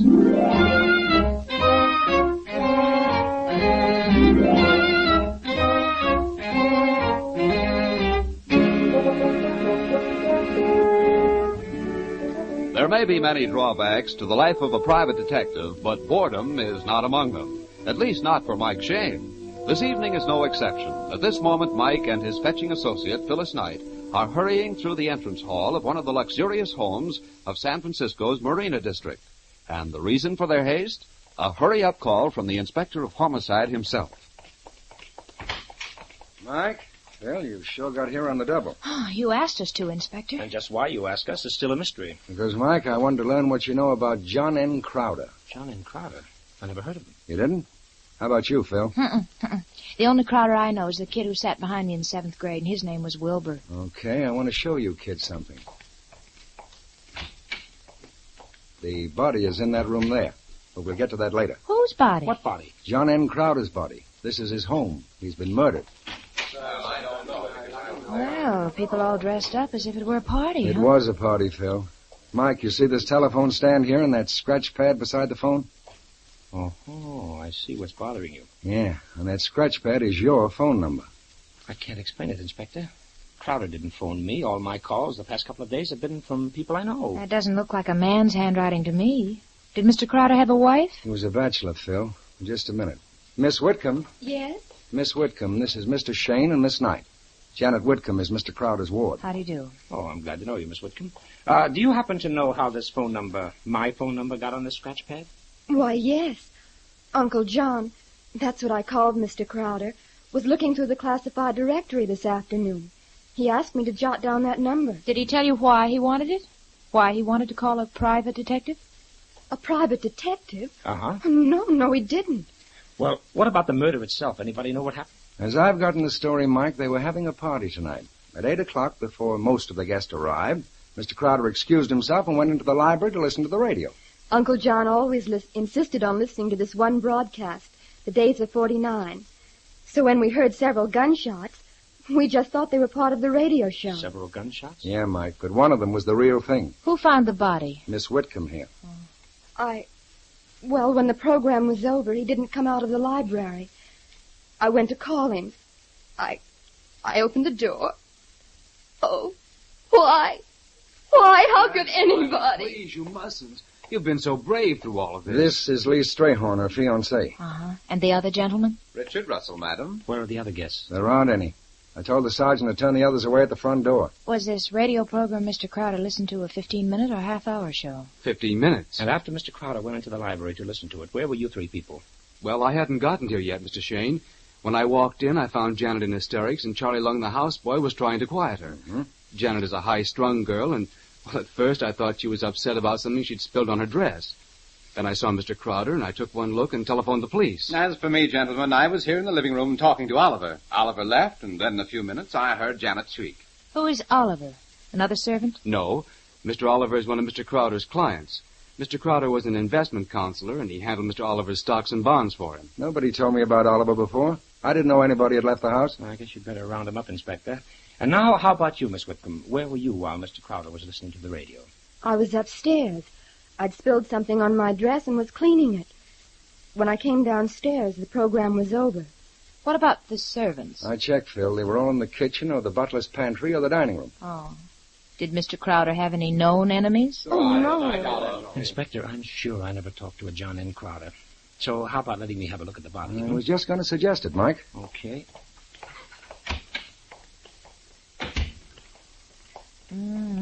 Couple of chairs overturned, the drapery pulled down. There must have been quite a fight. Which makes me doubt these people when they say that they heard nothing unusual. Oh, the body's on the other side of the desk, Mike. Oh. Man about 50. No, Inspector, no, I've never seen this man before. Shot through the heart. Well, the gun was fired at close range, Mike, if those powder burns on his shirt mean anything. I've found one interesting clue. Huh? I've kept my mouth shut about it so far. Take a look at this blood on the rug. Mm-hmm. Right in the middle of the blood, a spot of clean rug. Mm-hmm. In the shape of a dollar mark. I know what that is. Yeah? It was made by one of those money clips. You know, Mike, you carry one in your pocket for dollar bills. Yeah, the killer dropped it and then picked it up in order not to leave a clue, or so he thought. Well, I'm still wondering, why did Crowder have my phone number? Why did he want to call me? And when he had the number, why didn't he call you? They said Crowder had no enemies, yet somebody must have had a motive to kill him. Just a minute, Inspector. Maybe I can give you a hint. Yeah, Mike? What? Look around the room very carefully.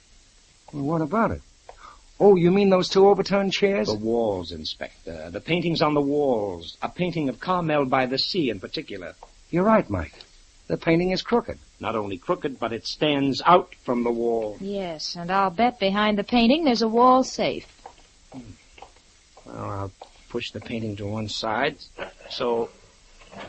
And there we are. It's unlocked. Now, let's see what's inside the safe, if anything. Kids, this desk lamp is the only light in the room, isn't it? Huh? Yeah? Yeah, why? Because I'm going to turn it out. Somebody is about to come in through that French window.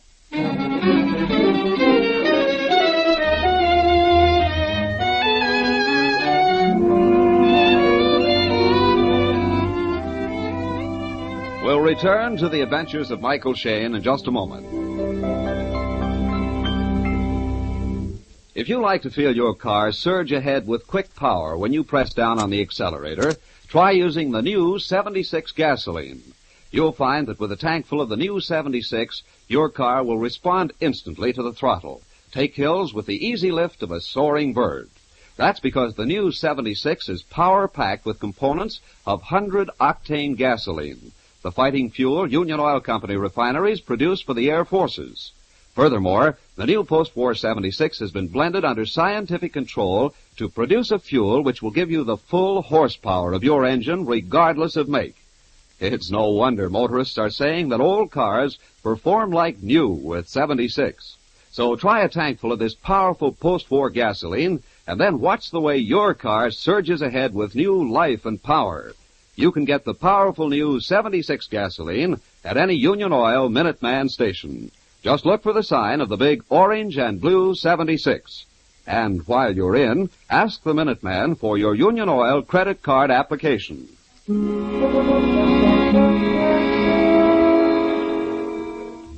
On the library floor lies the murdered body of John Crowder. And on the sun porch outside, Phyllis has seen a prowler. Mike and the inspector step to the French window. And then suddenly... All right, Mr. Hands in the air. What in place? Come here. Come inside. That's what I've been trying to do. The police at the front door wouldn't let me in. Okay, turn on the light, Phil. All right, now, who are you and why the peeping Tom act? I was not peeping. I came around the side of the house to see if someone would let me in. That flatfoot at the front door said Crowder had been murdered. There's the evidence on the floor. Yeah. Shot through the heart. Blood on the carpet. Who did it? That's what we're trying to find out. And also your name. Oliver, see? Bert Oliver. Oh, you're the man who was here earlier. Why'd you leave the house? Why not? No murder had been committed then. I walked across the street to my house. Well, Mr. Oliver, why did you go home? Because I forgot my present for Janet. And when did you last see Mr. Crowder alive? He came into the library to listen to a radio program. I was talking to that social butterfly, Richard Russell.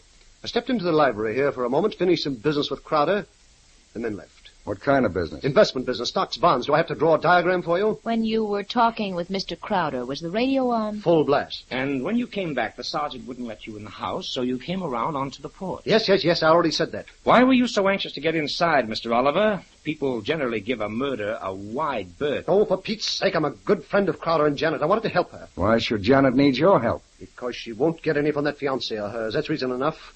Crowder should have stuck by his guns. He should have forbidden the marriage. Inspector, I think we should ask Mr. Oliver to relax in the other room for a while and let us talk to Janet. Right. If you please, Mr. Oliver. Miss Whitcomb, would you step in here a moment, please? Oh, Mr. Oliver. Don't let them frighten you, Janet.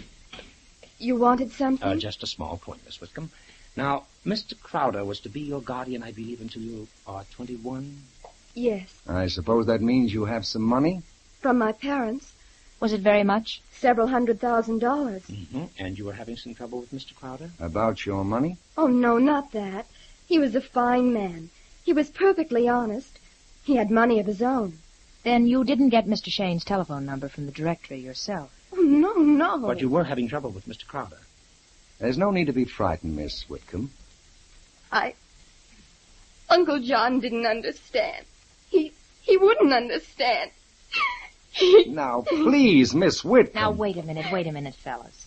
You told Oliver to go in the other room and relax. Now, suppose you sit down and relax a while. I'll talk to Janet. He's dead. What does it matter now? We're just trying to help you, Janet. The more we know about Mr. Crowder, the easier it may be for us to find his murderer. Now, you can see that, can't you? Yes. Of course you can. Now, you were having some difficulty with your guardian. You can tell me what it was. Uncle Johnny didn't want me to marry Lee. He said Lee was no good. I told him he was wrong. I told him I wouldn't let him run my life any longer. I'd leave home. I love Lee, and he loves me. I'm going to marry him. Nobody can stop me now. Nobody. How long have you been engaged to Lee? 2 weeks. Uncle Johnny was mad about it, but he never said another word about Lee. Mm-hmm. And that's all the trouble you ever had with Mr. Crowder? Yes. Can I go now? I guess so, Miss Whitcomb. Thank you. Well, what do you think, kids? I don't know, Phil. The girl is so dramatic about everything. If Crowder didn't make an objection to the marriage for the past 2 weeks, I don't see why she's so excited. Uh-huh. Well, before we have another interruption, I want to examine that wall safe. Safe is hardly as big as the inside of a hat box. One small tin box. Empty. One packet of currency marked $2,500. Oh, that's odd. If it was burglary, why did the killer leave the money? Well, he might have been scared off before he saw it or even overlooked it in his hurry. Yeah, but we don't know what was in the safe originally, Mike. We can't tell what was stolen. If Crowder was a good businessman, he must have kept an inventory of its contents. And if he was a cautious businessman, he would not keep the inventory right inside the safe. No. How about this desk here? Inspector. Huh? Oh, what is it, Mr. Russell? I noticed that Janet is very upset. I thought maybe I ought to tell you that she used to quarrel with Crowder all the time. He didn't want her to get married. Yes, Janet told us all about it, Mr. Russell. Oh. Well, I just thought you'd like to know. Find anything in the desk? Mr. Russell, we're very busy, so if you don't mind... Oh, all right. I just thought you'd like to know. Oh, it's a nosy character. Now, here we are, Inspector. The inventory to the safe. Swell, Mike. Let's see now. Cash, $2,500. Well, that checks. Then one package, Charlie Lung. The houseboy. Yeah, but no findy package. Next, $21,000 bonds. PM and ORR. Abbreviation for railroad bonds, probably. Yeah, and said bonds are also missing. Now, the last person known to have been in this library with Crowder was Mr. Oliver. Yes, Oliver said he had some business with Crowder about stocks and bonds. After which Oliver walked across the street to his house. If he paid Crowder for those bonds, I didn't find the check in the safe. And I searched Crowder's body. He had just a small amount of money in his wallet. Mike, you know what we're going to do? Yes, Inspector. We're going across the street and search Mr. Oliver's house for those bonds.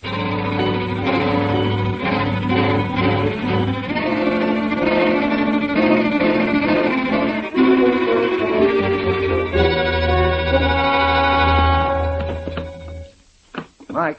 Oh, Mike. Yes, Inspector. I've looked all through Oliver's desk. You find anything? No luck. I searched the whole living room. I thought there might be another wall safe. And I checked upstairs.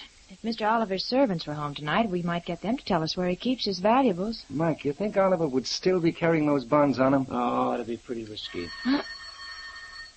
Uh-oh.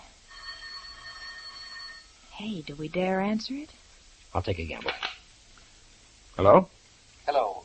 Oliver speaking. Is this the inspector or Mr. Shane? Well, it's Shane, Mr. Oliver. How did you know we were here? Russell saw you. You're looking for those bonds. Well, we were just checking. You haven't found the bonds yet. I tucked them in Webster's Unabridged Dictionary. It's on the table, right behind the phone. Dictionary on the table. Yeah. Mr. Oliver, those bonds belong to Mr. Crowder. How did you I bought them tonight. I told you I had business with Crowder. You didn't give him a check in payment? Of course I didn't give him a check. Crowder always sends me a monthly statement. My credit is A1. When you leave the house, please turn off the lights. Oh, how do you like that? Russell saw us come in here. Oliver hid the bonds inside the dictionary? Yeah, Phil, here they are. Oliver was so straightforward about it all. Yet he might be trying to beat us to the punch. Yeah. Now what? I'll talk to him this time, Mike. The inspector speaking. Inspector, this is the sergeant. They told me I could reach you at this number. Yeah? What is it, Sergeant? That Chinese houseboy, sir. Uh-huh. I saw him sneak out of the house. I trailed him clear down to a shop in Chinatown. He's up to something. Oh? Where are you now? In the chop suey place on Grant Avenue. I can watch the shop from here. Okay, Sergeant. Keep your eye on it. We'll meet you there in 10 minutes.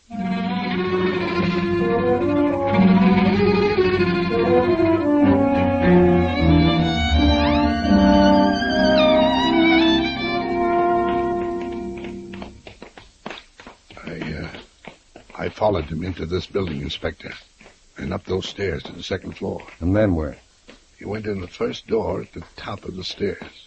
Please, Angel, watch those heels. You sound like a dray horse going up a ladder. Don't be personal, Mr. Shane. Oh. There. That's the door right ahead, sir. The transom's open. Listen. Talking Chinese. Think we better knock Mike? Will you come in, gentlemen, and miss? Listening through closed door is like cotton in one's ear. Well, you see, we were just... yeah.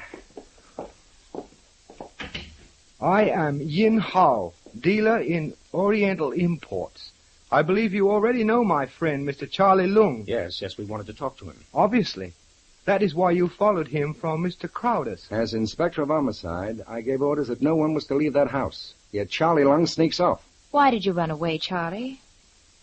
Please, Charlie. My friend, Charlie Lung, came to me with a problem of ethics, a delicate matter of conflicting loyalties. So?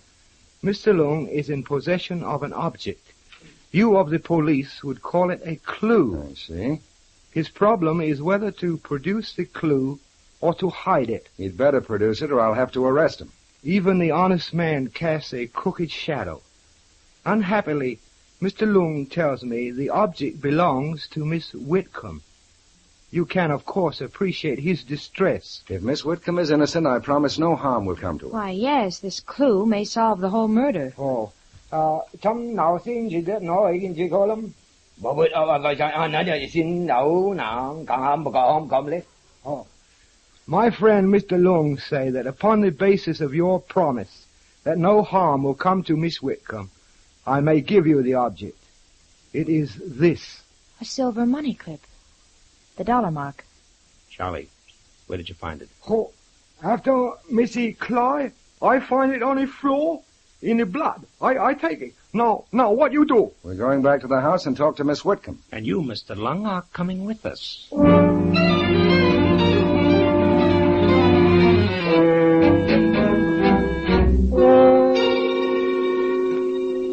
I'm sorry, Inspector, but I just had to lie down for a while. Uh-huh. I don't feel at all well. She really is sick. I've been sitting here in the bedroom talking to her. Lee, would you mind stepping outside? We have something we'd like to show Janet in private.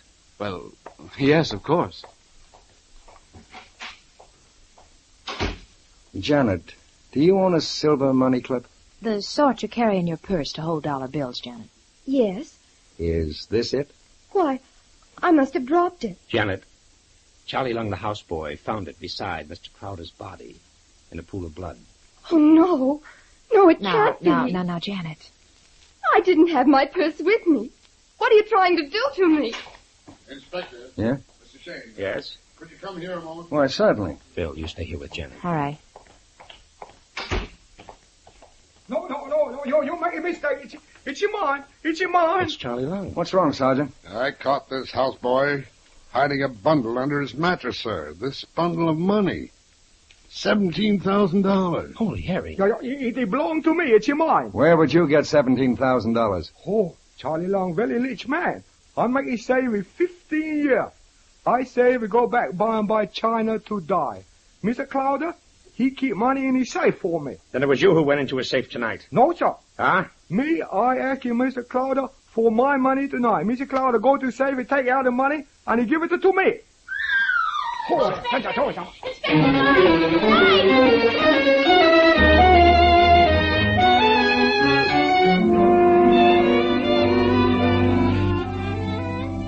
In just a moment, we'll rejoin Mike and Phyllis in their adventures. If you have to drive in traffic very much nowadays, you've probably noticed the extra congestion on the road. Now, we don't say that driving with the new 76 gasoline will eliminate traffic problems, but we do say it'll make your driving a lot more pleasant by putting new power under your foot. Even the oldest cars step out with renewed energy when you put in the new 76. That's because the new 76 is power-packed with components of wartime aviation gasoline, the fighting fuel Union Oil Company refineries produce for their air forces. Furthermore, the new post-war 76 has been blended under scientific control to produce a fuel which will give you the full horsepower of your engine, regardless of make. It's no wonder motorists are talking about the way their cars perform with the new 76. Try a tankful of this powerful new gasoline, and then watch the way your car surges ahead with new life. You can get the new Super 76 gasoline at any Union Oil Minuteman station. Just look for the sign of the big orange and blue 76. Thank you.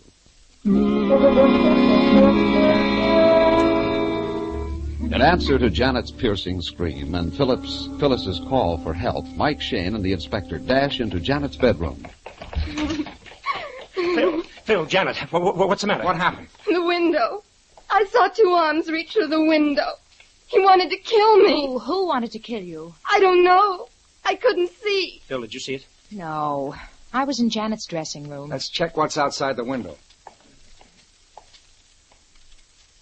Uh-huh. Balcony. Runs the full length of the house. Janet, was that you screaming? Oh, Lee. Who makes it you? You all right? What blazes is going on in this house? Somebody was being murdered. Quiet, please. Quickly now, we want to know where all of you people were during the past 3 minutes. Lee? Well, I was in the dining room. Mr. Oliver? In the hall below. I was starting up the stairs when I heard the commotion. Mr. Russell? In the living room.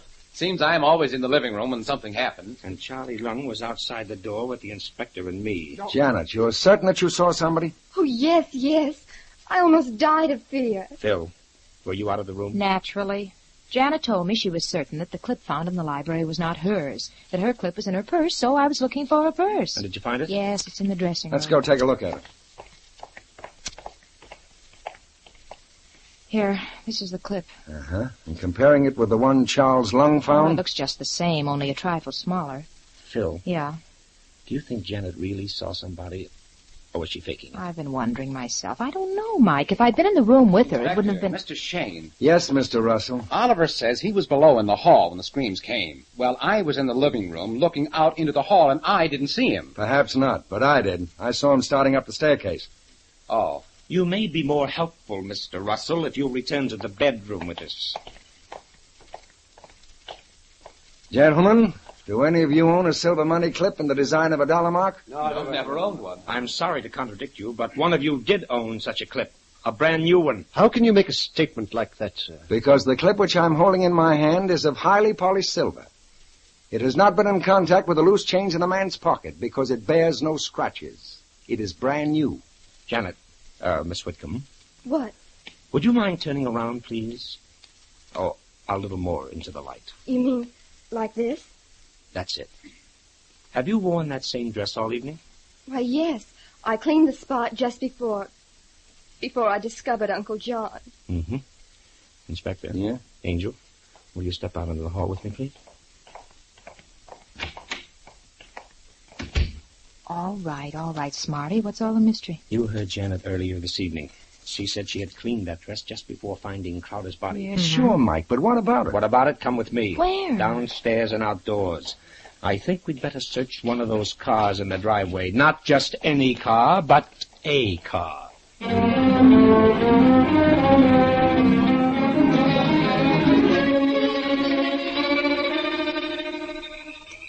You were right, Mike. Here it is. It was hidden under the seat. Colt, .38 revolver. One chamber fired. That does it. All right, Inspector, I think we're ready for our murderer.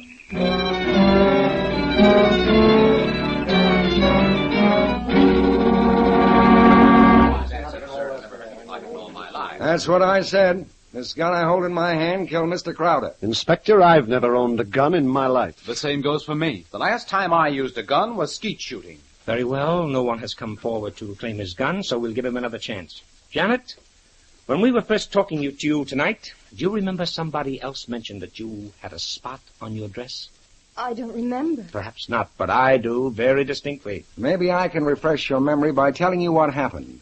The murderer parked his car down the street a couple of blocks. He walked here to the house, then sneaked around in back and watched the living room window. He saw Janet spill something on her dress, and then Mr. Crowder excuse himself and go into the library to listen to his favorite radio The program. killer knew the program would last 15 minutes. While Crowder was at the radio, the man opened the French window and sneaked up on Crowder.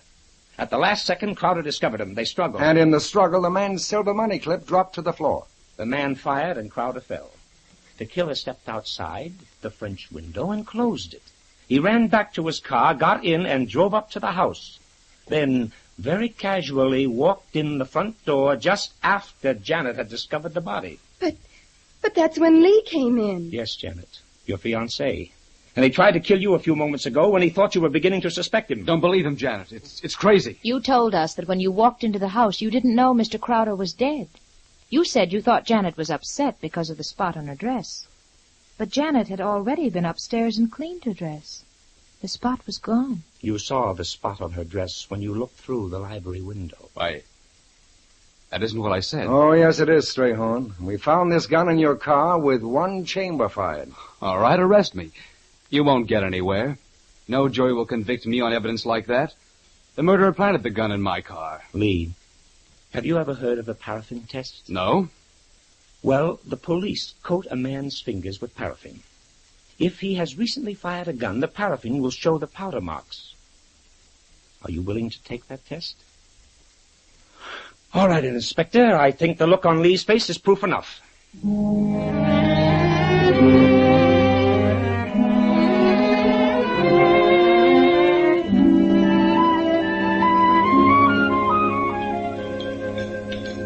Kids, I'm sorry my wife is down country again.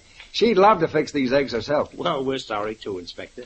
You know, your house seems empty without us. Yes, it certainly does. Not to change the subject, Inspector, but I've been wondering.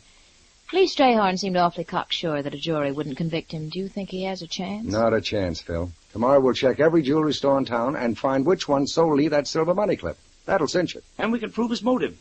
Mr. Crowder knew Lee was thorough no-good. Oh, Crowder allowed Janet to become engaged to Lee, but he was going to sidetrack a marriage. I suppose that's why Crowder had your phone number. He was going to ask you to look up Lee's background. And Lee guessed what was in the wind. He wasn't going to let anything stop him from marrying Janet's money. Not even murder. Say, Angel. Hmm? Why the dreamy expression? I was just looking out at the lights on the Golden Gate Bridge and wondering. Oh, about what? Wondering why Janet didn't see through Lee. Her eyes must have been blind. Mm-hmm. When your heart's on fire, smoke gets in your eyes. That has a special point for you, Phil. For me? Uh-huh. The way you're looking at Mike right now, I'd say clang, clang, 3-alarm fire. Oh, Why, Inspector.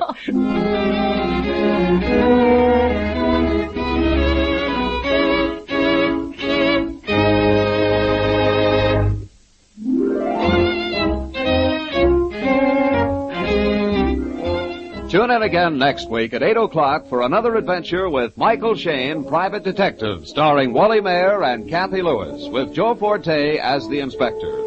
The Chinese characters were portrayed by Charlie Lung. Tonight's story was written by Richard DeGraff and based on the character created by Brett Halliday. Music was composed and directed by Bernard Katz. This is John Lang saying goodnight for Union Oil Company and reminding you once again to get your application for your Union Oil credit card this week.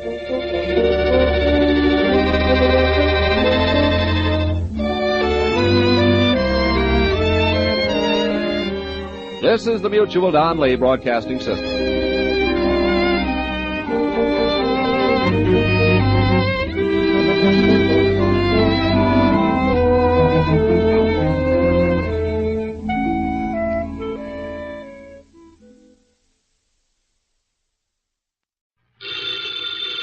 Ladies and gentlemen, the ringing of that phone bell brings you mystery, adventure. Nero Wolf's office, Archie Goodwin speaking. Who? Oh, yeah. Hello, Doc. How are you? What? In trouble? You? More trouble. You attract trouble, Archie. Hang up. It's our dentist, Dr. Thrummig. Let him wait. We never can find him when we need him. Tell him it's after office hours. Doc, you're talking so fast I can't make head and tails of it. Look, listen, Doc. Come on over here and we'll be able to hear you. It'll only take you a few minutes. Right. You consistently disobey me. I want to work on my paper about odontocosms. Doc Thrummig has a friend who's in some trouble, and he needs our advice. Besides, we owe Doc a fair-sized little bill, remember? Money again, Archie. Money is the curse of our times. Yeah, man. Bring on all the curses that is available.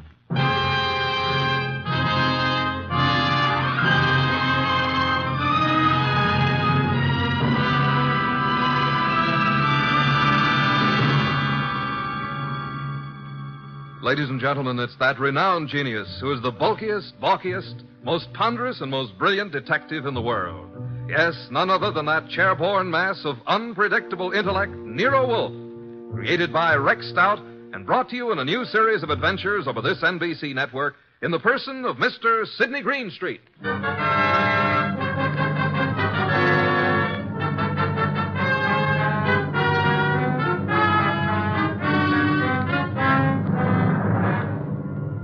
This story is one we refer to as the case of the Midnight Ride. Oh, yeah, there was a ride, all right. But it would never have happened if we hadn't received another phone call a few minutes after our Dr. Thrummig phone. It was late in the evening, and Nero Wolfe was studying his paper on orchids while I was absorbed in playing some phonograph records. Archie, not so loud. I can't possibly think when you play that infernal thing at such volume. What was that you said, boss? I said I can't understand why you can't get music from a phonograph without vibrating the top of the instrument. That's right.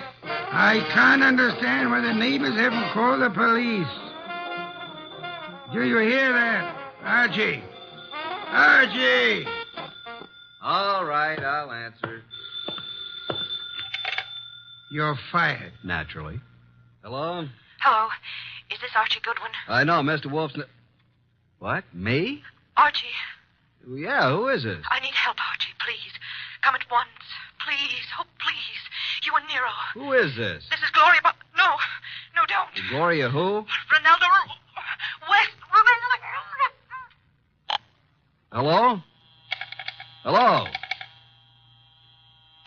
Well, did you hear that? Another female bar. What happened? Boss, who do you know named Gloria? Gloria? I know nothing about anyone named Gloria. She said her name was Gloria something. I couldn't quite get the last name. But she did say Ronaldo Road. Well, it's quite possible that she resides on Ronaldo Road. First, she asked if this was Archie Goodwin speaking, and before I had a chance to say anything, she asked me to come to her at once. She needed help.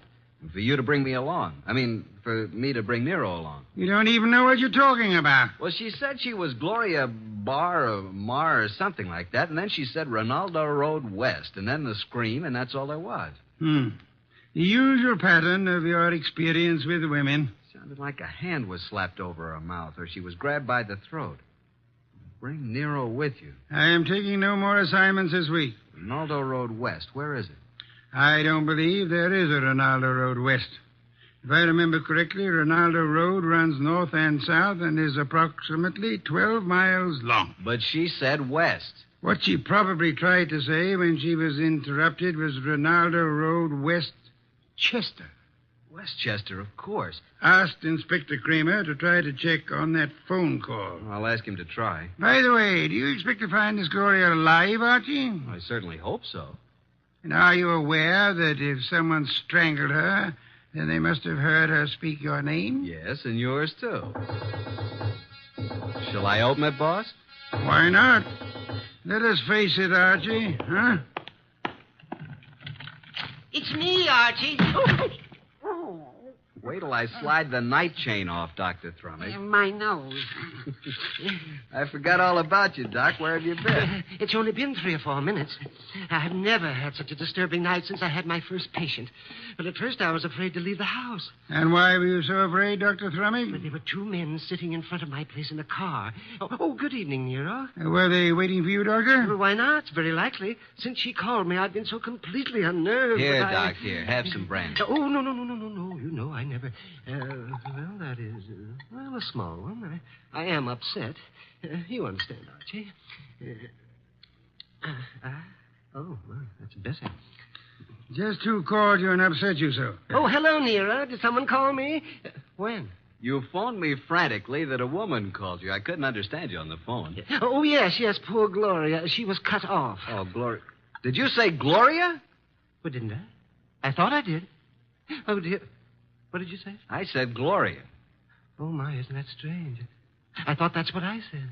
No more, please. We just had a call from Gloria. Who is Gloria? Why, you remember. We all went to school together. That is... you do too remember. Gloria, you know, she was, Just what is Gloria's last name, Dr. Thrumming? Well, it was Gloria Barnsworth. I don't know what it is now. That's what she was trying to say to me, Barnsworth. Did she tell you where to find her? No, she didn't. Oh, dear me. She was just about to tell me when I said I'd call you and Archie and get your help. And then she was cut off. How do you know she's the Gloria Barnsworth you knew and I'm supposed to know? My. Could you open the windows? Why, yes. Archie. Oh, sorry, Doc. The air outside's contaminated. Oh, is that so? With what? Oxygen. These factories. Oh, well, I found her picture in an old class photo. Here it is. Oh, yeah, now I remember. But, Doc, you and this gal were several years ahead of me in school. I'm not in this picture, so she must be about 40 now. Well, gentlemen, you both seem to have the situation well in hand now. So, if you'll excuse me, I will retire to my room. Yes, but we don't have anything figured out yet. But you will. Let me know in the morning how successful you have been. Good night. Well, anyway, a woman called here, and just as she was about to tell me who she was and her address, she was cut off as though she was strangled. Yeah, Archie, did you say someone strangled her? I don't know, Doc. I hope not. Well, let's start our search along Ronaldo Road. Archie, don't answer it. They're after me. The men in the car, they saw me come in here. After you, nonsense. They found out Gloria phoned me. Don't let them in. Now, how could you know all that? Oh, dear me. Do you mind? A short one? I'm so weak tonight. Please, Archie, don't open it. I warn you. Now, just relax, Doc. I'll handle this. Good evening. Evening. Are you Archie Goodwin? No, he is. Yes. No, I'm not. He is. Put up your hands. Unhook the night chain. Now just turn off this light. Oh, I told you. Where's Wolf? Oh, he's been in bed for hours. And who is this little man? Why, Don't you know? This is my brother Cuthbert. Yes, he's quite right. I'm a bit older than he is. Shut up, Cuthbert. All right, get your coats and hats off that rack. What for? We're all going for a little ride along the river, and it's a bit chilly. Oh, dear me. I feel faint. I'm getting dizzy. Get your hat. Yes. And put that bottle down. Yes, but it's so cold out Get tonight. along.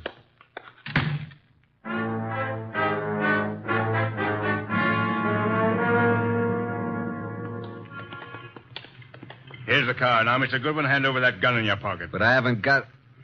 Okay, there you are. Thank you. Now get in the car. You get in the front seat with the driver, Goodwin. Your brother can get back with me. Okay, you know where we're going, driver. Yeah, but what? Get going. But do you know who this guy is? I do. Why? Well, now, look, Well, this guy is Archie Goodwin. What if he is? Well, this won't work. I mean, I didn't know it was going to be Goodwin. He's with Nero Wolf. What's your name, pal? I can't see you, but I seem to recognize your voice. Well, you see, it was like this. I was in a... Are you going to shut up and start driving? Okay, I'm going.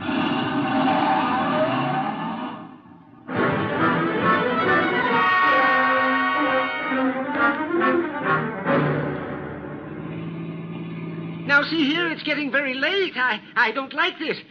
Where are you taking us? Keep calm, Doc. Yeah, don't get excited. Just take it easy. Listen, Goodwin, I got a record Shut for up, you. you two. What's the idea back of all this, friend? Pull off the road here, driver. Yes, but we're way out in the country. Now, we'll all get out here. Now, wait a minute. I said get out.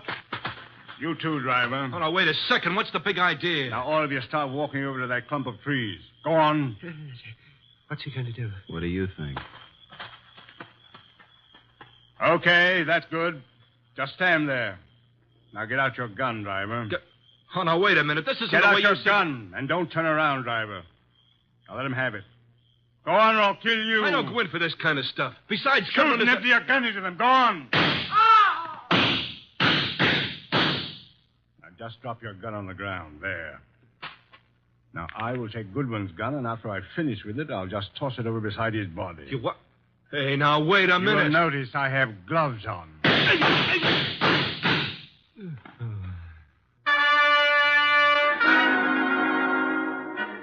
Hey, Doc. Dr. Thrumming. You all right, Doc? Oh, Archie, I'm sorry. I'm sorry I got you into this.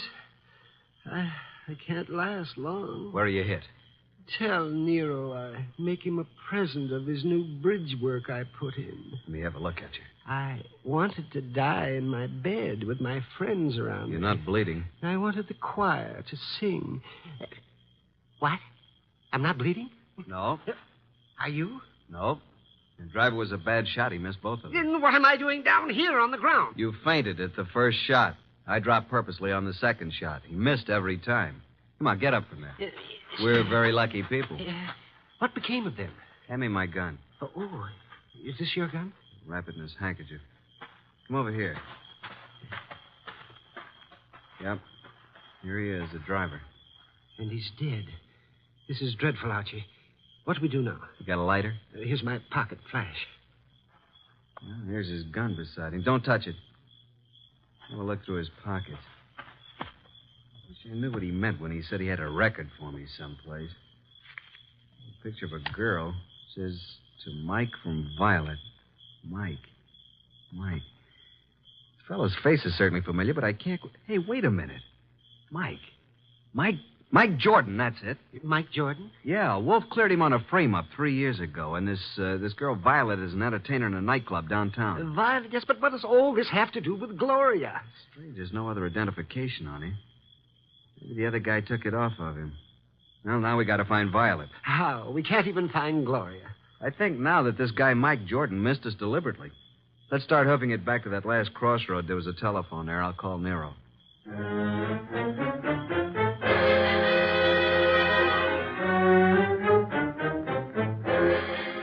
So that's the story so far, Mr. Wolf.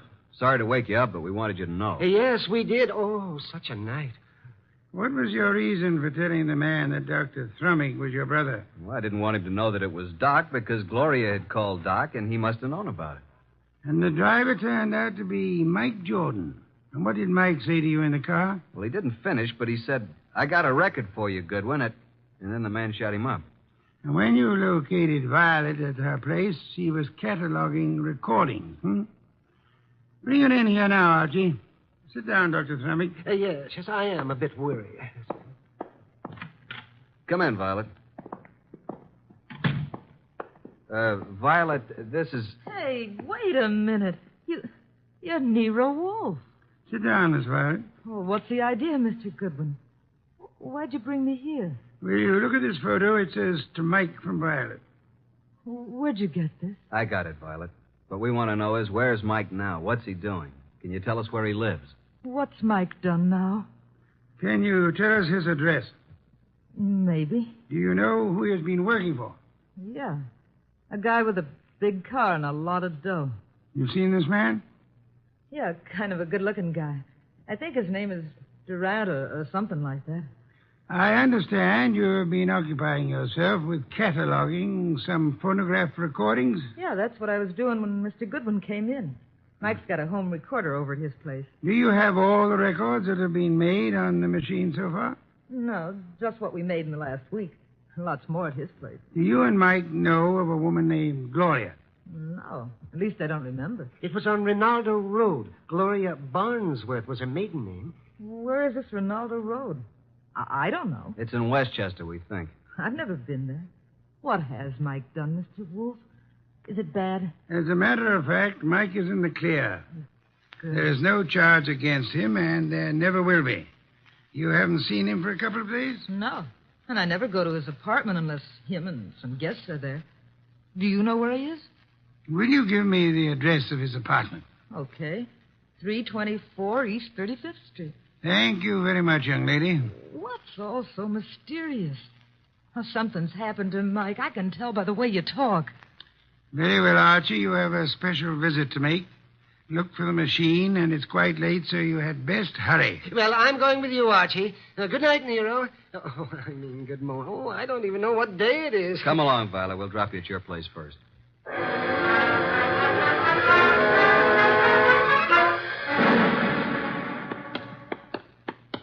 Well, there we are, Doc. Yes, has his name right on it. Mike Jordan. No, we're fairly certain that no one's in there. Hey, what do you know? It isn't locked. The lights are on. I know. Listen. Yes, a light humming noise. Huh. But where is it coming from? Over in that corner, those wall cabinets.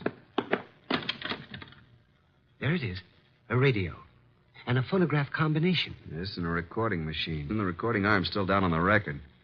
Just lift it off and put the playback needle on. Yeah, there we are. But look, I don't go in for that kind of stuff. You've been working for me for several weeks now, haven't you? Well, sure, boss, but I never went in for no kind of... We're going to pick this guy up and take him for a little ride. It ain't my line. All you do is drive the car. Okay, I'll take a chance, but remember, I'm just the driver of your car. If anything happens, I didn't know nothing. You'll do just as I say. Incidentally, I know a lot about you. Things the police would like to know. Okay, I'm working for you. I came out to Rinaldo Road to make an honest living. But I see I'm right back where I started. And worse. Guy just ain't got a chance. Oh, remind me. I've got to phone the place.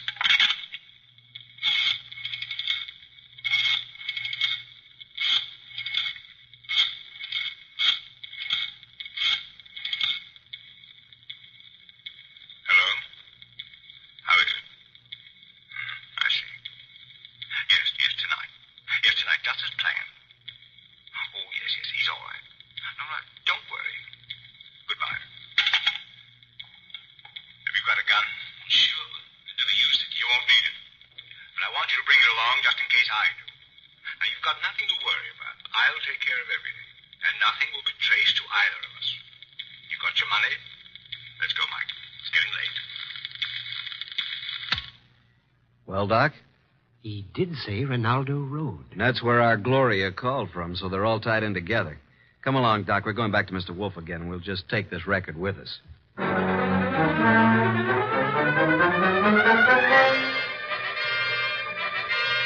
Well, Archie, I guess this phonograph was worthwhile after all. Yes, indeed. Don't you find this a very interesting recording, Nero? I'm sure we're going to add it to our collection.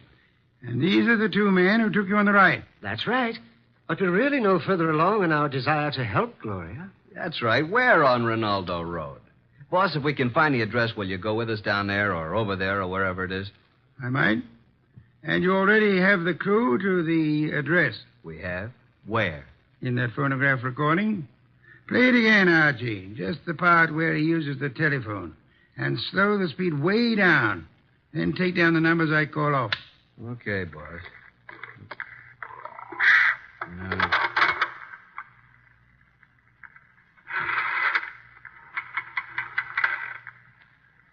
6, 5, 3, 2, 2, 3. That's enough. By slowing down the record, we were able to count the clicks of each number he used on the dial. Now, there's the number the man called. We hope it is on Ronaldo Road. Have Inspector Kramer get the address of that number combination, and we are ready to make our assault. I'll call Kramer, and then I'll get the car out. It hadn't been out for weeks. Maybe it won't start. No such luck, Archie, I assure you. No such luck.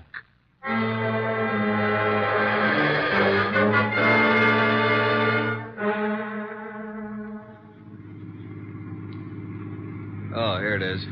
I think we must go through this big gate. Yes, there's the number. 23 Ronaldo. Slip up to the entrance as softly as possible. Turn out your headlamps. Well, here we are, boss. Easy now getting out. Don't pull, Doctor. Don't pull on me. There we are. Now come along. Yeah, spooky sort of place, isn't it? All big houses are like that. Must be 20 rooms. Yeah. There's not a light in the place. Use the knocker, Archie.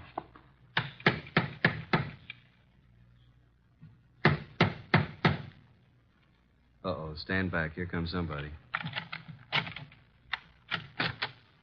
Yes? Is Gloria in? What? Gloria? And who are you? We are here to see Gloria. Come. It's this hour of the night? Certainly not. Just a moment. She's an old friend of mine. Yes, and his too. He's Archie. My good man, what is your name? Jennings, sir. And the household is in bed at this hour. What is it, Jennings? Who's at the door? They're asking for you, Miss Gloria. For me? Well, come in, gentlemen. You may go, Jennings. Please. Very well, miss. Just as you say. Now, what did you want? Say, Doc, is this the Gloria? Well, I don't know. It doesn't seem... Are you Gloria? Yes. Well, why did you call us? Oh, then you're Archie Goodwin. Yes, and I'm Dr. Thrumming. But you I called you because I need your help. Desperately. Gloria, what is going on here at this hour? Oh, and who are these gentlemen? Well, you see, Uncle, Mr. Goodwin came... Came to see you? Why? Well, because I think you'd better go to your room, my dear. Don't you think that is best? Your room and rest? No, I don't want to. I won't. Go to your room. No, I won't. I can't. All those people walk in and out. They want to kill me. Jennings, take her to her room. Yes, sir. Come along, miss. No, I won't. Let me go. There are hundreds of people. They'll kill me. Come along. No, please. No. I'm so sorry, but there's nothing we can do with her. Now, Mr. Goodwin. Yeah? What is it you wish? The girl called you Uncle. Oh, pardon me, I'm Nero Wolf. How do you do, Mr. Wolf? Yes, she called me Uncle, but I'm not really a relative. I'm Dr. Gunther, retained by the family. As you can see, the girl is quite ill. Oh, well, we're old friends of Gloria's, and we'd like to see her. But you just saw her. We don't refer to this young lady. We have in mind the elderly Gloria. Now, come, Dr. Gunther. You know to whom we refer. What? You mean the girl's aunt? Well, it's very strange. If you are a friend of the aunt's, that you are not aware of her condition. Her condition? Yes. The aunt has been bedridden for nearly a year. Paralysis. And it seems to be most coincidental with your visit, but she passed away this afternoon. Died? Gloria? This afternoon? But how could that be? We'd like to see the remains, Dr. Gunther. Yes, we'd like to see the remains. Just where are they? They are here, Mr. Goodwin. And if you and your brother and Mr. Wolf will step this way to the small parlor. There you are, gentlemen. I'll leave you alone. I'll be in the library. Well, gentlemen, there she is. What do you say? Do you recognize this woman? Well, yeah. It's been many years, but that is Gloria Barnsworth. Well, good heavens, yes. It's Gloria, all right. poor woman. I remember now. She married a very wealthy manufacturer named Kenton, who died. She's remained a widow, I guess. He said she died this afternoon. Are you sure it was an elderly woman who called you this evening? And by the way, just feel her forehead. It's warm. She couldn't have been dead more than an hour. She isn't dead. No signs of pulse. Your cigarette case, please. Very slight moisture. Respiration barely perceptible. She's under heavy narcosis. Been given a heavy dose lately. Let's get out of here. Wait. Do you recognize the uncle, Father Dr. Gunther? No, do you, Thrummy? No. Does he look like the man who took you for a ride? It was too dark, boss, and he was all bundled up in heavy clothes. Let's get out of here. The door was locked after we came in. He's right. Come on, Doc, let's put our shoulders to it. 1, 2... Go! Well, gentlemen, what on earth does this mean? Why'd you lock the door? Oh, I'm sorry. It's a spring lock. I had no intention of locking the door. And I suggest, Archie, that you have it repaired. And now, Archie, will you step to the door and let Inspector Kramer in? He followed us up the driveway. Yeah, about time. Getting cold out here. Inspector Kramer, this is Dr. Gunther. In that room is a woman he claims is dead. She is actually under the heavy influence of narcotics. Yeah? Well, who is she? Mrs. Gloria Kenton, widow of the wealthy shoe manufacturer. And this attractive young lady coming down the stairs is supposed to be mentally ill, which I do not believe. Her name is Gloria, too. A niece of the elder Gloria. But Archie and I both knew Gloria Barnsworth. Kenton. Yeah, I get it. And I suggest that this man is not a doctor, but is young Gloria's husband, and they're attempting to force the Aunt Gloria to change her will in their favor. This is utterly ridiculous. The aunt was able to phone Doc Thrummick and me tonight, but she was apparently caught in the act. And this man, who is posing as the uncle, hired Mike Jordan to drive his car while he picked up Archie with the intent of killing him. Well, this is the same man? The same. And if Mike Jordan hadn't recognized Archie, both of you would be quite dead. This man double-crossed Mike and killed him, believing that the whole thing would be blamed on Mike. Mike deliberately missed. All right, so what's he going to do about it? Come on, let's get out of here fast. Look out, he's a cop. All right, now get those hands up and keep them up. Come along, Archie. I have another appointment. The inspector can handle it from here on.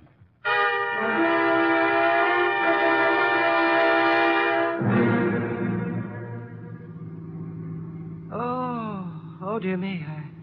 What happened? Am I all right? Yeah, you just fainted again when the shooting started. It's really quite fortunate that Mike Jordan recorded that conversation. Fortunate indeed. How did you know this uncle was the same guy who took us for a ride? First, by his speech pattern, he is undoubtedly a Canadian. But you must have missed the most important slip-up. What was that? When he escorted us to see the body, he said to you, Archie, if you and your brother and Mr. Wolf will step this way... Now, how would he believe that Dr. Thrummick was your brother? No one mentioned it. Of course, the clue I planted and then missed myself. Quite right, Archie, quite right. What time is it? 8 a.m. I certainly appreciate your coming out for me on this deal. Oh, but I didn't do it just for you. There is an Orchid Lovers Convention this morning at 9 o'clock. What? And you mean... Yes. I'm sure you'll enjoy it tremendously. Both of you. Oh, brother. What's that? Nothing, Doc. Nothing at all.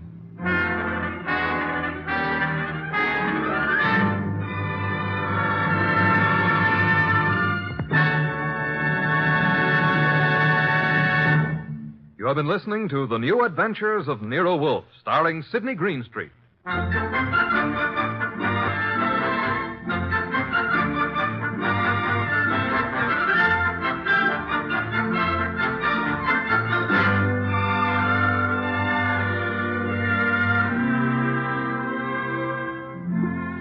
Tonight's transcribed story by John Edison was based on the characters created by Rex Stout. This is an Edwin Fadiman program produced and directed by J. Donald Wilson. In the cast were Harry Bartell as Archie Goodwin and Howard McNear, Gene Bates, Peter Leeds, Bill Johnstone, Grace Lennard, and Jay Novello. Next week at this same time, Nero Wolfe and Archie will bring you The Case of the Final Page. Don Stanley speaking. 3 chimes mean good times on NBC.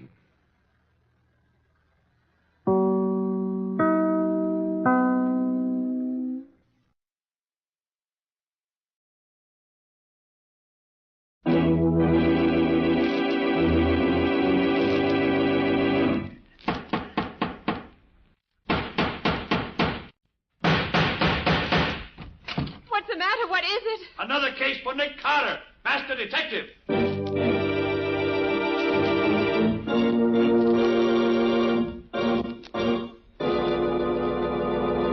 Yes, it's another case for that most famous of all manhunters, the detective whose ability at solving crime is unequaled in the history of detective fiction, Nick Carter, Master Detective. Tonight's curious adventure, The Body on the Slab. For Nick Carter and the mystery of the missing husband.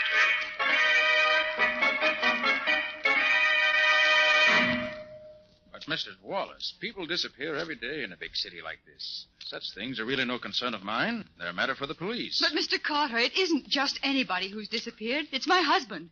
I'll pay you anything to find him. Well, I suppose it can do no harm to listen to the story. All right, Mr. Burnett. Where was the last place you saw him? In a sort of saloon gambling house on West Street, down by the waterfront. A 2-story house. Very run down. Wait a minute, Burnett. That wouldn't be the place that's run by a one-legged soldier they call Bill. Oh, so you know it, do you? Certainly do. By reputation, at least. Here. I want you to look at this picture. You recognize it? Yes, that's the place I'm talking about. I thought so. Mrs. Wallace, I'll take the case. Oh, Mr. Carter, I knew you would. Yes, I have a score to settle with that old rat with a wooden leg, and this may be my chance to do it. All right, Mr. Burnett. Let me have all the details. Well, Vernon, that's Vernon Wallace, my friend. Vernon and I had been making a night of it, and we ended up at this Bill's place. How did you happen to go there? Well, Vernon had heard that it was a great place for a fast poker game, and he was determined to try it. I'd heard it was a pretty tough place, and I attempted to talk him out of it, but I couldn't do it. So about 1:30 or 2 o'clock this morning, we went down there. We were the only ones there. To make a long story short, Vernon and that old guy who owns the place got into a game, and no matter what the old guy did, Vernon won. I was afraid for him in a dive like that, and I tried to get him to quit and go home with me. But he refused. He told me to get out and leave him alone. And Vernon hasn't been home since then. And he hasn't been seen anywhere since then. Afraid that he never left that place alive. Well, I see. The place to start looking for clues is certainly the Old Soldier's Tavern. I'm going down there tonight. I know enough tricks with cards so that I can be sure of winning. And maybe old Pegleg will try to treat me as he treated Vernon Wallace.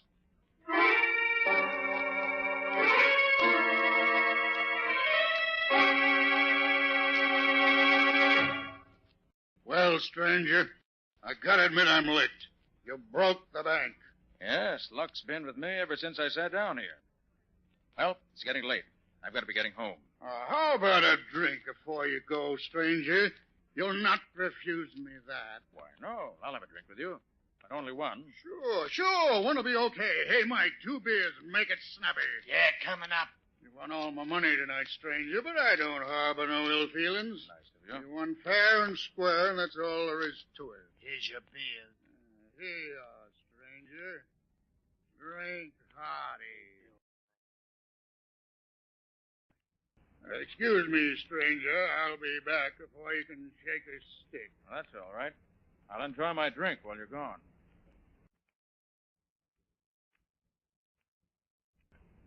Stranger, Mike and I've taken a fancy to you.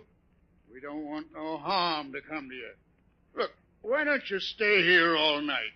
Mike's got an extra bed upstairs he'd be glad to let you have. Then tomorrow you can go home and nobody'll bother you.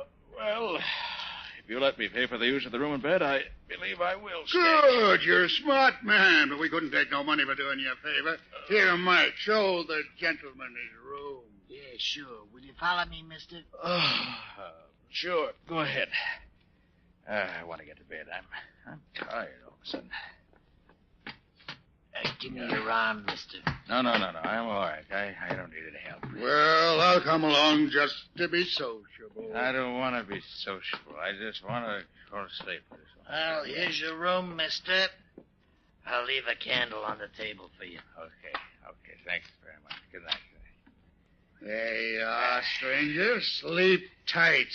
Yeah. We'll see you later. Yeah, we'll see you later. Yeah, I'll see you later. Good night. I gotta go to sleep. I'm awful tired.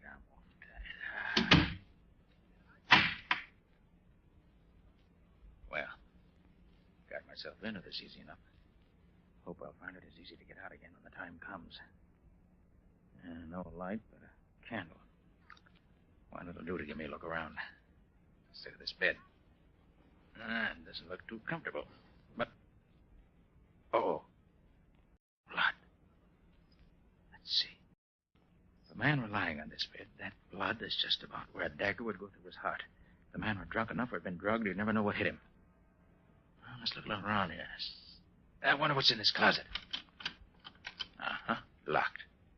Well, that won't keep me out long. Not as long as I still have my keys with me. Try this one. Nope. This one does it. Well, this is interesting. Old clothes. Here's a vest with blood on it. And here's a shirt and a jacket. Both of them bloody. Unquestionably, these came from some of the victims.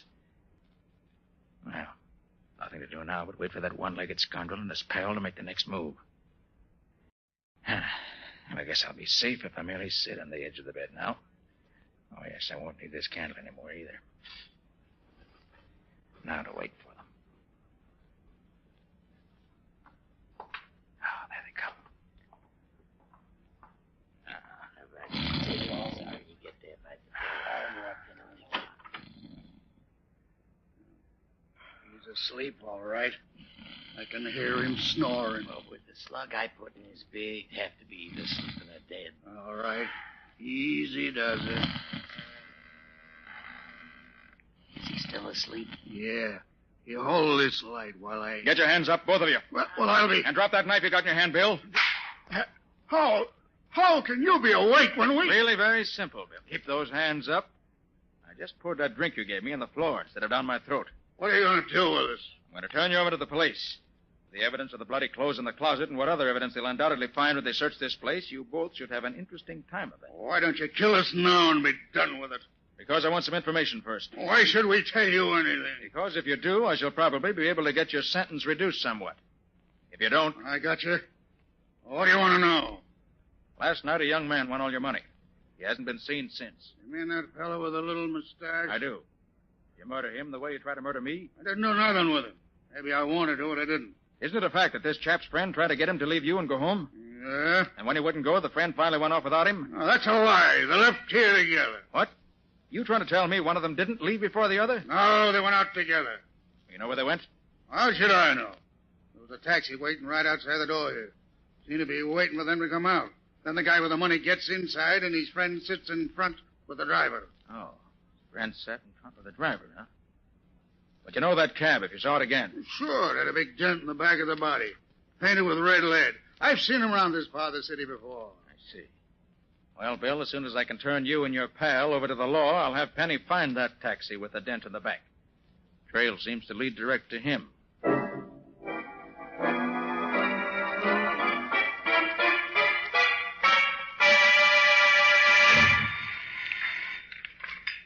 Nick Carter's office. Oh, hello, Patsy. Is Penny there yet? Penny? Who's Penny? Oh, I forgot, Patsy. You were away yesterday when all this happened. Scotty got a rush assignment to cover the Balkan campaign for his paper and had to leave in a boat till it sailed last night. Scubby gone without saying goodbye to me? Well, he couldn't, Patsy. You weren't here. He asked me to do it for him. Oh, Nick, I'm going to miss Scubby. Of course, Patsy. We'll both miss him. But while he's away, I'm having Penny Eagles work on my cases with me in Scubby's place. Who's this Penny Eagles? I never heard of him. Oh, he's an old friend of mine. Very clever fellow. When he was younger, he was an expert forger. How did you happen to get mixed up with him? Well, he was accused of a murder he had nothing to do with, and he had me get him clear. Then he got interested in law enforcement, turned over a new leaf, and has gone straight ever since. You'll like him, Patsy. I hope so. Well, she'll be any minute now. As soon as he shows up, Have him call me at Shermore 31222. Shermore 31222. Right. I'll wait here for his call.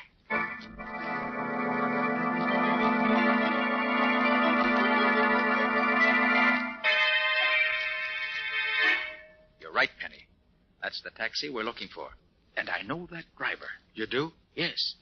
John Hagen, ex-convict and confidence man. Friend of yours? Hardly. Seen him in court several times, but he's never seen me. What's he been doing since you've been watching him? Well, all afternoon and the early part of this evening, he's acted like any other cabbie. Taking whatever fares he could get. But the latter part of the evening, he's been fussy about who rides in his cab. How do you mean? Well, I've seen several parties try to take his cab. But all he's picked up in the last 2 hours were 2 drunks, and oh, were they pie-eyed. I see. I think I know what he's looking for, Penny. And I'm going to give him just the kind of a passenger I think he wants. Wish me luck. But, Nick, what are you going to do? Well, so long, old fella. I gotta be getting home now. See you tomorrow, maybe, huh? Okay. So long, but don't take any wooden nickels. Okay, pal, that's fine. Don't take a wooden nickel. I had to. Hey, taxi, mister? Huh? Taxi? Taxi, Hey, mister? what do I want a taxi for? I got a car of my own. A friend of yours I- told me to come for you and take you home. Oh, a friend of mine. Huh? Oh, and I saw it. It's okay. Where's the door? I can't find Hey, what's out. the address, mister? The address? It's the corner of 2nd and 5th. And don't bother me anymore, bud. I gotta get me some sleep. Okay, drive on, McDuff.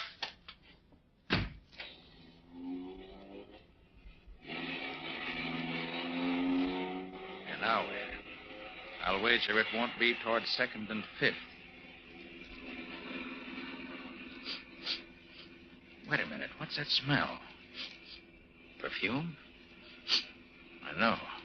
That's ether. So that's the stunt. Picks up drunks who are too far gone to know what's happening, then doses them with just enough ether to put them soundly asleep. Well, it won't happen to me. If I open one of these windows a little bit, that'll keep the air clear. There. Now, Mr. Hagen, the next move is up to you.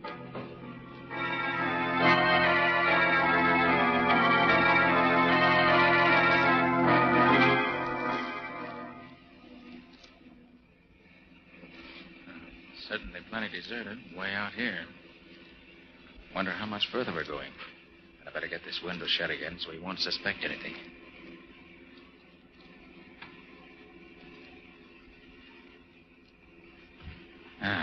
So we're near the end of our journey, huh? Very well, Mr. Hagen. I'm ready for you.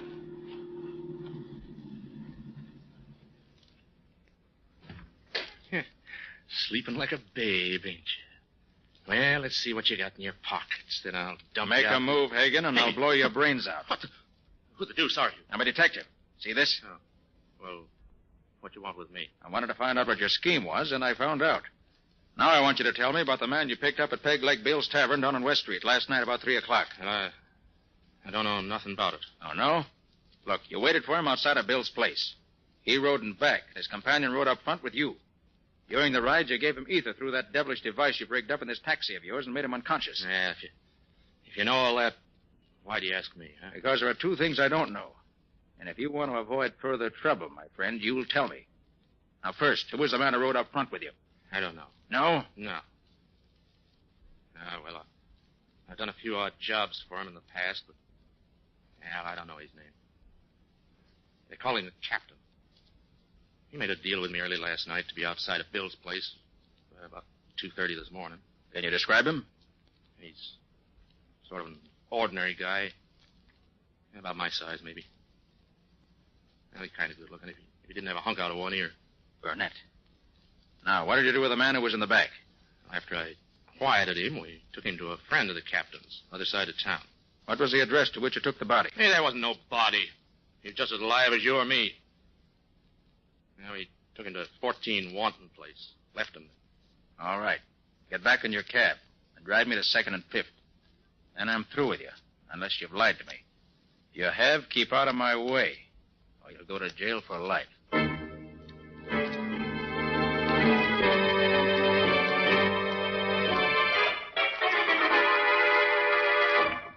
This is where Mrs. Wallace lives, Patsy. Well, I hope she's home. But, Nick, what do you expect to find out here? I don't know, Patsy. The thing that puzzles me about this case is why Burnett wanted to do away with Wallace. The bell, will you? Mm-hmm. It wasn't the money that Wallace won that tempted Burnett. It as he could have taken that while Wallace was unconscious. No, there's a stronger reason. And you hope Mrs. Wallace can throw some light on it. I hope so, Patsy. If she can only help me that way. Oh, hello, Mr. Carter. Won't you come in? Thank you, Mrs. Wallace. May I present my assistant, Patsy Bowen? How do you do, Miss Hello, Bowen? Mrs. Wallace. Please sit down. Thank you. Thank you. Tell me, Mr. Carter, have you found out anything about my husband? Well, nothing definite, I'm sorry to say. We have learned, though, that he fell into bad hands, but we don't know what happened to him after that. Arthur assured me you'd find out the truth if anyone could. Arthur? Oh, you mean Mr. Burnett? Yes. Yes, he's been so kind to me. He's done so much to cheer me up. Oh, except for his kindness, I'd have gone crazy. You've known him long, Mrs. Wallace? All my life. We were brought up together. And then, too, he and my husband have been business partners for, the best of friends for years. You think a great deal of him, then? Yes, indeed. Mr. Carter, at one time, before I met Vernon, I would have married him if he'd asked me. Then I met Vernon and really fell in love with him.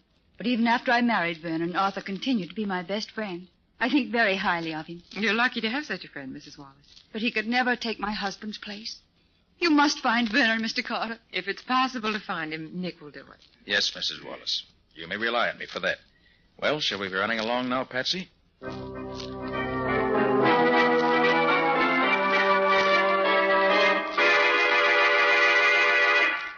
Where did you say you're calling from, Penny? I'm at a pay station near the house where Hagen left Wallace that night. It's owned by a queer old character they call the Weasel.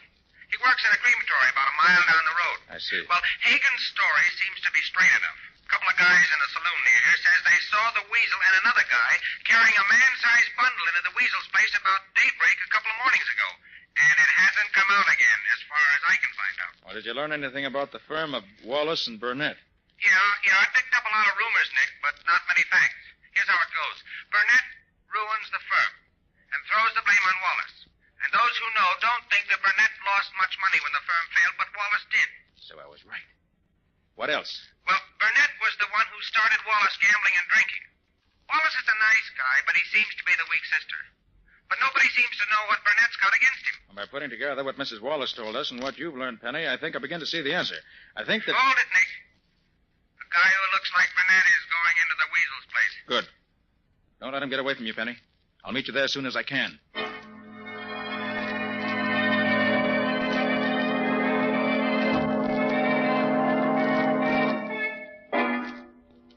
Yep. You're right. You're right, Nick. They did bring that casket here to the crematory. I thought they would. But I wish I could get closer and see what they did with it after they carried it inside. Look, Nick. That window over there is open a little. Huh? Maybe we could hear something from there. Good idea, Penny. Come on. But quiet. Yeah. But, Weasel, are you sure they won't be suspicious? Not a chance, Captain. That's why we're doing this tonight. The owners of the crematory are going to make a test of a new heating fixture tomorrow morning. And they told me to have the ovens hot by 10 o'clock. I'm just getting them hot a little ahead of time. What do you use when you make a test like that? Well, they sent me the body of a dead calf. It's over there in the closet. Yeah, but the test we're going to make tonight will be even better, eh, Captain? Yes. How does this thing work? Oh, simple. The body's laid here on this slab and strapped down the way you saw me fix this fella. In the next room, there's a lever attached to the slab. When the lever's pulled, the slab slides into the oven.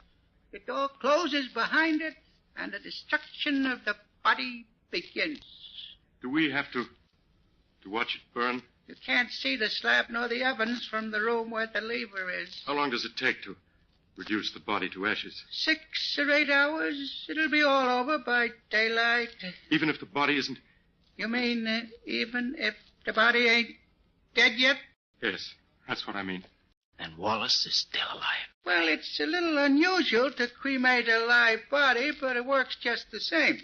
You'll never know what happened. It'll be all over in an instant. Well, we got nothing more to do here. Might as well go in the next room and wait for the ovens to get hot enough. Then you can pull the lever and slide the body. You mean I have to pull the lever that sends him into... Sure. He's your friend, ain't he? Come on, Penny. There's no time to waste. We have to work fast.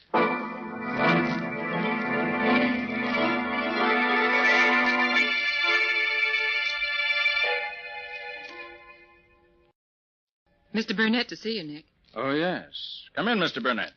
I just want to take enough of your time to tell you that Vernon Wallace's body was found last night. Really? Where was it? Floating in the river. Mrs. Wallace has identified it by a ring and certain other articles found on the body. Must have been a terrible blow to her. She's badly broken up, naturally. But I hope to be able to console her, in part at least, for her great loss. I'm sure you will. Will this repay you for your trouble? Oh, amply, Mr. Burnett. And thank you. Good. Good day, Mr. Carter. Good day, Mr. Burnett. But if you think I'm going to drop this case now, Mr. Burnett, you're crazy.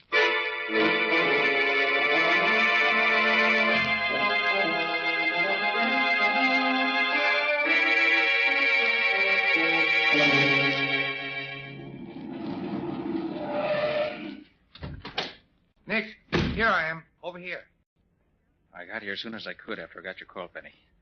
Brought my new helper, too, as you see. Yeah, so I see. Hi there, helper. Hello, Penny. I hope I'm going to be able to help you and Nick. You'll do all right on this case. Now, what's the dope, Penny? Well, a couple of hours ago, a taxi pulls up in front of Mrs. Wallace's house. Mm-hmm. The driver goes into the house. About 15 minutes later, he comes out again with Mrs. Wallace and her maid.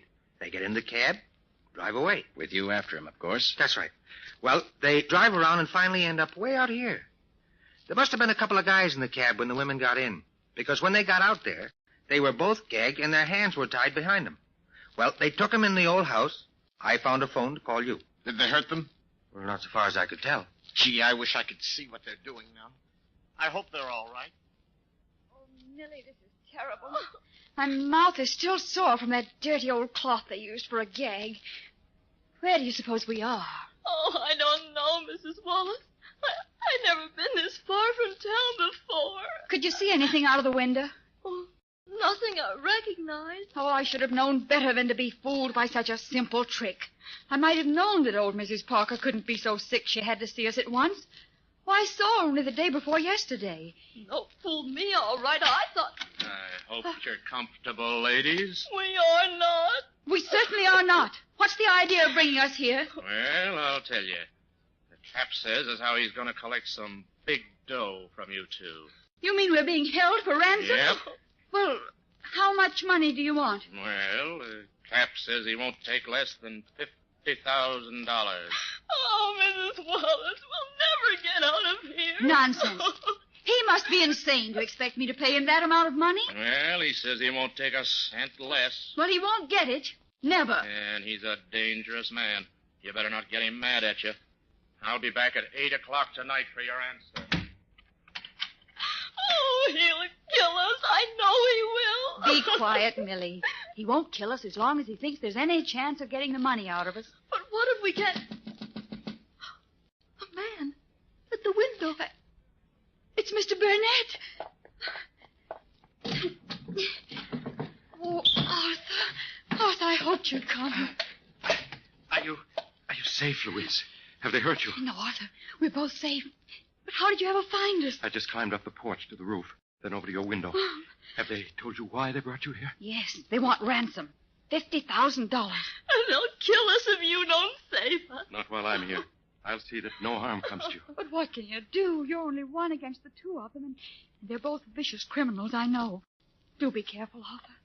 Louise, if I save you from these rats, do you think that you... Ask me later, Arthur. Not now, please. Very well, if you say so. Now tell me, what time are the men coming back again? Do you know? The man we talked to said they'd be here at 8 o'clock. That gives us just over an hour. Now, here's my plan. When they come, I'll be here...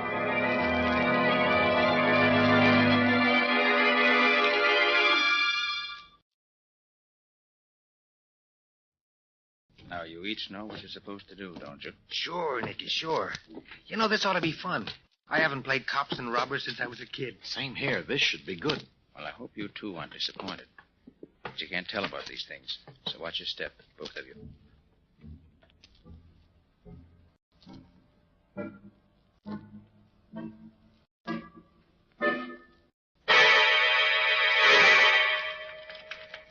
Here they are. Leave everything to me.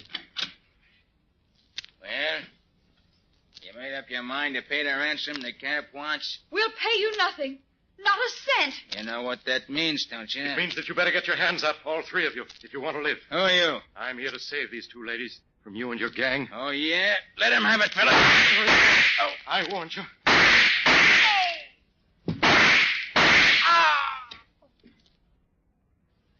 Arthur, you've killed them all.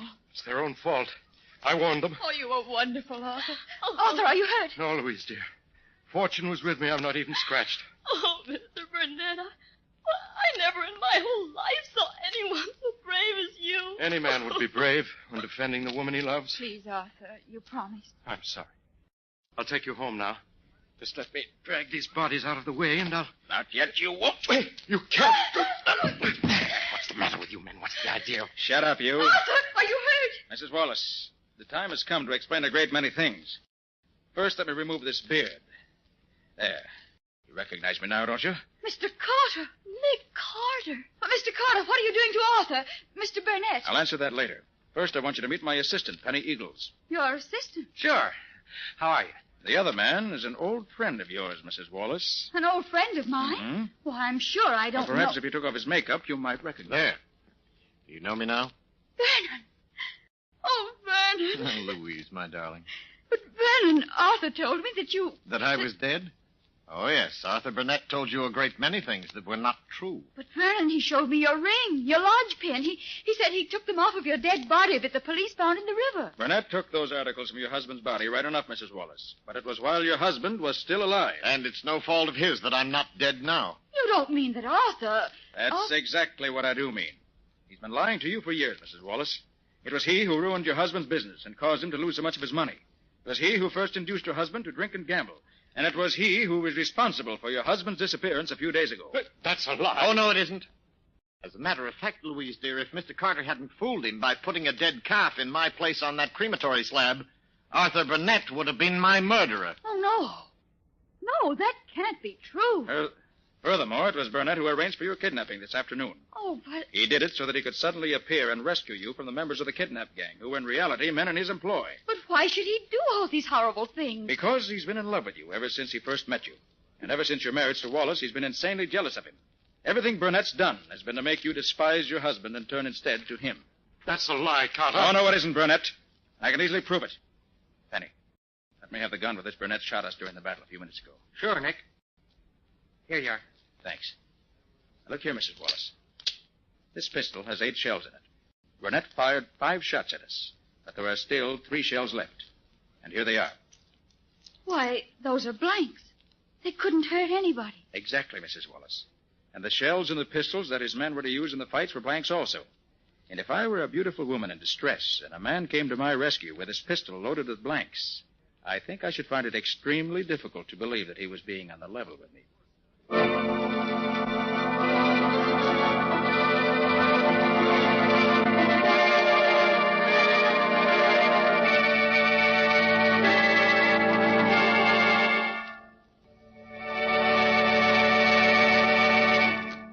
That was another strange experience of Nick Carter, Master Detective, called The Body on the Slab, or Nick Carter and the Mystery of the Missing Husband. Another of the curious adventures of Nick Carter, which are brought to you regularly at the same time by WOR Mutual. And now, Nick, how about a few hints on next week's story? It's a story of a body which was washed up on the beach, tied up in a sack. And the only identifying mark on the body was one of Nick's cards. I had to solve that murder to prove I didn't do it myself. And I found that the real culprit was the killer who used a clue that pointed directly to him to prove that he couldn't have done it. And the killer tried to drown both Nick and myself when the chase got too warm for comfort. But as you can easily see, he didn't succeed. So long until next week. So long, folks. And so long to you and Nick for now, Patsy. In the strange adventure you have just heard, Nick Carter was impersonated by Lon Clark, Patsy by Helen Choate. Original music was played by Lou White. The entire production was written and directed by Jock McGregor.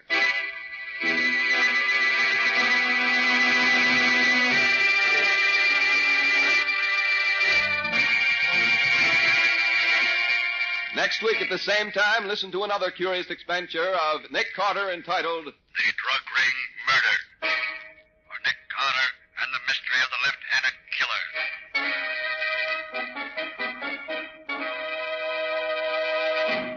This story is a copyrighted feature of Street and Smith Publications, Incorporated. The Return of Nick Carter is produced in the studios of WOR and is broadcast over most of these stations every Wednesday evening at 8:30 Eastern War Time.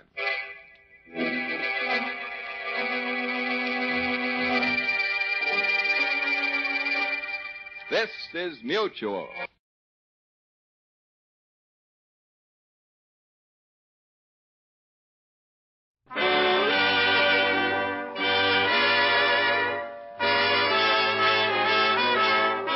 The makers of Camel cigarettes present Dick Powell as Richard Diamond, private detective.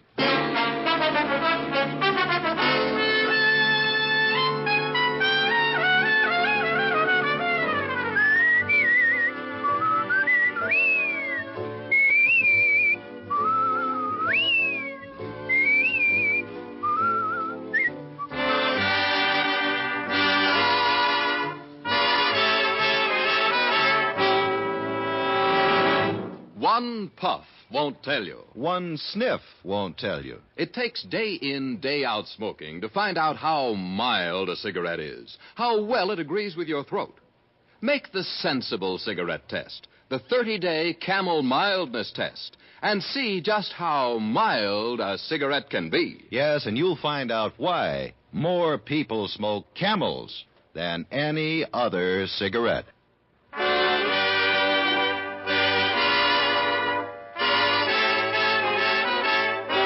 Here transcribed is Richard Diamond, starring Dick Powell.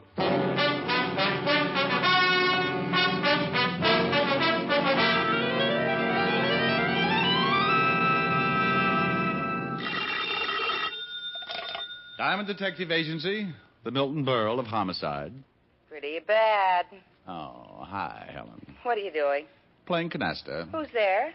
Well, just me and that Japanese beetle I found hiding in my bills. Japanese beetle. Yeah. And you're playing canasta? Well, what do you expect us to do? I'm tired.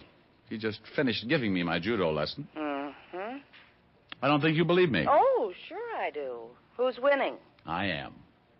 He can't speak English. Besides, I make up the rules. Mm-hmm. Am I going to see you tonight? Well, You what? I don't know. Something just came into my office. Client? I don't know. Here comes another one. One what? Beats me, but they're pretty strange. Hey, where'd you leave your saucer, fellas? Maybe they're shills for the beetle. I'll call you back. Bye. Bye. Well, what can I do for it? Hey, wait a minute.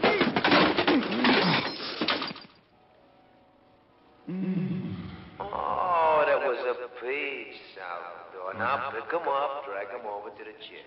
Sure thing, Yuki. He is certainly very unconscious. He seems to be. See if you can revive him, Salvador. A pleasure. Would you mind holding my nuts, Yuki? I don't want I should break his jaw by accident. Ah, such a nice man. You are so considerate. I would be happy to hold your nuts for you, Salvador. Diamond. Diamond. He is very out.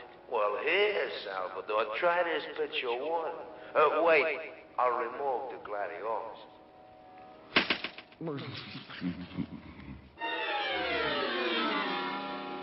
I felt as if I was lying in the middle of a crowded sink and someone had piled all the dishes on my head.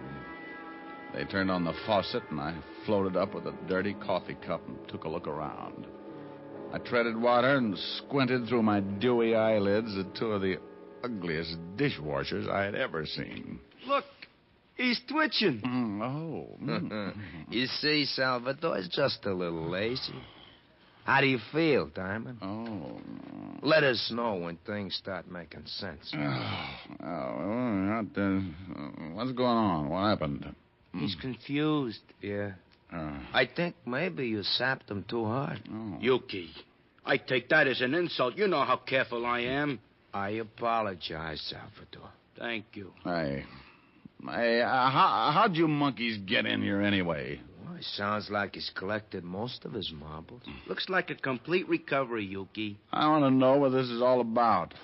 Obliged to man, Salvador. Sure. But keep him with us. Naturally. Hey, now, wait a minute. Oh. That's enough, Salvatore. It's enough. Can you hear me, Diamond? It's going to be obstinate. I don't think he likes it. Belt him across the ears. He'll listen. Can you hear me now, Diamond? He's nodding his head. I guess he don't want to open his mouth and let the blood out. Oh, that's fine. Now, listen, Diamond. In a while, you'll get a call from a Mr. Wharton. Oh. He'll offer you a job, but you will not take it. Do you understand? Salvador, please, see if he understands. He says, yeah, he understands. But now he's got a sore arm. Remember, Mr. Wharton, you don't want to work for him. I think he understands, Yuki. Yeah? But he looks tired from the strain. He certainly does. Look at those dark circles under his eyes. Well, put the man to sleep, Salvador. Certainly. Night.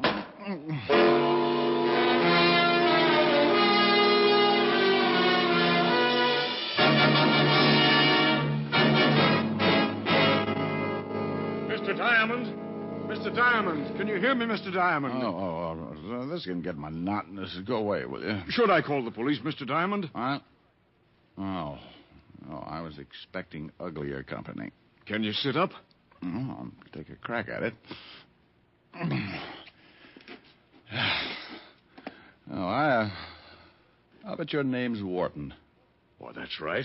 How did you know? Get out of here. Well, I want to talk to you. Well, I just had one long conversation. It was too one-sided. Now, go on. My health is doubtful, but it's fun to have it around for company. Maybe $500 would pick you up. It might for a while, but I don't like to waste that kind of money on funerals. $750. Yes, so they line the coffin with velvet. $1,000. Well, you're beginning to make a short life sound practical. If you do the job successfully, there'll be another $1,000. You just bought yourself a corpse. Let me wash up. Talk some more. I can hear you. Well, it's my son, Roger. He thinks he killed a man. He thinks? What do you want me to do? Find out for sure so he can brag about it? Ever heard of a John Alter? Oh, sure. Walt Levinson sent him up 5 years ago on a manslaughter rap. Well, he doesn't like it up there, and he'd like to get out. I don't blame him. What's this got to do with your son? I'm chairman of the parole board. Yeah, you look much better now, Mr. Diamond. So you're chairman of the parole board? Yes. Some of Alter's friends promised to keep quiet about my son if I let Alter go free when he comes up before the board next week. You think maybe your son was framed? Yes. About a month ago, he met a girl in Florida. Her name is Lenore Brown, and she's a friend of Alter's. When Roger went to pick up the Lenore girl at her apartment, he found her struggling with some man. That happens. It looked like he was trying to kill her. There was a gun on the floor, and she called to Roger for help. He picked up the gun and shot the man. She told Roger he'd killed him and that he must get out. When we went back, they were both gone. About a month later, some of Alter's friends got in touch with me. They forget about the killing if you let Alter out of Sing Sing, huh? That's right. Well, I don't remember reading anything about it in the papers. You're the first one outside of Alter and his friends who knows anything about it. You see, they say they're hiding the corpus delicti, so there was no report of the murder. You think maybe they staged the killing, put blanks in the gun, and after your son beat it, the dead man walked out under his own steam? Well, that's what I want you to find out. Uh-huh. The man your son thought he killed, what did he look like? Dark man with a scar from his nose to his chin. Mm-hmm. If my son is innocent, I want you to bring the parties responsible to justice. Amen. Well, here's a check for $1,000. Thank you. If you find the girl and prove my son innocent, there'll be another $1,000 in your pocket. Well, I'll sew up the holes. Thanks, Mr. Warden. I'll start right away. Goodbye, Mr. Diamond. You can reach me at the Wentworth Hotel. I'm staying there until this matter gets cleared up. Well, I won't get in touch with you unless I find something. The guys who worked me over are pretty set in their ways, and there's no sense in you tripping over a lot of dead bodies.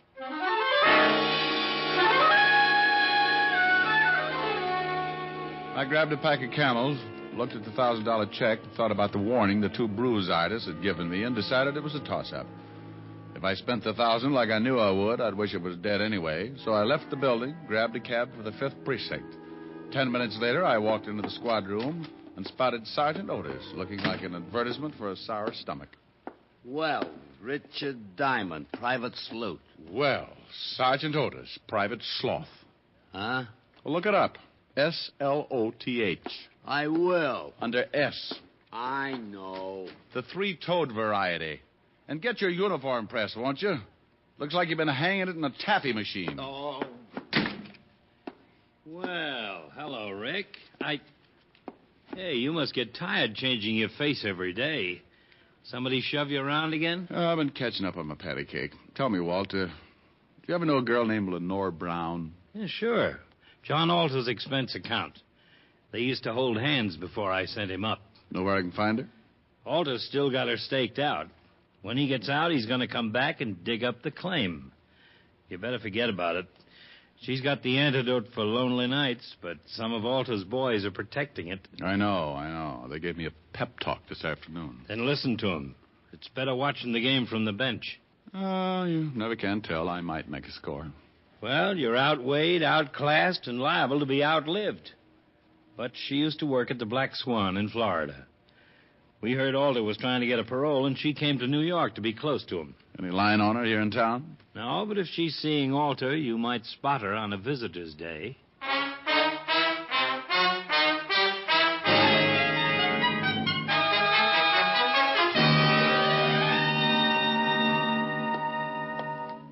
Well, Rick, how are you? It's been a long time. I know a lot of people who wouldn't like to hear that, Warden. How are you? Oh, fine. What's on your mind? Well, I hear Johnny Alter's been having company. I'd like to take a look at her. Oh, Miss Brown. Mm-hmm. Well, I can't blame you. Well, I just want to spot her and see where she goes. You can't miss. If she walked through the yard, there'd be a jailbreak tomorrow. What time are visiting hours? Well, if she's seeing Alter today, she should be downstairs right now. Like to take a look? Uh-huh. I'll have a guard take you down. Good. Well, on second thought, I'll go myself.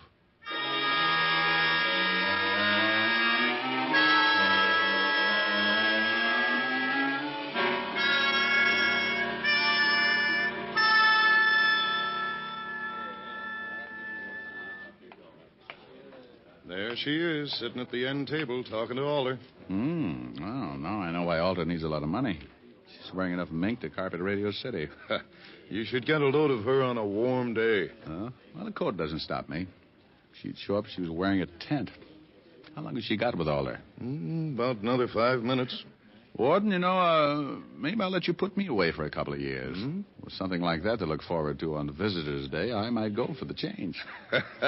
You'd get tired of just talking. I hung around by the big gray buildings until she came out. She walked over to a long white convertible and got in. I decided to let her buy me a new fuse, so I walked over to the car. Going into town? Oh. Back up 3 feet and I'll let you know. 3. Okay. Mm-hmm. Your tailor couldn't do all of that. Get in.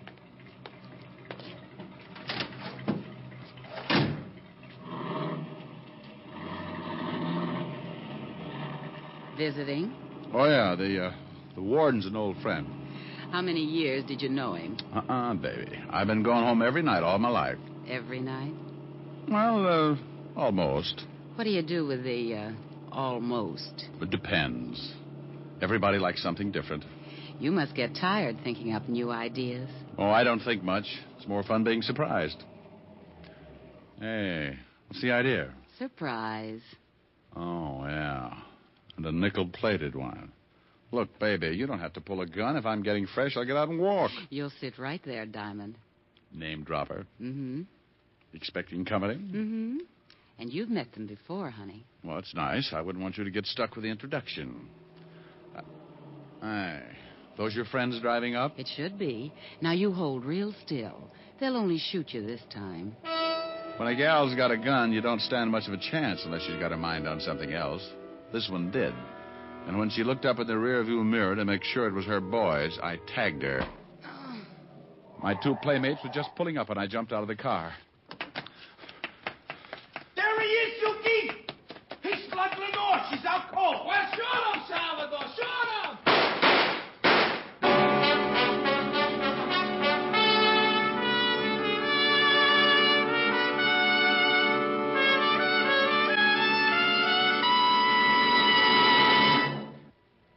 Before we continue with Richard Diamond, Private Detective, here are a few words about smoking enjoyment. More people smoke Camels than any other cigarette. Yes, more people smoke Camels than any other cigarette. One reason is flavor. Camel's costly tobaccos have a rich, full flavor you won't find in any other cigarette. Another reason is mildness, proven mildness. In a coast-to-coast test of hundreds of people who smoked only Camels for 30 days, noted throat specialists reported not one single case of throat irritation due to smoking Camels. Make your own Camel 30-day test. The sensible, thorough test. Not just a sniff of the tobacco. Not just a puff of smoke.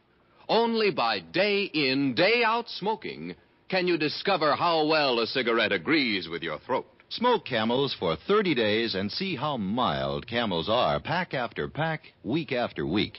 See why more people smoke Camels than any other cigarette. How mild, how mild, how mild, how mild, how mild can a cigarette be? Make the Camel 30-day test and you'll see. Smoke Camels and see. And now, back to Richard Diamond, Private Detective, starring Dick Powell.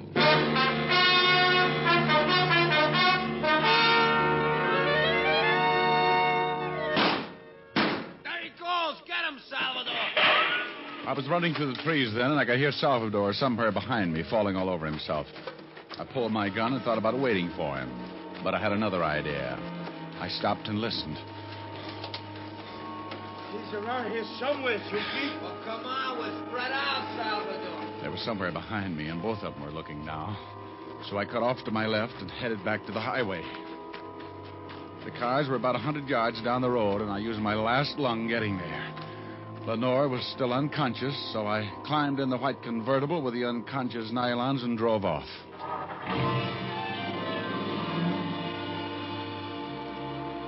I'd been driving for about 15 minutes when I noticed something lying on the seat beside the still sleeping Lenore. It was her purse, and she didn't wake up when I grabbed it. Doing a rummage job at 80 miles an hour isn't easy, but there wasn't much of interest anyway, just a little black book. I needed a gimmick, so I stuck it in my pocket. I put the purse back on the seat just as she started coming around. Well, now that's it, baby. Sit up and look at the scenery. How did you get here? Where's Yuki and Salvador? Playing Peter Pan. Jaw hurt? Yes, you heal. Well, play rough and you get hurt. Where do I take you? My apartment, I guess.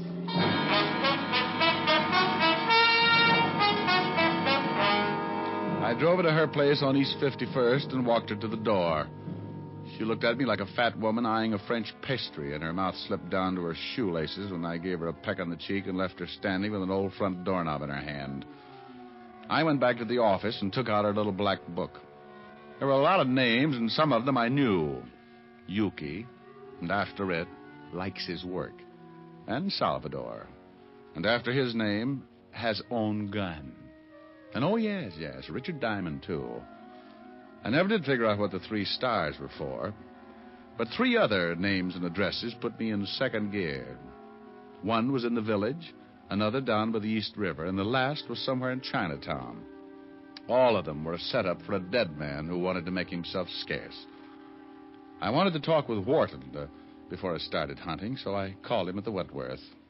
Did you find out anything yet, Diamond? Not yet. Look, Mr. Wharton, you said the man I was looking for was dark with a scar, Yes, from his nose to his chin. Well, thanks. Maybe I'll call you tomorrow. I hope you clear this thing up in a hurry. Well, so do I.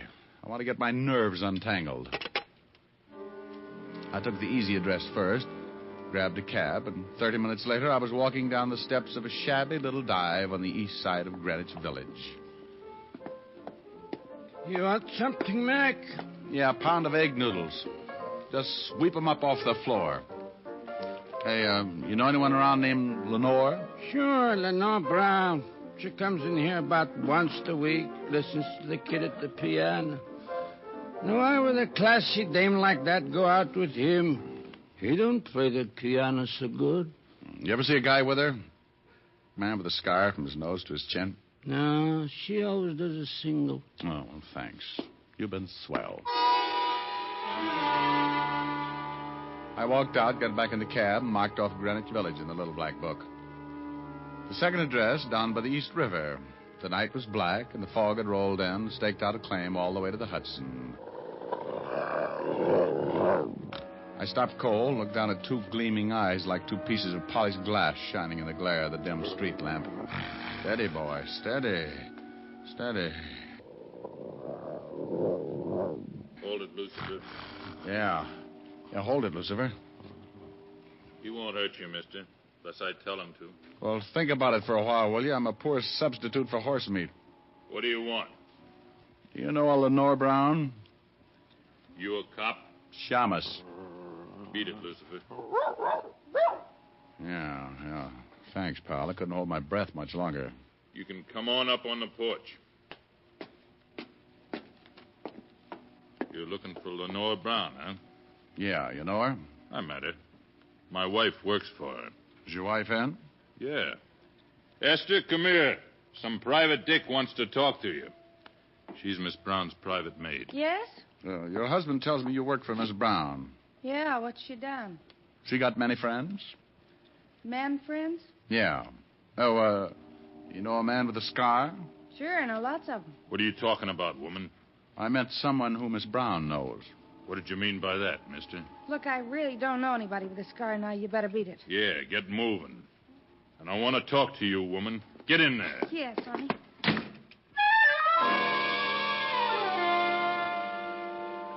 I knew she was going to get bruised, but he looked rough enough to cut my windpipe, and I wanted someplace to pour my coffee down in the morning. So I got out of there fast and headed for the last address in the little black book. The place was on one of those narrow, dark streets that look like the inside of a grave.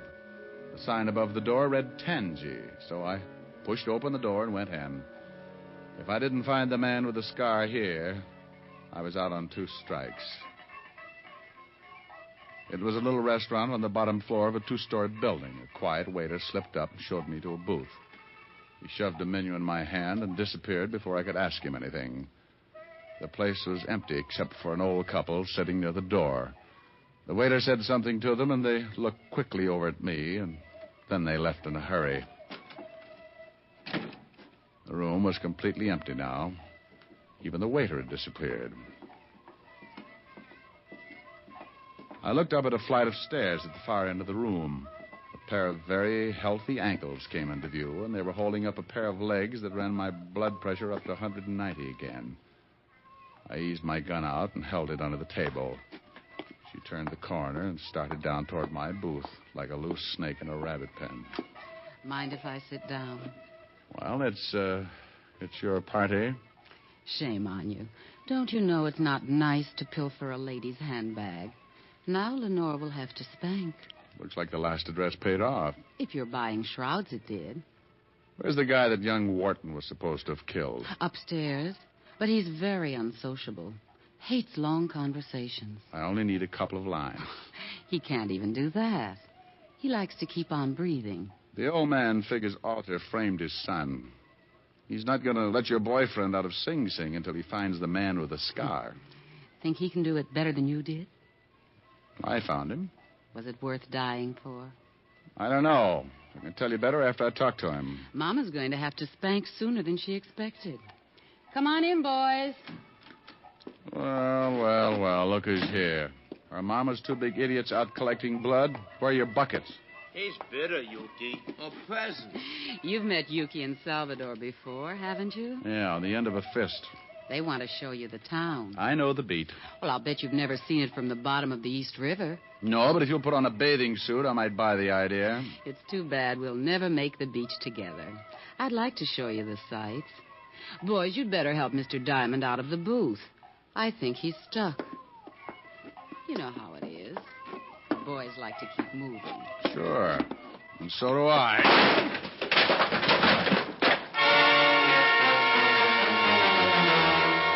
I shot once and caught Yuki in the stomach, and I dumped the table over on Salvador. He grabbed like he was going to waltz with it and went down on his back. I didn't have to get up. I just shot him through the table.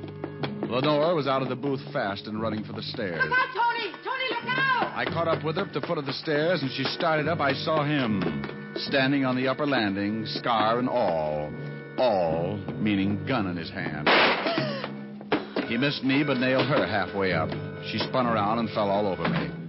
With both of us down, he was in a good spot to finish the job, but my arm hit the lower post of the staircase and swung me right into line. I just rested my elbow on the banister and let him have it.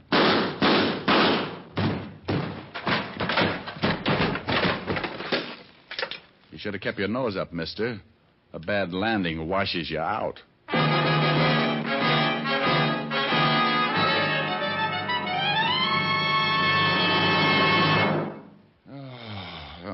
Walt, I'm bushed.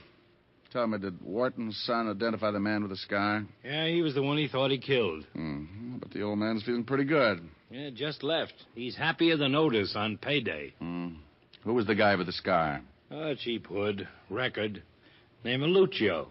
The girl and Alter had him hidden out in that place so he wouldn't be seen, and I don't think you're funny, Diamond. What's the matter, Otis? Yeah, what do you want, meathead? I looked it up. The three-toed variety. Oh? What are you talking about? Oh, I called him a sloth. Yeah, a sloth. You should see the picture in the dictionary. It's an animal. Well? It's funny looking with 3 toes on each foot. Well? And it's noted for its laziness. Okay, Lieutenant. Just forget it.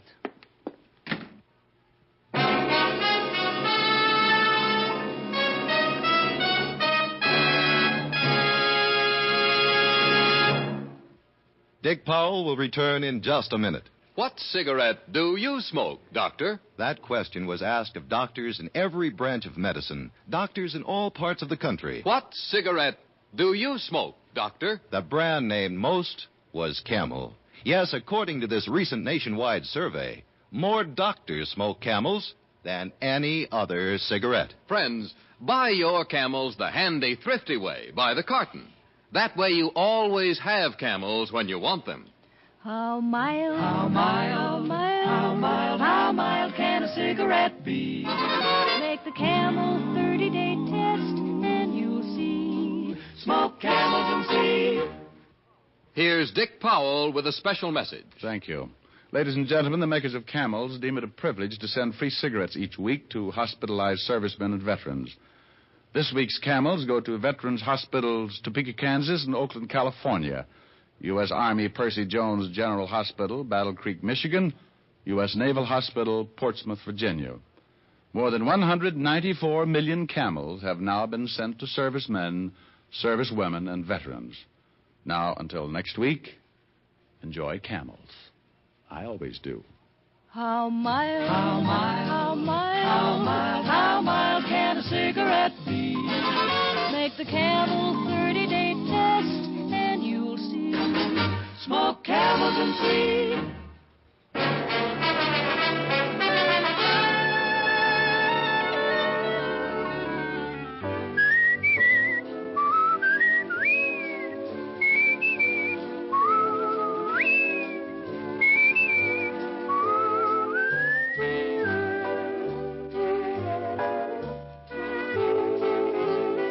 Tonight's adventure of Richard Diamond, starring Dick Powell, was written by Blake Edwards. Our director is Helen Mack.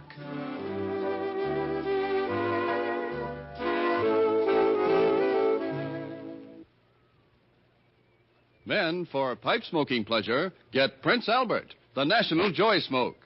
Prince Albert's choice tobacco is rich and flavorsome. It's crimped cut for smooth, even burning, and specially treated to ensure against tongue bite. Yes, PA is America's largest selling smoking tobacco.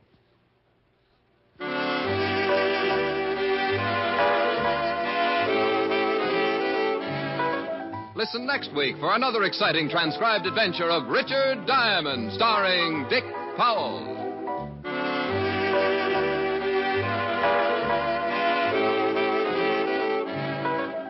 This is Your FBI. The official broadcast from the files of the FBI follows immediately. Stay tuned. This program came to you from Hollywood. This is the American Broadcasting Company.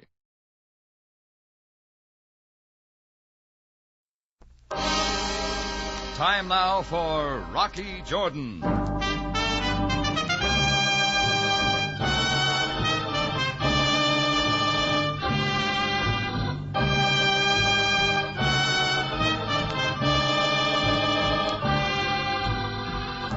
Not far from the Mosque Sultan Hassan in Cairo stands the Cafe Tambourine, run by Rocky Jordan. The Cafe Tambourine, crowded with forgotten men, alive with the babble of many languages. For this is Cairo, where modern adventure and intrigue unfold against a backdrop of antiquity. Tonight's story, Fall Guy.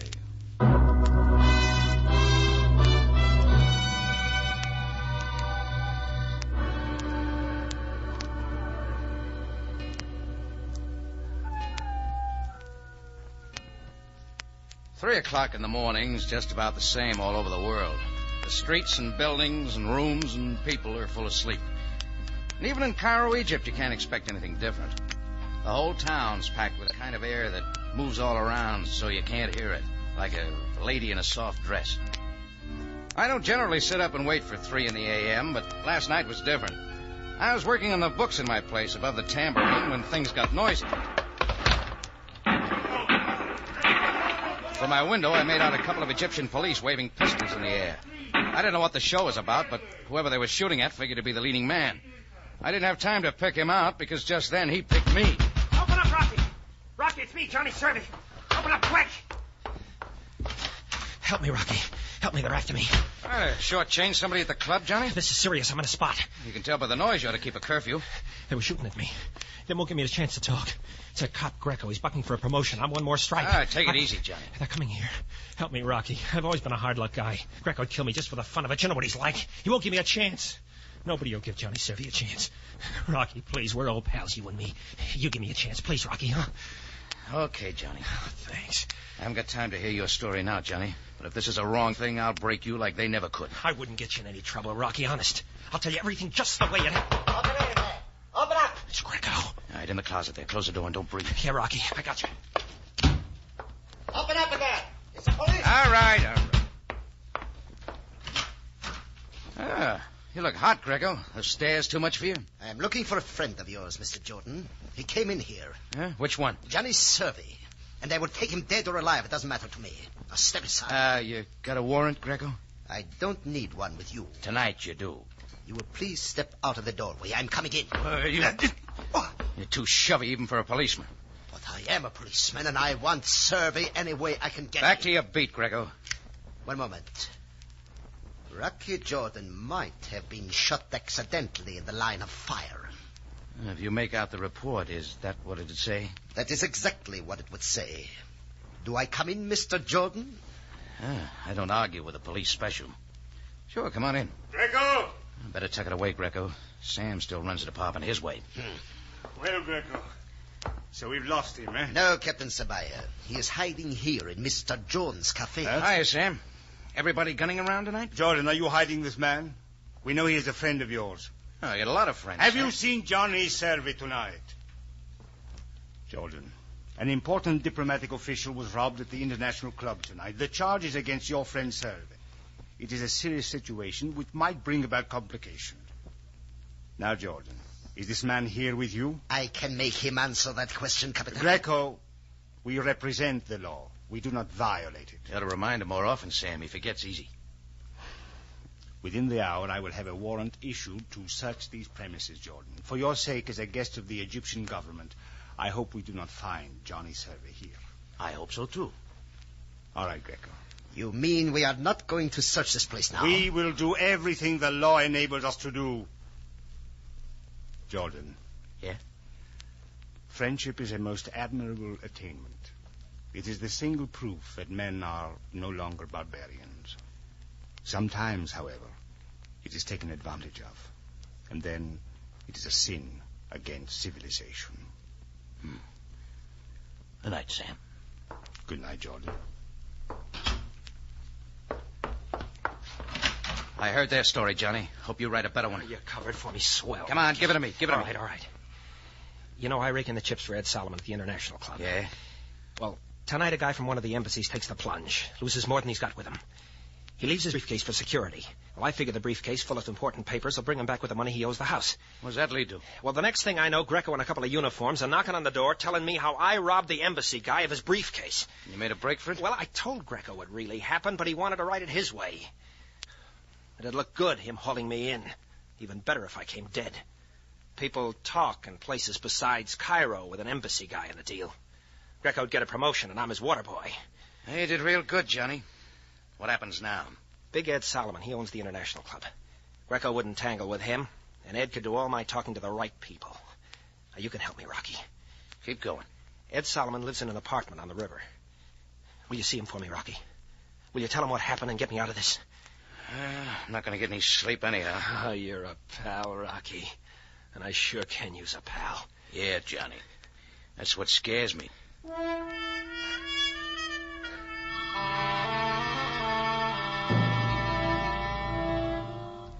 I made sure none of Sabaya's boys were hanging around. Then I hustled Johnny Servey into a cab and dropped him off at a friend of mine's laundry shop. I didn't figure Sam or Greco would go through somebody's dirty burnouses looking for him. Then I headed over to the Nile Street apartment house where Big Ed Solomon lived. It turned out to be one of those chunks of white granite and copper window frames that makes Cairo, Egypt look like a suburb of Michigan Boulevard. Inside, it took a lot of British pounds and American dollars to keep the place up. I waded over a carpet that dragged on me like a Florida swamp and finally found a door marked Mr. and Mrs. Edward Solomon. I figured £500 a year for a good lease. She was pretty. Black hair and green eyes. 24, maybe. But she could have looked 16. Yes? Oh, I hate to bother you this time of morning, but it's very important. I've got to see Ed Solomon.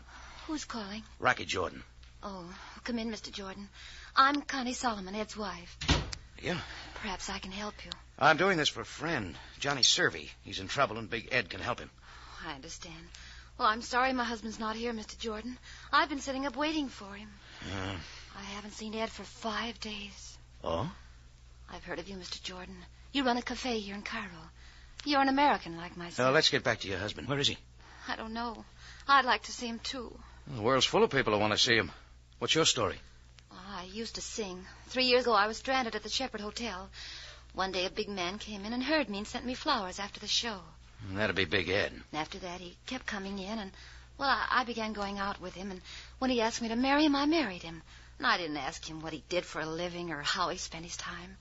Oh, he was good to me, and he's always been good to me, and, well, now he's gone. You sound like he's gone for good. We've never been parted more than 5 hours since our marriage. He's given me everything. He's done everything for me. You never asked questions? Never. You want him, Mr. Jordan, and I want him. You know where to look and who to ask. Oh, find him for me, please. Yeah, from pictures I've seen of Big Ed Solomon, he'd be a pretty hard man to lose. Rocky, I'm scared. A partner of his, a man named Axman, was here last Monday night. That was the night Ed left and never came back. Axman? Mm-hmm. He's new to me.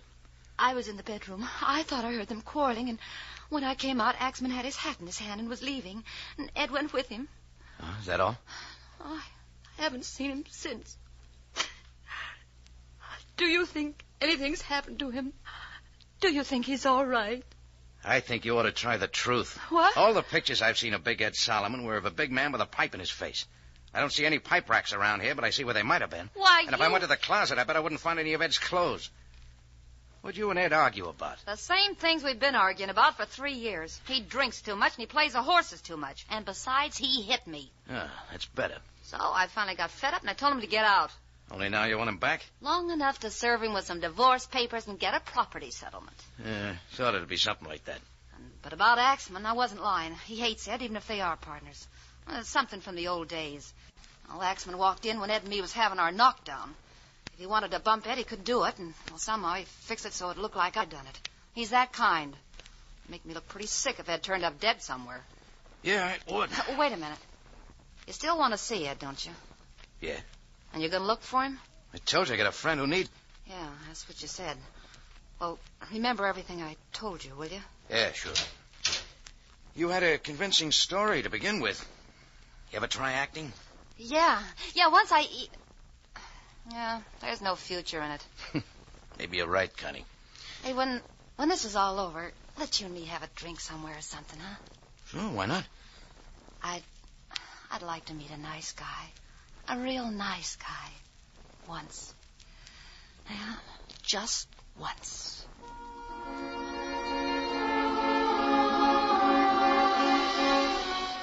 When I left her place, the morning sun already had the hangover crowd on the ropes. And it looked like a pretty busy day for me. I'd covered for Johnny Servey, and the only way I could square myself was to find Ed Solomon and clear things up. So I started looking. I ran up a tab at 5 different places asking questions. Everybody talked, but nobody said anything. That is, until I ran into Sam Sabaya at the Courtney Club. He was standing at the bar, sucking in on one of those long Egyptian cigarettes. His eyes didn't shift when they saw me. He just came my way like they were pulling him around. When he stopped, the tuft on his fez hadn't moved. We searched your place, Jordan. Huh? Find enough liquor? Jordan, I've known you for a long time. You have a code that puzzles me. Huh? And perhaps it is the difference between the East and the West. Whatever it is, the end is always the same. What are you trying to say, Sam? I know that you were hiding Johnny Servey when Sergeant Greco and I were looking for him tonight.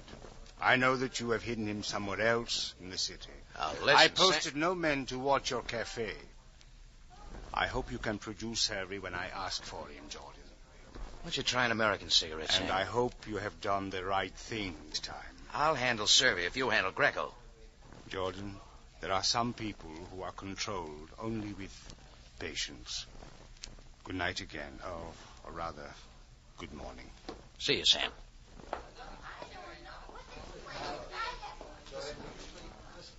Mr. Jordan. Mr. Jordan. What?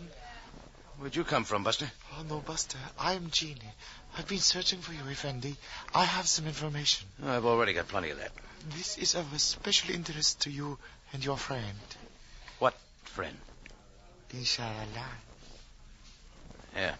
I got the guy. Effendi, Mr. Edward Solomon is a man of peculiar habits. I do not understand them. Come on, Jeannie, let's have it. In Cairo, he maintains a beautiful apartment and a lovely wife from your own country, I believe. Yes, I met her. But on the edge of the desert, away from the Nile, at the large oasis near El Fayoum, he also maintains a home. Not many persons know about it. Not even the beautiful Mrs. Solomon. You seem to know all about it. Kismet, it is fate. I am in a business that makes such information my business. Mr. Solomon went to his desert home 5 days ago with a Mr. Axman. Is that all? That is all you need to know, Mr. Jordan. If it isn't enough, I'll want my money back. Effendi, I am superbly honest. Here, my home address in case you wish to talk further with me. You act like this is a sure thing.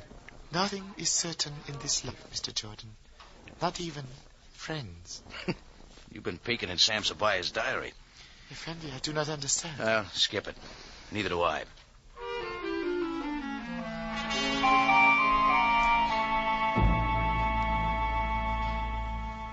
When I left the little guy with all the information, nothing looked right. Johnny Servey's story, Connie Solomon's story, even Sam Sabaya's talk had a rattle in it. But no matter what Sam said at the bar, he was making a deal with me. He meant to have Servey. That meant I had to find Ed Solomon. So I got my car and drove up to El Fayoum. The place looked tired and old, like it was a million years away from Cairo.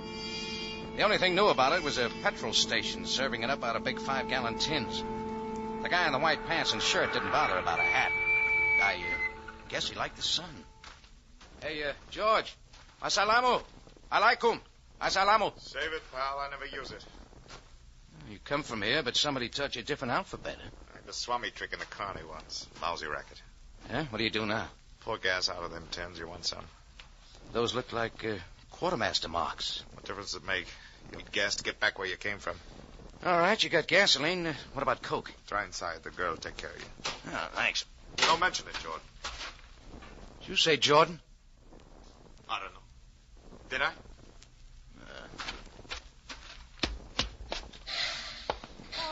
Oh, darling, I cannot go on. Oh, I'm sorry. I thought you were Paul. Paul? Who's that? Paul Guerrero. This is his place. Oh, yes, I just met him. Nice fella. He said I could find a coke in here. Oh, yes, of course.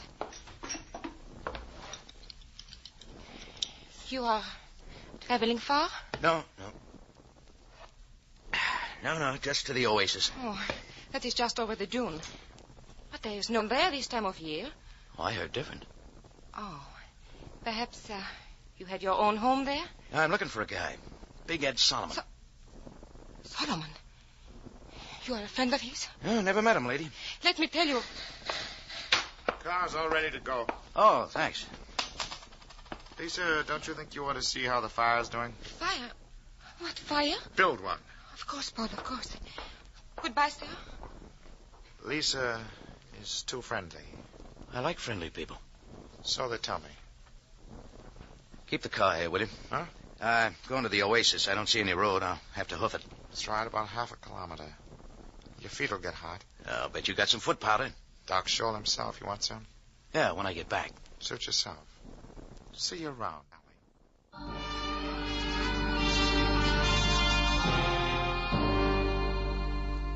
Big Ed Solomon's house was there, all right.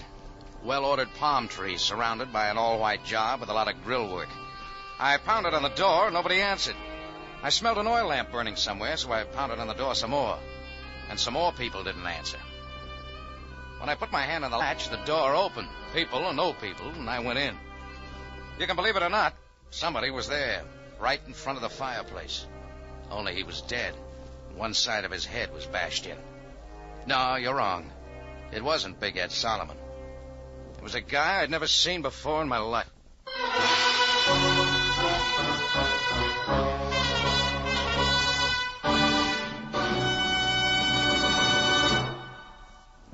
You are listening to Fall Guy, tonight's adventure with Rocky Jordan.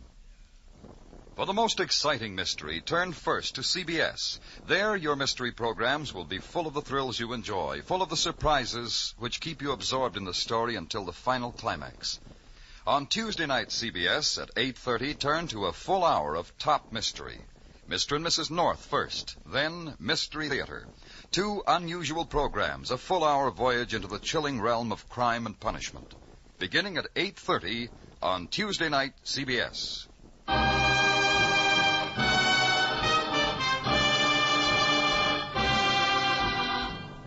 Now we return you to Cairo and tonight's adventure with Rocky Jordan, Fall Guy.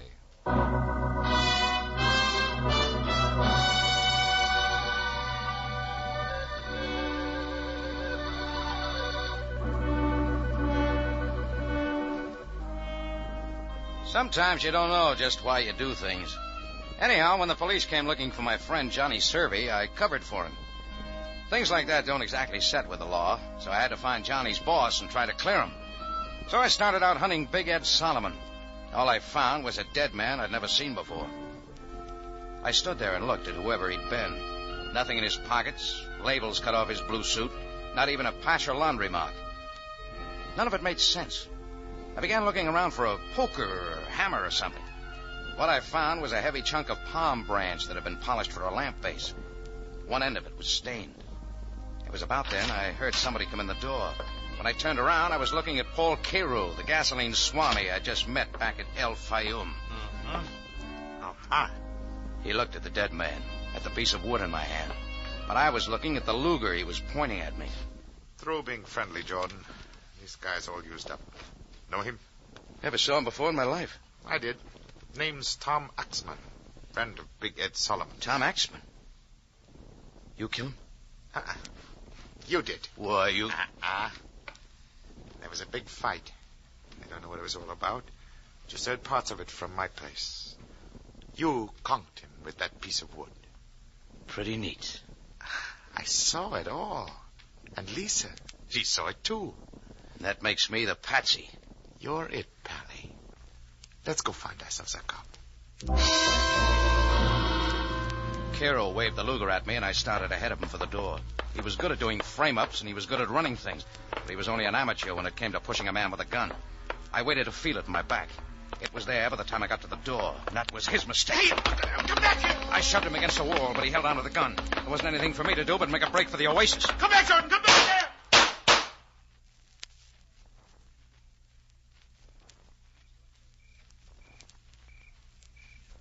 All the rest of that day it went on in the Oasis. Carew crashing around looking for me. I hid behind date palms and in the underbrush. Found out a lot of things that bug experts would have gone buggy about. As far as helping Johnny Servey or finding Ed Solomon, I was doing no good at all. As soon as it got real dark, I figured it was safe enough to cross the patch of sand and hit the highway. Cairo must have figured the same way, because I didn't hear him crashing around anymore. So I went back to see Paul Cairo's wife, Lisa.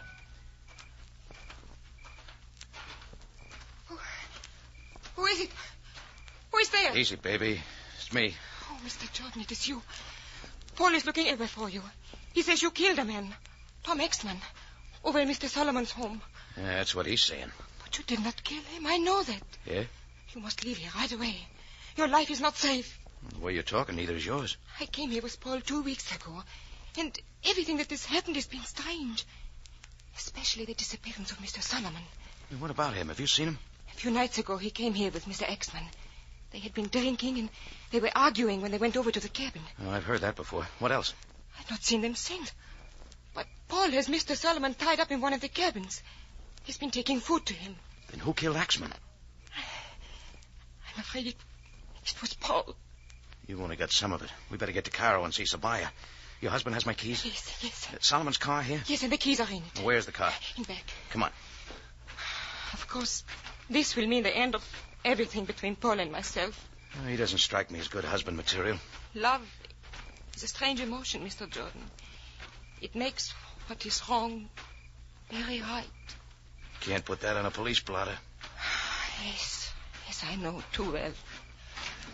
I don't know whether I should go back to Cairo with you or not. Lady, all he'll give you is a lot of grief. You know that. But I love him. Come on, get in. It was Cairo off in the dock somewhere, shooting at anything that moved. Lisa fell off the running board. I scrambled down, but when I got one look at her face, I knew she couldn't use any help. So I shoved the car into gear and burned tires straight for the road to Cairo.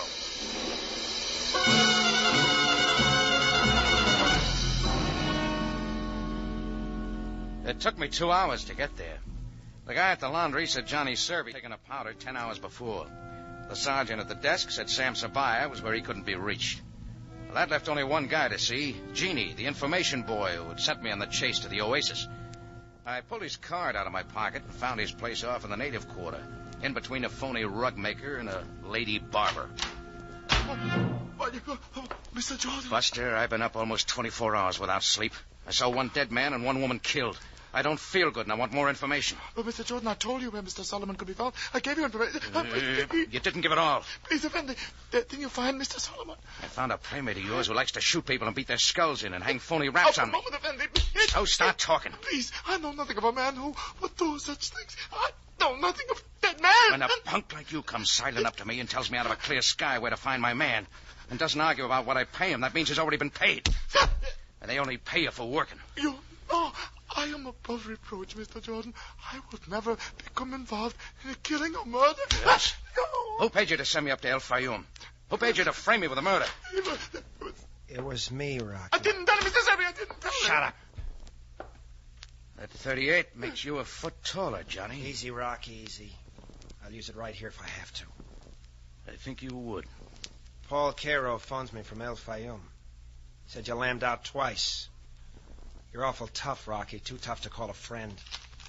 Here, take this and buy yourself a new fez, you need. And forget you ever saw Jordan. Oh, yes, Mr. Serby. Yes, sir. All right, Rocky, let's get going. Long drive ahead of us. I'll be able to drive it blindfolded someday. Someday. I'm still the fall guy? I hate to do it to you, Rocky, but you're it. This is my chance not to be a punk anymore. I take you back there and we call Sabaya. Me and Cairo fix it up like you did it all. Now, come on. Cairo will be getting anxious.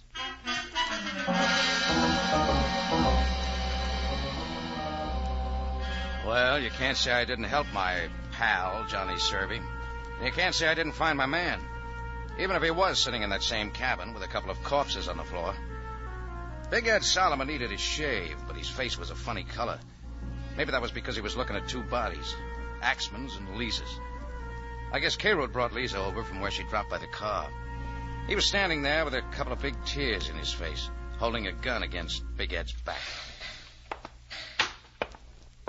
Johnny, I thought you'd never get here. Come on, let's get this over with. I'm sorry about Lisa. Never mind. Never mind about her now. Let's get this finished. Don't be nervous, Cairo.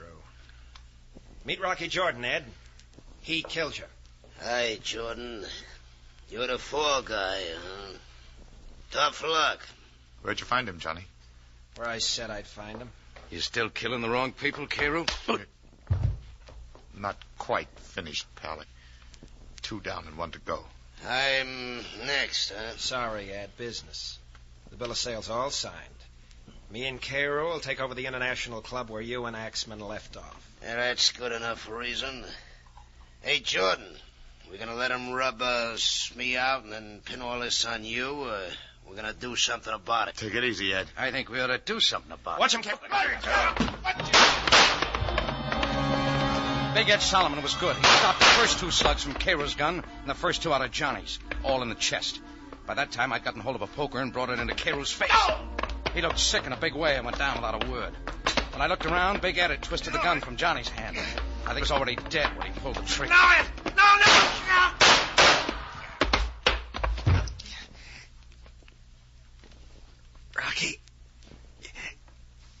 Rocky, help me. I did once, Johnny. Remember? Yeah. Yeah, no. Why'd you pick me, Johnny? The embassy trick was level. I got the idea a couple of days ago. Figured I could get you looking for Big Ed. You set it up with Carew. Well, Rocky, you aren't a patsy anymore. No, Jordan. You are not a patsy anymore. Cops and everything. Aye, Captain. Guess I didn't work it so well. You were wrong when you first started, Selvey. Yeah. Nothing I ever did ever worked out. Hard luck guy. Rocky. Yeah? Rocky, you were a good guy.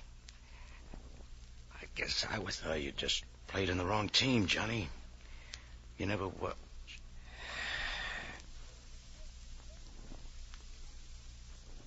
Let's go, Jordan. Yes, sir. From here on, it's a monologue.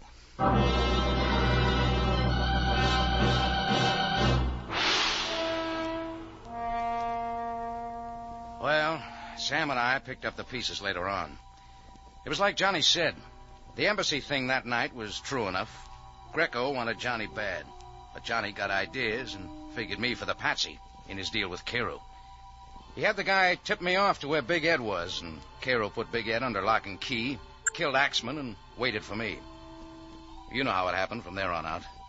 Lisa got in the way, I got in the way, and Johnny got in the way.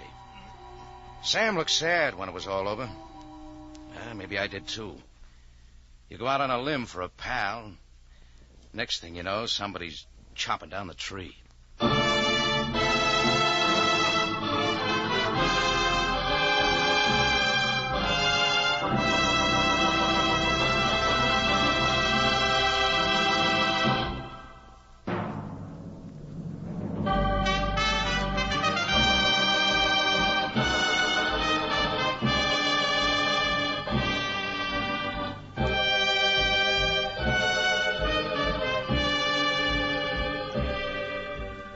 It's CBS again at this same time next week for another story of adventure and intrigue when we take you back to Cairo and the Cafe Tambourine, run by Rocky Jordan. Jack Moyles plays the title role, with tonight's story by E. Jack Newman, edited by Larry Roman and Gomer Cool. Rocky Jordan is produced and directed by Cliff Howell, with original music by Richard Arant. Larry Thor speaking, this CBS, the Columbia Broadcasting System.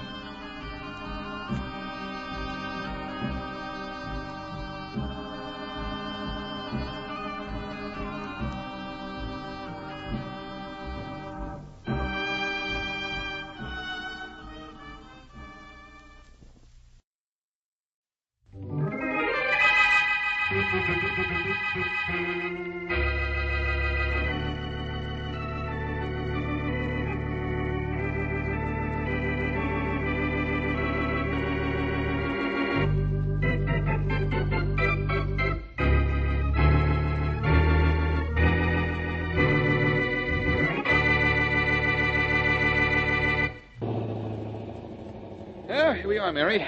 All out for the 10th Street Gymnasium. If what you say about this place is true, Blackie, I'm going to be all in. I get exhausted watching the kids myself. Here, I'll get out your side. Okay. You want to referee one of the basketball games or a boxing match? I'll just sit and watch, thank you. How many boys in the club now, Blackie? Exactly 100, and we started with only 5 6 months ago. Oh, that's wonderful. And that's swell. Here, this door over here. We'll go right into the gymnasium itself. Okay. 100 boys. How does Tom Allison, the gym instructor, handle so many at one time? He doesn't. The place is like a madhouse half the time, with bet. 100 kids yelling to do the same things all at once. Well, hold your ears. Okay. 100 kids yelling and screaming. Quiet in here, isn't it? It's quiet and empty, too. Are you sure we're in the right place? In the right place, on the right day, and at the right time, but something's wrong. Oh, well, somebody just came through that door over there now. There's the gym instructor. Oh, Allison! Oh, hello, Blackie. Miss Wesley. Hi, Tom. Allison, what's the matter? Where are all the kids? I don't know, Blackie. They didn't show up yesterday or the day before that. Why not? I don't know. They've just stopped coming here. They started quitting in 2s and 3s a couple of weeks ago. We don't even get enough now for a basketball game. I don't understand this at all. Well, maybe the boys stopped coming because they couldn't afford it. No, Miss Wesley, everything is free. Blackie pays all fees and has bought all their equipment. Oh, Blackie. Oh, Blackie, you never told me that. I didn't think it was important, but this is. Those kids were having a good time here. I know it because I've watched them. I could tell. Why have they stopped coming here all of a sudden? Now, why?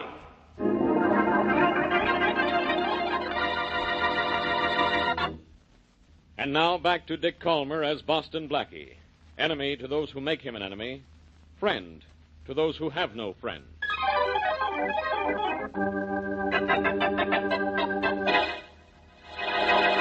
I can't understand why the boys have stopped coming here, Allison. The gym was built especially for them, and they seem to appreciate it. Yes, I know they did, Blackie. They were screaming for a place to play their games, have their contests, besides out in the street.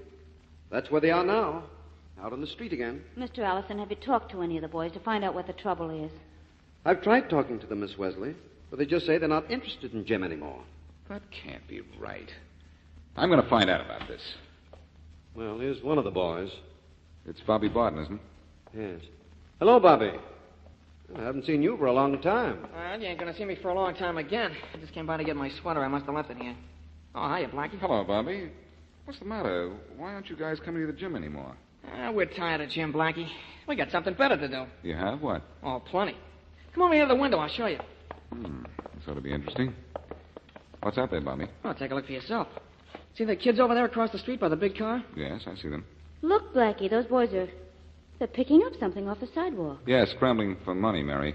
That big fellow by the car is tossing it to them. That's Joe Easton, Blackie. Yeah, he says there are a lot better things to do than waste time in a gym playing games. And he's right. Oh, he is he? Blackie, who's Joe Eastman? Joe Eastman? Ex-racket guy, just out of jail. Yeah, he's in the chips, Blackie. He's really making dough. And he says if we'll string along with him and he likes us, well, maybe he'll show us how we can make plenty of dough, too. Well, he hasn't yet, but we're hoping. Oh, I see. And anybody knows you can't make any money fooling around in a gymnasium. This stuff is out for us, Blackie.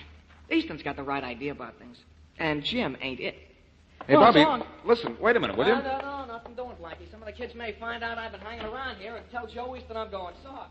So long. So that's what it is. Joe Easton. Yes, Allison, that's it. Blackie, if those boys do what Easton tells them to do, they're asking for trouble. Well, Easton doesn't know it yet, Mary, but he's asking for trouble himself.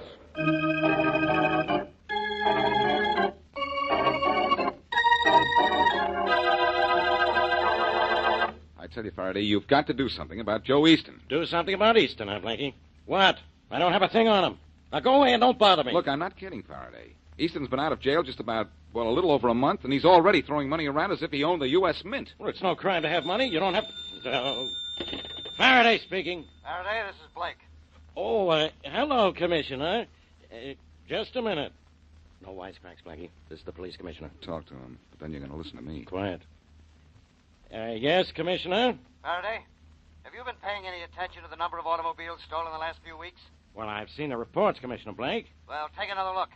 In the last 30 days, more than 200 cars have been stolen off the streets of this city. Well, I thought it was something Listen, like Faraday, that. I want you and your department to get to work. On stolen cars, Commissioner? But this is the homicide department. I know it's the homicide department, but this is a big racket. And you know what happens in these big rackets. Yeah. Sooner or later, there's a killing. And there's work for the homicide department. Now, Commissioner Blake... Look, Faraday, do you know how many of those stolen cars have been found? None. And do you know why? Yes, I'll I tell was you talking why. to the... Because they aren't being sold. We can't trace one of them. This is something different in car thefts. This is something new and big. The cars just don't show up. Not one of them. And do you know where we've checked? Yes, I'll I tell guess you you where. We've checked every agency, every car lot, every storage garage. And every police force in the country is doing the same thing. We've even kept an eye on the export trade. But not one of the stolen cars has shown up anywhere. Do you know what that means, Faraday? Sure, I'll Commissioner tell you what Blake. it means. It means we're up against big-time thieves, smart operators, with a brand-new way of getting rid of stolen cars. They aren't taking those cars for the fun of it. Now, get your men on it right away. And you go to work on it, too. Goodbye. Goodbye, Commissioner. Now, about Joe Easton, Faraday. Get out of here with Joe Easton, Blackie. I've got to start worrying about 200 stolen automobiles that just disappeared into thin air. How could 200 cars disappear, Blackie? And why can't it happen to you? Your temper's worse, but your humor's improving. Look, Faraday, I'll work on those stolen cars with you if you will help me take care of Joe Easton. Now. Will you forget Joe Easton? Do you want to forget why you're on the police force? I'm not forgetting it.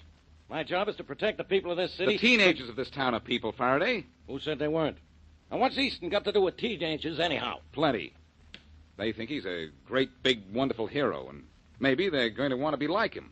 Before long, Joe Easton will be the idol of every teenage boy in this town. And if we don't show them what's wrong with this guy, Easton, the town's going to be overrun with juvenile delinquents. You don't have to tell me that, Blackie. I know it. Well, I better get the commissioner on the phone. I think he'll agree that the kids in this town are more important than stolen cars. Then we'll get to work on Easton.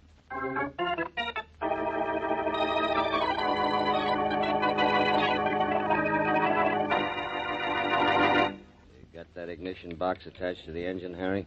Yeah, Johnny, it's all hooked up. Well, you can check another 1947 Buick off the list the boss gave me. With great pleasure, my friend. This makes our quota for the day. 3 Buicks, 1947 variety. Yeah. Hey, we're sure short one 1941 Payson. Well, I guess I better close up this hood, huh? Well, we'd attract a lot less attention if we drive this thing off with the hood down. Ready to get in the car? Yeah, I'm ready. The hard way. Yeah. Shame the break such a nice, pretty window, ain't it? Yeah, breaks my heart. People will lock car doors, though. Well, let's go. Yeah, let's get going.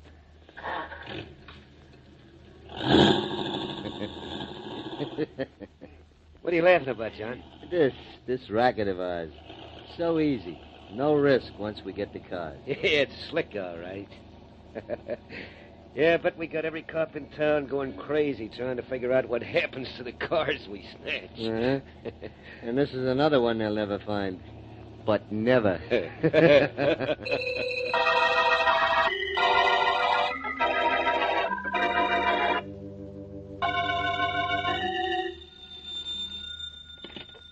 Hello. Hello, Mr. Easton. Yeah? Mr. Easton, this is John Walters. Hello, John. How'd it go today? Fine. We got 3 1947 Buicks, all right. But only one of the Paysons we wanted. Not bad. Not bad at all. But look, we want to keep up our quota. Add another Payson to your list for tomorrow. All right. They're hard to find, Mr. Easton. No, they're not. You're just not going in the right neighborhoods. Try Uptown tomorrow. Won't that be a little risky? Not if you and Harry are careful. Get your quota with Amara. +1. Well, we can try. Do better than try. Do it. Yes, sir. Someone at the door. Call me again tomorrow. Yeah, sure. Goodbye. Bye. Come in. Hello, Easton. Well, Boston Blackie. Come in, stranger. Have a chair. Cigar. This is certainly a welcome visit. Drop the act, Easton. You know why I'm here. Sure, I know. Lay off those kids, or I'll take care of you personally. Ah, threat. Well, what do you know? Threat from Boston Blackie means only one thing. I've arrived. I'm successful. I'm on my way up. You're on your way down and out, Easton. I've just decided that. I'll find out what kind of racket you've got going for you, and I'll take care of it and you. Oh, Blackie, you're hurting my feelings. Why, you know I'm not doing anything wrong, or should I say, you'll never find out what I'm doing wrong. Don't bet. Only that's not important right now. You're a hero to the kids of this town with your car and that big bankroll of yours that you keep flashing.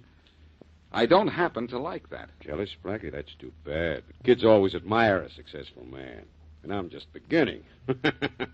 I'm only just beginning. That's what you think. Easton, take my word for it. I'm going to bust you and your racket wide open. I'm going to do it for those kids. And I'm not kidding.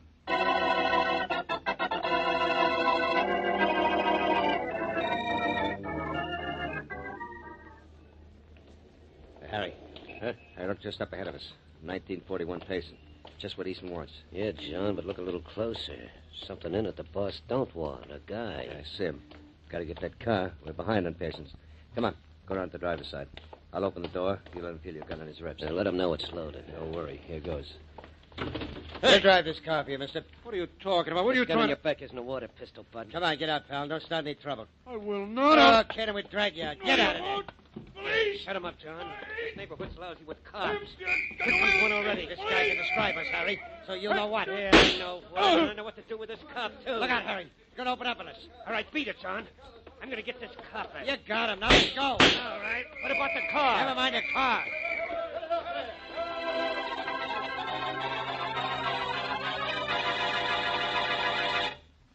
And now, back to Boston Blackie.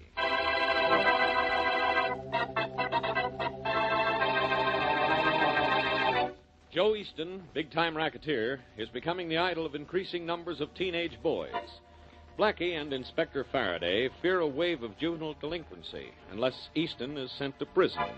But so far, no one knows what Easton is doing. To make matters worse, there's been a wave of automobile thefts. The stolen cars have just disappeared into thin air. During one theft, however, a car owner is killed and a policeman wounded. As we return to our story, Inspector Faraday is at the hospital, questioning the wounded cop, while Boston Blackie listens. Can't you give us a better description of those car thieves, Callahan? I'm sorry, Inspector Faraday, but I didn't get very close, and then I passed out when that bullet hit my shoulder. Yeah. All I know is those fellows were both tall. There was one blonde and the other dark. Not much to go on, Faraday. No, it isn't, Blackie. Well, don't worry about it anymore, Callahan. You just stay here and rest and do what the doctor tells you. I'll be back to see you in a day or two, huh? Thanks, Inspector. So long, Blackie. So long, Callahan. They're burning, Blackie. It isn't enough those guys are swiping cars by the handful and making them disappear. Now they've killed a man and wounded a policeman. Commissioner Blake was sure right when he said homicide would be in on this stolen car case. Funny thing, Faraday. You showed me the list of stolen cars this morning, and I noticed something. Huh? The list showed about an equal number of all the major makes of cars. So what? So these cars seem to be stolen according to, well, some kind of a plan. As if the thieves just didn't steal any car, but only certain cars. Now, what kind were they after when they killed that man? A 1941 Payson with a guy in it. Mm-hmm. A guy they killed. And there were two other cars, brand new, with nobody in them, on the block. They didn't get the Payson, did they? No, they didn't. Well, I'd like to borrow a 1941 Payson car, Faraday, and one of your men. Why? I'm going to use that car as bait. And you just wait to see what I catch.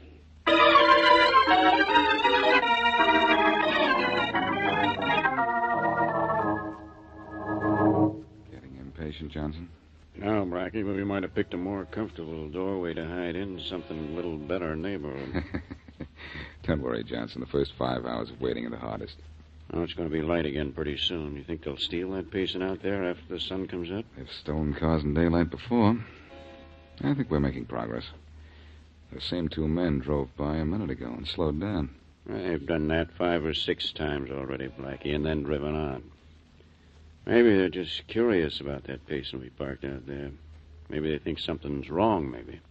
I think they're casing the car to make sure that everything's all right. Well, all I hope is my wife believes my story when I get home. I've never stayed out all night before.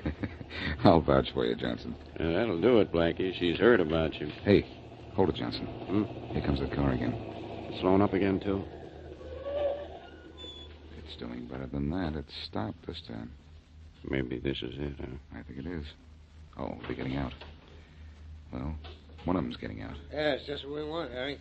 Hear that, Johnson? Yeah. They're going for the car. Well, let's grab it then. The key's in it? I don't know. I'll have a look. When do we take them, Blackie? In a minute. Well, the key's in it? Yeah. Just too easy. You go on. I'll collect this one by myself. Okay, see you later. Too bad, Johnson. You're only going to get one of them. Won't one be enough, Blackie? For now. We'll give this guy enough time to prove he's what we want. Are you ready? Yeah. Come on, let's grab him. You stay back, Blackie. You may try to shoot it out. I've been shot at before. Come on, let's go. Quick, he's getting in the car. All right, you. What are you doing in that car? What do you care? Oh, cop, huh? Keep your hands away from your pockets. Yeah, you want to stop Look me? out, Blackie. He's going for a ride. Oh, no, he isn't. He's going for a ride. Hey. That was some punch, Blackie. Hate to have you mad at me. I wasn't even mad at this guy, Johnson. In fact, I like him. He's one of Easton's old gang, John Walters. And he's going to be very helpful to us when he wakes up. But let's not disturb his sleep until we get him to Faraday's office.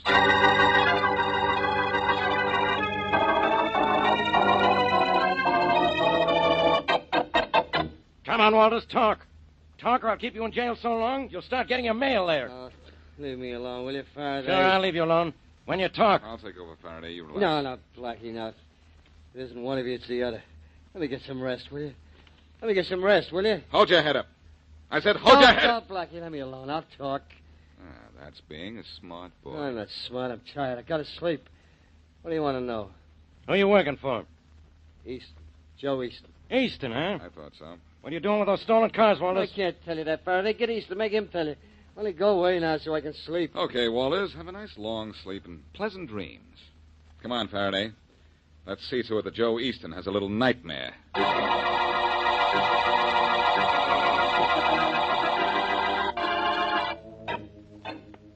Faraday. Here's Easton's room right here. How do you know, Blackie? I was here once before. Put that stuff down just outside the door here and set it up. Right.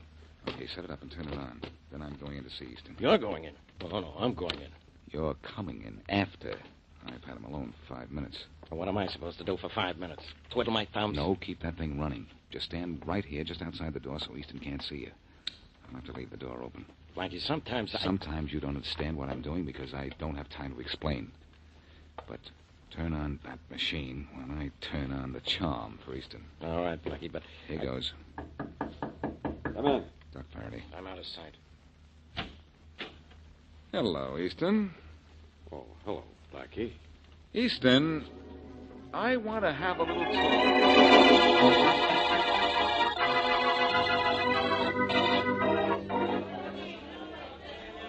Quiet, fellows. Quiet. Are all the boys here, Allison? Yes, Blackie.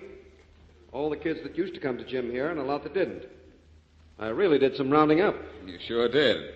I'll be ready for them just as soon as I plug in this machine. Use the wall plug, Blackie. Oh, thanks, Mary. Hey, the gang wants to know what this is all about, Blackie. I'm just about to tell them what it's about, Bobby. Now, here we are. It's all plugged in. Hey, you want to handle the machine, Mary? Right, Blackie. You just tell me when you're ready. I'll be ready in just a minute. Now listen, fellas. Listen. You quit coming here to the gym because Joe Easton told you to. And Joe Easton looked like a tough, brave guy, a hero. That was a mistake, believe me. What do you mean? Look, you guys. I know what I'm talking about, and I know Joe Easton. He's no good. He's a crook. And all crooks are yellow. Now, if that's the kind of a man you want for a hero, all right. Go ahead. Suit yourself. Yeah, who says Joe Easton's yellow, Blackie? I do, Bobby. And I'm going to prove it to you, too. A little while ago, I had a little chat with your brave friend, Joe Easton.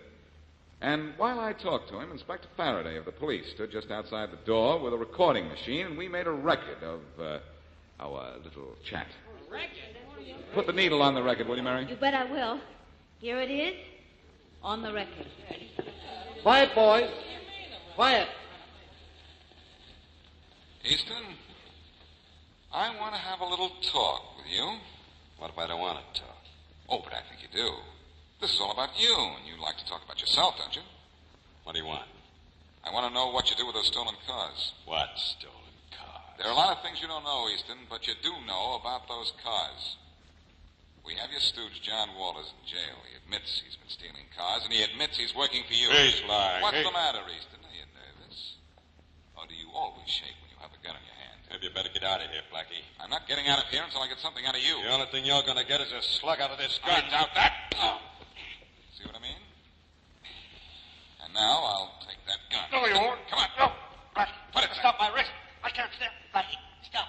Stop. Drop it. Come on. Drop that gun. Yeah. That's better. Let go of me. I dropped the gun. Let go. All right, I'll let go of you. But you leave that gun on the floor, please. I think Inspector Faraday would like to have it. What's Faraday wanted? Because that's the gun that killed a man and wounded a policeman during an attempted car theft yesterday. No, Blackie, I didn't kill anyone. Honest, I didn't. It wasn't me. Who was it killed that man and wounded that policeman? Harry. It was Harry Daniels. He killed him, Blackie. John Wallace was... Hear that, you guys? Yeah, I'm telling the truth. There's a hero for you. How do you kill that man? Harry is his friend, but look how fast he rats on him. Some of my men ought to use their guns, but Harry lost his head and John didn't help much. John was in it, too. John and Harry killed that guy. I had nothing to do with it. That better be the truth, Easton. And now let's have the truth about those stolen cars. No. Look, do I have to knock everything out of you, including your teeth? Come on, Easton, or I'll start swinging. All right, all right. Just don't hit. I'll tell you all about it. Fast, come on. Where are those cars? In the bottom of the outer bay. Bottom of the bay? Why? Oh, we stole them with their parts, Blackie. You stole them just for their parts. Not much money in that, is there? There's plenty if you got Parliament. We were getting Parliament. On new parts, too. That's making money on stolen cars the hard way, isn't it? Maybe it's the hard way, but it doesn't have the risk involved in trying to get rid of a hot car. Now, fellas, Look, Blackie. get a load of your hero trying to make a deal. I'll cut you. It's a cinch racket, nothing to it. I'll cut you for 50%. The boys won't have to know it. I'll just say we're not getting as much for the parts as I thought we would. Nothing doing, Easton. Come on, you're going to headquarters. You won't make a deal? You know better. Look, Blackie, I've told you the truth about the car. I didn't kill that man or shoot that cop. I swear I didn't. I didn't even steal a car Listen to this, Bobby, and all you guys who think Easton is a great guy. You gotta help me get off, Blackie. Does this sound like a hero? I want to round them up, the whole gang. I'll even help out. Save it, Easton, save it. I don't care what happens to you as long as it's bad. Come on. What if I won't? Don't make me answer that. It's not polite to talk with my hands. No, don't hit me. No, don't hit me. No, don't hit me. Oh, dear, the needle's No, don't hit That's me. all right, Mary. That's enough. No, don't Turn hit it off now. Okay, No, Blackie. don't hit me. Well, you guys, fellas, there's Joe Easton, your hero. There he is. I see a lot of changed faces in here, don't you, Allison? Yes, Blackie, I do think these boys have a slightly different opinion of Joe Easton than they did a few minutes ago. Hey, Mr. Allison, can I say something? Why, certainly, Bobby. Let me put it. What's on your mind, Bobby? I guess what's on everybody's mind, Blackie. Guess we sort of figured wrong about this Joe Easton. Yes, Bobby, you did. You all did. Now, look, you guys. Easton looked good to you because he drove a big car and had a lot of money. And he sounded big because he talked big. Well, he wasn't very big when he was backed into a corner, was he? He was yellow, like all crooks are yellow. He didn't have courage enough to make a living like everybody else. No, that was too tough for him. Fine character, wasn't he? He sure was a rat, Blackie. And we wanted to be like him. Hey, look, gang, there's a swimming meet scheduled for tomorrow. Are we going to be here? Yeah. You'll be here to watch it, Blackie? Why, sure, Bobby. I'll be here, and may the best man win. Well, all I know is that when you went after Easton, the best man did win. Right, Blackie?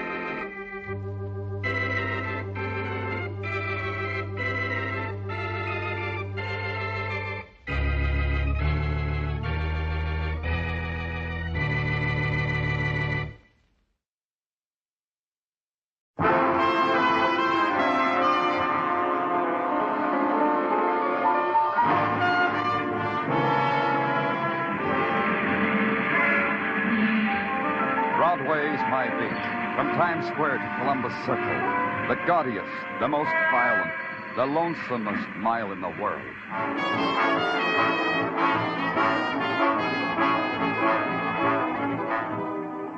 Broadway's My Beat, with Larry Thor as Detective Danny Clover.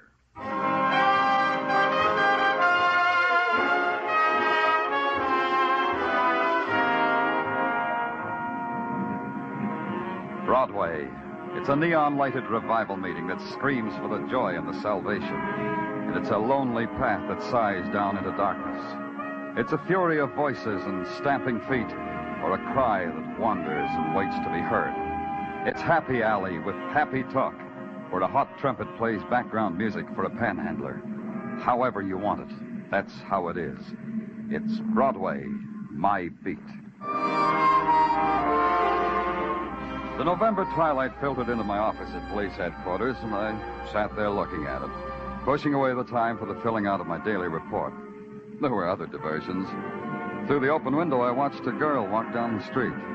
She wore a green silk dress that knew summer was over but didn't care.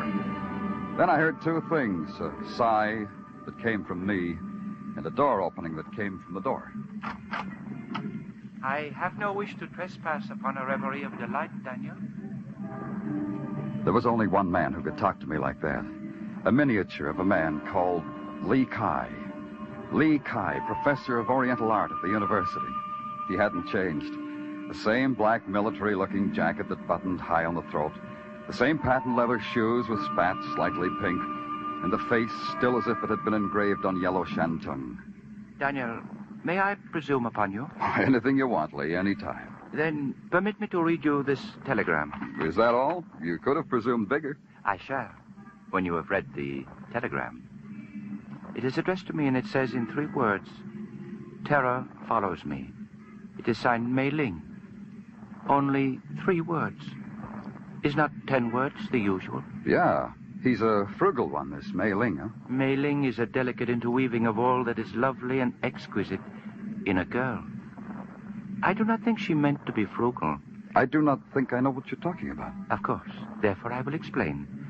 You see, Mei Ling, this lovely girl of whom I have told you so much already, she brings me a statuette of the goddess Kuan Yin, the Chinese goddess of mercy. And among friends, there is no need for circumlocution. Of course. For what? Circumlocution, of course. Oh. The Kuan Yin was smuggled out of my bleeding China, Daniel. It is worth approximately $100,000. Mei Ling was bringing it to me. And now, in 3 words, terror follows her. You understand what I need of you? Not yet. I want you to meet Mei Ling's train at 125th Street at 8 tonight. She is in private car 23. You will give her the protection from the terror that follows her, Daniel. Oh, we have other departments for that, Lee. I could... But you are the friend department. No, Daniel?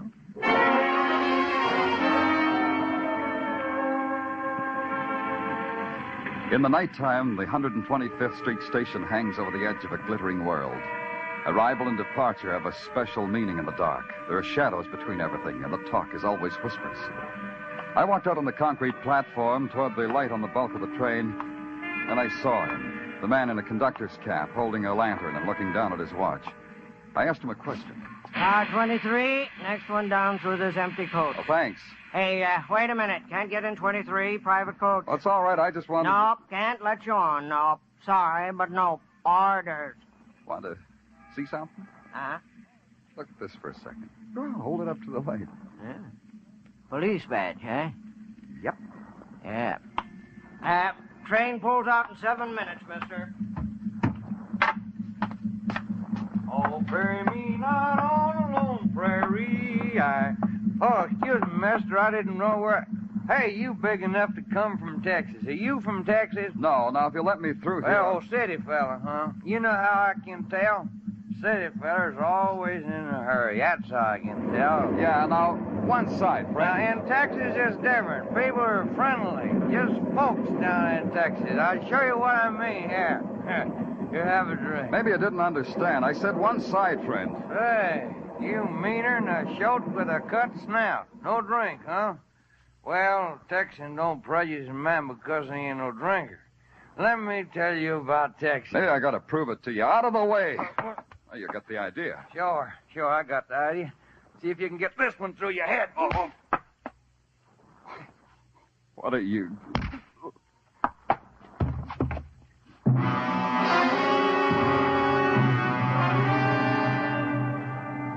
End of the line, all out. New York, Grand Central Station. Hey, you, wake up. Now, don't ask me where you are. I've been shouting out my lungs where you are. Oh. Come on, get up. There you are. Hey, you're the policeman. Yeah, the finest of the finest. Stumbled, huh? Later. First I was slugged.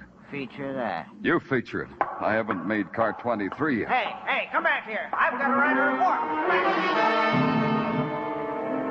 But I finally did. I finally made it.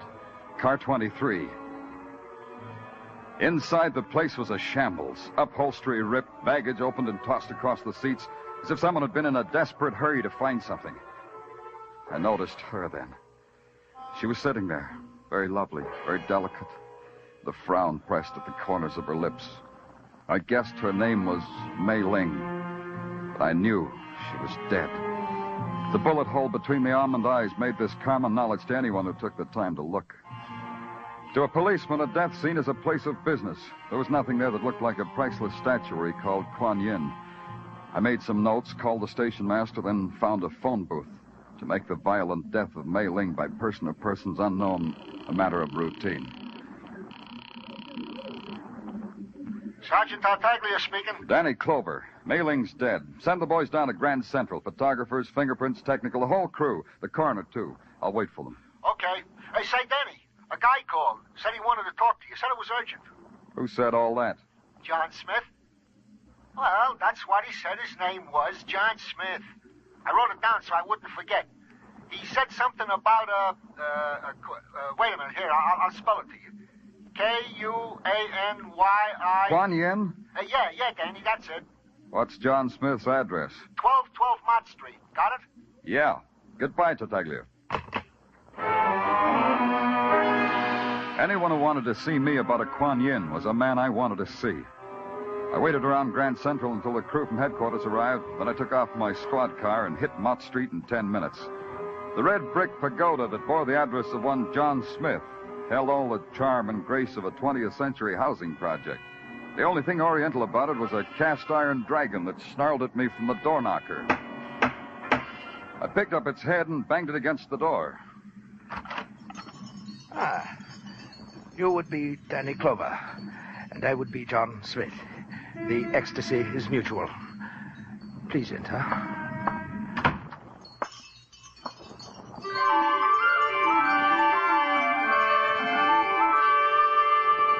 The thing that stood in front of me I didn't believe. It was a mound of flesh wrapped in a scented mandarin's robe. Perched on its shoulder was a small white monkey with enormous eyes that loathed me with an enormous lobe. John Smith looked like a fat crock of Ming pottery, but he talked as if he'd spent a lot of time tilling the good earth around Harvard. You admire my monkey, Danny Clover. Rest assured, he admires you. I hate him. Get him out of here. You are frank, Danny Clover. We shall get along splendidly.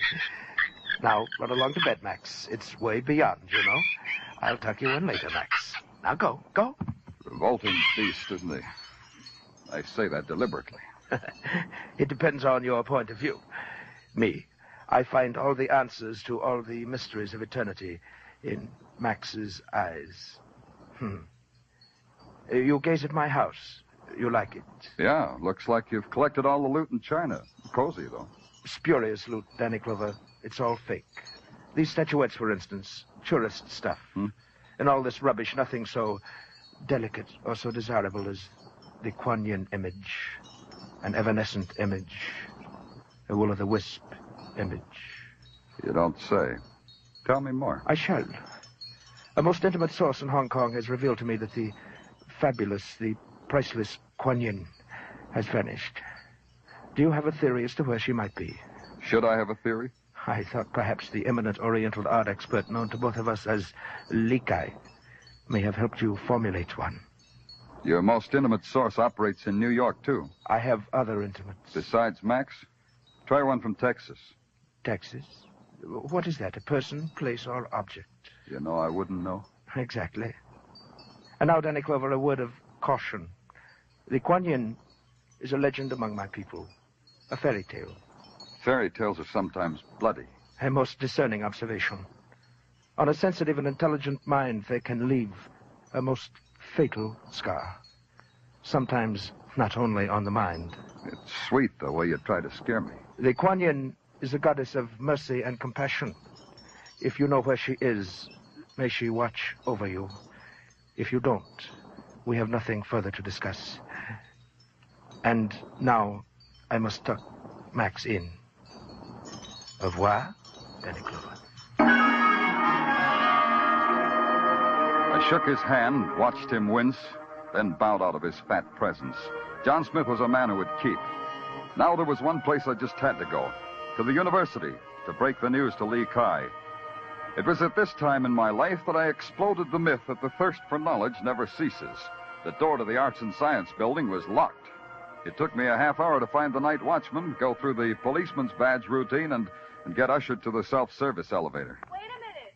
Hey, wait a minute. Thank you. Thank you very much. I feel silly saying this, but... Floor, please? The third. Oh, good, me too.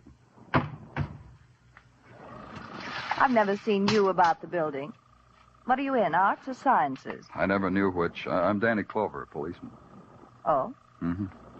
And you're in... Seismology. I'm Professor Higgins. Professor? Oh, here we are. Third floor. Oh, yeah. You, were saying? I was saying Professor of Seismology with a question mark after it. What is seismology exactly? Exactly. It's that branch of geophysics which has to do with earthquakes and their attendant phenomena. Mm-hmm. Here's my lad. Good night. Oh, before you go, and in non-scientific terms, could you tell me where Professor Lee Kai's office is? Lee Kai? Yeah. How nice. In the Argo, any friend of his is a friend of mine. Now we'll shake hands. I'm glad to know you. I'll show you his office. You've known Lee Kai for a long time. Why, he slapped my... He was in attendance when I was born. There were no doctors nearby then. In China, Mr. Clover. In the interior. Oh, and from that moment on, you became interested in earthquakes and their attendant phenomena. Pretty nearly. Understand, Mr. Clover, I enjoy seismology. A girl can always make her way in the world with a good, sound knowledge of seismology, I always say. I always say the same thing. It does make for dull conversation, doesn't it? Well, Here's Lee Kai's office. Professor Kai. Professor Kai. Professor Kai!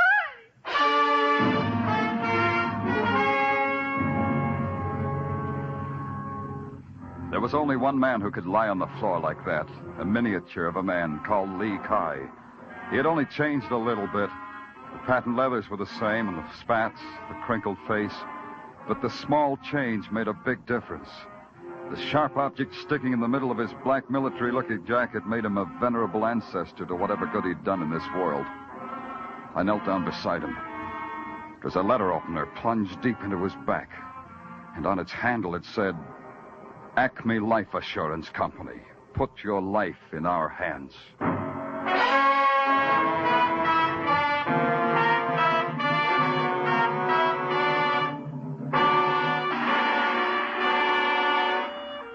You are listening to Broadway's My Beat, starring Larry Thor as Detective Danny Clover. 50,000 or more, always in the jackpot on Sing It Again. Music by Gene Autry and Vaughn Monroe. Mystery and thrills with gangbusters Philip Marlowe, Johnny Dollar, and Danny Clover, the Broadway cop. That's the one-way ticket to top fun on most of these CBS stations every Saturday night. This fall, when you hear them all on CBS, Saturday night promises top music, top adventure, and a chance at radio's top prize.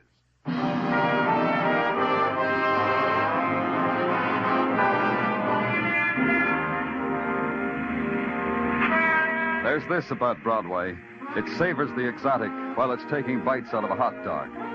The deaths of Mei Ling and Lee Kai were duly reported for the next morning's newsstands, were scanned by the crowd while reaching for their respective mustard jars. Then Broadway went about its business. You can't blame Broadway. It's got too many other things to consider, like T formations and mass substitutions, the weather, and making a buck.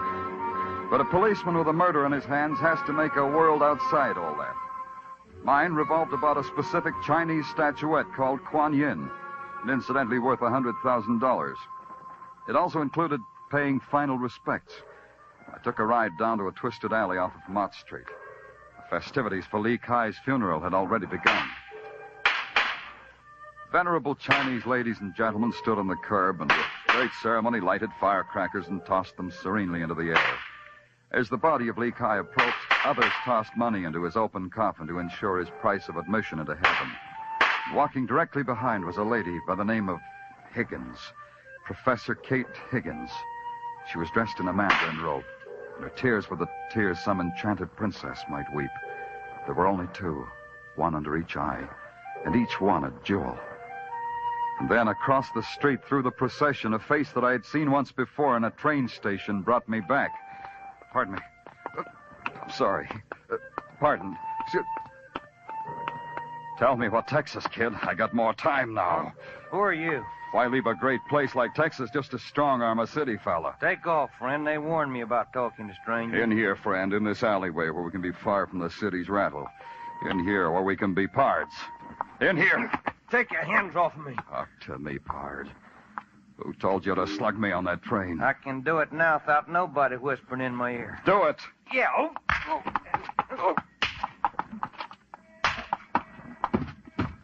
It's going to be a well-filled saddle tonight in the old Hooskow.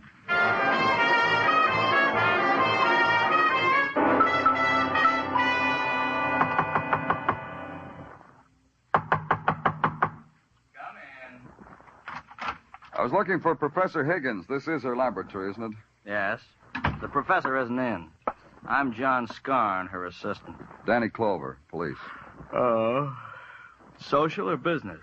I only ask because Kate has such various callers. Last week it was a gentleman peddling hot Persian prayer rugs. I got quite a seism out of him. Seism? You're not hep, are you? Seism. Earthquake.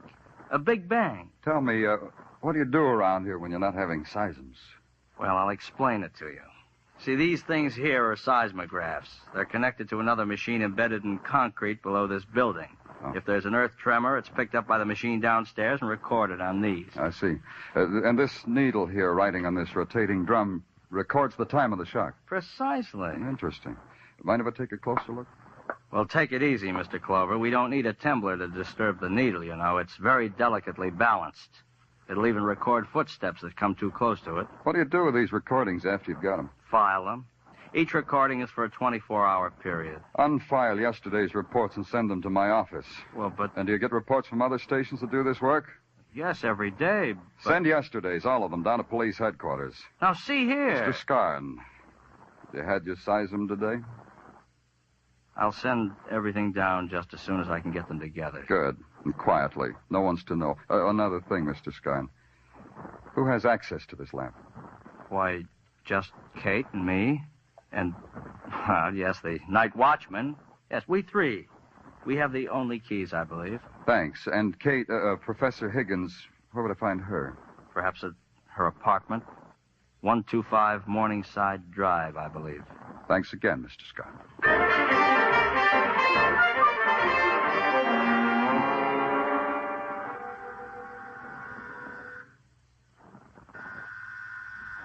Just a moment.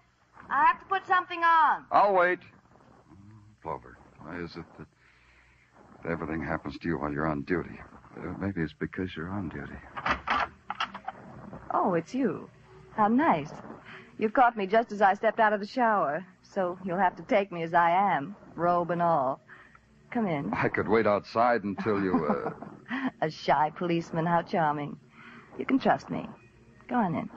Thank you, Professor. Over there, but the fire's nice. I always dry myself by the fire, but you interrupted that. Easy, Clover. I'm here. Tell me. I didn't say anything. Oh. Shall I get her something? A drink?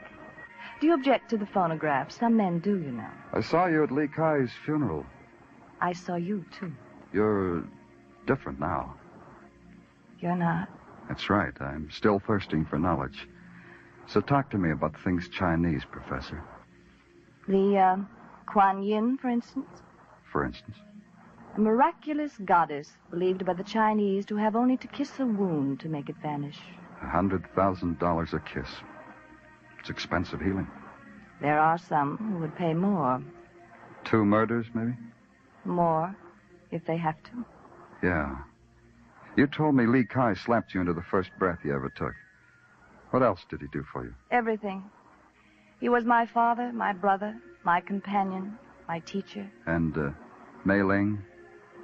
I didn't know everyone in China, policeman. Nice policeman. And a man named John Smith? John Doe, yes. John Smith, no. Give up? All right. Invite me to an earthquake sometime, will you? I'll take time out for it. You'll love it. There's nothing quite so exciting as when the earth moves. Danny, Yeah? the Kuan Yin. You could give her to me. I'm only a professor on a professor's salary, but I could think of some way to pay you for it. Oh? What makes you think I've got the Kuan Yin? Because Lee told me he'd gone to you. Because you found Mei Ling. Because it would have been simple for you to steal it from a dead girl. Yeah, it would have been. But you know, I didn't think of it. Also, she didn't have it. Now it's your turn again. Lee Kai would want me to have it. No one else. I'll make a note of it, Professor. Now, would you unlock the door, please? I promised Mother I'd be home early. Of course. There's frustration everywhere, isn't there, policeman? Nothing but frustration. I think I remembered to tip my hat. I know I remembered to get back to police headquarters. I hustled Sergeant Tartaglia off his fat comic book and sat down at my desk to go over the sheaf of seismographs I'd had Scarn send down. Not only were they dull reading, but for a long time they didn't make sense. I kept trying. You can talk, Tartaglia. Item 1, Danny. I've questioned the Texas cowboy in his cell. The graph won't talk, won't open his mouth. Hey, in a Texan, this must be some kind of terrible disease. Okay, physician. Item 2. Item 2 is alibis, good and indifferent. At the time of Lee Kai's murder, John Smith was giving a dinner party. Assistant Scarn was calling a square dance. Hey, you know, Danny, they're fun. You ever been to one? Ask me sometime, Tartaglia. Yeah. Item 2 continued. Professor Higgins was to a movie. The night watchman checked in at a station the other side of the campus. Item 3. San Francisco Customs reports this Mei Ling never had no Kuan Yin. Tell me that again. The Kuan Yin Mei Ling was supposed to have. She never had it. Danny, this means 2 people was killed for something they didn't have. Huh? You said something, Tartaglia? When San Francisco Customs reported they had no records on the Kuan Yin, something clicked into place. If the Kuan Yin existed at all, I figured there was only one place where it could exist. So I went there, back to the university in the office of Lee Kai, lecturer and collector of Chinese art, now deceased. Oh, it's you, Mr. Clover. We thought perhaps we would meet you here. The place was a mess. Standing in the midst of the debris was the monkey-owning poet John Smith. And in a corner with a soft light playing with the amber of her hair was Kate Higgins. Danny Clover, it's always a delight to be where you are. The policeman is a meddling, stupid fool, Kate. Yeah, you warned me, didn't you? First to the hired thug, then during a lecture on spurious loot. Mr. Clover, I'm afraid I must dispense with you. Let him talk. I like to watch his mouth. Thanks. So I'll talk. Lee Kai was a wise little man. He had the Kuan Yin all the time. All he wanted was to find out who was trying to get it away from him. He came to me because he knew his enemies would follow him to me. And it backfired, shall we say, in his face. His and Mei Ling, the girl with whom he planned the whole puppet show. You have talked enough, Mr. Clover. Quite enough. I've been watching Smith, but where that knife came from, I'll never know. He held it low, slanting upwards for ripping, and then he lunged at me. I sidestepped and reached back, grabbed one of Lee Kai's art figures, and threw it at his head. He ducked, and the statue shattered against the wall.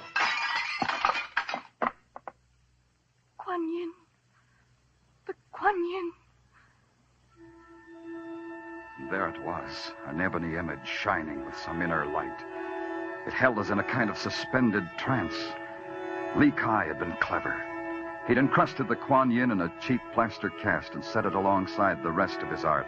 One of the oldest tricks in the world. I came out of the trance faster than John Smith did. He lay there with the rest of the crockery, just as pale, just as broken, just as unconscious. He can no longer harm you, Danny. He was an evil man. Yeah, and tricky. Hiring that hatchet man McGrath to kill Mei Ling and slug me on the train. Kate. Yes, Danny? Maybe I shouldn't ask you this, Kate. But how come you were with Smith? I knew his greed would finally lead him to Kuan Yin, as your curiosity led you to her. And to me. To me, Danny. Kate, do you always repay kindness with murder? What are you talking about? You killed Lee Kai. Danny, you're insane. Why do you talk like that? Because the seismograph in your lab registered a disturbance at 9 o'clock last night, the time of Lee Kai's murder. How do you know it wasn't the recording of a minor shock someplace in the world? Because no other laboratory picked it up. That's when you stabbed him, Kate, at 9 o'clock. You said you were at the movies. Nobody could prove that. Danny. But you weren't, Kate. You weren't at the movies. You were in your lab. You stabbed Lee Kai and dragged his body down the hall to his office. He was a small man. You could have done that. Yes. It's no use. You would deprive me of the Kuan Yin anyhow. 2 killings for the goddess of mercy. Doesn't add up. I would kill anyone who would deprive me of the Kuan Yin. Yes, you too, if I could now. Danny? Uh-huh. Let me hold the Kuan Yin, Danny. Kuan Yin? Yeah. Here. Kuan Yin. Fabulous. Kuan Yin.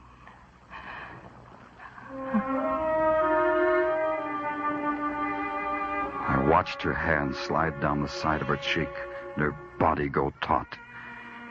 Her eyes fixed and the Kuan Yin narrowed.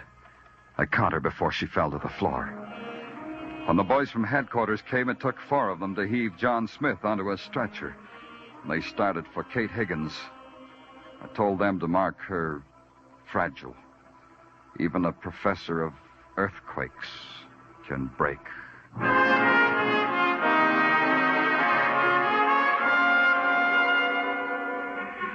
In the November sun, Broadway shimmers like some frozen city rising out of a frozen lake. It's clear, crystal clear, and its air is fresh and clean. You close your eyes because you know it's alive. The easy laughter that snarls when your back is turned. The spectaculars that advertise the grave. The welcoming hand that turns to ice in yours. It's Broadway, the gaudiest, the most violent, the lonesomest mile in the world. Broadway, my beat.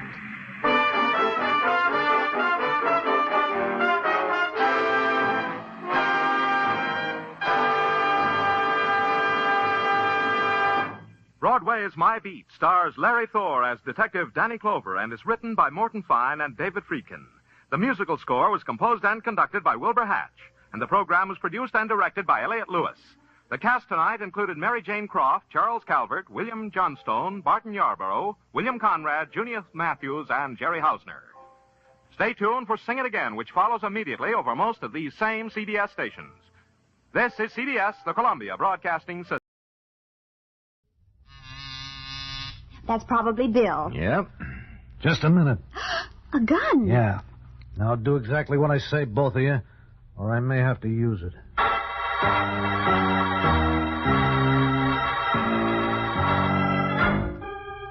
Mr. and Mrs. North, starring Richard Denning and Barbara Britton. Listen as Pam and Jerry solve the mystery, Bet on Murder.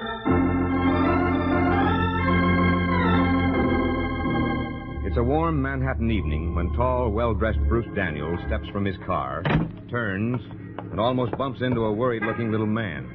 At the sight of Daniels, the worry on the shorter man's face gives way to fear. He turns and starts to run. He turns a corner, bumps into someone, rights himself, pushes past, and runs again. He reaches an alley, darts into it, looks anxiously for somewhere to hide. Sees a doorway and hurries to it.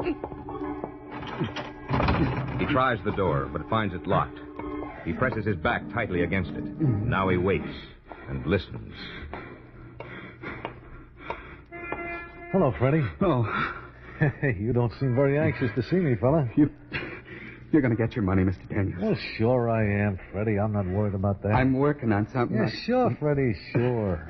You know, it's a funny thing. For a month I've been looking for you and no dice. And then tonight, just by accident... You'll just give me a little time. All right, Freddie. Oh, say, by the way, you know, I finally tried to reach you at home, but your wife didn't know where you were. Hey, you ought to get in touch. She's worried about you. Yeah. I'd hate to think that you were staying away just on my account. You know, I don't want to make trouble for you. All I want's my money. $5,000 is a lot of money to me, but I'll get it. Yeah, I know you will, Freddie. There's just one thing. I'd hate for people to get the idea that I'm a sucker. That people can run up debts with me and then not pay off. Oh, I don't think that, Mr. Oh, Daniels. I know you don't, Freddie, but if I'm too easy with a guy like you, then somebody's likely to get the wrong idea.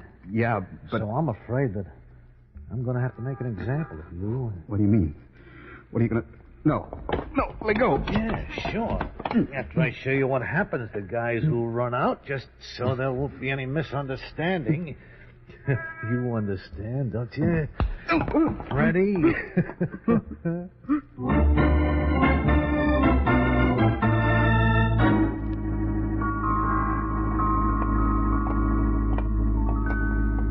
Hello, Jerry. Where'll we have dinner? How about shish kebab heaven? Oh, I don't know. I thought you liked it so much, Pam. Well, I do. I'm just not in the mood for Armenian food tonight. Oh. Well, there's a good Cantonese place in the next block. Yes, but I don't seem to feel like that either tonight. Well, how about the seafood inn, then? I had fish for lunch. Oh. We could try Miss Martha's. Oh, that's too tea-roomy. Well, golly, Jerry, I didn't know you were so fussy. I'm fussy. Oh, well, don't worry, darling. I'll think of some place you'll like. I'll tell you where we're going, Pam. Where? Joe's in the village. But that's a butcher's shop. Mm-hmm. And they have wonderful steaks. We'll get one and take it home. All right, we can... Jerry! I heard it, darling. From that alley. All right. That's enough of that. Let him go. Yeah, sure. Freddie and I have just about concluded our business anyway, haven't we, Freddie? So I'll run along. Just a minute. I want to talk to you. Hey, I have nothing interesting to say. We'll see. I don't think we will. This could be a gun in my pocket. You better let him go, mister. Yes, Jerry. Well, see you around, Freddie. So long. Anyway, thanks for helping, mister. No, that's all right. How do you feel? Oh, pretty shaky, but I'll be all right in a minute. Well, we'd better get you home. I'll call a taxi. No. Well, why not? I can't face Doris, my wife. Why not? What have you done? So, I've blown all my money, lost my job, everything. I don't know what's the matter with me. I keep thinking this is it. If I hit just once real good... I don't understand. Hit a winner, horses. Oh. I'm no good. But Doris won't see it that way. Always spoils me. Makes me feel guilty. I don't want to mess up her life anymore. If I had the nerve, I'd blow my brains out. Oh, you mustn't talk like that. Well, it's the only thing. I've lost all our savings.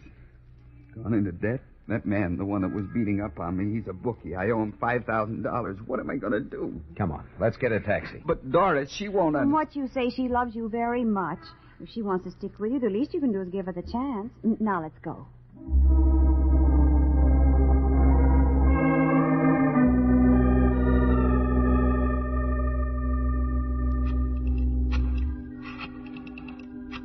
Who are you calling now? Missing persons. Again? I can't stand this waiting, Roger. I just can't. But, Doris, they told you they'd let you know as soon as they learned anything. Yes, I know, but... Oh, hello? Sergeant Collins, please. And missing persons. Maybe they got word and haven't called yet. Oh, hello, Sergeant. Mrs. Morgan. Is there anything new... Any information about my husband? Oh, yes. Yes, I understand.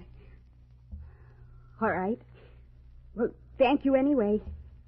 Goodbye. Still nothing. That's what I thought. Freddie's dead. I know he is. That's the only explanation. For your sake, Doris, I hope you're right. Roger. I mean it. He's never given you anything but misery. But don't say things like that. Don't you dare. It's the truth, Doris. You know it is. I don't want you talking like that. I thought you were his friend. That's why I called you. I thought he might be with you. Is that why you called me, Doris? Of course. What else? Why don't you face the truth? I don't know what you're talking about. Doris, you don't love Freddie. I do. You don't. You're too proud to admit that this marriage is a flop. It isn't. It is, and you know it. But you've somehow convinced yourself that it's more your fault than Freddie's, and so you hang on pampering Freddie, babying him, treating him like a child. You can't be his wife anymore, so you're trying to be his mother. Roger, will you please... I love you, Doris, and you love me. And I'm not going to stand around any longer watching you waste your life and mine on this weak, no good... Oh, Roger, don't. Darling, Let me go. You're afraid to kiss me, aren't you? Afraid it'll show how you really feel. Oh, stop it, Roger. Let me... Get out of here. Doris, You got your kiss. Now get out. It didn't prove anything? Why, you... Now will you get out? All right, Doris. But if the kiss didn't prove anything, neither did that.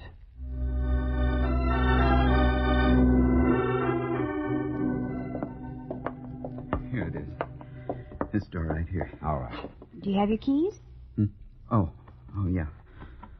I want to thank you, Mr. and Mrs. North, for trying to help, but I don't know what good it's going to do. I don't even know what to say to Doris. Just say hello. Oh, who's there? Oh, Freddie, is that... It is. Darling. Oh, my darling. Doris. I guess we better go, Jerry. Yeah, nothing more we can do. Oh, Freddie, I've been so worried. It's so wonderful to have you. Let me look at you. You're hurt. It's nothing. Your face is bruised and It'll cut. be all right.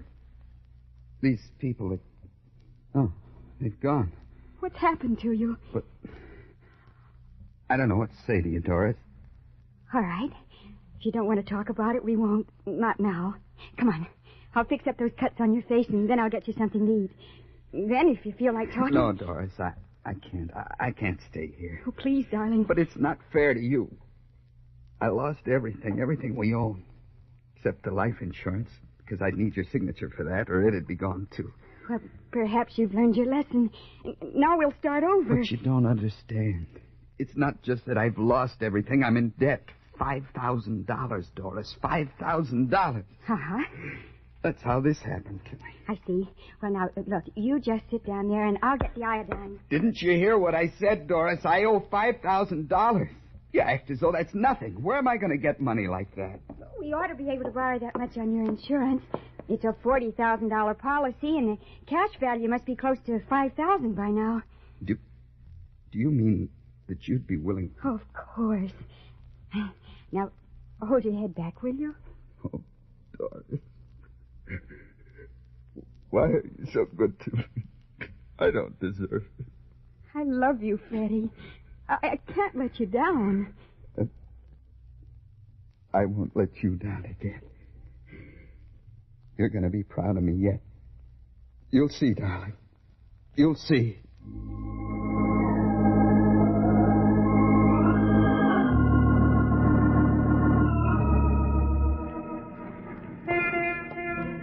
Freddie boy.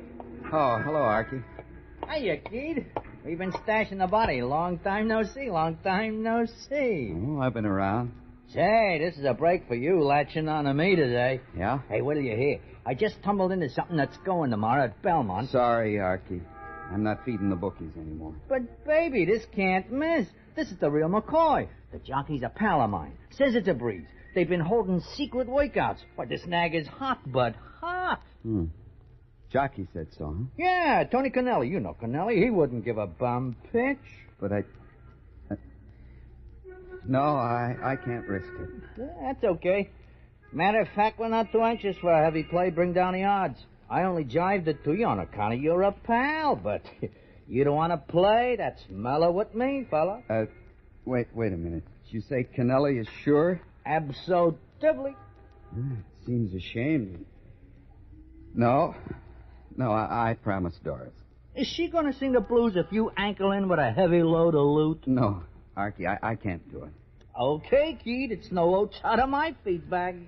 Still, Archie? Yeah? What's the name of that horse?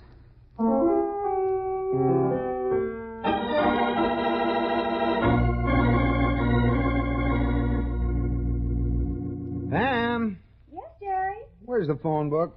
Oh, just a minute. I'll get it. It's here in the kitchen. In the kitchen. Yes. There you are, Jerry. Oh, well, thanks, darling, but what on earth were you doing with the phone book in the kitchen? Well, after all, Jerry, you're the one who wanted scrambled eggs. Oh, scrambled eggs, phone book. Sorry, darling, I don't get it. Well, it's very simple, Jerry. I cooked the eggs in a skillet. Yeah. Well, how could I get the jam for your toast? What? The skillet was full of eggs. But I still don't see... It was on the top shelf. The skillet?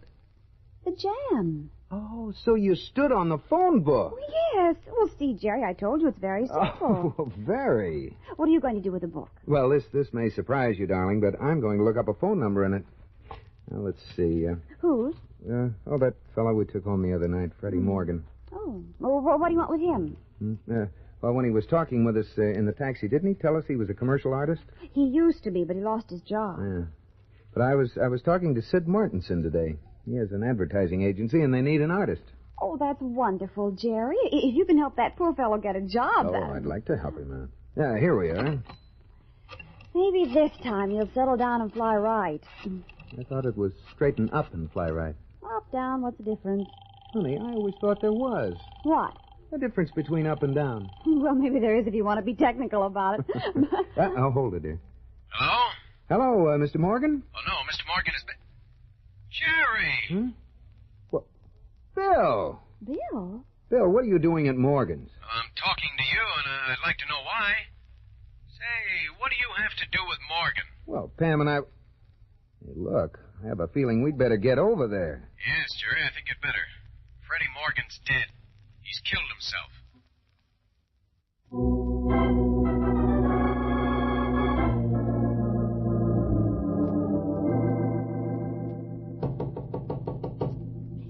Come in. Roger. Hello, Doris. I'm terribly sorry about what's happened. Really, I am. Thank you, Roger. Especially after the way I acted the other day. Oh, Roger, why did he have to do it? We were going to work things out. Yeah, I guess he didn't have the faith in himself that you had. He probably had some crazy idea he was doing this for me. The insurance money, I guess. Well, what do I care about that? All I wanted was... Don't talk about it.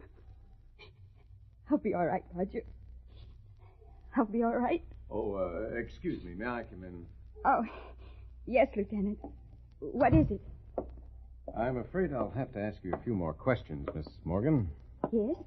Now, first of all, did your husband have any enemies? Anyone who might have wanted to harm him? I don't understand. The medical examiner just told me that from the angle of the bullet, your husband couldn't possibly have killed himself. What? What do you mean, Lieutenant? Just what I said. Fred Morgan didn't commit suicide. He was murdered.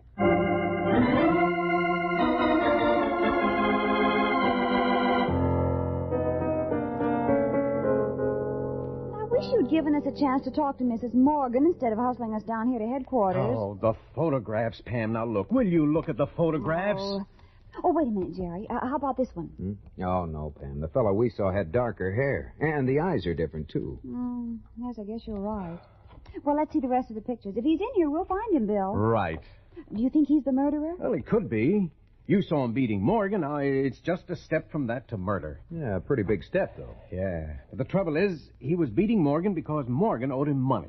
But Mrs. Morgan says that Morgan borrowed on his insurance to pay off the debt. And if he paid off before the murder, well, there goes the motive. Yeah. Jerry, how about that one? No, jaw's too square. Yeah. Well, we're getting down to the end of the pictures, Bill.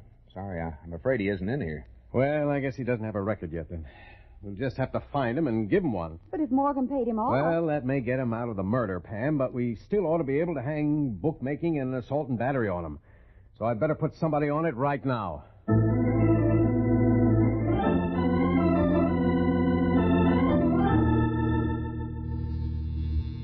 Who's that?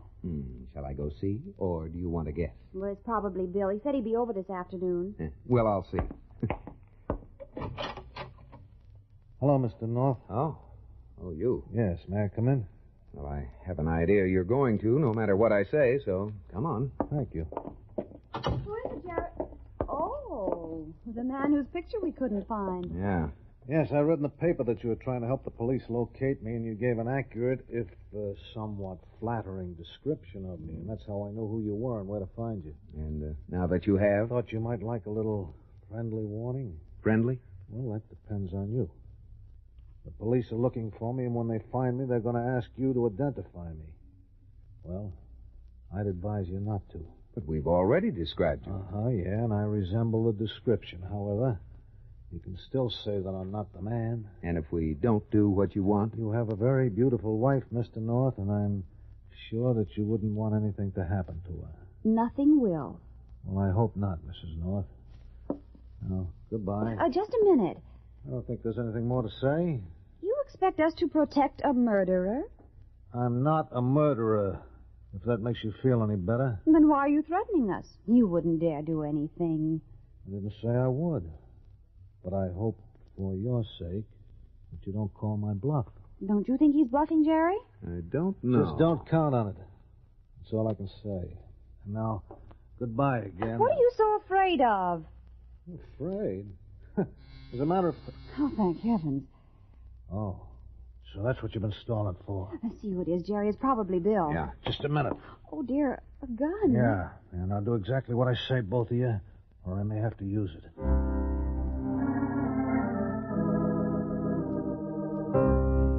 All right, fella. What do you want us to do? First, make sure who's out there. Call out, but don't say anything except, who is it? All right. Who's there? Me, Jerry. Bill. Tell them to wait a minute. Just a minute, Bill. Now, who is this Bill that you've been expecting? Why don't you have me let him in and you'll see? Not so fast. I'll tell you who he is. He's Lieutenant Wigan of Homicide. Oh? And I'm going to let him in right now. No, you don't. You stay where you are. You won't shoot with the police right outside. How do I know it's the police? You'll find out in a minute. I'm coming, Bill. Stay where you are, or I'll... Oh, you don't go.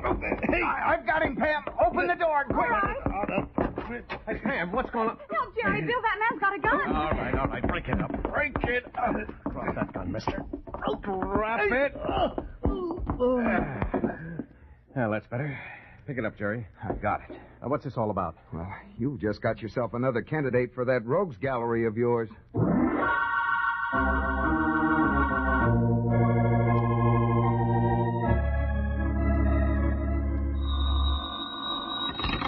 Wigan speaking. Yeah? All right, send him in.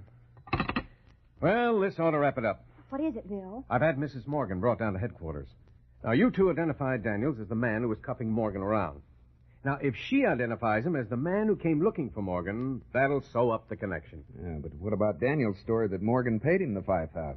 Even if he's lying, you'll have to break the story, or Daniels won't have a motive. Oh, I can break it, Jerry, or at least punch a big hole in it. We picked up a character named Archie Cochran, a pal of Morgan's.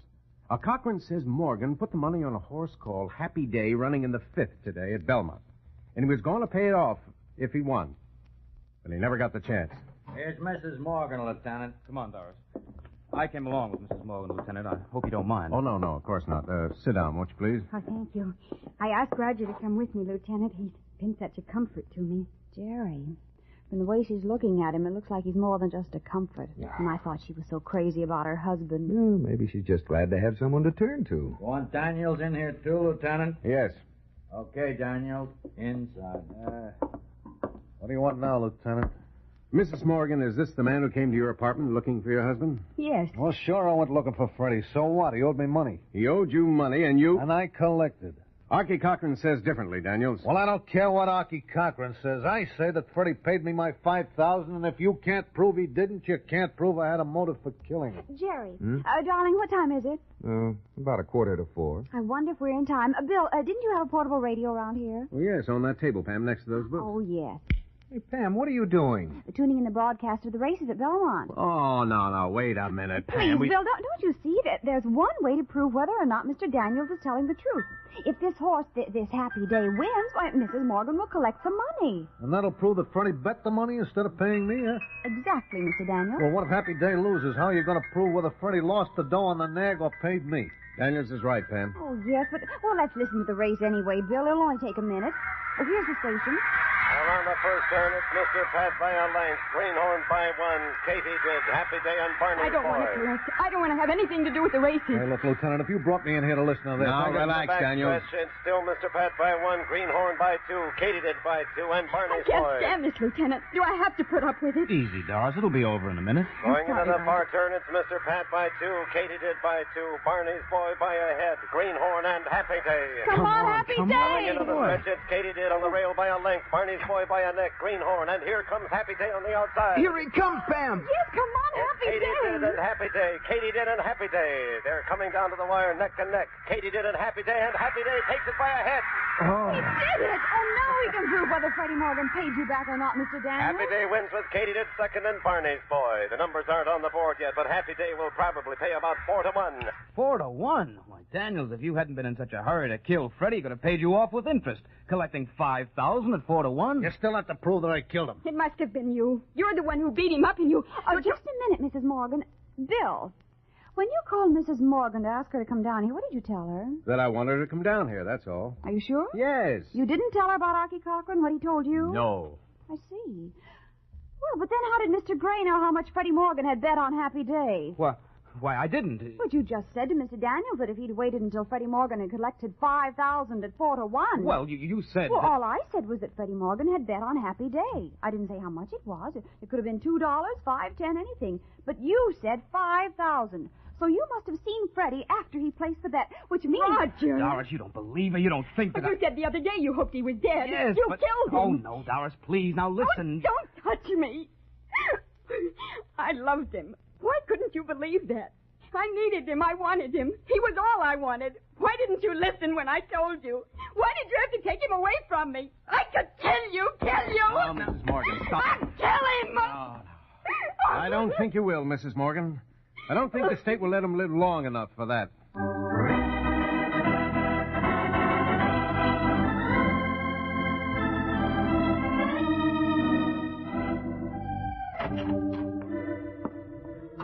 Jerry! Oh, hello, darling. Oh, I'm glad you're home. Mm-hmm. Now maybe you can help me. All right, what do you want? What were you doing in the coat closet? Looking for the phone book? In the coat closet? Well, I tried the bathroom, the bedroom, and the kitchen. Where on earth did you put it? The phone book? Well, here it is, Jerry, on the phone table. Oh, no, Pam. Why, Jerry, where did you think it would be? Oh.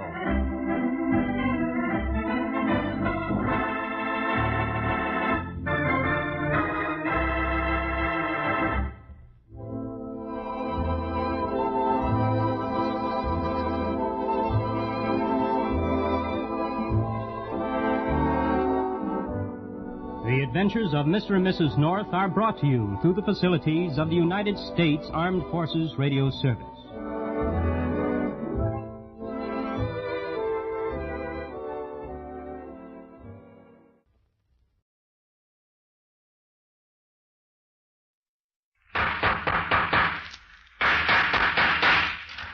What's the matter? What is it? Another case for Nick Carter, master detective.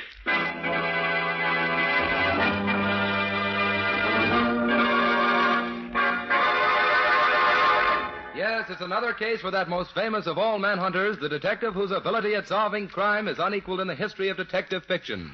Nick Carter, Master Detective. Tonight's curious adventure... An angle on murder. Or Nick Carter and the mystery of the mutilated foot. Then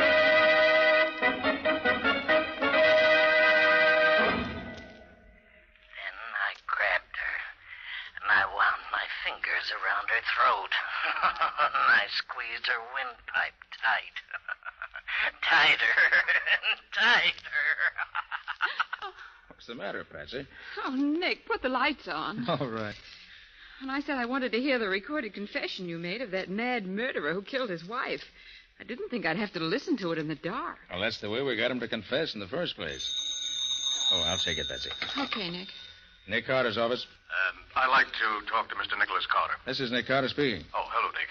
This is John Hamill, the banker's associates. Oh, hello, John. How have you been? Nick, I'm in trouble. I can't discuss it over the phone. How soon can you meet me? Where? On West Street, around the corner from the Greystone building where my offices are. Please get there as fast as you can. All right, John. I'll be there in 10 minutes. Thank you.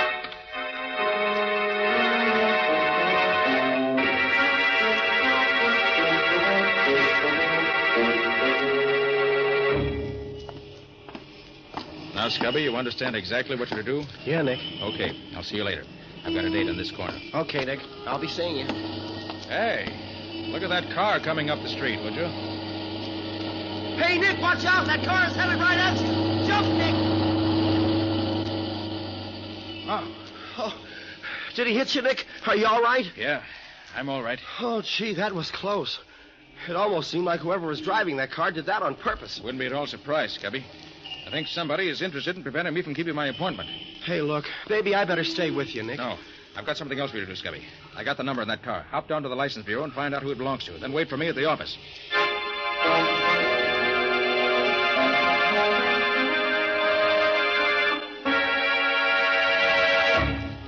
Oh, Nick. Sorry I'm so late. Oh, hello, John. I've been on this corner waiting for you for 20 minutes. Where have you been? Trying to get here without anyone seeing me. Well, why all the mystery? What's up? Wait a minute, Nick. Here, get back in this doorway, quick. Don't let him see us. Well, who was that? Somebody trailing you? I don't know. I never saw him before. Well, then why'd you want to dodge him? You haven't done anything wrong, have you? No, Nick. Absolutely nothing. Now, listen. I don't want the police in on this just yet, if I can help it. A banking firm like mine can't stand any unnecessary notoriety. Well, yes, I know, John, but what's this all about? Well, let me explain. I wanted to tell you out here where I can be sure no one will hear us. You see, Nick, several days ago I discovered there's a serious shortage on our books. Somebody has been taking money from the accounts, and I'm almost sure I know who it is. I've called a meeting of my 4 partners. They're upstairs in my office waiting for me right now to have a showdown before the stockholders find out. That's why I asked you to come over here, Nick. You may have to make an arrest tonight. Well, you don't want a detective, John. You want a cop. No, you're wrong, Nick. I want you. Please come along. Well, perhaps you better wait down the lobby while I go up and see if everything's all right. That is safe for you to come on. No, Nick. There's no need for that. All right, I want to be in on the showdown. Come on. Anything you say. And if you really feel that something dangerous is in the wind, I think I should go up there first and look around. Then if everything's okay, let you know. No. I want to go up now and get it over with. Well, if you insist. I do, Nick. Oh, I know it's pretty late, but I waited purposely till the offices were closed to avoid any publicity. This whole business requires the greatest secrecy.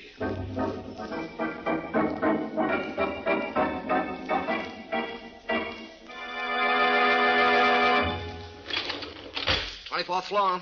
Oh, this is our floor, Nick. After you, John. Oh, thank you. Kind of dark in this hallway, isn't it? Yes, the lighting isn't any too good here, but John, are you hurt bad? Nick. What's happened? Why, it's John. Quiet, please, quiet. Gentlemen, John Hamill is dead. John Hamill's dead, but that's terrible.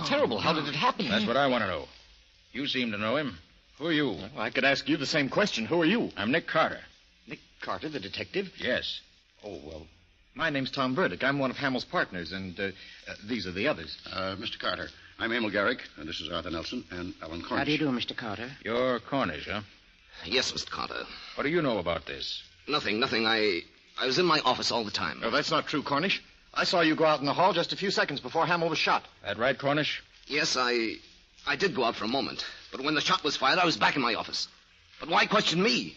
Why don't you ask Burdick where he was, or Nelson McGarrick? Well, I can easily explain where Mr. Nelson and I were. We were both together in my office preparing some papers for tonight's meeting. That's right, Mr. Carter. I was with Mr. Garrick. Which of you men belong to which office? Well, you can see the layout yourself, Mr. Carter. They all open off this L-shaped corridor. First comes Nelson's office, then Burdick's. They're on the long leg of the L. Then on the corner at the end is Cornish's office, directly in line with the corridor to the elevator. And Garrick's office is around the corner on the short leg of the L. That's right. That's out of sight of the elevator completely, isn't it? Sure. You can't even see the corridor from my office. So I see. Then, Cornish, your office is the only one which faces the corridor. I'd like to have a look at it. All right. This way. This is my office, Mr. Carter. Peculiar order, yeah? Let's see. Well, what have we here in this umbrella stand? A gun. What? And it's been fired very recently. I should say, gentlemen, this was the murder weapon. That's Mr. Cornish's umbrella stand. What do you know about this, Cornish? I don't know anything about it. But that gun belongs to Mr. Cornish. That's right, Mr. Carter. I've seen it in his desk many times. I recognize that fancy handle. Say, what are you fellows trying to do? Well, sure, it's my gun, but I haven't seen it for 3 days. Someone stole it out of my desk, Mr. Carter. Why didn't you report it to the police? Because I didn't carry a permit for it. I was afraid of getting in trouble. Cornish, I regret that appearances are against you. I'm afraid I'll have to turn you over to the police. You won't turn me over to the police. Well, what happened to the light? Cornish, let him out. Turn those lights on, somebody. Here you are, Mr. Carter. There he goes, Carter. It's Cornish. He's escaping down the hall. Stop, Cornish. Stop or I'll shoot.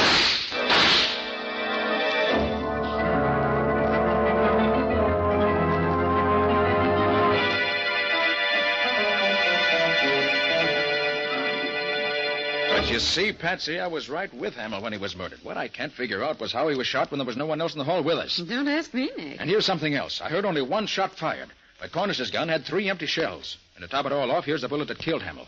The coroner gave it to me. Notice how it's all banged up? Yes, how did that happen? I wish I knew.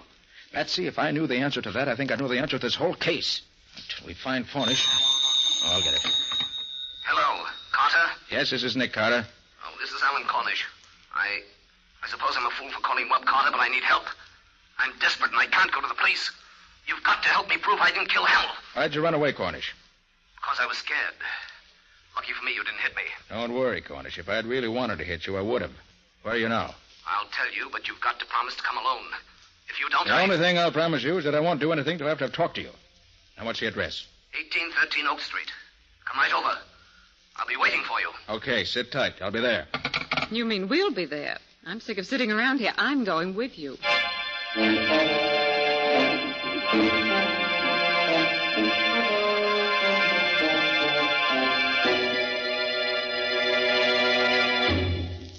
"1813 Oak Street. This is it, Betsy. Gosh, what a creepy-looking place.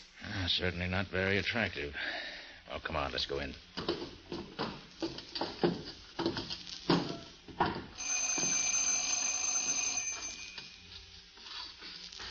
Maybe he's not here. Said he'd be here. Wonder if... Well, the door's open. Should we go in? We can't keep our date with Cornish if we don't.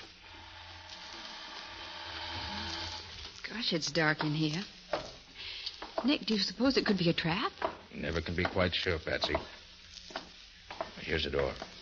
Stand behind me. You see anything in there, Nick? Wait till I get my flashlight. No. Looks deserted. Oh, come on. Let's try another room. Gee, this place gives me the jitters. It's practically deserted. Maybe he's in here. Stand back, Betsy. No, nothing in there. Maybe he got scared after he called you and slipped away. We'll soon find out. There's another door. Over there.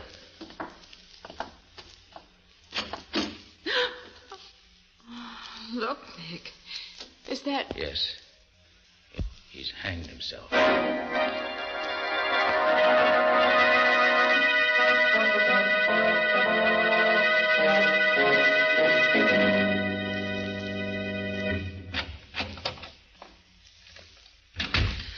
Nick, I don't know why we came back to the office again tonight. Cornish is dead. I guess that closes the case. Patsy, I'm not satisfied. When I talked to him on the phone, he certainly didn't sound like a man who was going to kill himself. When a man wants to prove himself innocent, he doesn't commit suicide. No, Patsy, there's something about that hanging that's bothering me, and I can't lay my finger on it. You probably figured that was the best way out. To kick over the chair and end it all. Patsy, remind me to give you a raise. And what did I do? I've got it. Look, Patsy, Cornish was a short man. Well, so what? Patsy, Cornish couldn't have hanged himself. Well, why not? Don't you remember, Patsy? The only furniture in that room was a bed. And Cornish was so short he never could reach that noose from the bed where it was. Of course, Nick. The bed was on the other side of the room. Patsy, Cornish was murdered, which eliminates him as a suspect.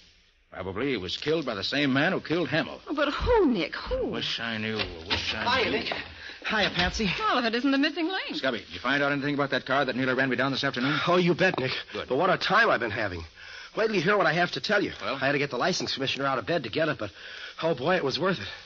Hey, do you know who that car belongs to? Tom Burdick, Hamill's partner. Good boy, Scubby. Did you get his address, too? Yeah, some deserted neck of the woods out in Long Island. I've got the address here somewhere. Fine. Come on, Scubby.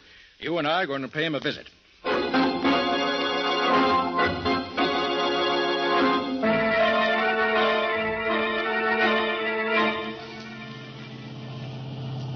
You know, Scubby, the more I think of it, the more it looks as if Tom Burdick might be mixed up in this somewhere. Oh, I hope so, Nick.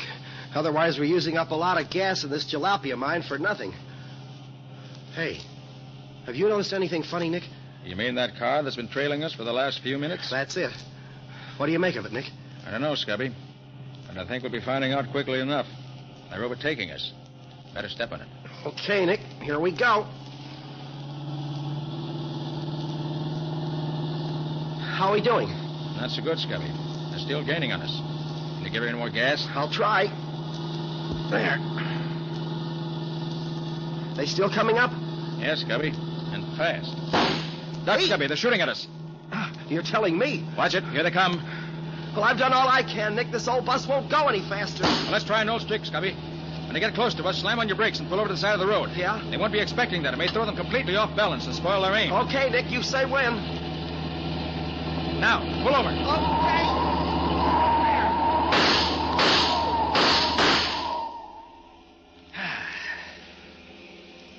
Oh, boy. That was a close one. Are you all right, Nick? Yeah. Well, we won't see them anymore for a while. Get going, Scubby. We got to make up for lost time.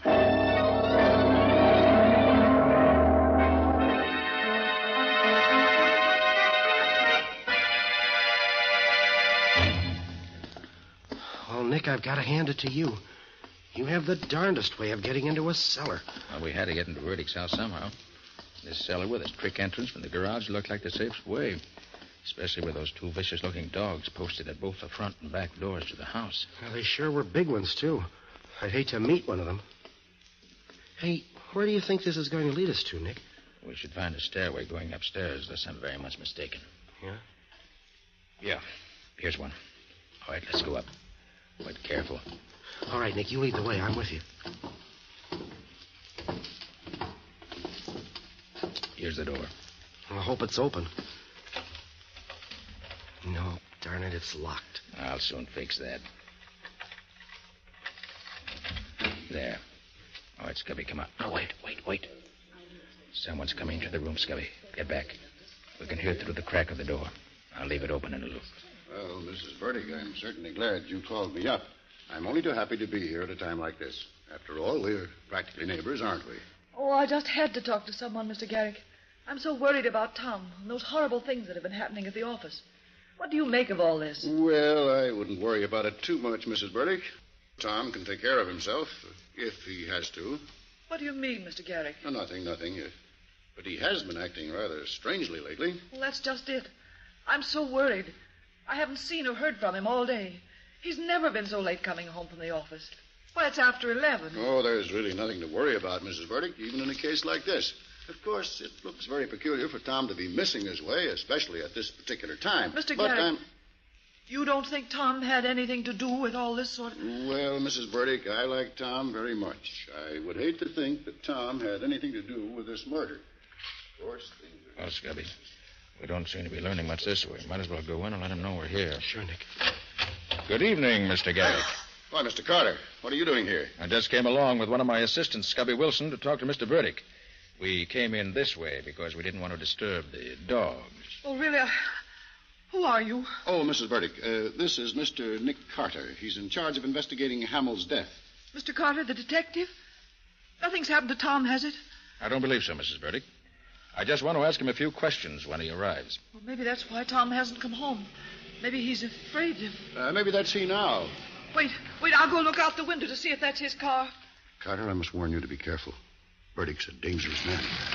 Tom, Nick Carter's here. Please, Mrs. Burdick, Nick come away from that window. Here to see you. You won't do him any good that way, Mrs. Burdick. Tom, Stop it, you hear me? Please. Hey, that's his car, Mr. Carter. Look, he's getting away. Come on, Scubby, let's get after him. Okay, I'll go with you, Carter. Hurry up. I want to know why he runs away when he hears my name.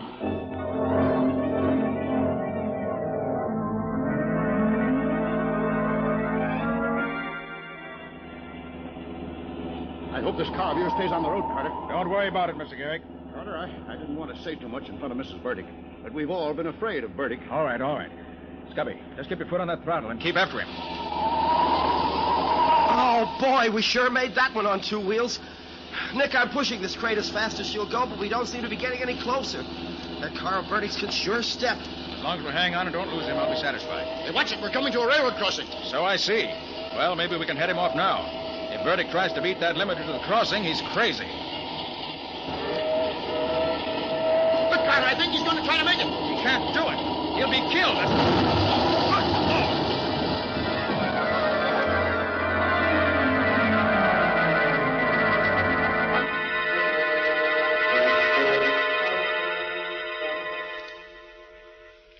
Oh, Nick, that nurse that just came out of the operating room is signaling you.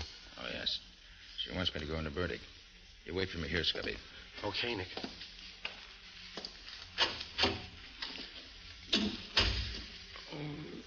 Burdick? Burdick, can you hear me? Yes, Carter. I can hear you. Carter, I'm a dying man. Yes, I know. I swear to you, I didn't kill Hamill or Cornish. Then why did you try to run me down with your car this afternoon? Carter, I didn't do that. All I know is that for several hours this afternoon, my car was mysteriously missing. I didn't find it again until I started home this evening.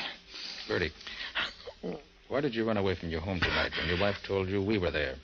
And how about the securities we found on you after the wreck? It wasn't you. It was securities. I took them so that... Yes, Burdick? Why did you take them? I took them so I could keep him from stealing them. Who? Burdick, who? Burdick, who's he? Carter. Front office. Bottom drawer of desk.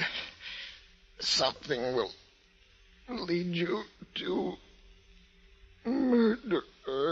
Yes, Burdick? Who's the murderer? He's... Oh. Burdick.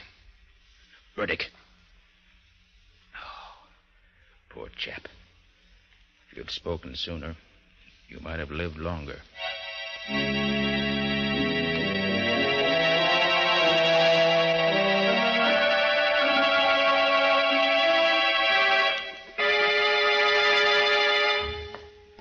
Nick. Oh, Nick, I got here as quick as I could. Have you found anything yet? I think so. Scubby Burdick wasn't lying to me. I found this in the bottom drawer of the desk in the front office here. A book. Well, is that what Burdick meant? Just look at that title. Studies of various angles of bullets in flight. Well, so what, Nick? Scubby, that's the way Hamill was killed. It all adds up perfectly. Now I know why I heard only one shot when I found 3 empty shells in the murder weapon. 3 shots were fired, but 2 of them were fired at a different time from the third. Well, do you know where the other 2 bullets are, Nick? I do. Follow me out in the hall and I'll show you. Yeah? You see, Scubby, as soon as I found that book in the flight of bullets, I did a bit of looking around, and I finally found them. Well, where are they? In the office here? No, Scubby, in the corridor. Right over there in that dark corner, embedded in the wall beside the elevator shaft, about a half a dozen feet from where Hamill was killed. Well, what are they doing over there? Scubby, this was a very ingenious crime. And if you watch carefully, I'll show you just how ingenious it really was. Now, you notice that Cornish's office is the only one facing the corridor leading from the elevator. Yeah. So what? Well, in order to shoot someone coming down the hall, the murderer, if he were in any office but Cornish's, would have to step from his office out into this corridor and be seen, right? Yeah, right. But our murderer was very clever. I got the answer when I located the book, and when I found these embedded in the wall beside the elevator shaft. The 2 missing bullets. Right. Well, hey, they're all banged up. Precisely, just like the murder bullet. And that's what gave me the answer. You see, Scubby, the murderer never left his office. He stood inside the front office, the one around the corner, on the lower leg of the L-shaped corridor, and aimed at that steel pillar built into the wall over there.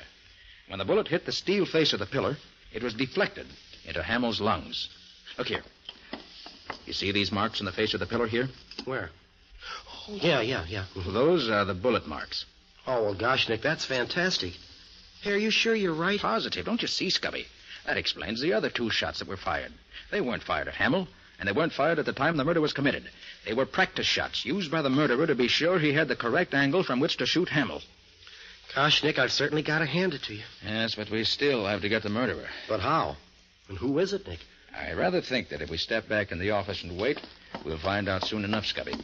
Well, what do you mean, Nick? I mean that whoever it is will be in this office within the next few minutes, because after my discoveries, I made a couple of phone calls, and I invited the 2 remaining partners to meet me here. Shh. Here comes someone now. Oh. Oh, how do you do, gentlemen? Oh, hello, Garrick. I got your phone call, Carter, and I got here as fast as I could. Garrick, have you seen this book before? Studies of various angles of bullets in flight. Why, yes, now that I think of it, I think I have. Does it belong to you? No, it doesn't. But I remember that one day when I was with Mr. Nelson, he stopped in front of a bookshop and looked at it. Rather closely, now that I think of it. Yes, I'm sure it was Nelson. Very interesting. Now tell me, Mr. Garrick, when the murder was committed, are you positive that you and Mr. Nelson were in this office together? That's right, Mr. Carter. Can you show me exactly where each of you stood at the time the shot was fired? Well, now, let me see. I was here, facing the window, and Nelson was, standing right about here by the door. Mm-hmm. I see. Did you notice in which direction he was facing at the time? Yes, I remember. This way, facing the corridor. In other words, the way he was standing, you could see him only in profile. That's right. Well, there's no question that that's how it was done, Scubby. The murderer planted himself in this office so that he could establish a strong alibi. He then took the gun from his pocket, unseen by the other person in the room, who could see him only in profile, and then fired it at that steel pillar. Then as he ran into the corridor with the rest, after Hamill was dead, he dropped the gun into the umbrella stand in front of Cornish's office. Well, Carter, do you mean that Nelson is the one How who... do you do, gentlemen? Did I hear my name mentioned? Yes, Nelson, you did. Why did you kill Hamill and Cornish? Please, Garrick, don't be ridiculous. Oh, Nelson, does this book look familiar to you? This book? No, I can't say that it does. You sure you've never seen this book before? Now that you mention it, I may have glanced at it in a bookshop at one time or another, but then I look over a lot of books. I like to browse. I see. Nelson, see how you approve of this story of Hamill's murder. Yes? The killer knew of Cornish's criminal record, and he figured he could embezzle some of the firm's money and pin it on an innocent man. Then when he found out that Hamill was becoming suspicious and was having the accounts checked, he became panicky and afraid that it might not work out the way he had planned. So he decided to kill Hamill. Then when he happened to overhear Hamill's conversation with me over the telephone, he hurriedly borrowed Burdick's car without Burdick's knowledge and tried to get rid of me. That's an interesting way out, Mr. Carter. Have you also a theory as to who the killer is? I have. By the process of elimination, it has to be either you or Mr. Garrick or an unknown. And I've already proved that I didn't do it. It must have been an unknown then, Mr. Carter. I certainly didn't kill Hamill. I had nothing to do with the murder. When the shot was fired, I was right here in this room with Mr. Garrick. He can testify to that. He has already, Mr. Nelson. In fact, Mr. Carter, I was standing right here facing the window when the shot was fired. Oh, no. That's where I was, Mr. Carter. Standing there at the window. Now, please, Garrick. Please, gentlemen, please. I... You don't have to argue about it. I know who was at the window, and I know who fired the fatal shot. Scubby, take a look at the flyleaf of this book. Well, what are they, Nick? They look like the scribbles that some guys draw when they have nothing else to do. Oh, doodles, they call them. Exactly. While I was looking through the various offices, I found some papers with these same doodling marks on them in one of the desks. And these marks were made by the murderer. Garrick, I arrest you for the murder... Sounds like he's got a gun! Well, Scubby, pick up the pieces. Oh, boy. There's the murderer, Garrick. He's also the man who tried to murder you and me last night on the road to Burdick's home. Well, I'll be... You see, Scubby, Burdick has his suspicions about Garrick. That's why we found those securities on him. He took them so that they wouldn't fall into Garrick's hands. He'd suddenly found out that Garrick was an unscrupulous crook. And that was the reason he ran when Mrs. Burdick called him. He saw Garrick at the window and was afraid of him. Well, Nick, I must say he had me fooled when he said that Nelson was standing at the door of the office here when he was really there himself. Yes, in telling us who was in this office, our clever murderer just reversed the positions in which he and Mr. Nelson were standing when the murder was committed. But once I saw the marks on that flyleaf, I knew who stood where. And that's why I had Nelson come up here, to force Garrick's hand. Well, Nick, one way's as good as another as long as you get results. And you always seem to do that.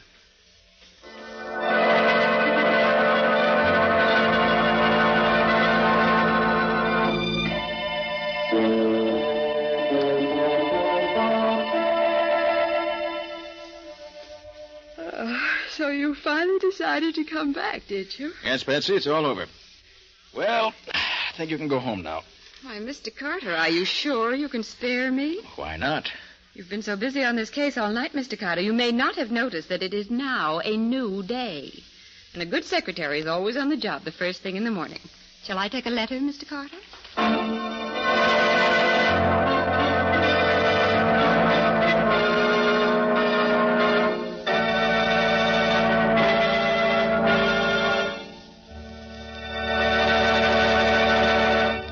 This was another strange experience of Nick Carter, Master Detective, called An Angle on Murder, or Nick Carter and the Mystery of the Mutilated Bullet.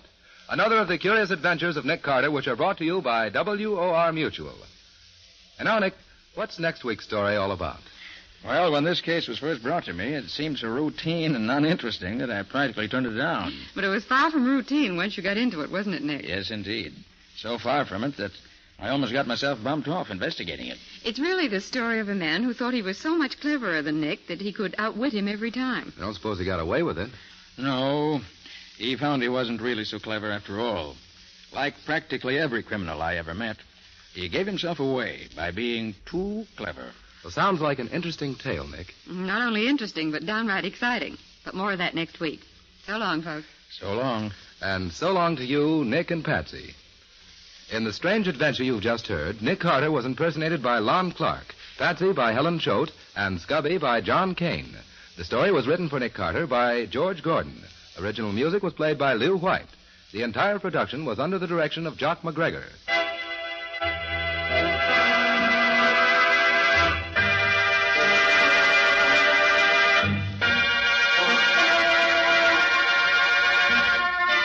Next week, listen to another curious experience of Nick Carter entitled The Body on the Slab, or Nick Carter and the Mystery of the Missing Husband.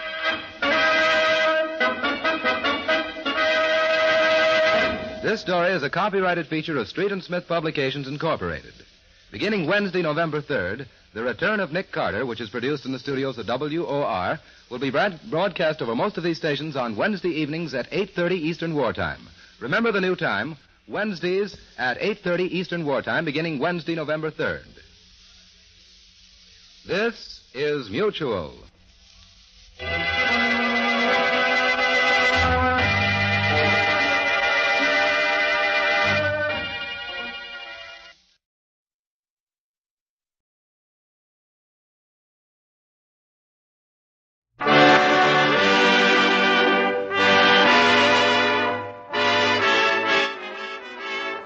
Makers of Camel Cigarettes present Dick Powell as Richard Diamond, Private Detective.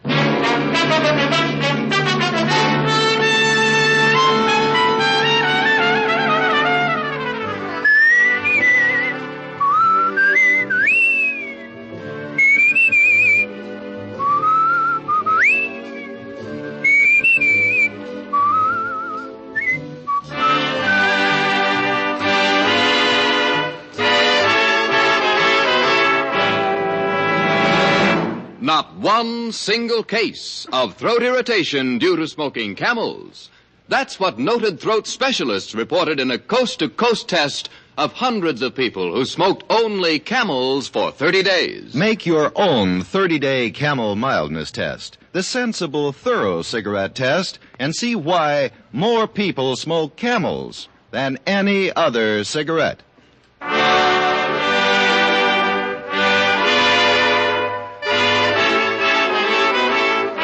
Here transcribed is Richard Diamond, Private Detective, starring Dick Powell.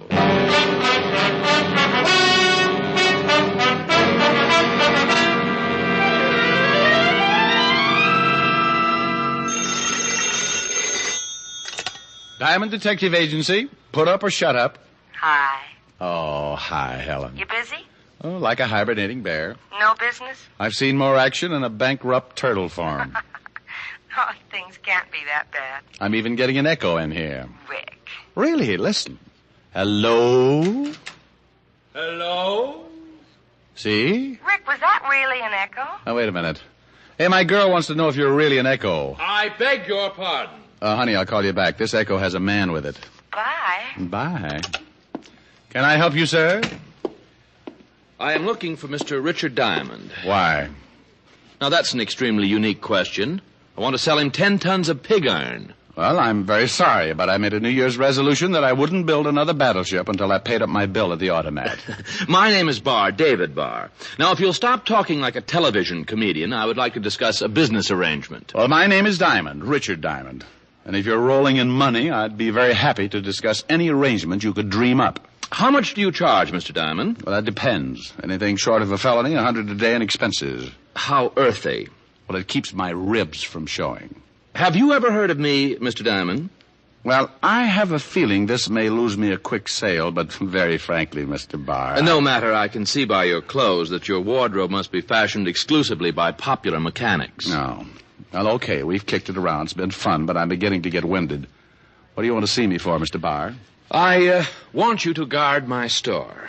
Store? Yes, I have the most fashionable men's haberdashery and tailoring business on Madison Avenue. And you want it guarded? Perhaps I should give you some background concerning the disgusting incidents that led me to your, office.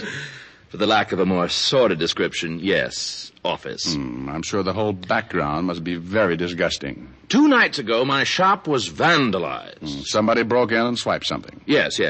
To be exact, 1 blue serge suit. 1 suit? One. I reported the incident to the police, and they summed it up with the same brilliant observation as you. To quote the sergeant, somebody broke in and swiped something. Now, look, Mr. Barr, don't tell me you want me to find that blue suit. No, this was not the end of the trouble, Mr. Diamond. Somebody lifted a hand-painted tie, maybe? Naturally, my employees were questioned, and the following day the police returned to their little precinct, satisfied that somebody had merely... busted in and swiped something. Yes. Well, the following night, my shop was again the object of vicious vandalizing. This time, the party, or parties responsible, took every foot of blue serge material in the shop. Oh, now, wait a minute. First, somebody breaks in and takes 1 blue serge suit. The next night, all the blue serge material in the store is stolen. What's the matter? Did you run out of suits? All my suits are custom tailored, Mr. Diamond. Oh. My stock of finished merchandise is generally sparse. We complete only 2 or 3 suits a day. The missing blue serge was hanging with 2 other suits. The property, of course, of one of my best customers. And the thief didn't touch the other 2 suits? No. And on the following night, the night of the second burglary, a gray flannel was left untouched. The suit and the cloth stolen were both blue serge? Correct. Naturally, I had to order another stock of the same material. It's in the shop now, and I should not be able to sleep a wink unless I was certain that it was safe. And you want me to sit up with the blue serge?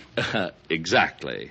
I am considerably interested in finding the motive behind these unusual robberies. Oh, well, this is certainly a first in my life.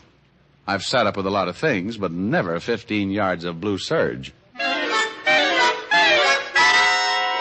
The illustrious Mr. Barr handed me a $100 retainer, ran a white glove over the top of my desk like an inspecting general, made an observation on the pursuit of happiness, and went out of my office faster than a bad molar at a dentist convention.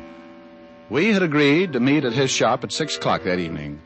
So I pasted the $100 bill to my instep, put the instep up on the desk, crossed the other instep over it, leaned back and dozed off, secure in the knowledge that money would never go to my head.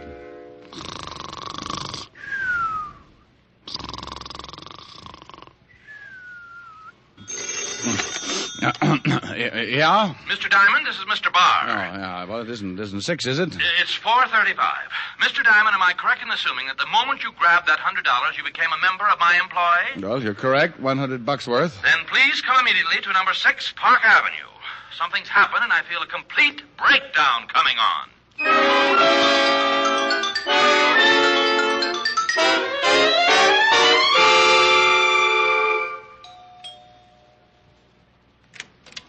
Oh, come in, come in. Oh, what's happened? Oh, if this keeps up, I may be living on dream pills.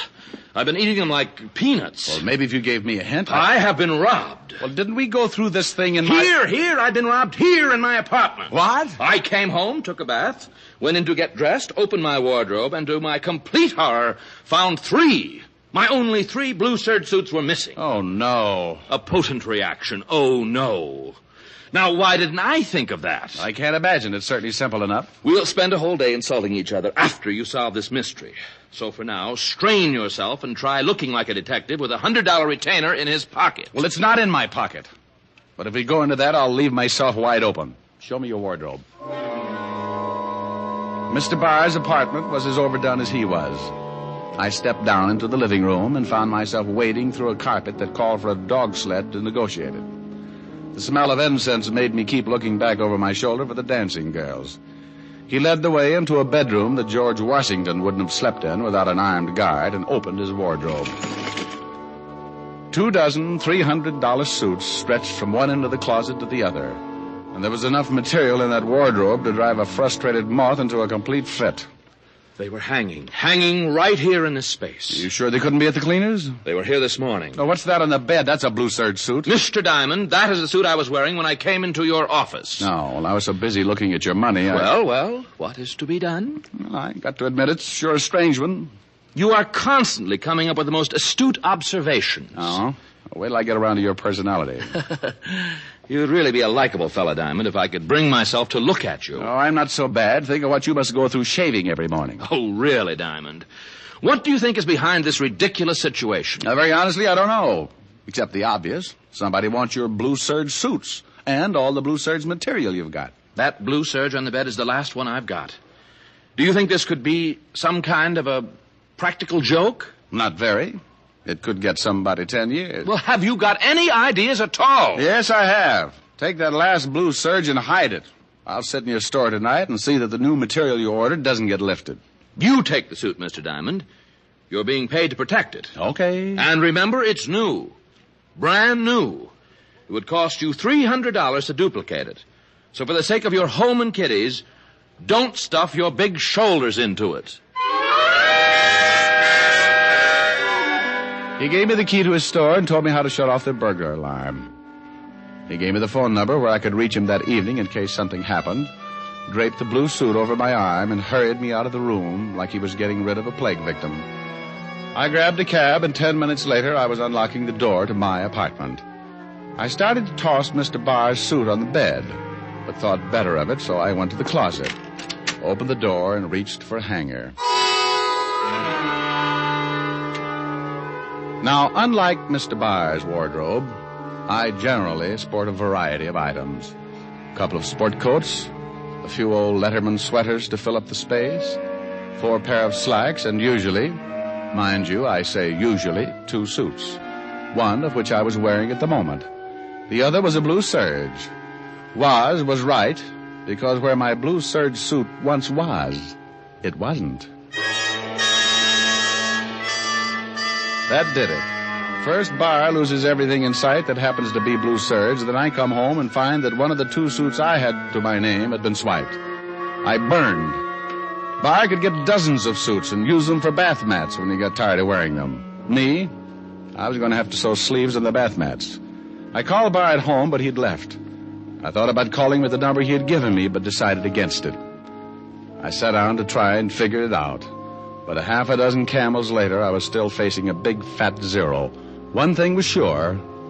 I had Mr. Barr's last blue serge suit, and nobody was going to get it away from me. Big shoulders or not, I put it on and headed for Barr's shop on Madison Avenue. I never made it. Hold it.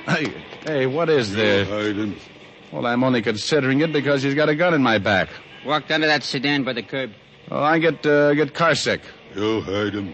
Oh, fellas, I haven't been well. Doctor recommends lots of walking. Told me to stay away from cars. Move. Oh, now look. You heard him. Yeah, I heard him.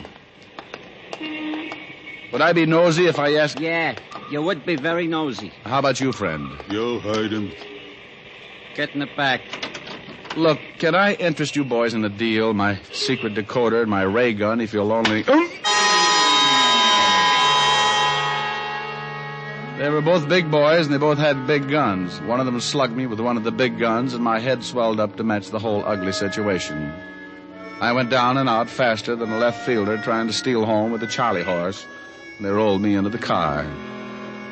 We drove for a long time, me lying on the floor of the back seat, trying to bring myself back to a conscious way of thinking. Finally, I snapped out of it, and they let me sit up and take a look around. We were on a lonely stretch of road, and although the car was green, not black, and didn't look anything like a hearse, I had a gloomy feeling that we were heading for a funeral. Get out. Now, look. You'll hide him. Okay.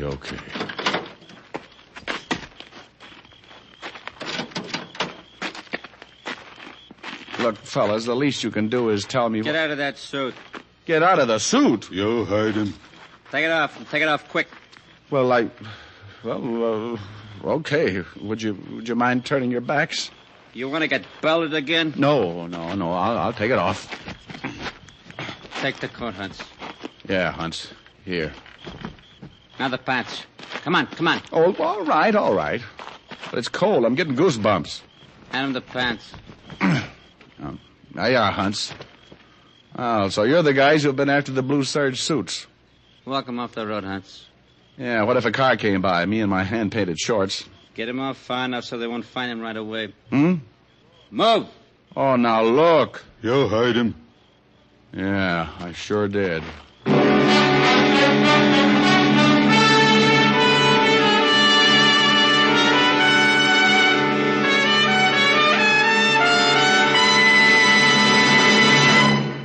Before we continue with Richard Diamond, Private Detective, here's an important question. How mild can a cigarette be? There's one sensible way to find out. It's not just a sniff, not just a puff, but steady smoking. For only then can you find out how well a cigarette agrees with your throat day in and day out. In a coast-to-coast test, hundreds of people smoked only Camels for 30 days.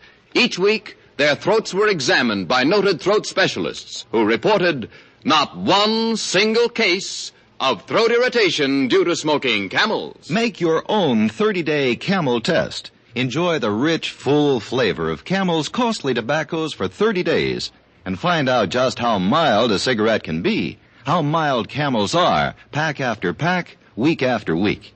It's the sensible, thorough test, a test that will pay off in years of smoking enjoyment. You'll discover why so many people say, once a Camel smoker, always a Camel smoker. How mild can a cigarette be? Make the Camel 30-day test, and you'll see. Smoke Camels and see. And now back to Richard Diamond, Private Detective, starring Dick Powell.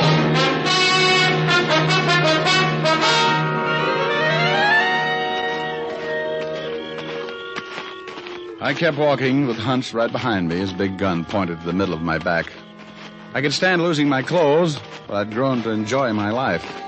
So I decided I'd have to get that gun away from Hunts somehow. We were 50 yards from the road when I tried it. Give me that gun!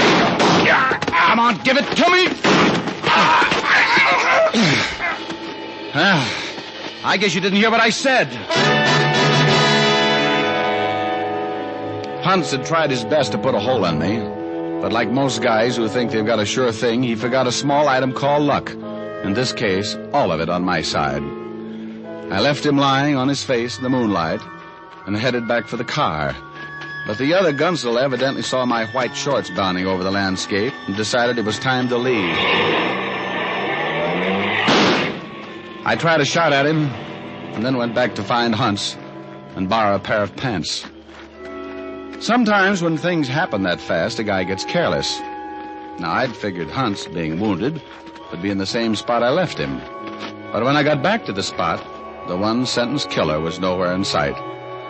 Somewhere in the distance, I heard a branch snap, so I knew that Hunts was on his way back home. I was getting too cold in my undies to start chasing him, so I went back to the road and walked until I spotted a house. Any other time, I would have considered carefully before walking up to a front door, attired only in my underwear. Thank goodness they weren't blue serge. I figured I could say I was a cross-country runner with a bad sense of direction. I rang the doorbell and waited. Yes. Could I use your phone?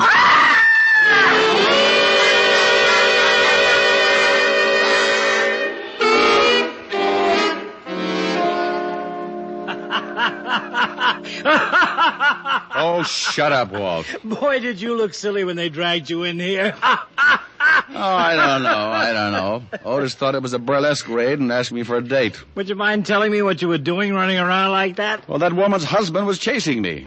What did you think I was doing? Well, you can't blame the old man for chasing you. You scared his wife right out of her wig. Now, why don't you tell me what this is all about? Because I don't know. Well, how'd you lose your clothes? Let me make a phone call and I'll tell you all about it. I put in a call to David Barr and asked him to meet me at the store. Then I briefed Walt on everything up to date. Walt said... Are you nuts? And I left before I had to lie. I went back to my apartment, climbed back into the only suit I had left, and 20 minutes later, I was standing in David Barr's shop on Madison Avenue. I explained the events of the last couple of hours, and Mr. Barr said... Disgusting. You bet. I just can't understand it. Move over. Don't you have any theories at all? Well, vague ones. That blue suit that you gave me. Tell me about it. The material was originally ordered for a customer who failed to show up, so I had it made up for me. Where did you get your cloth? Black & Winterfield. Although I'm certain you've never enjoyed the benefit of their merchandise, you must have heard of them. What customer was the material ordered for originally? Oh, not one of my steady customers. He left a deposit. Oh, what was his name? Kingsley. Leonard Kingsley, a small man with a preposterous stomach. I had to order 4 yards. Well, this Mr. Kingsley. He's never called or gotten in touch with you? No. So needing another blue suit, I use the material for myself. If he comes in, I can always order more material. Didn't you take his measurements? He was in a hurry. He picked out the serge from the book, gave me a deposit, and told me he'd be back that afternoon for the measurements. That was over a month ago. What are you driving at, Diamond? How do I know? I'm just fishing. The whole thing has got something to do with blue serge material and that blue suit. You're getting disgustingly repetitious. I suppose you're going to tell me this Kingsley sent 2 hired killers to steal my goods because he thought it was easier than coming in for a fitting. I know. Where's your phone? On the desk. It's the only thing in the whole shop that looks anything like a phone. Honestly. I got more of a description of Leonard Kingsley and put in a call to Walt at the precinct. I gave him the information, asked him to run a check. Then I said goodnight to Mr. Barr and settled back in a chair to guard the store. I'd been sleeping about an hour when Walt called back. What do you know about this Leonard Kingsley, Diamond? Oh, now, there's a brilliant question. Why do you think I called you up? I don't know anything. I want to find out. Well, where did you hear about him? From my client. That bar guy you told me about? That's right. This Leonard Kingsley came into his store, ordered a suit, never came back. That was because he couldn't. Come back? Yeah. About a month ago, this Leonard Kingsley was killed in a car accident. Stepped off the curb and a car hit him. You sure it was an accident? Yep. Woman hit him. There was an inquest. Witnesses say it was all Kingsley's fault. All right. What's the rest? Rest? Oh, stop with the Little Red Riding Hood. Something's up. Well, this is confidential, Rick.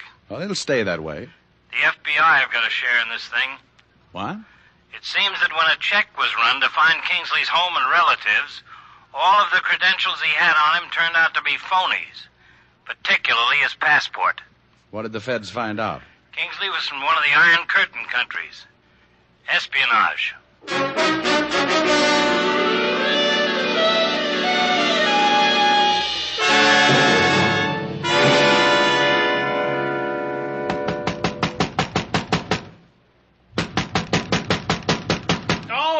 All right. Well, Paul Revere with a shoulder holster. I want some answers, Mr. Barr. How many customers can you remember who came into your shop and ordered only one suit in the last year? Half a dozen. How many never came back after they got the one suit? Well, what's the matter? That's peculiar. Everyone I can remember, and they're comparatively easy because most of my customers are steady. Go on. What about these single customers? Every one of them ordered a blue serge. And you got all the material from Black & Winterfield? Yes.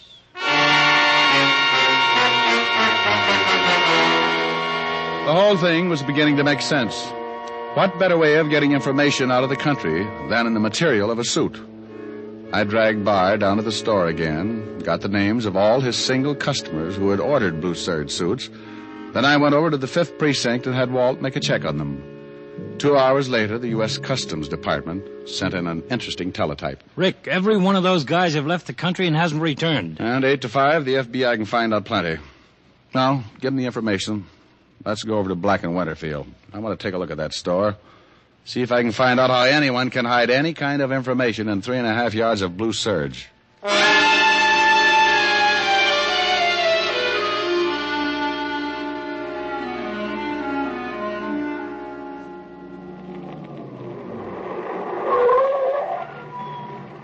There it is.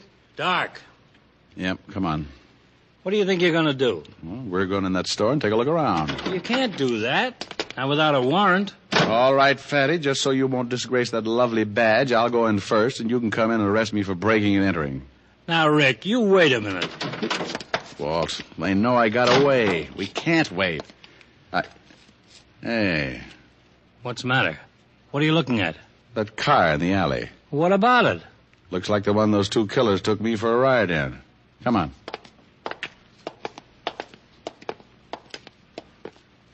Well? Looks like it. Wait a minute. I took a shot at it, and maybe I can... Wait, I'll light a match. Uh-huh. Yes, sir. Here it is. Nice little bullet hole. Well, I'll be... I think one of my little headhunters is in that building. Still want to get a warrant? Let's go. How are we going to get in? Oh, you'll figure something out. You're really a second-story man at heart. Rick, wait a minute. What is it? Look at this. Isn't it blood? Oh, looks like both of them are here. Leads right in the door. Locked. Let's go around back. We ducked around back and spent the next 10 minutes jimmying the window. And Walt couldn't have been more professional if he'd done time in Sing Sing. He jammed it without a sound and knew just how to disconnect the alarm. We squeezed through and dropped to the floor. We were in a basement, and from somewhere in another part of the building, we could hear a radio playing softly. We went up the steps to the first floor and stopped to listen. The radio was to our left, down a long corridor. We stayed against the wall and edged our way toward a door at the end of the hall. A thin strip of light showed at the crack, and we moved up and listened, holding our breath. How you feeling, Hans? Well, try and take it easy. And the boss is coming with the doctor. They're both in there. Let's take them. Hold it. Music making you feel better, huh? No, Gabe. Well, you want something better, maybe? Artie Shaw pick you up, maybe? No, turn it off. Okay. Don't you worry. I'll get that shamus for shooting you. And the boss will be real happy when he sees we got the suit. Okay, let's take them, Walt. Look out behind you, Rick!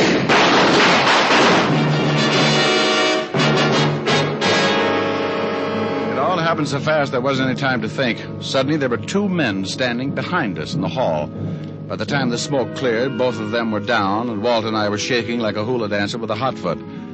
Then, before we could catch our breath, Gabe came running out. I'll get him, Rick! No, I'll get him. You go in and take care of the wounded one. Walt went in after Hunts, and I took off after the other. I caught him just as he dove through the front door. Hold it! Okay. I'm bleeding!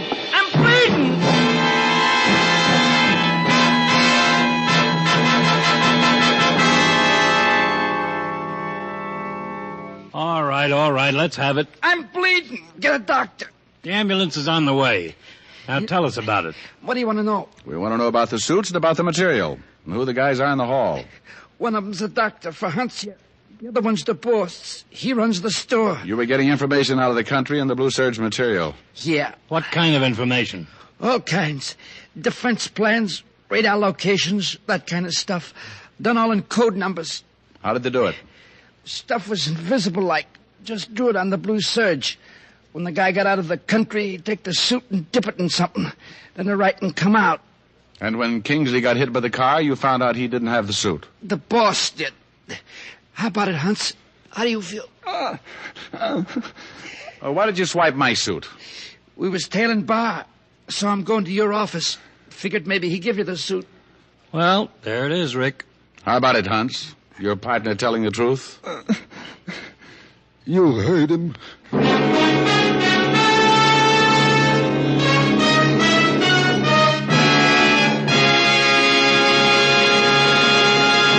Dick Powell will return in just a minute. What cigarette do you smoke, Doctor? Again, a study has been made. Again, this question was asked of doctors all over the country and in every branch of medicine. The brand named most was Camel. Yes, again and again, surveys show that more doctors smoke Camels than any other cigarette. Friends, smoke Camels for 30 days, and you'll see how mild, how flavorful, how thoroughly enjoyable a cigarette can be. And say, how about giving a carton of Camels for Valentine's Day? Makes a swell gift. How mild, how mild, how mild, how mild can a cigarette be? Make the Camel 30-day test, and you'll see. Smoke Camel and see. Here's Dick Powell with a special message. Thank you. Ladies and gentlemen, each week for many years, the makers of Camels have been sending gift cigarettes to hospitalized servicemen and veterans in this country. Now, gift Camels are also being sent to hospitals overseas. This week's shipping list includes U.S. Naval Hospital, Yokosuka, Japan. Camels are also on their way to Veterans Hospital, Coatesville, Pennsylvania, and Fort Howard, Maryland.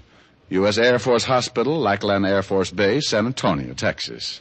Now, until next week, enjoy Camels. I always do.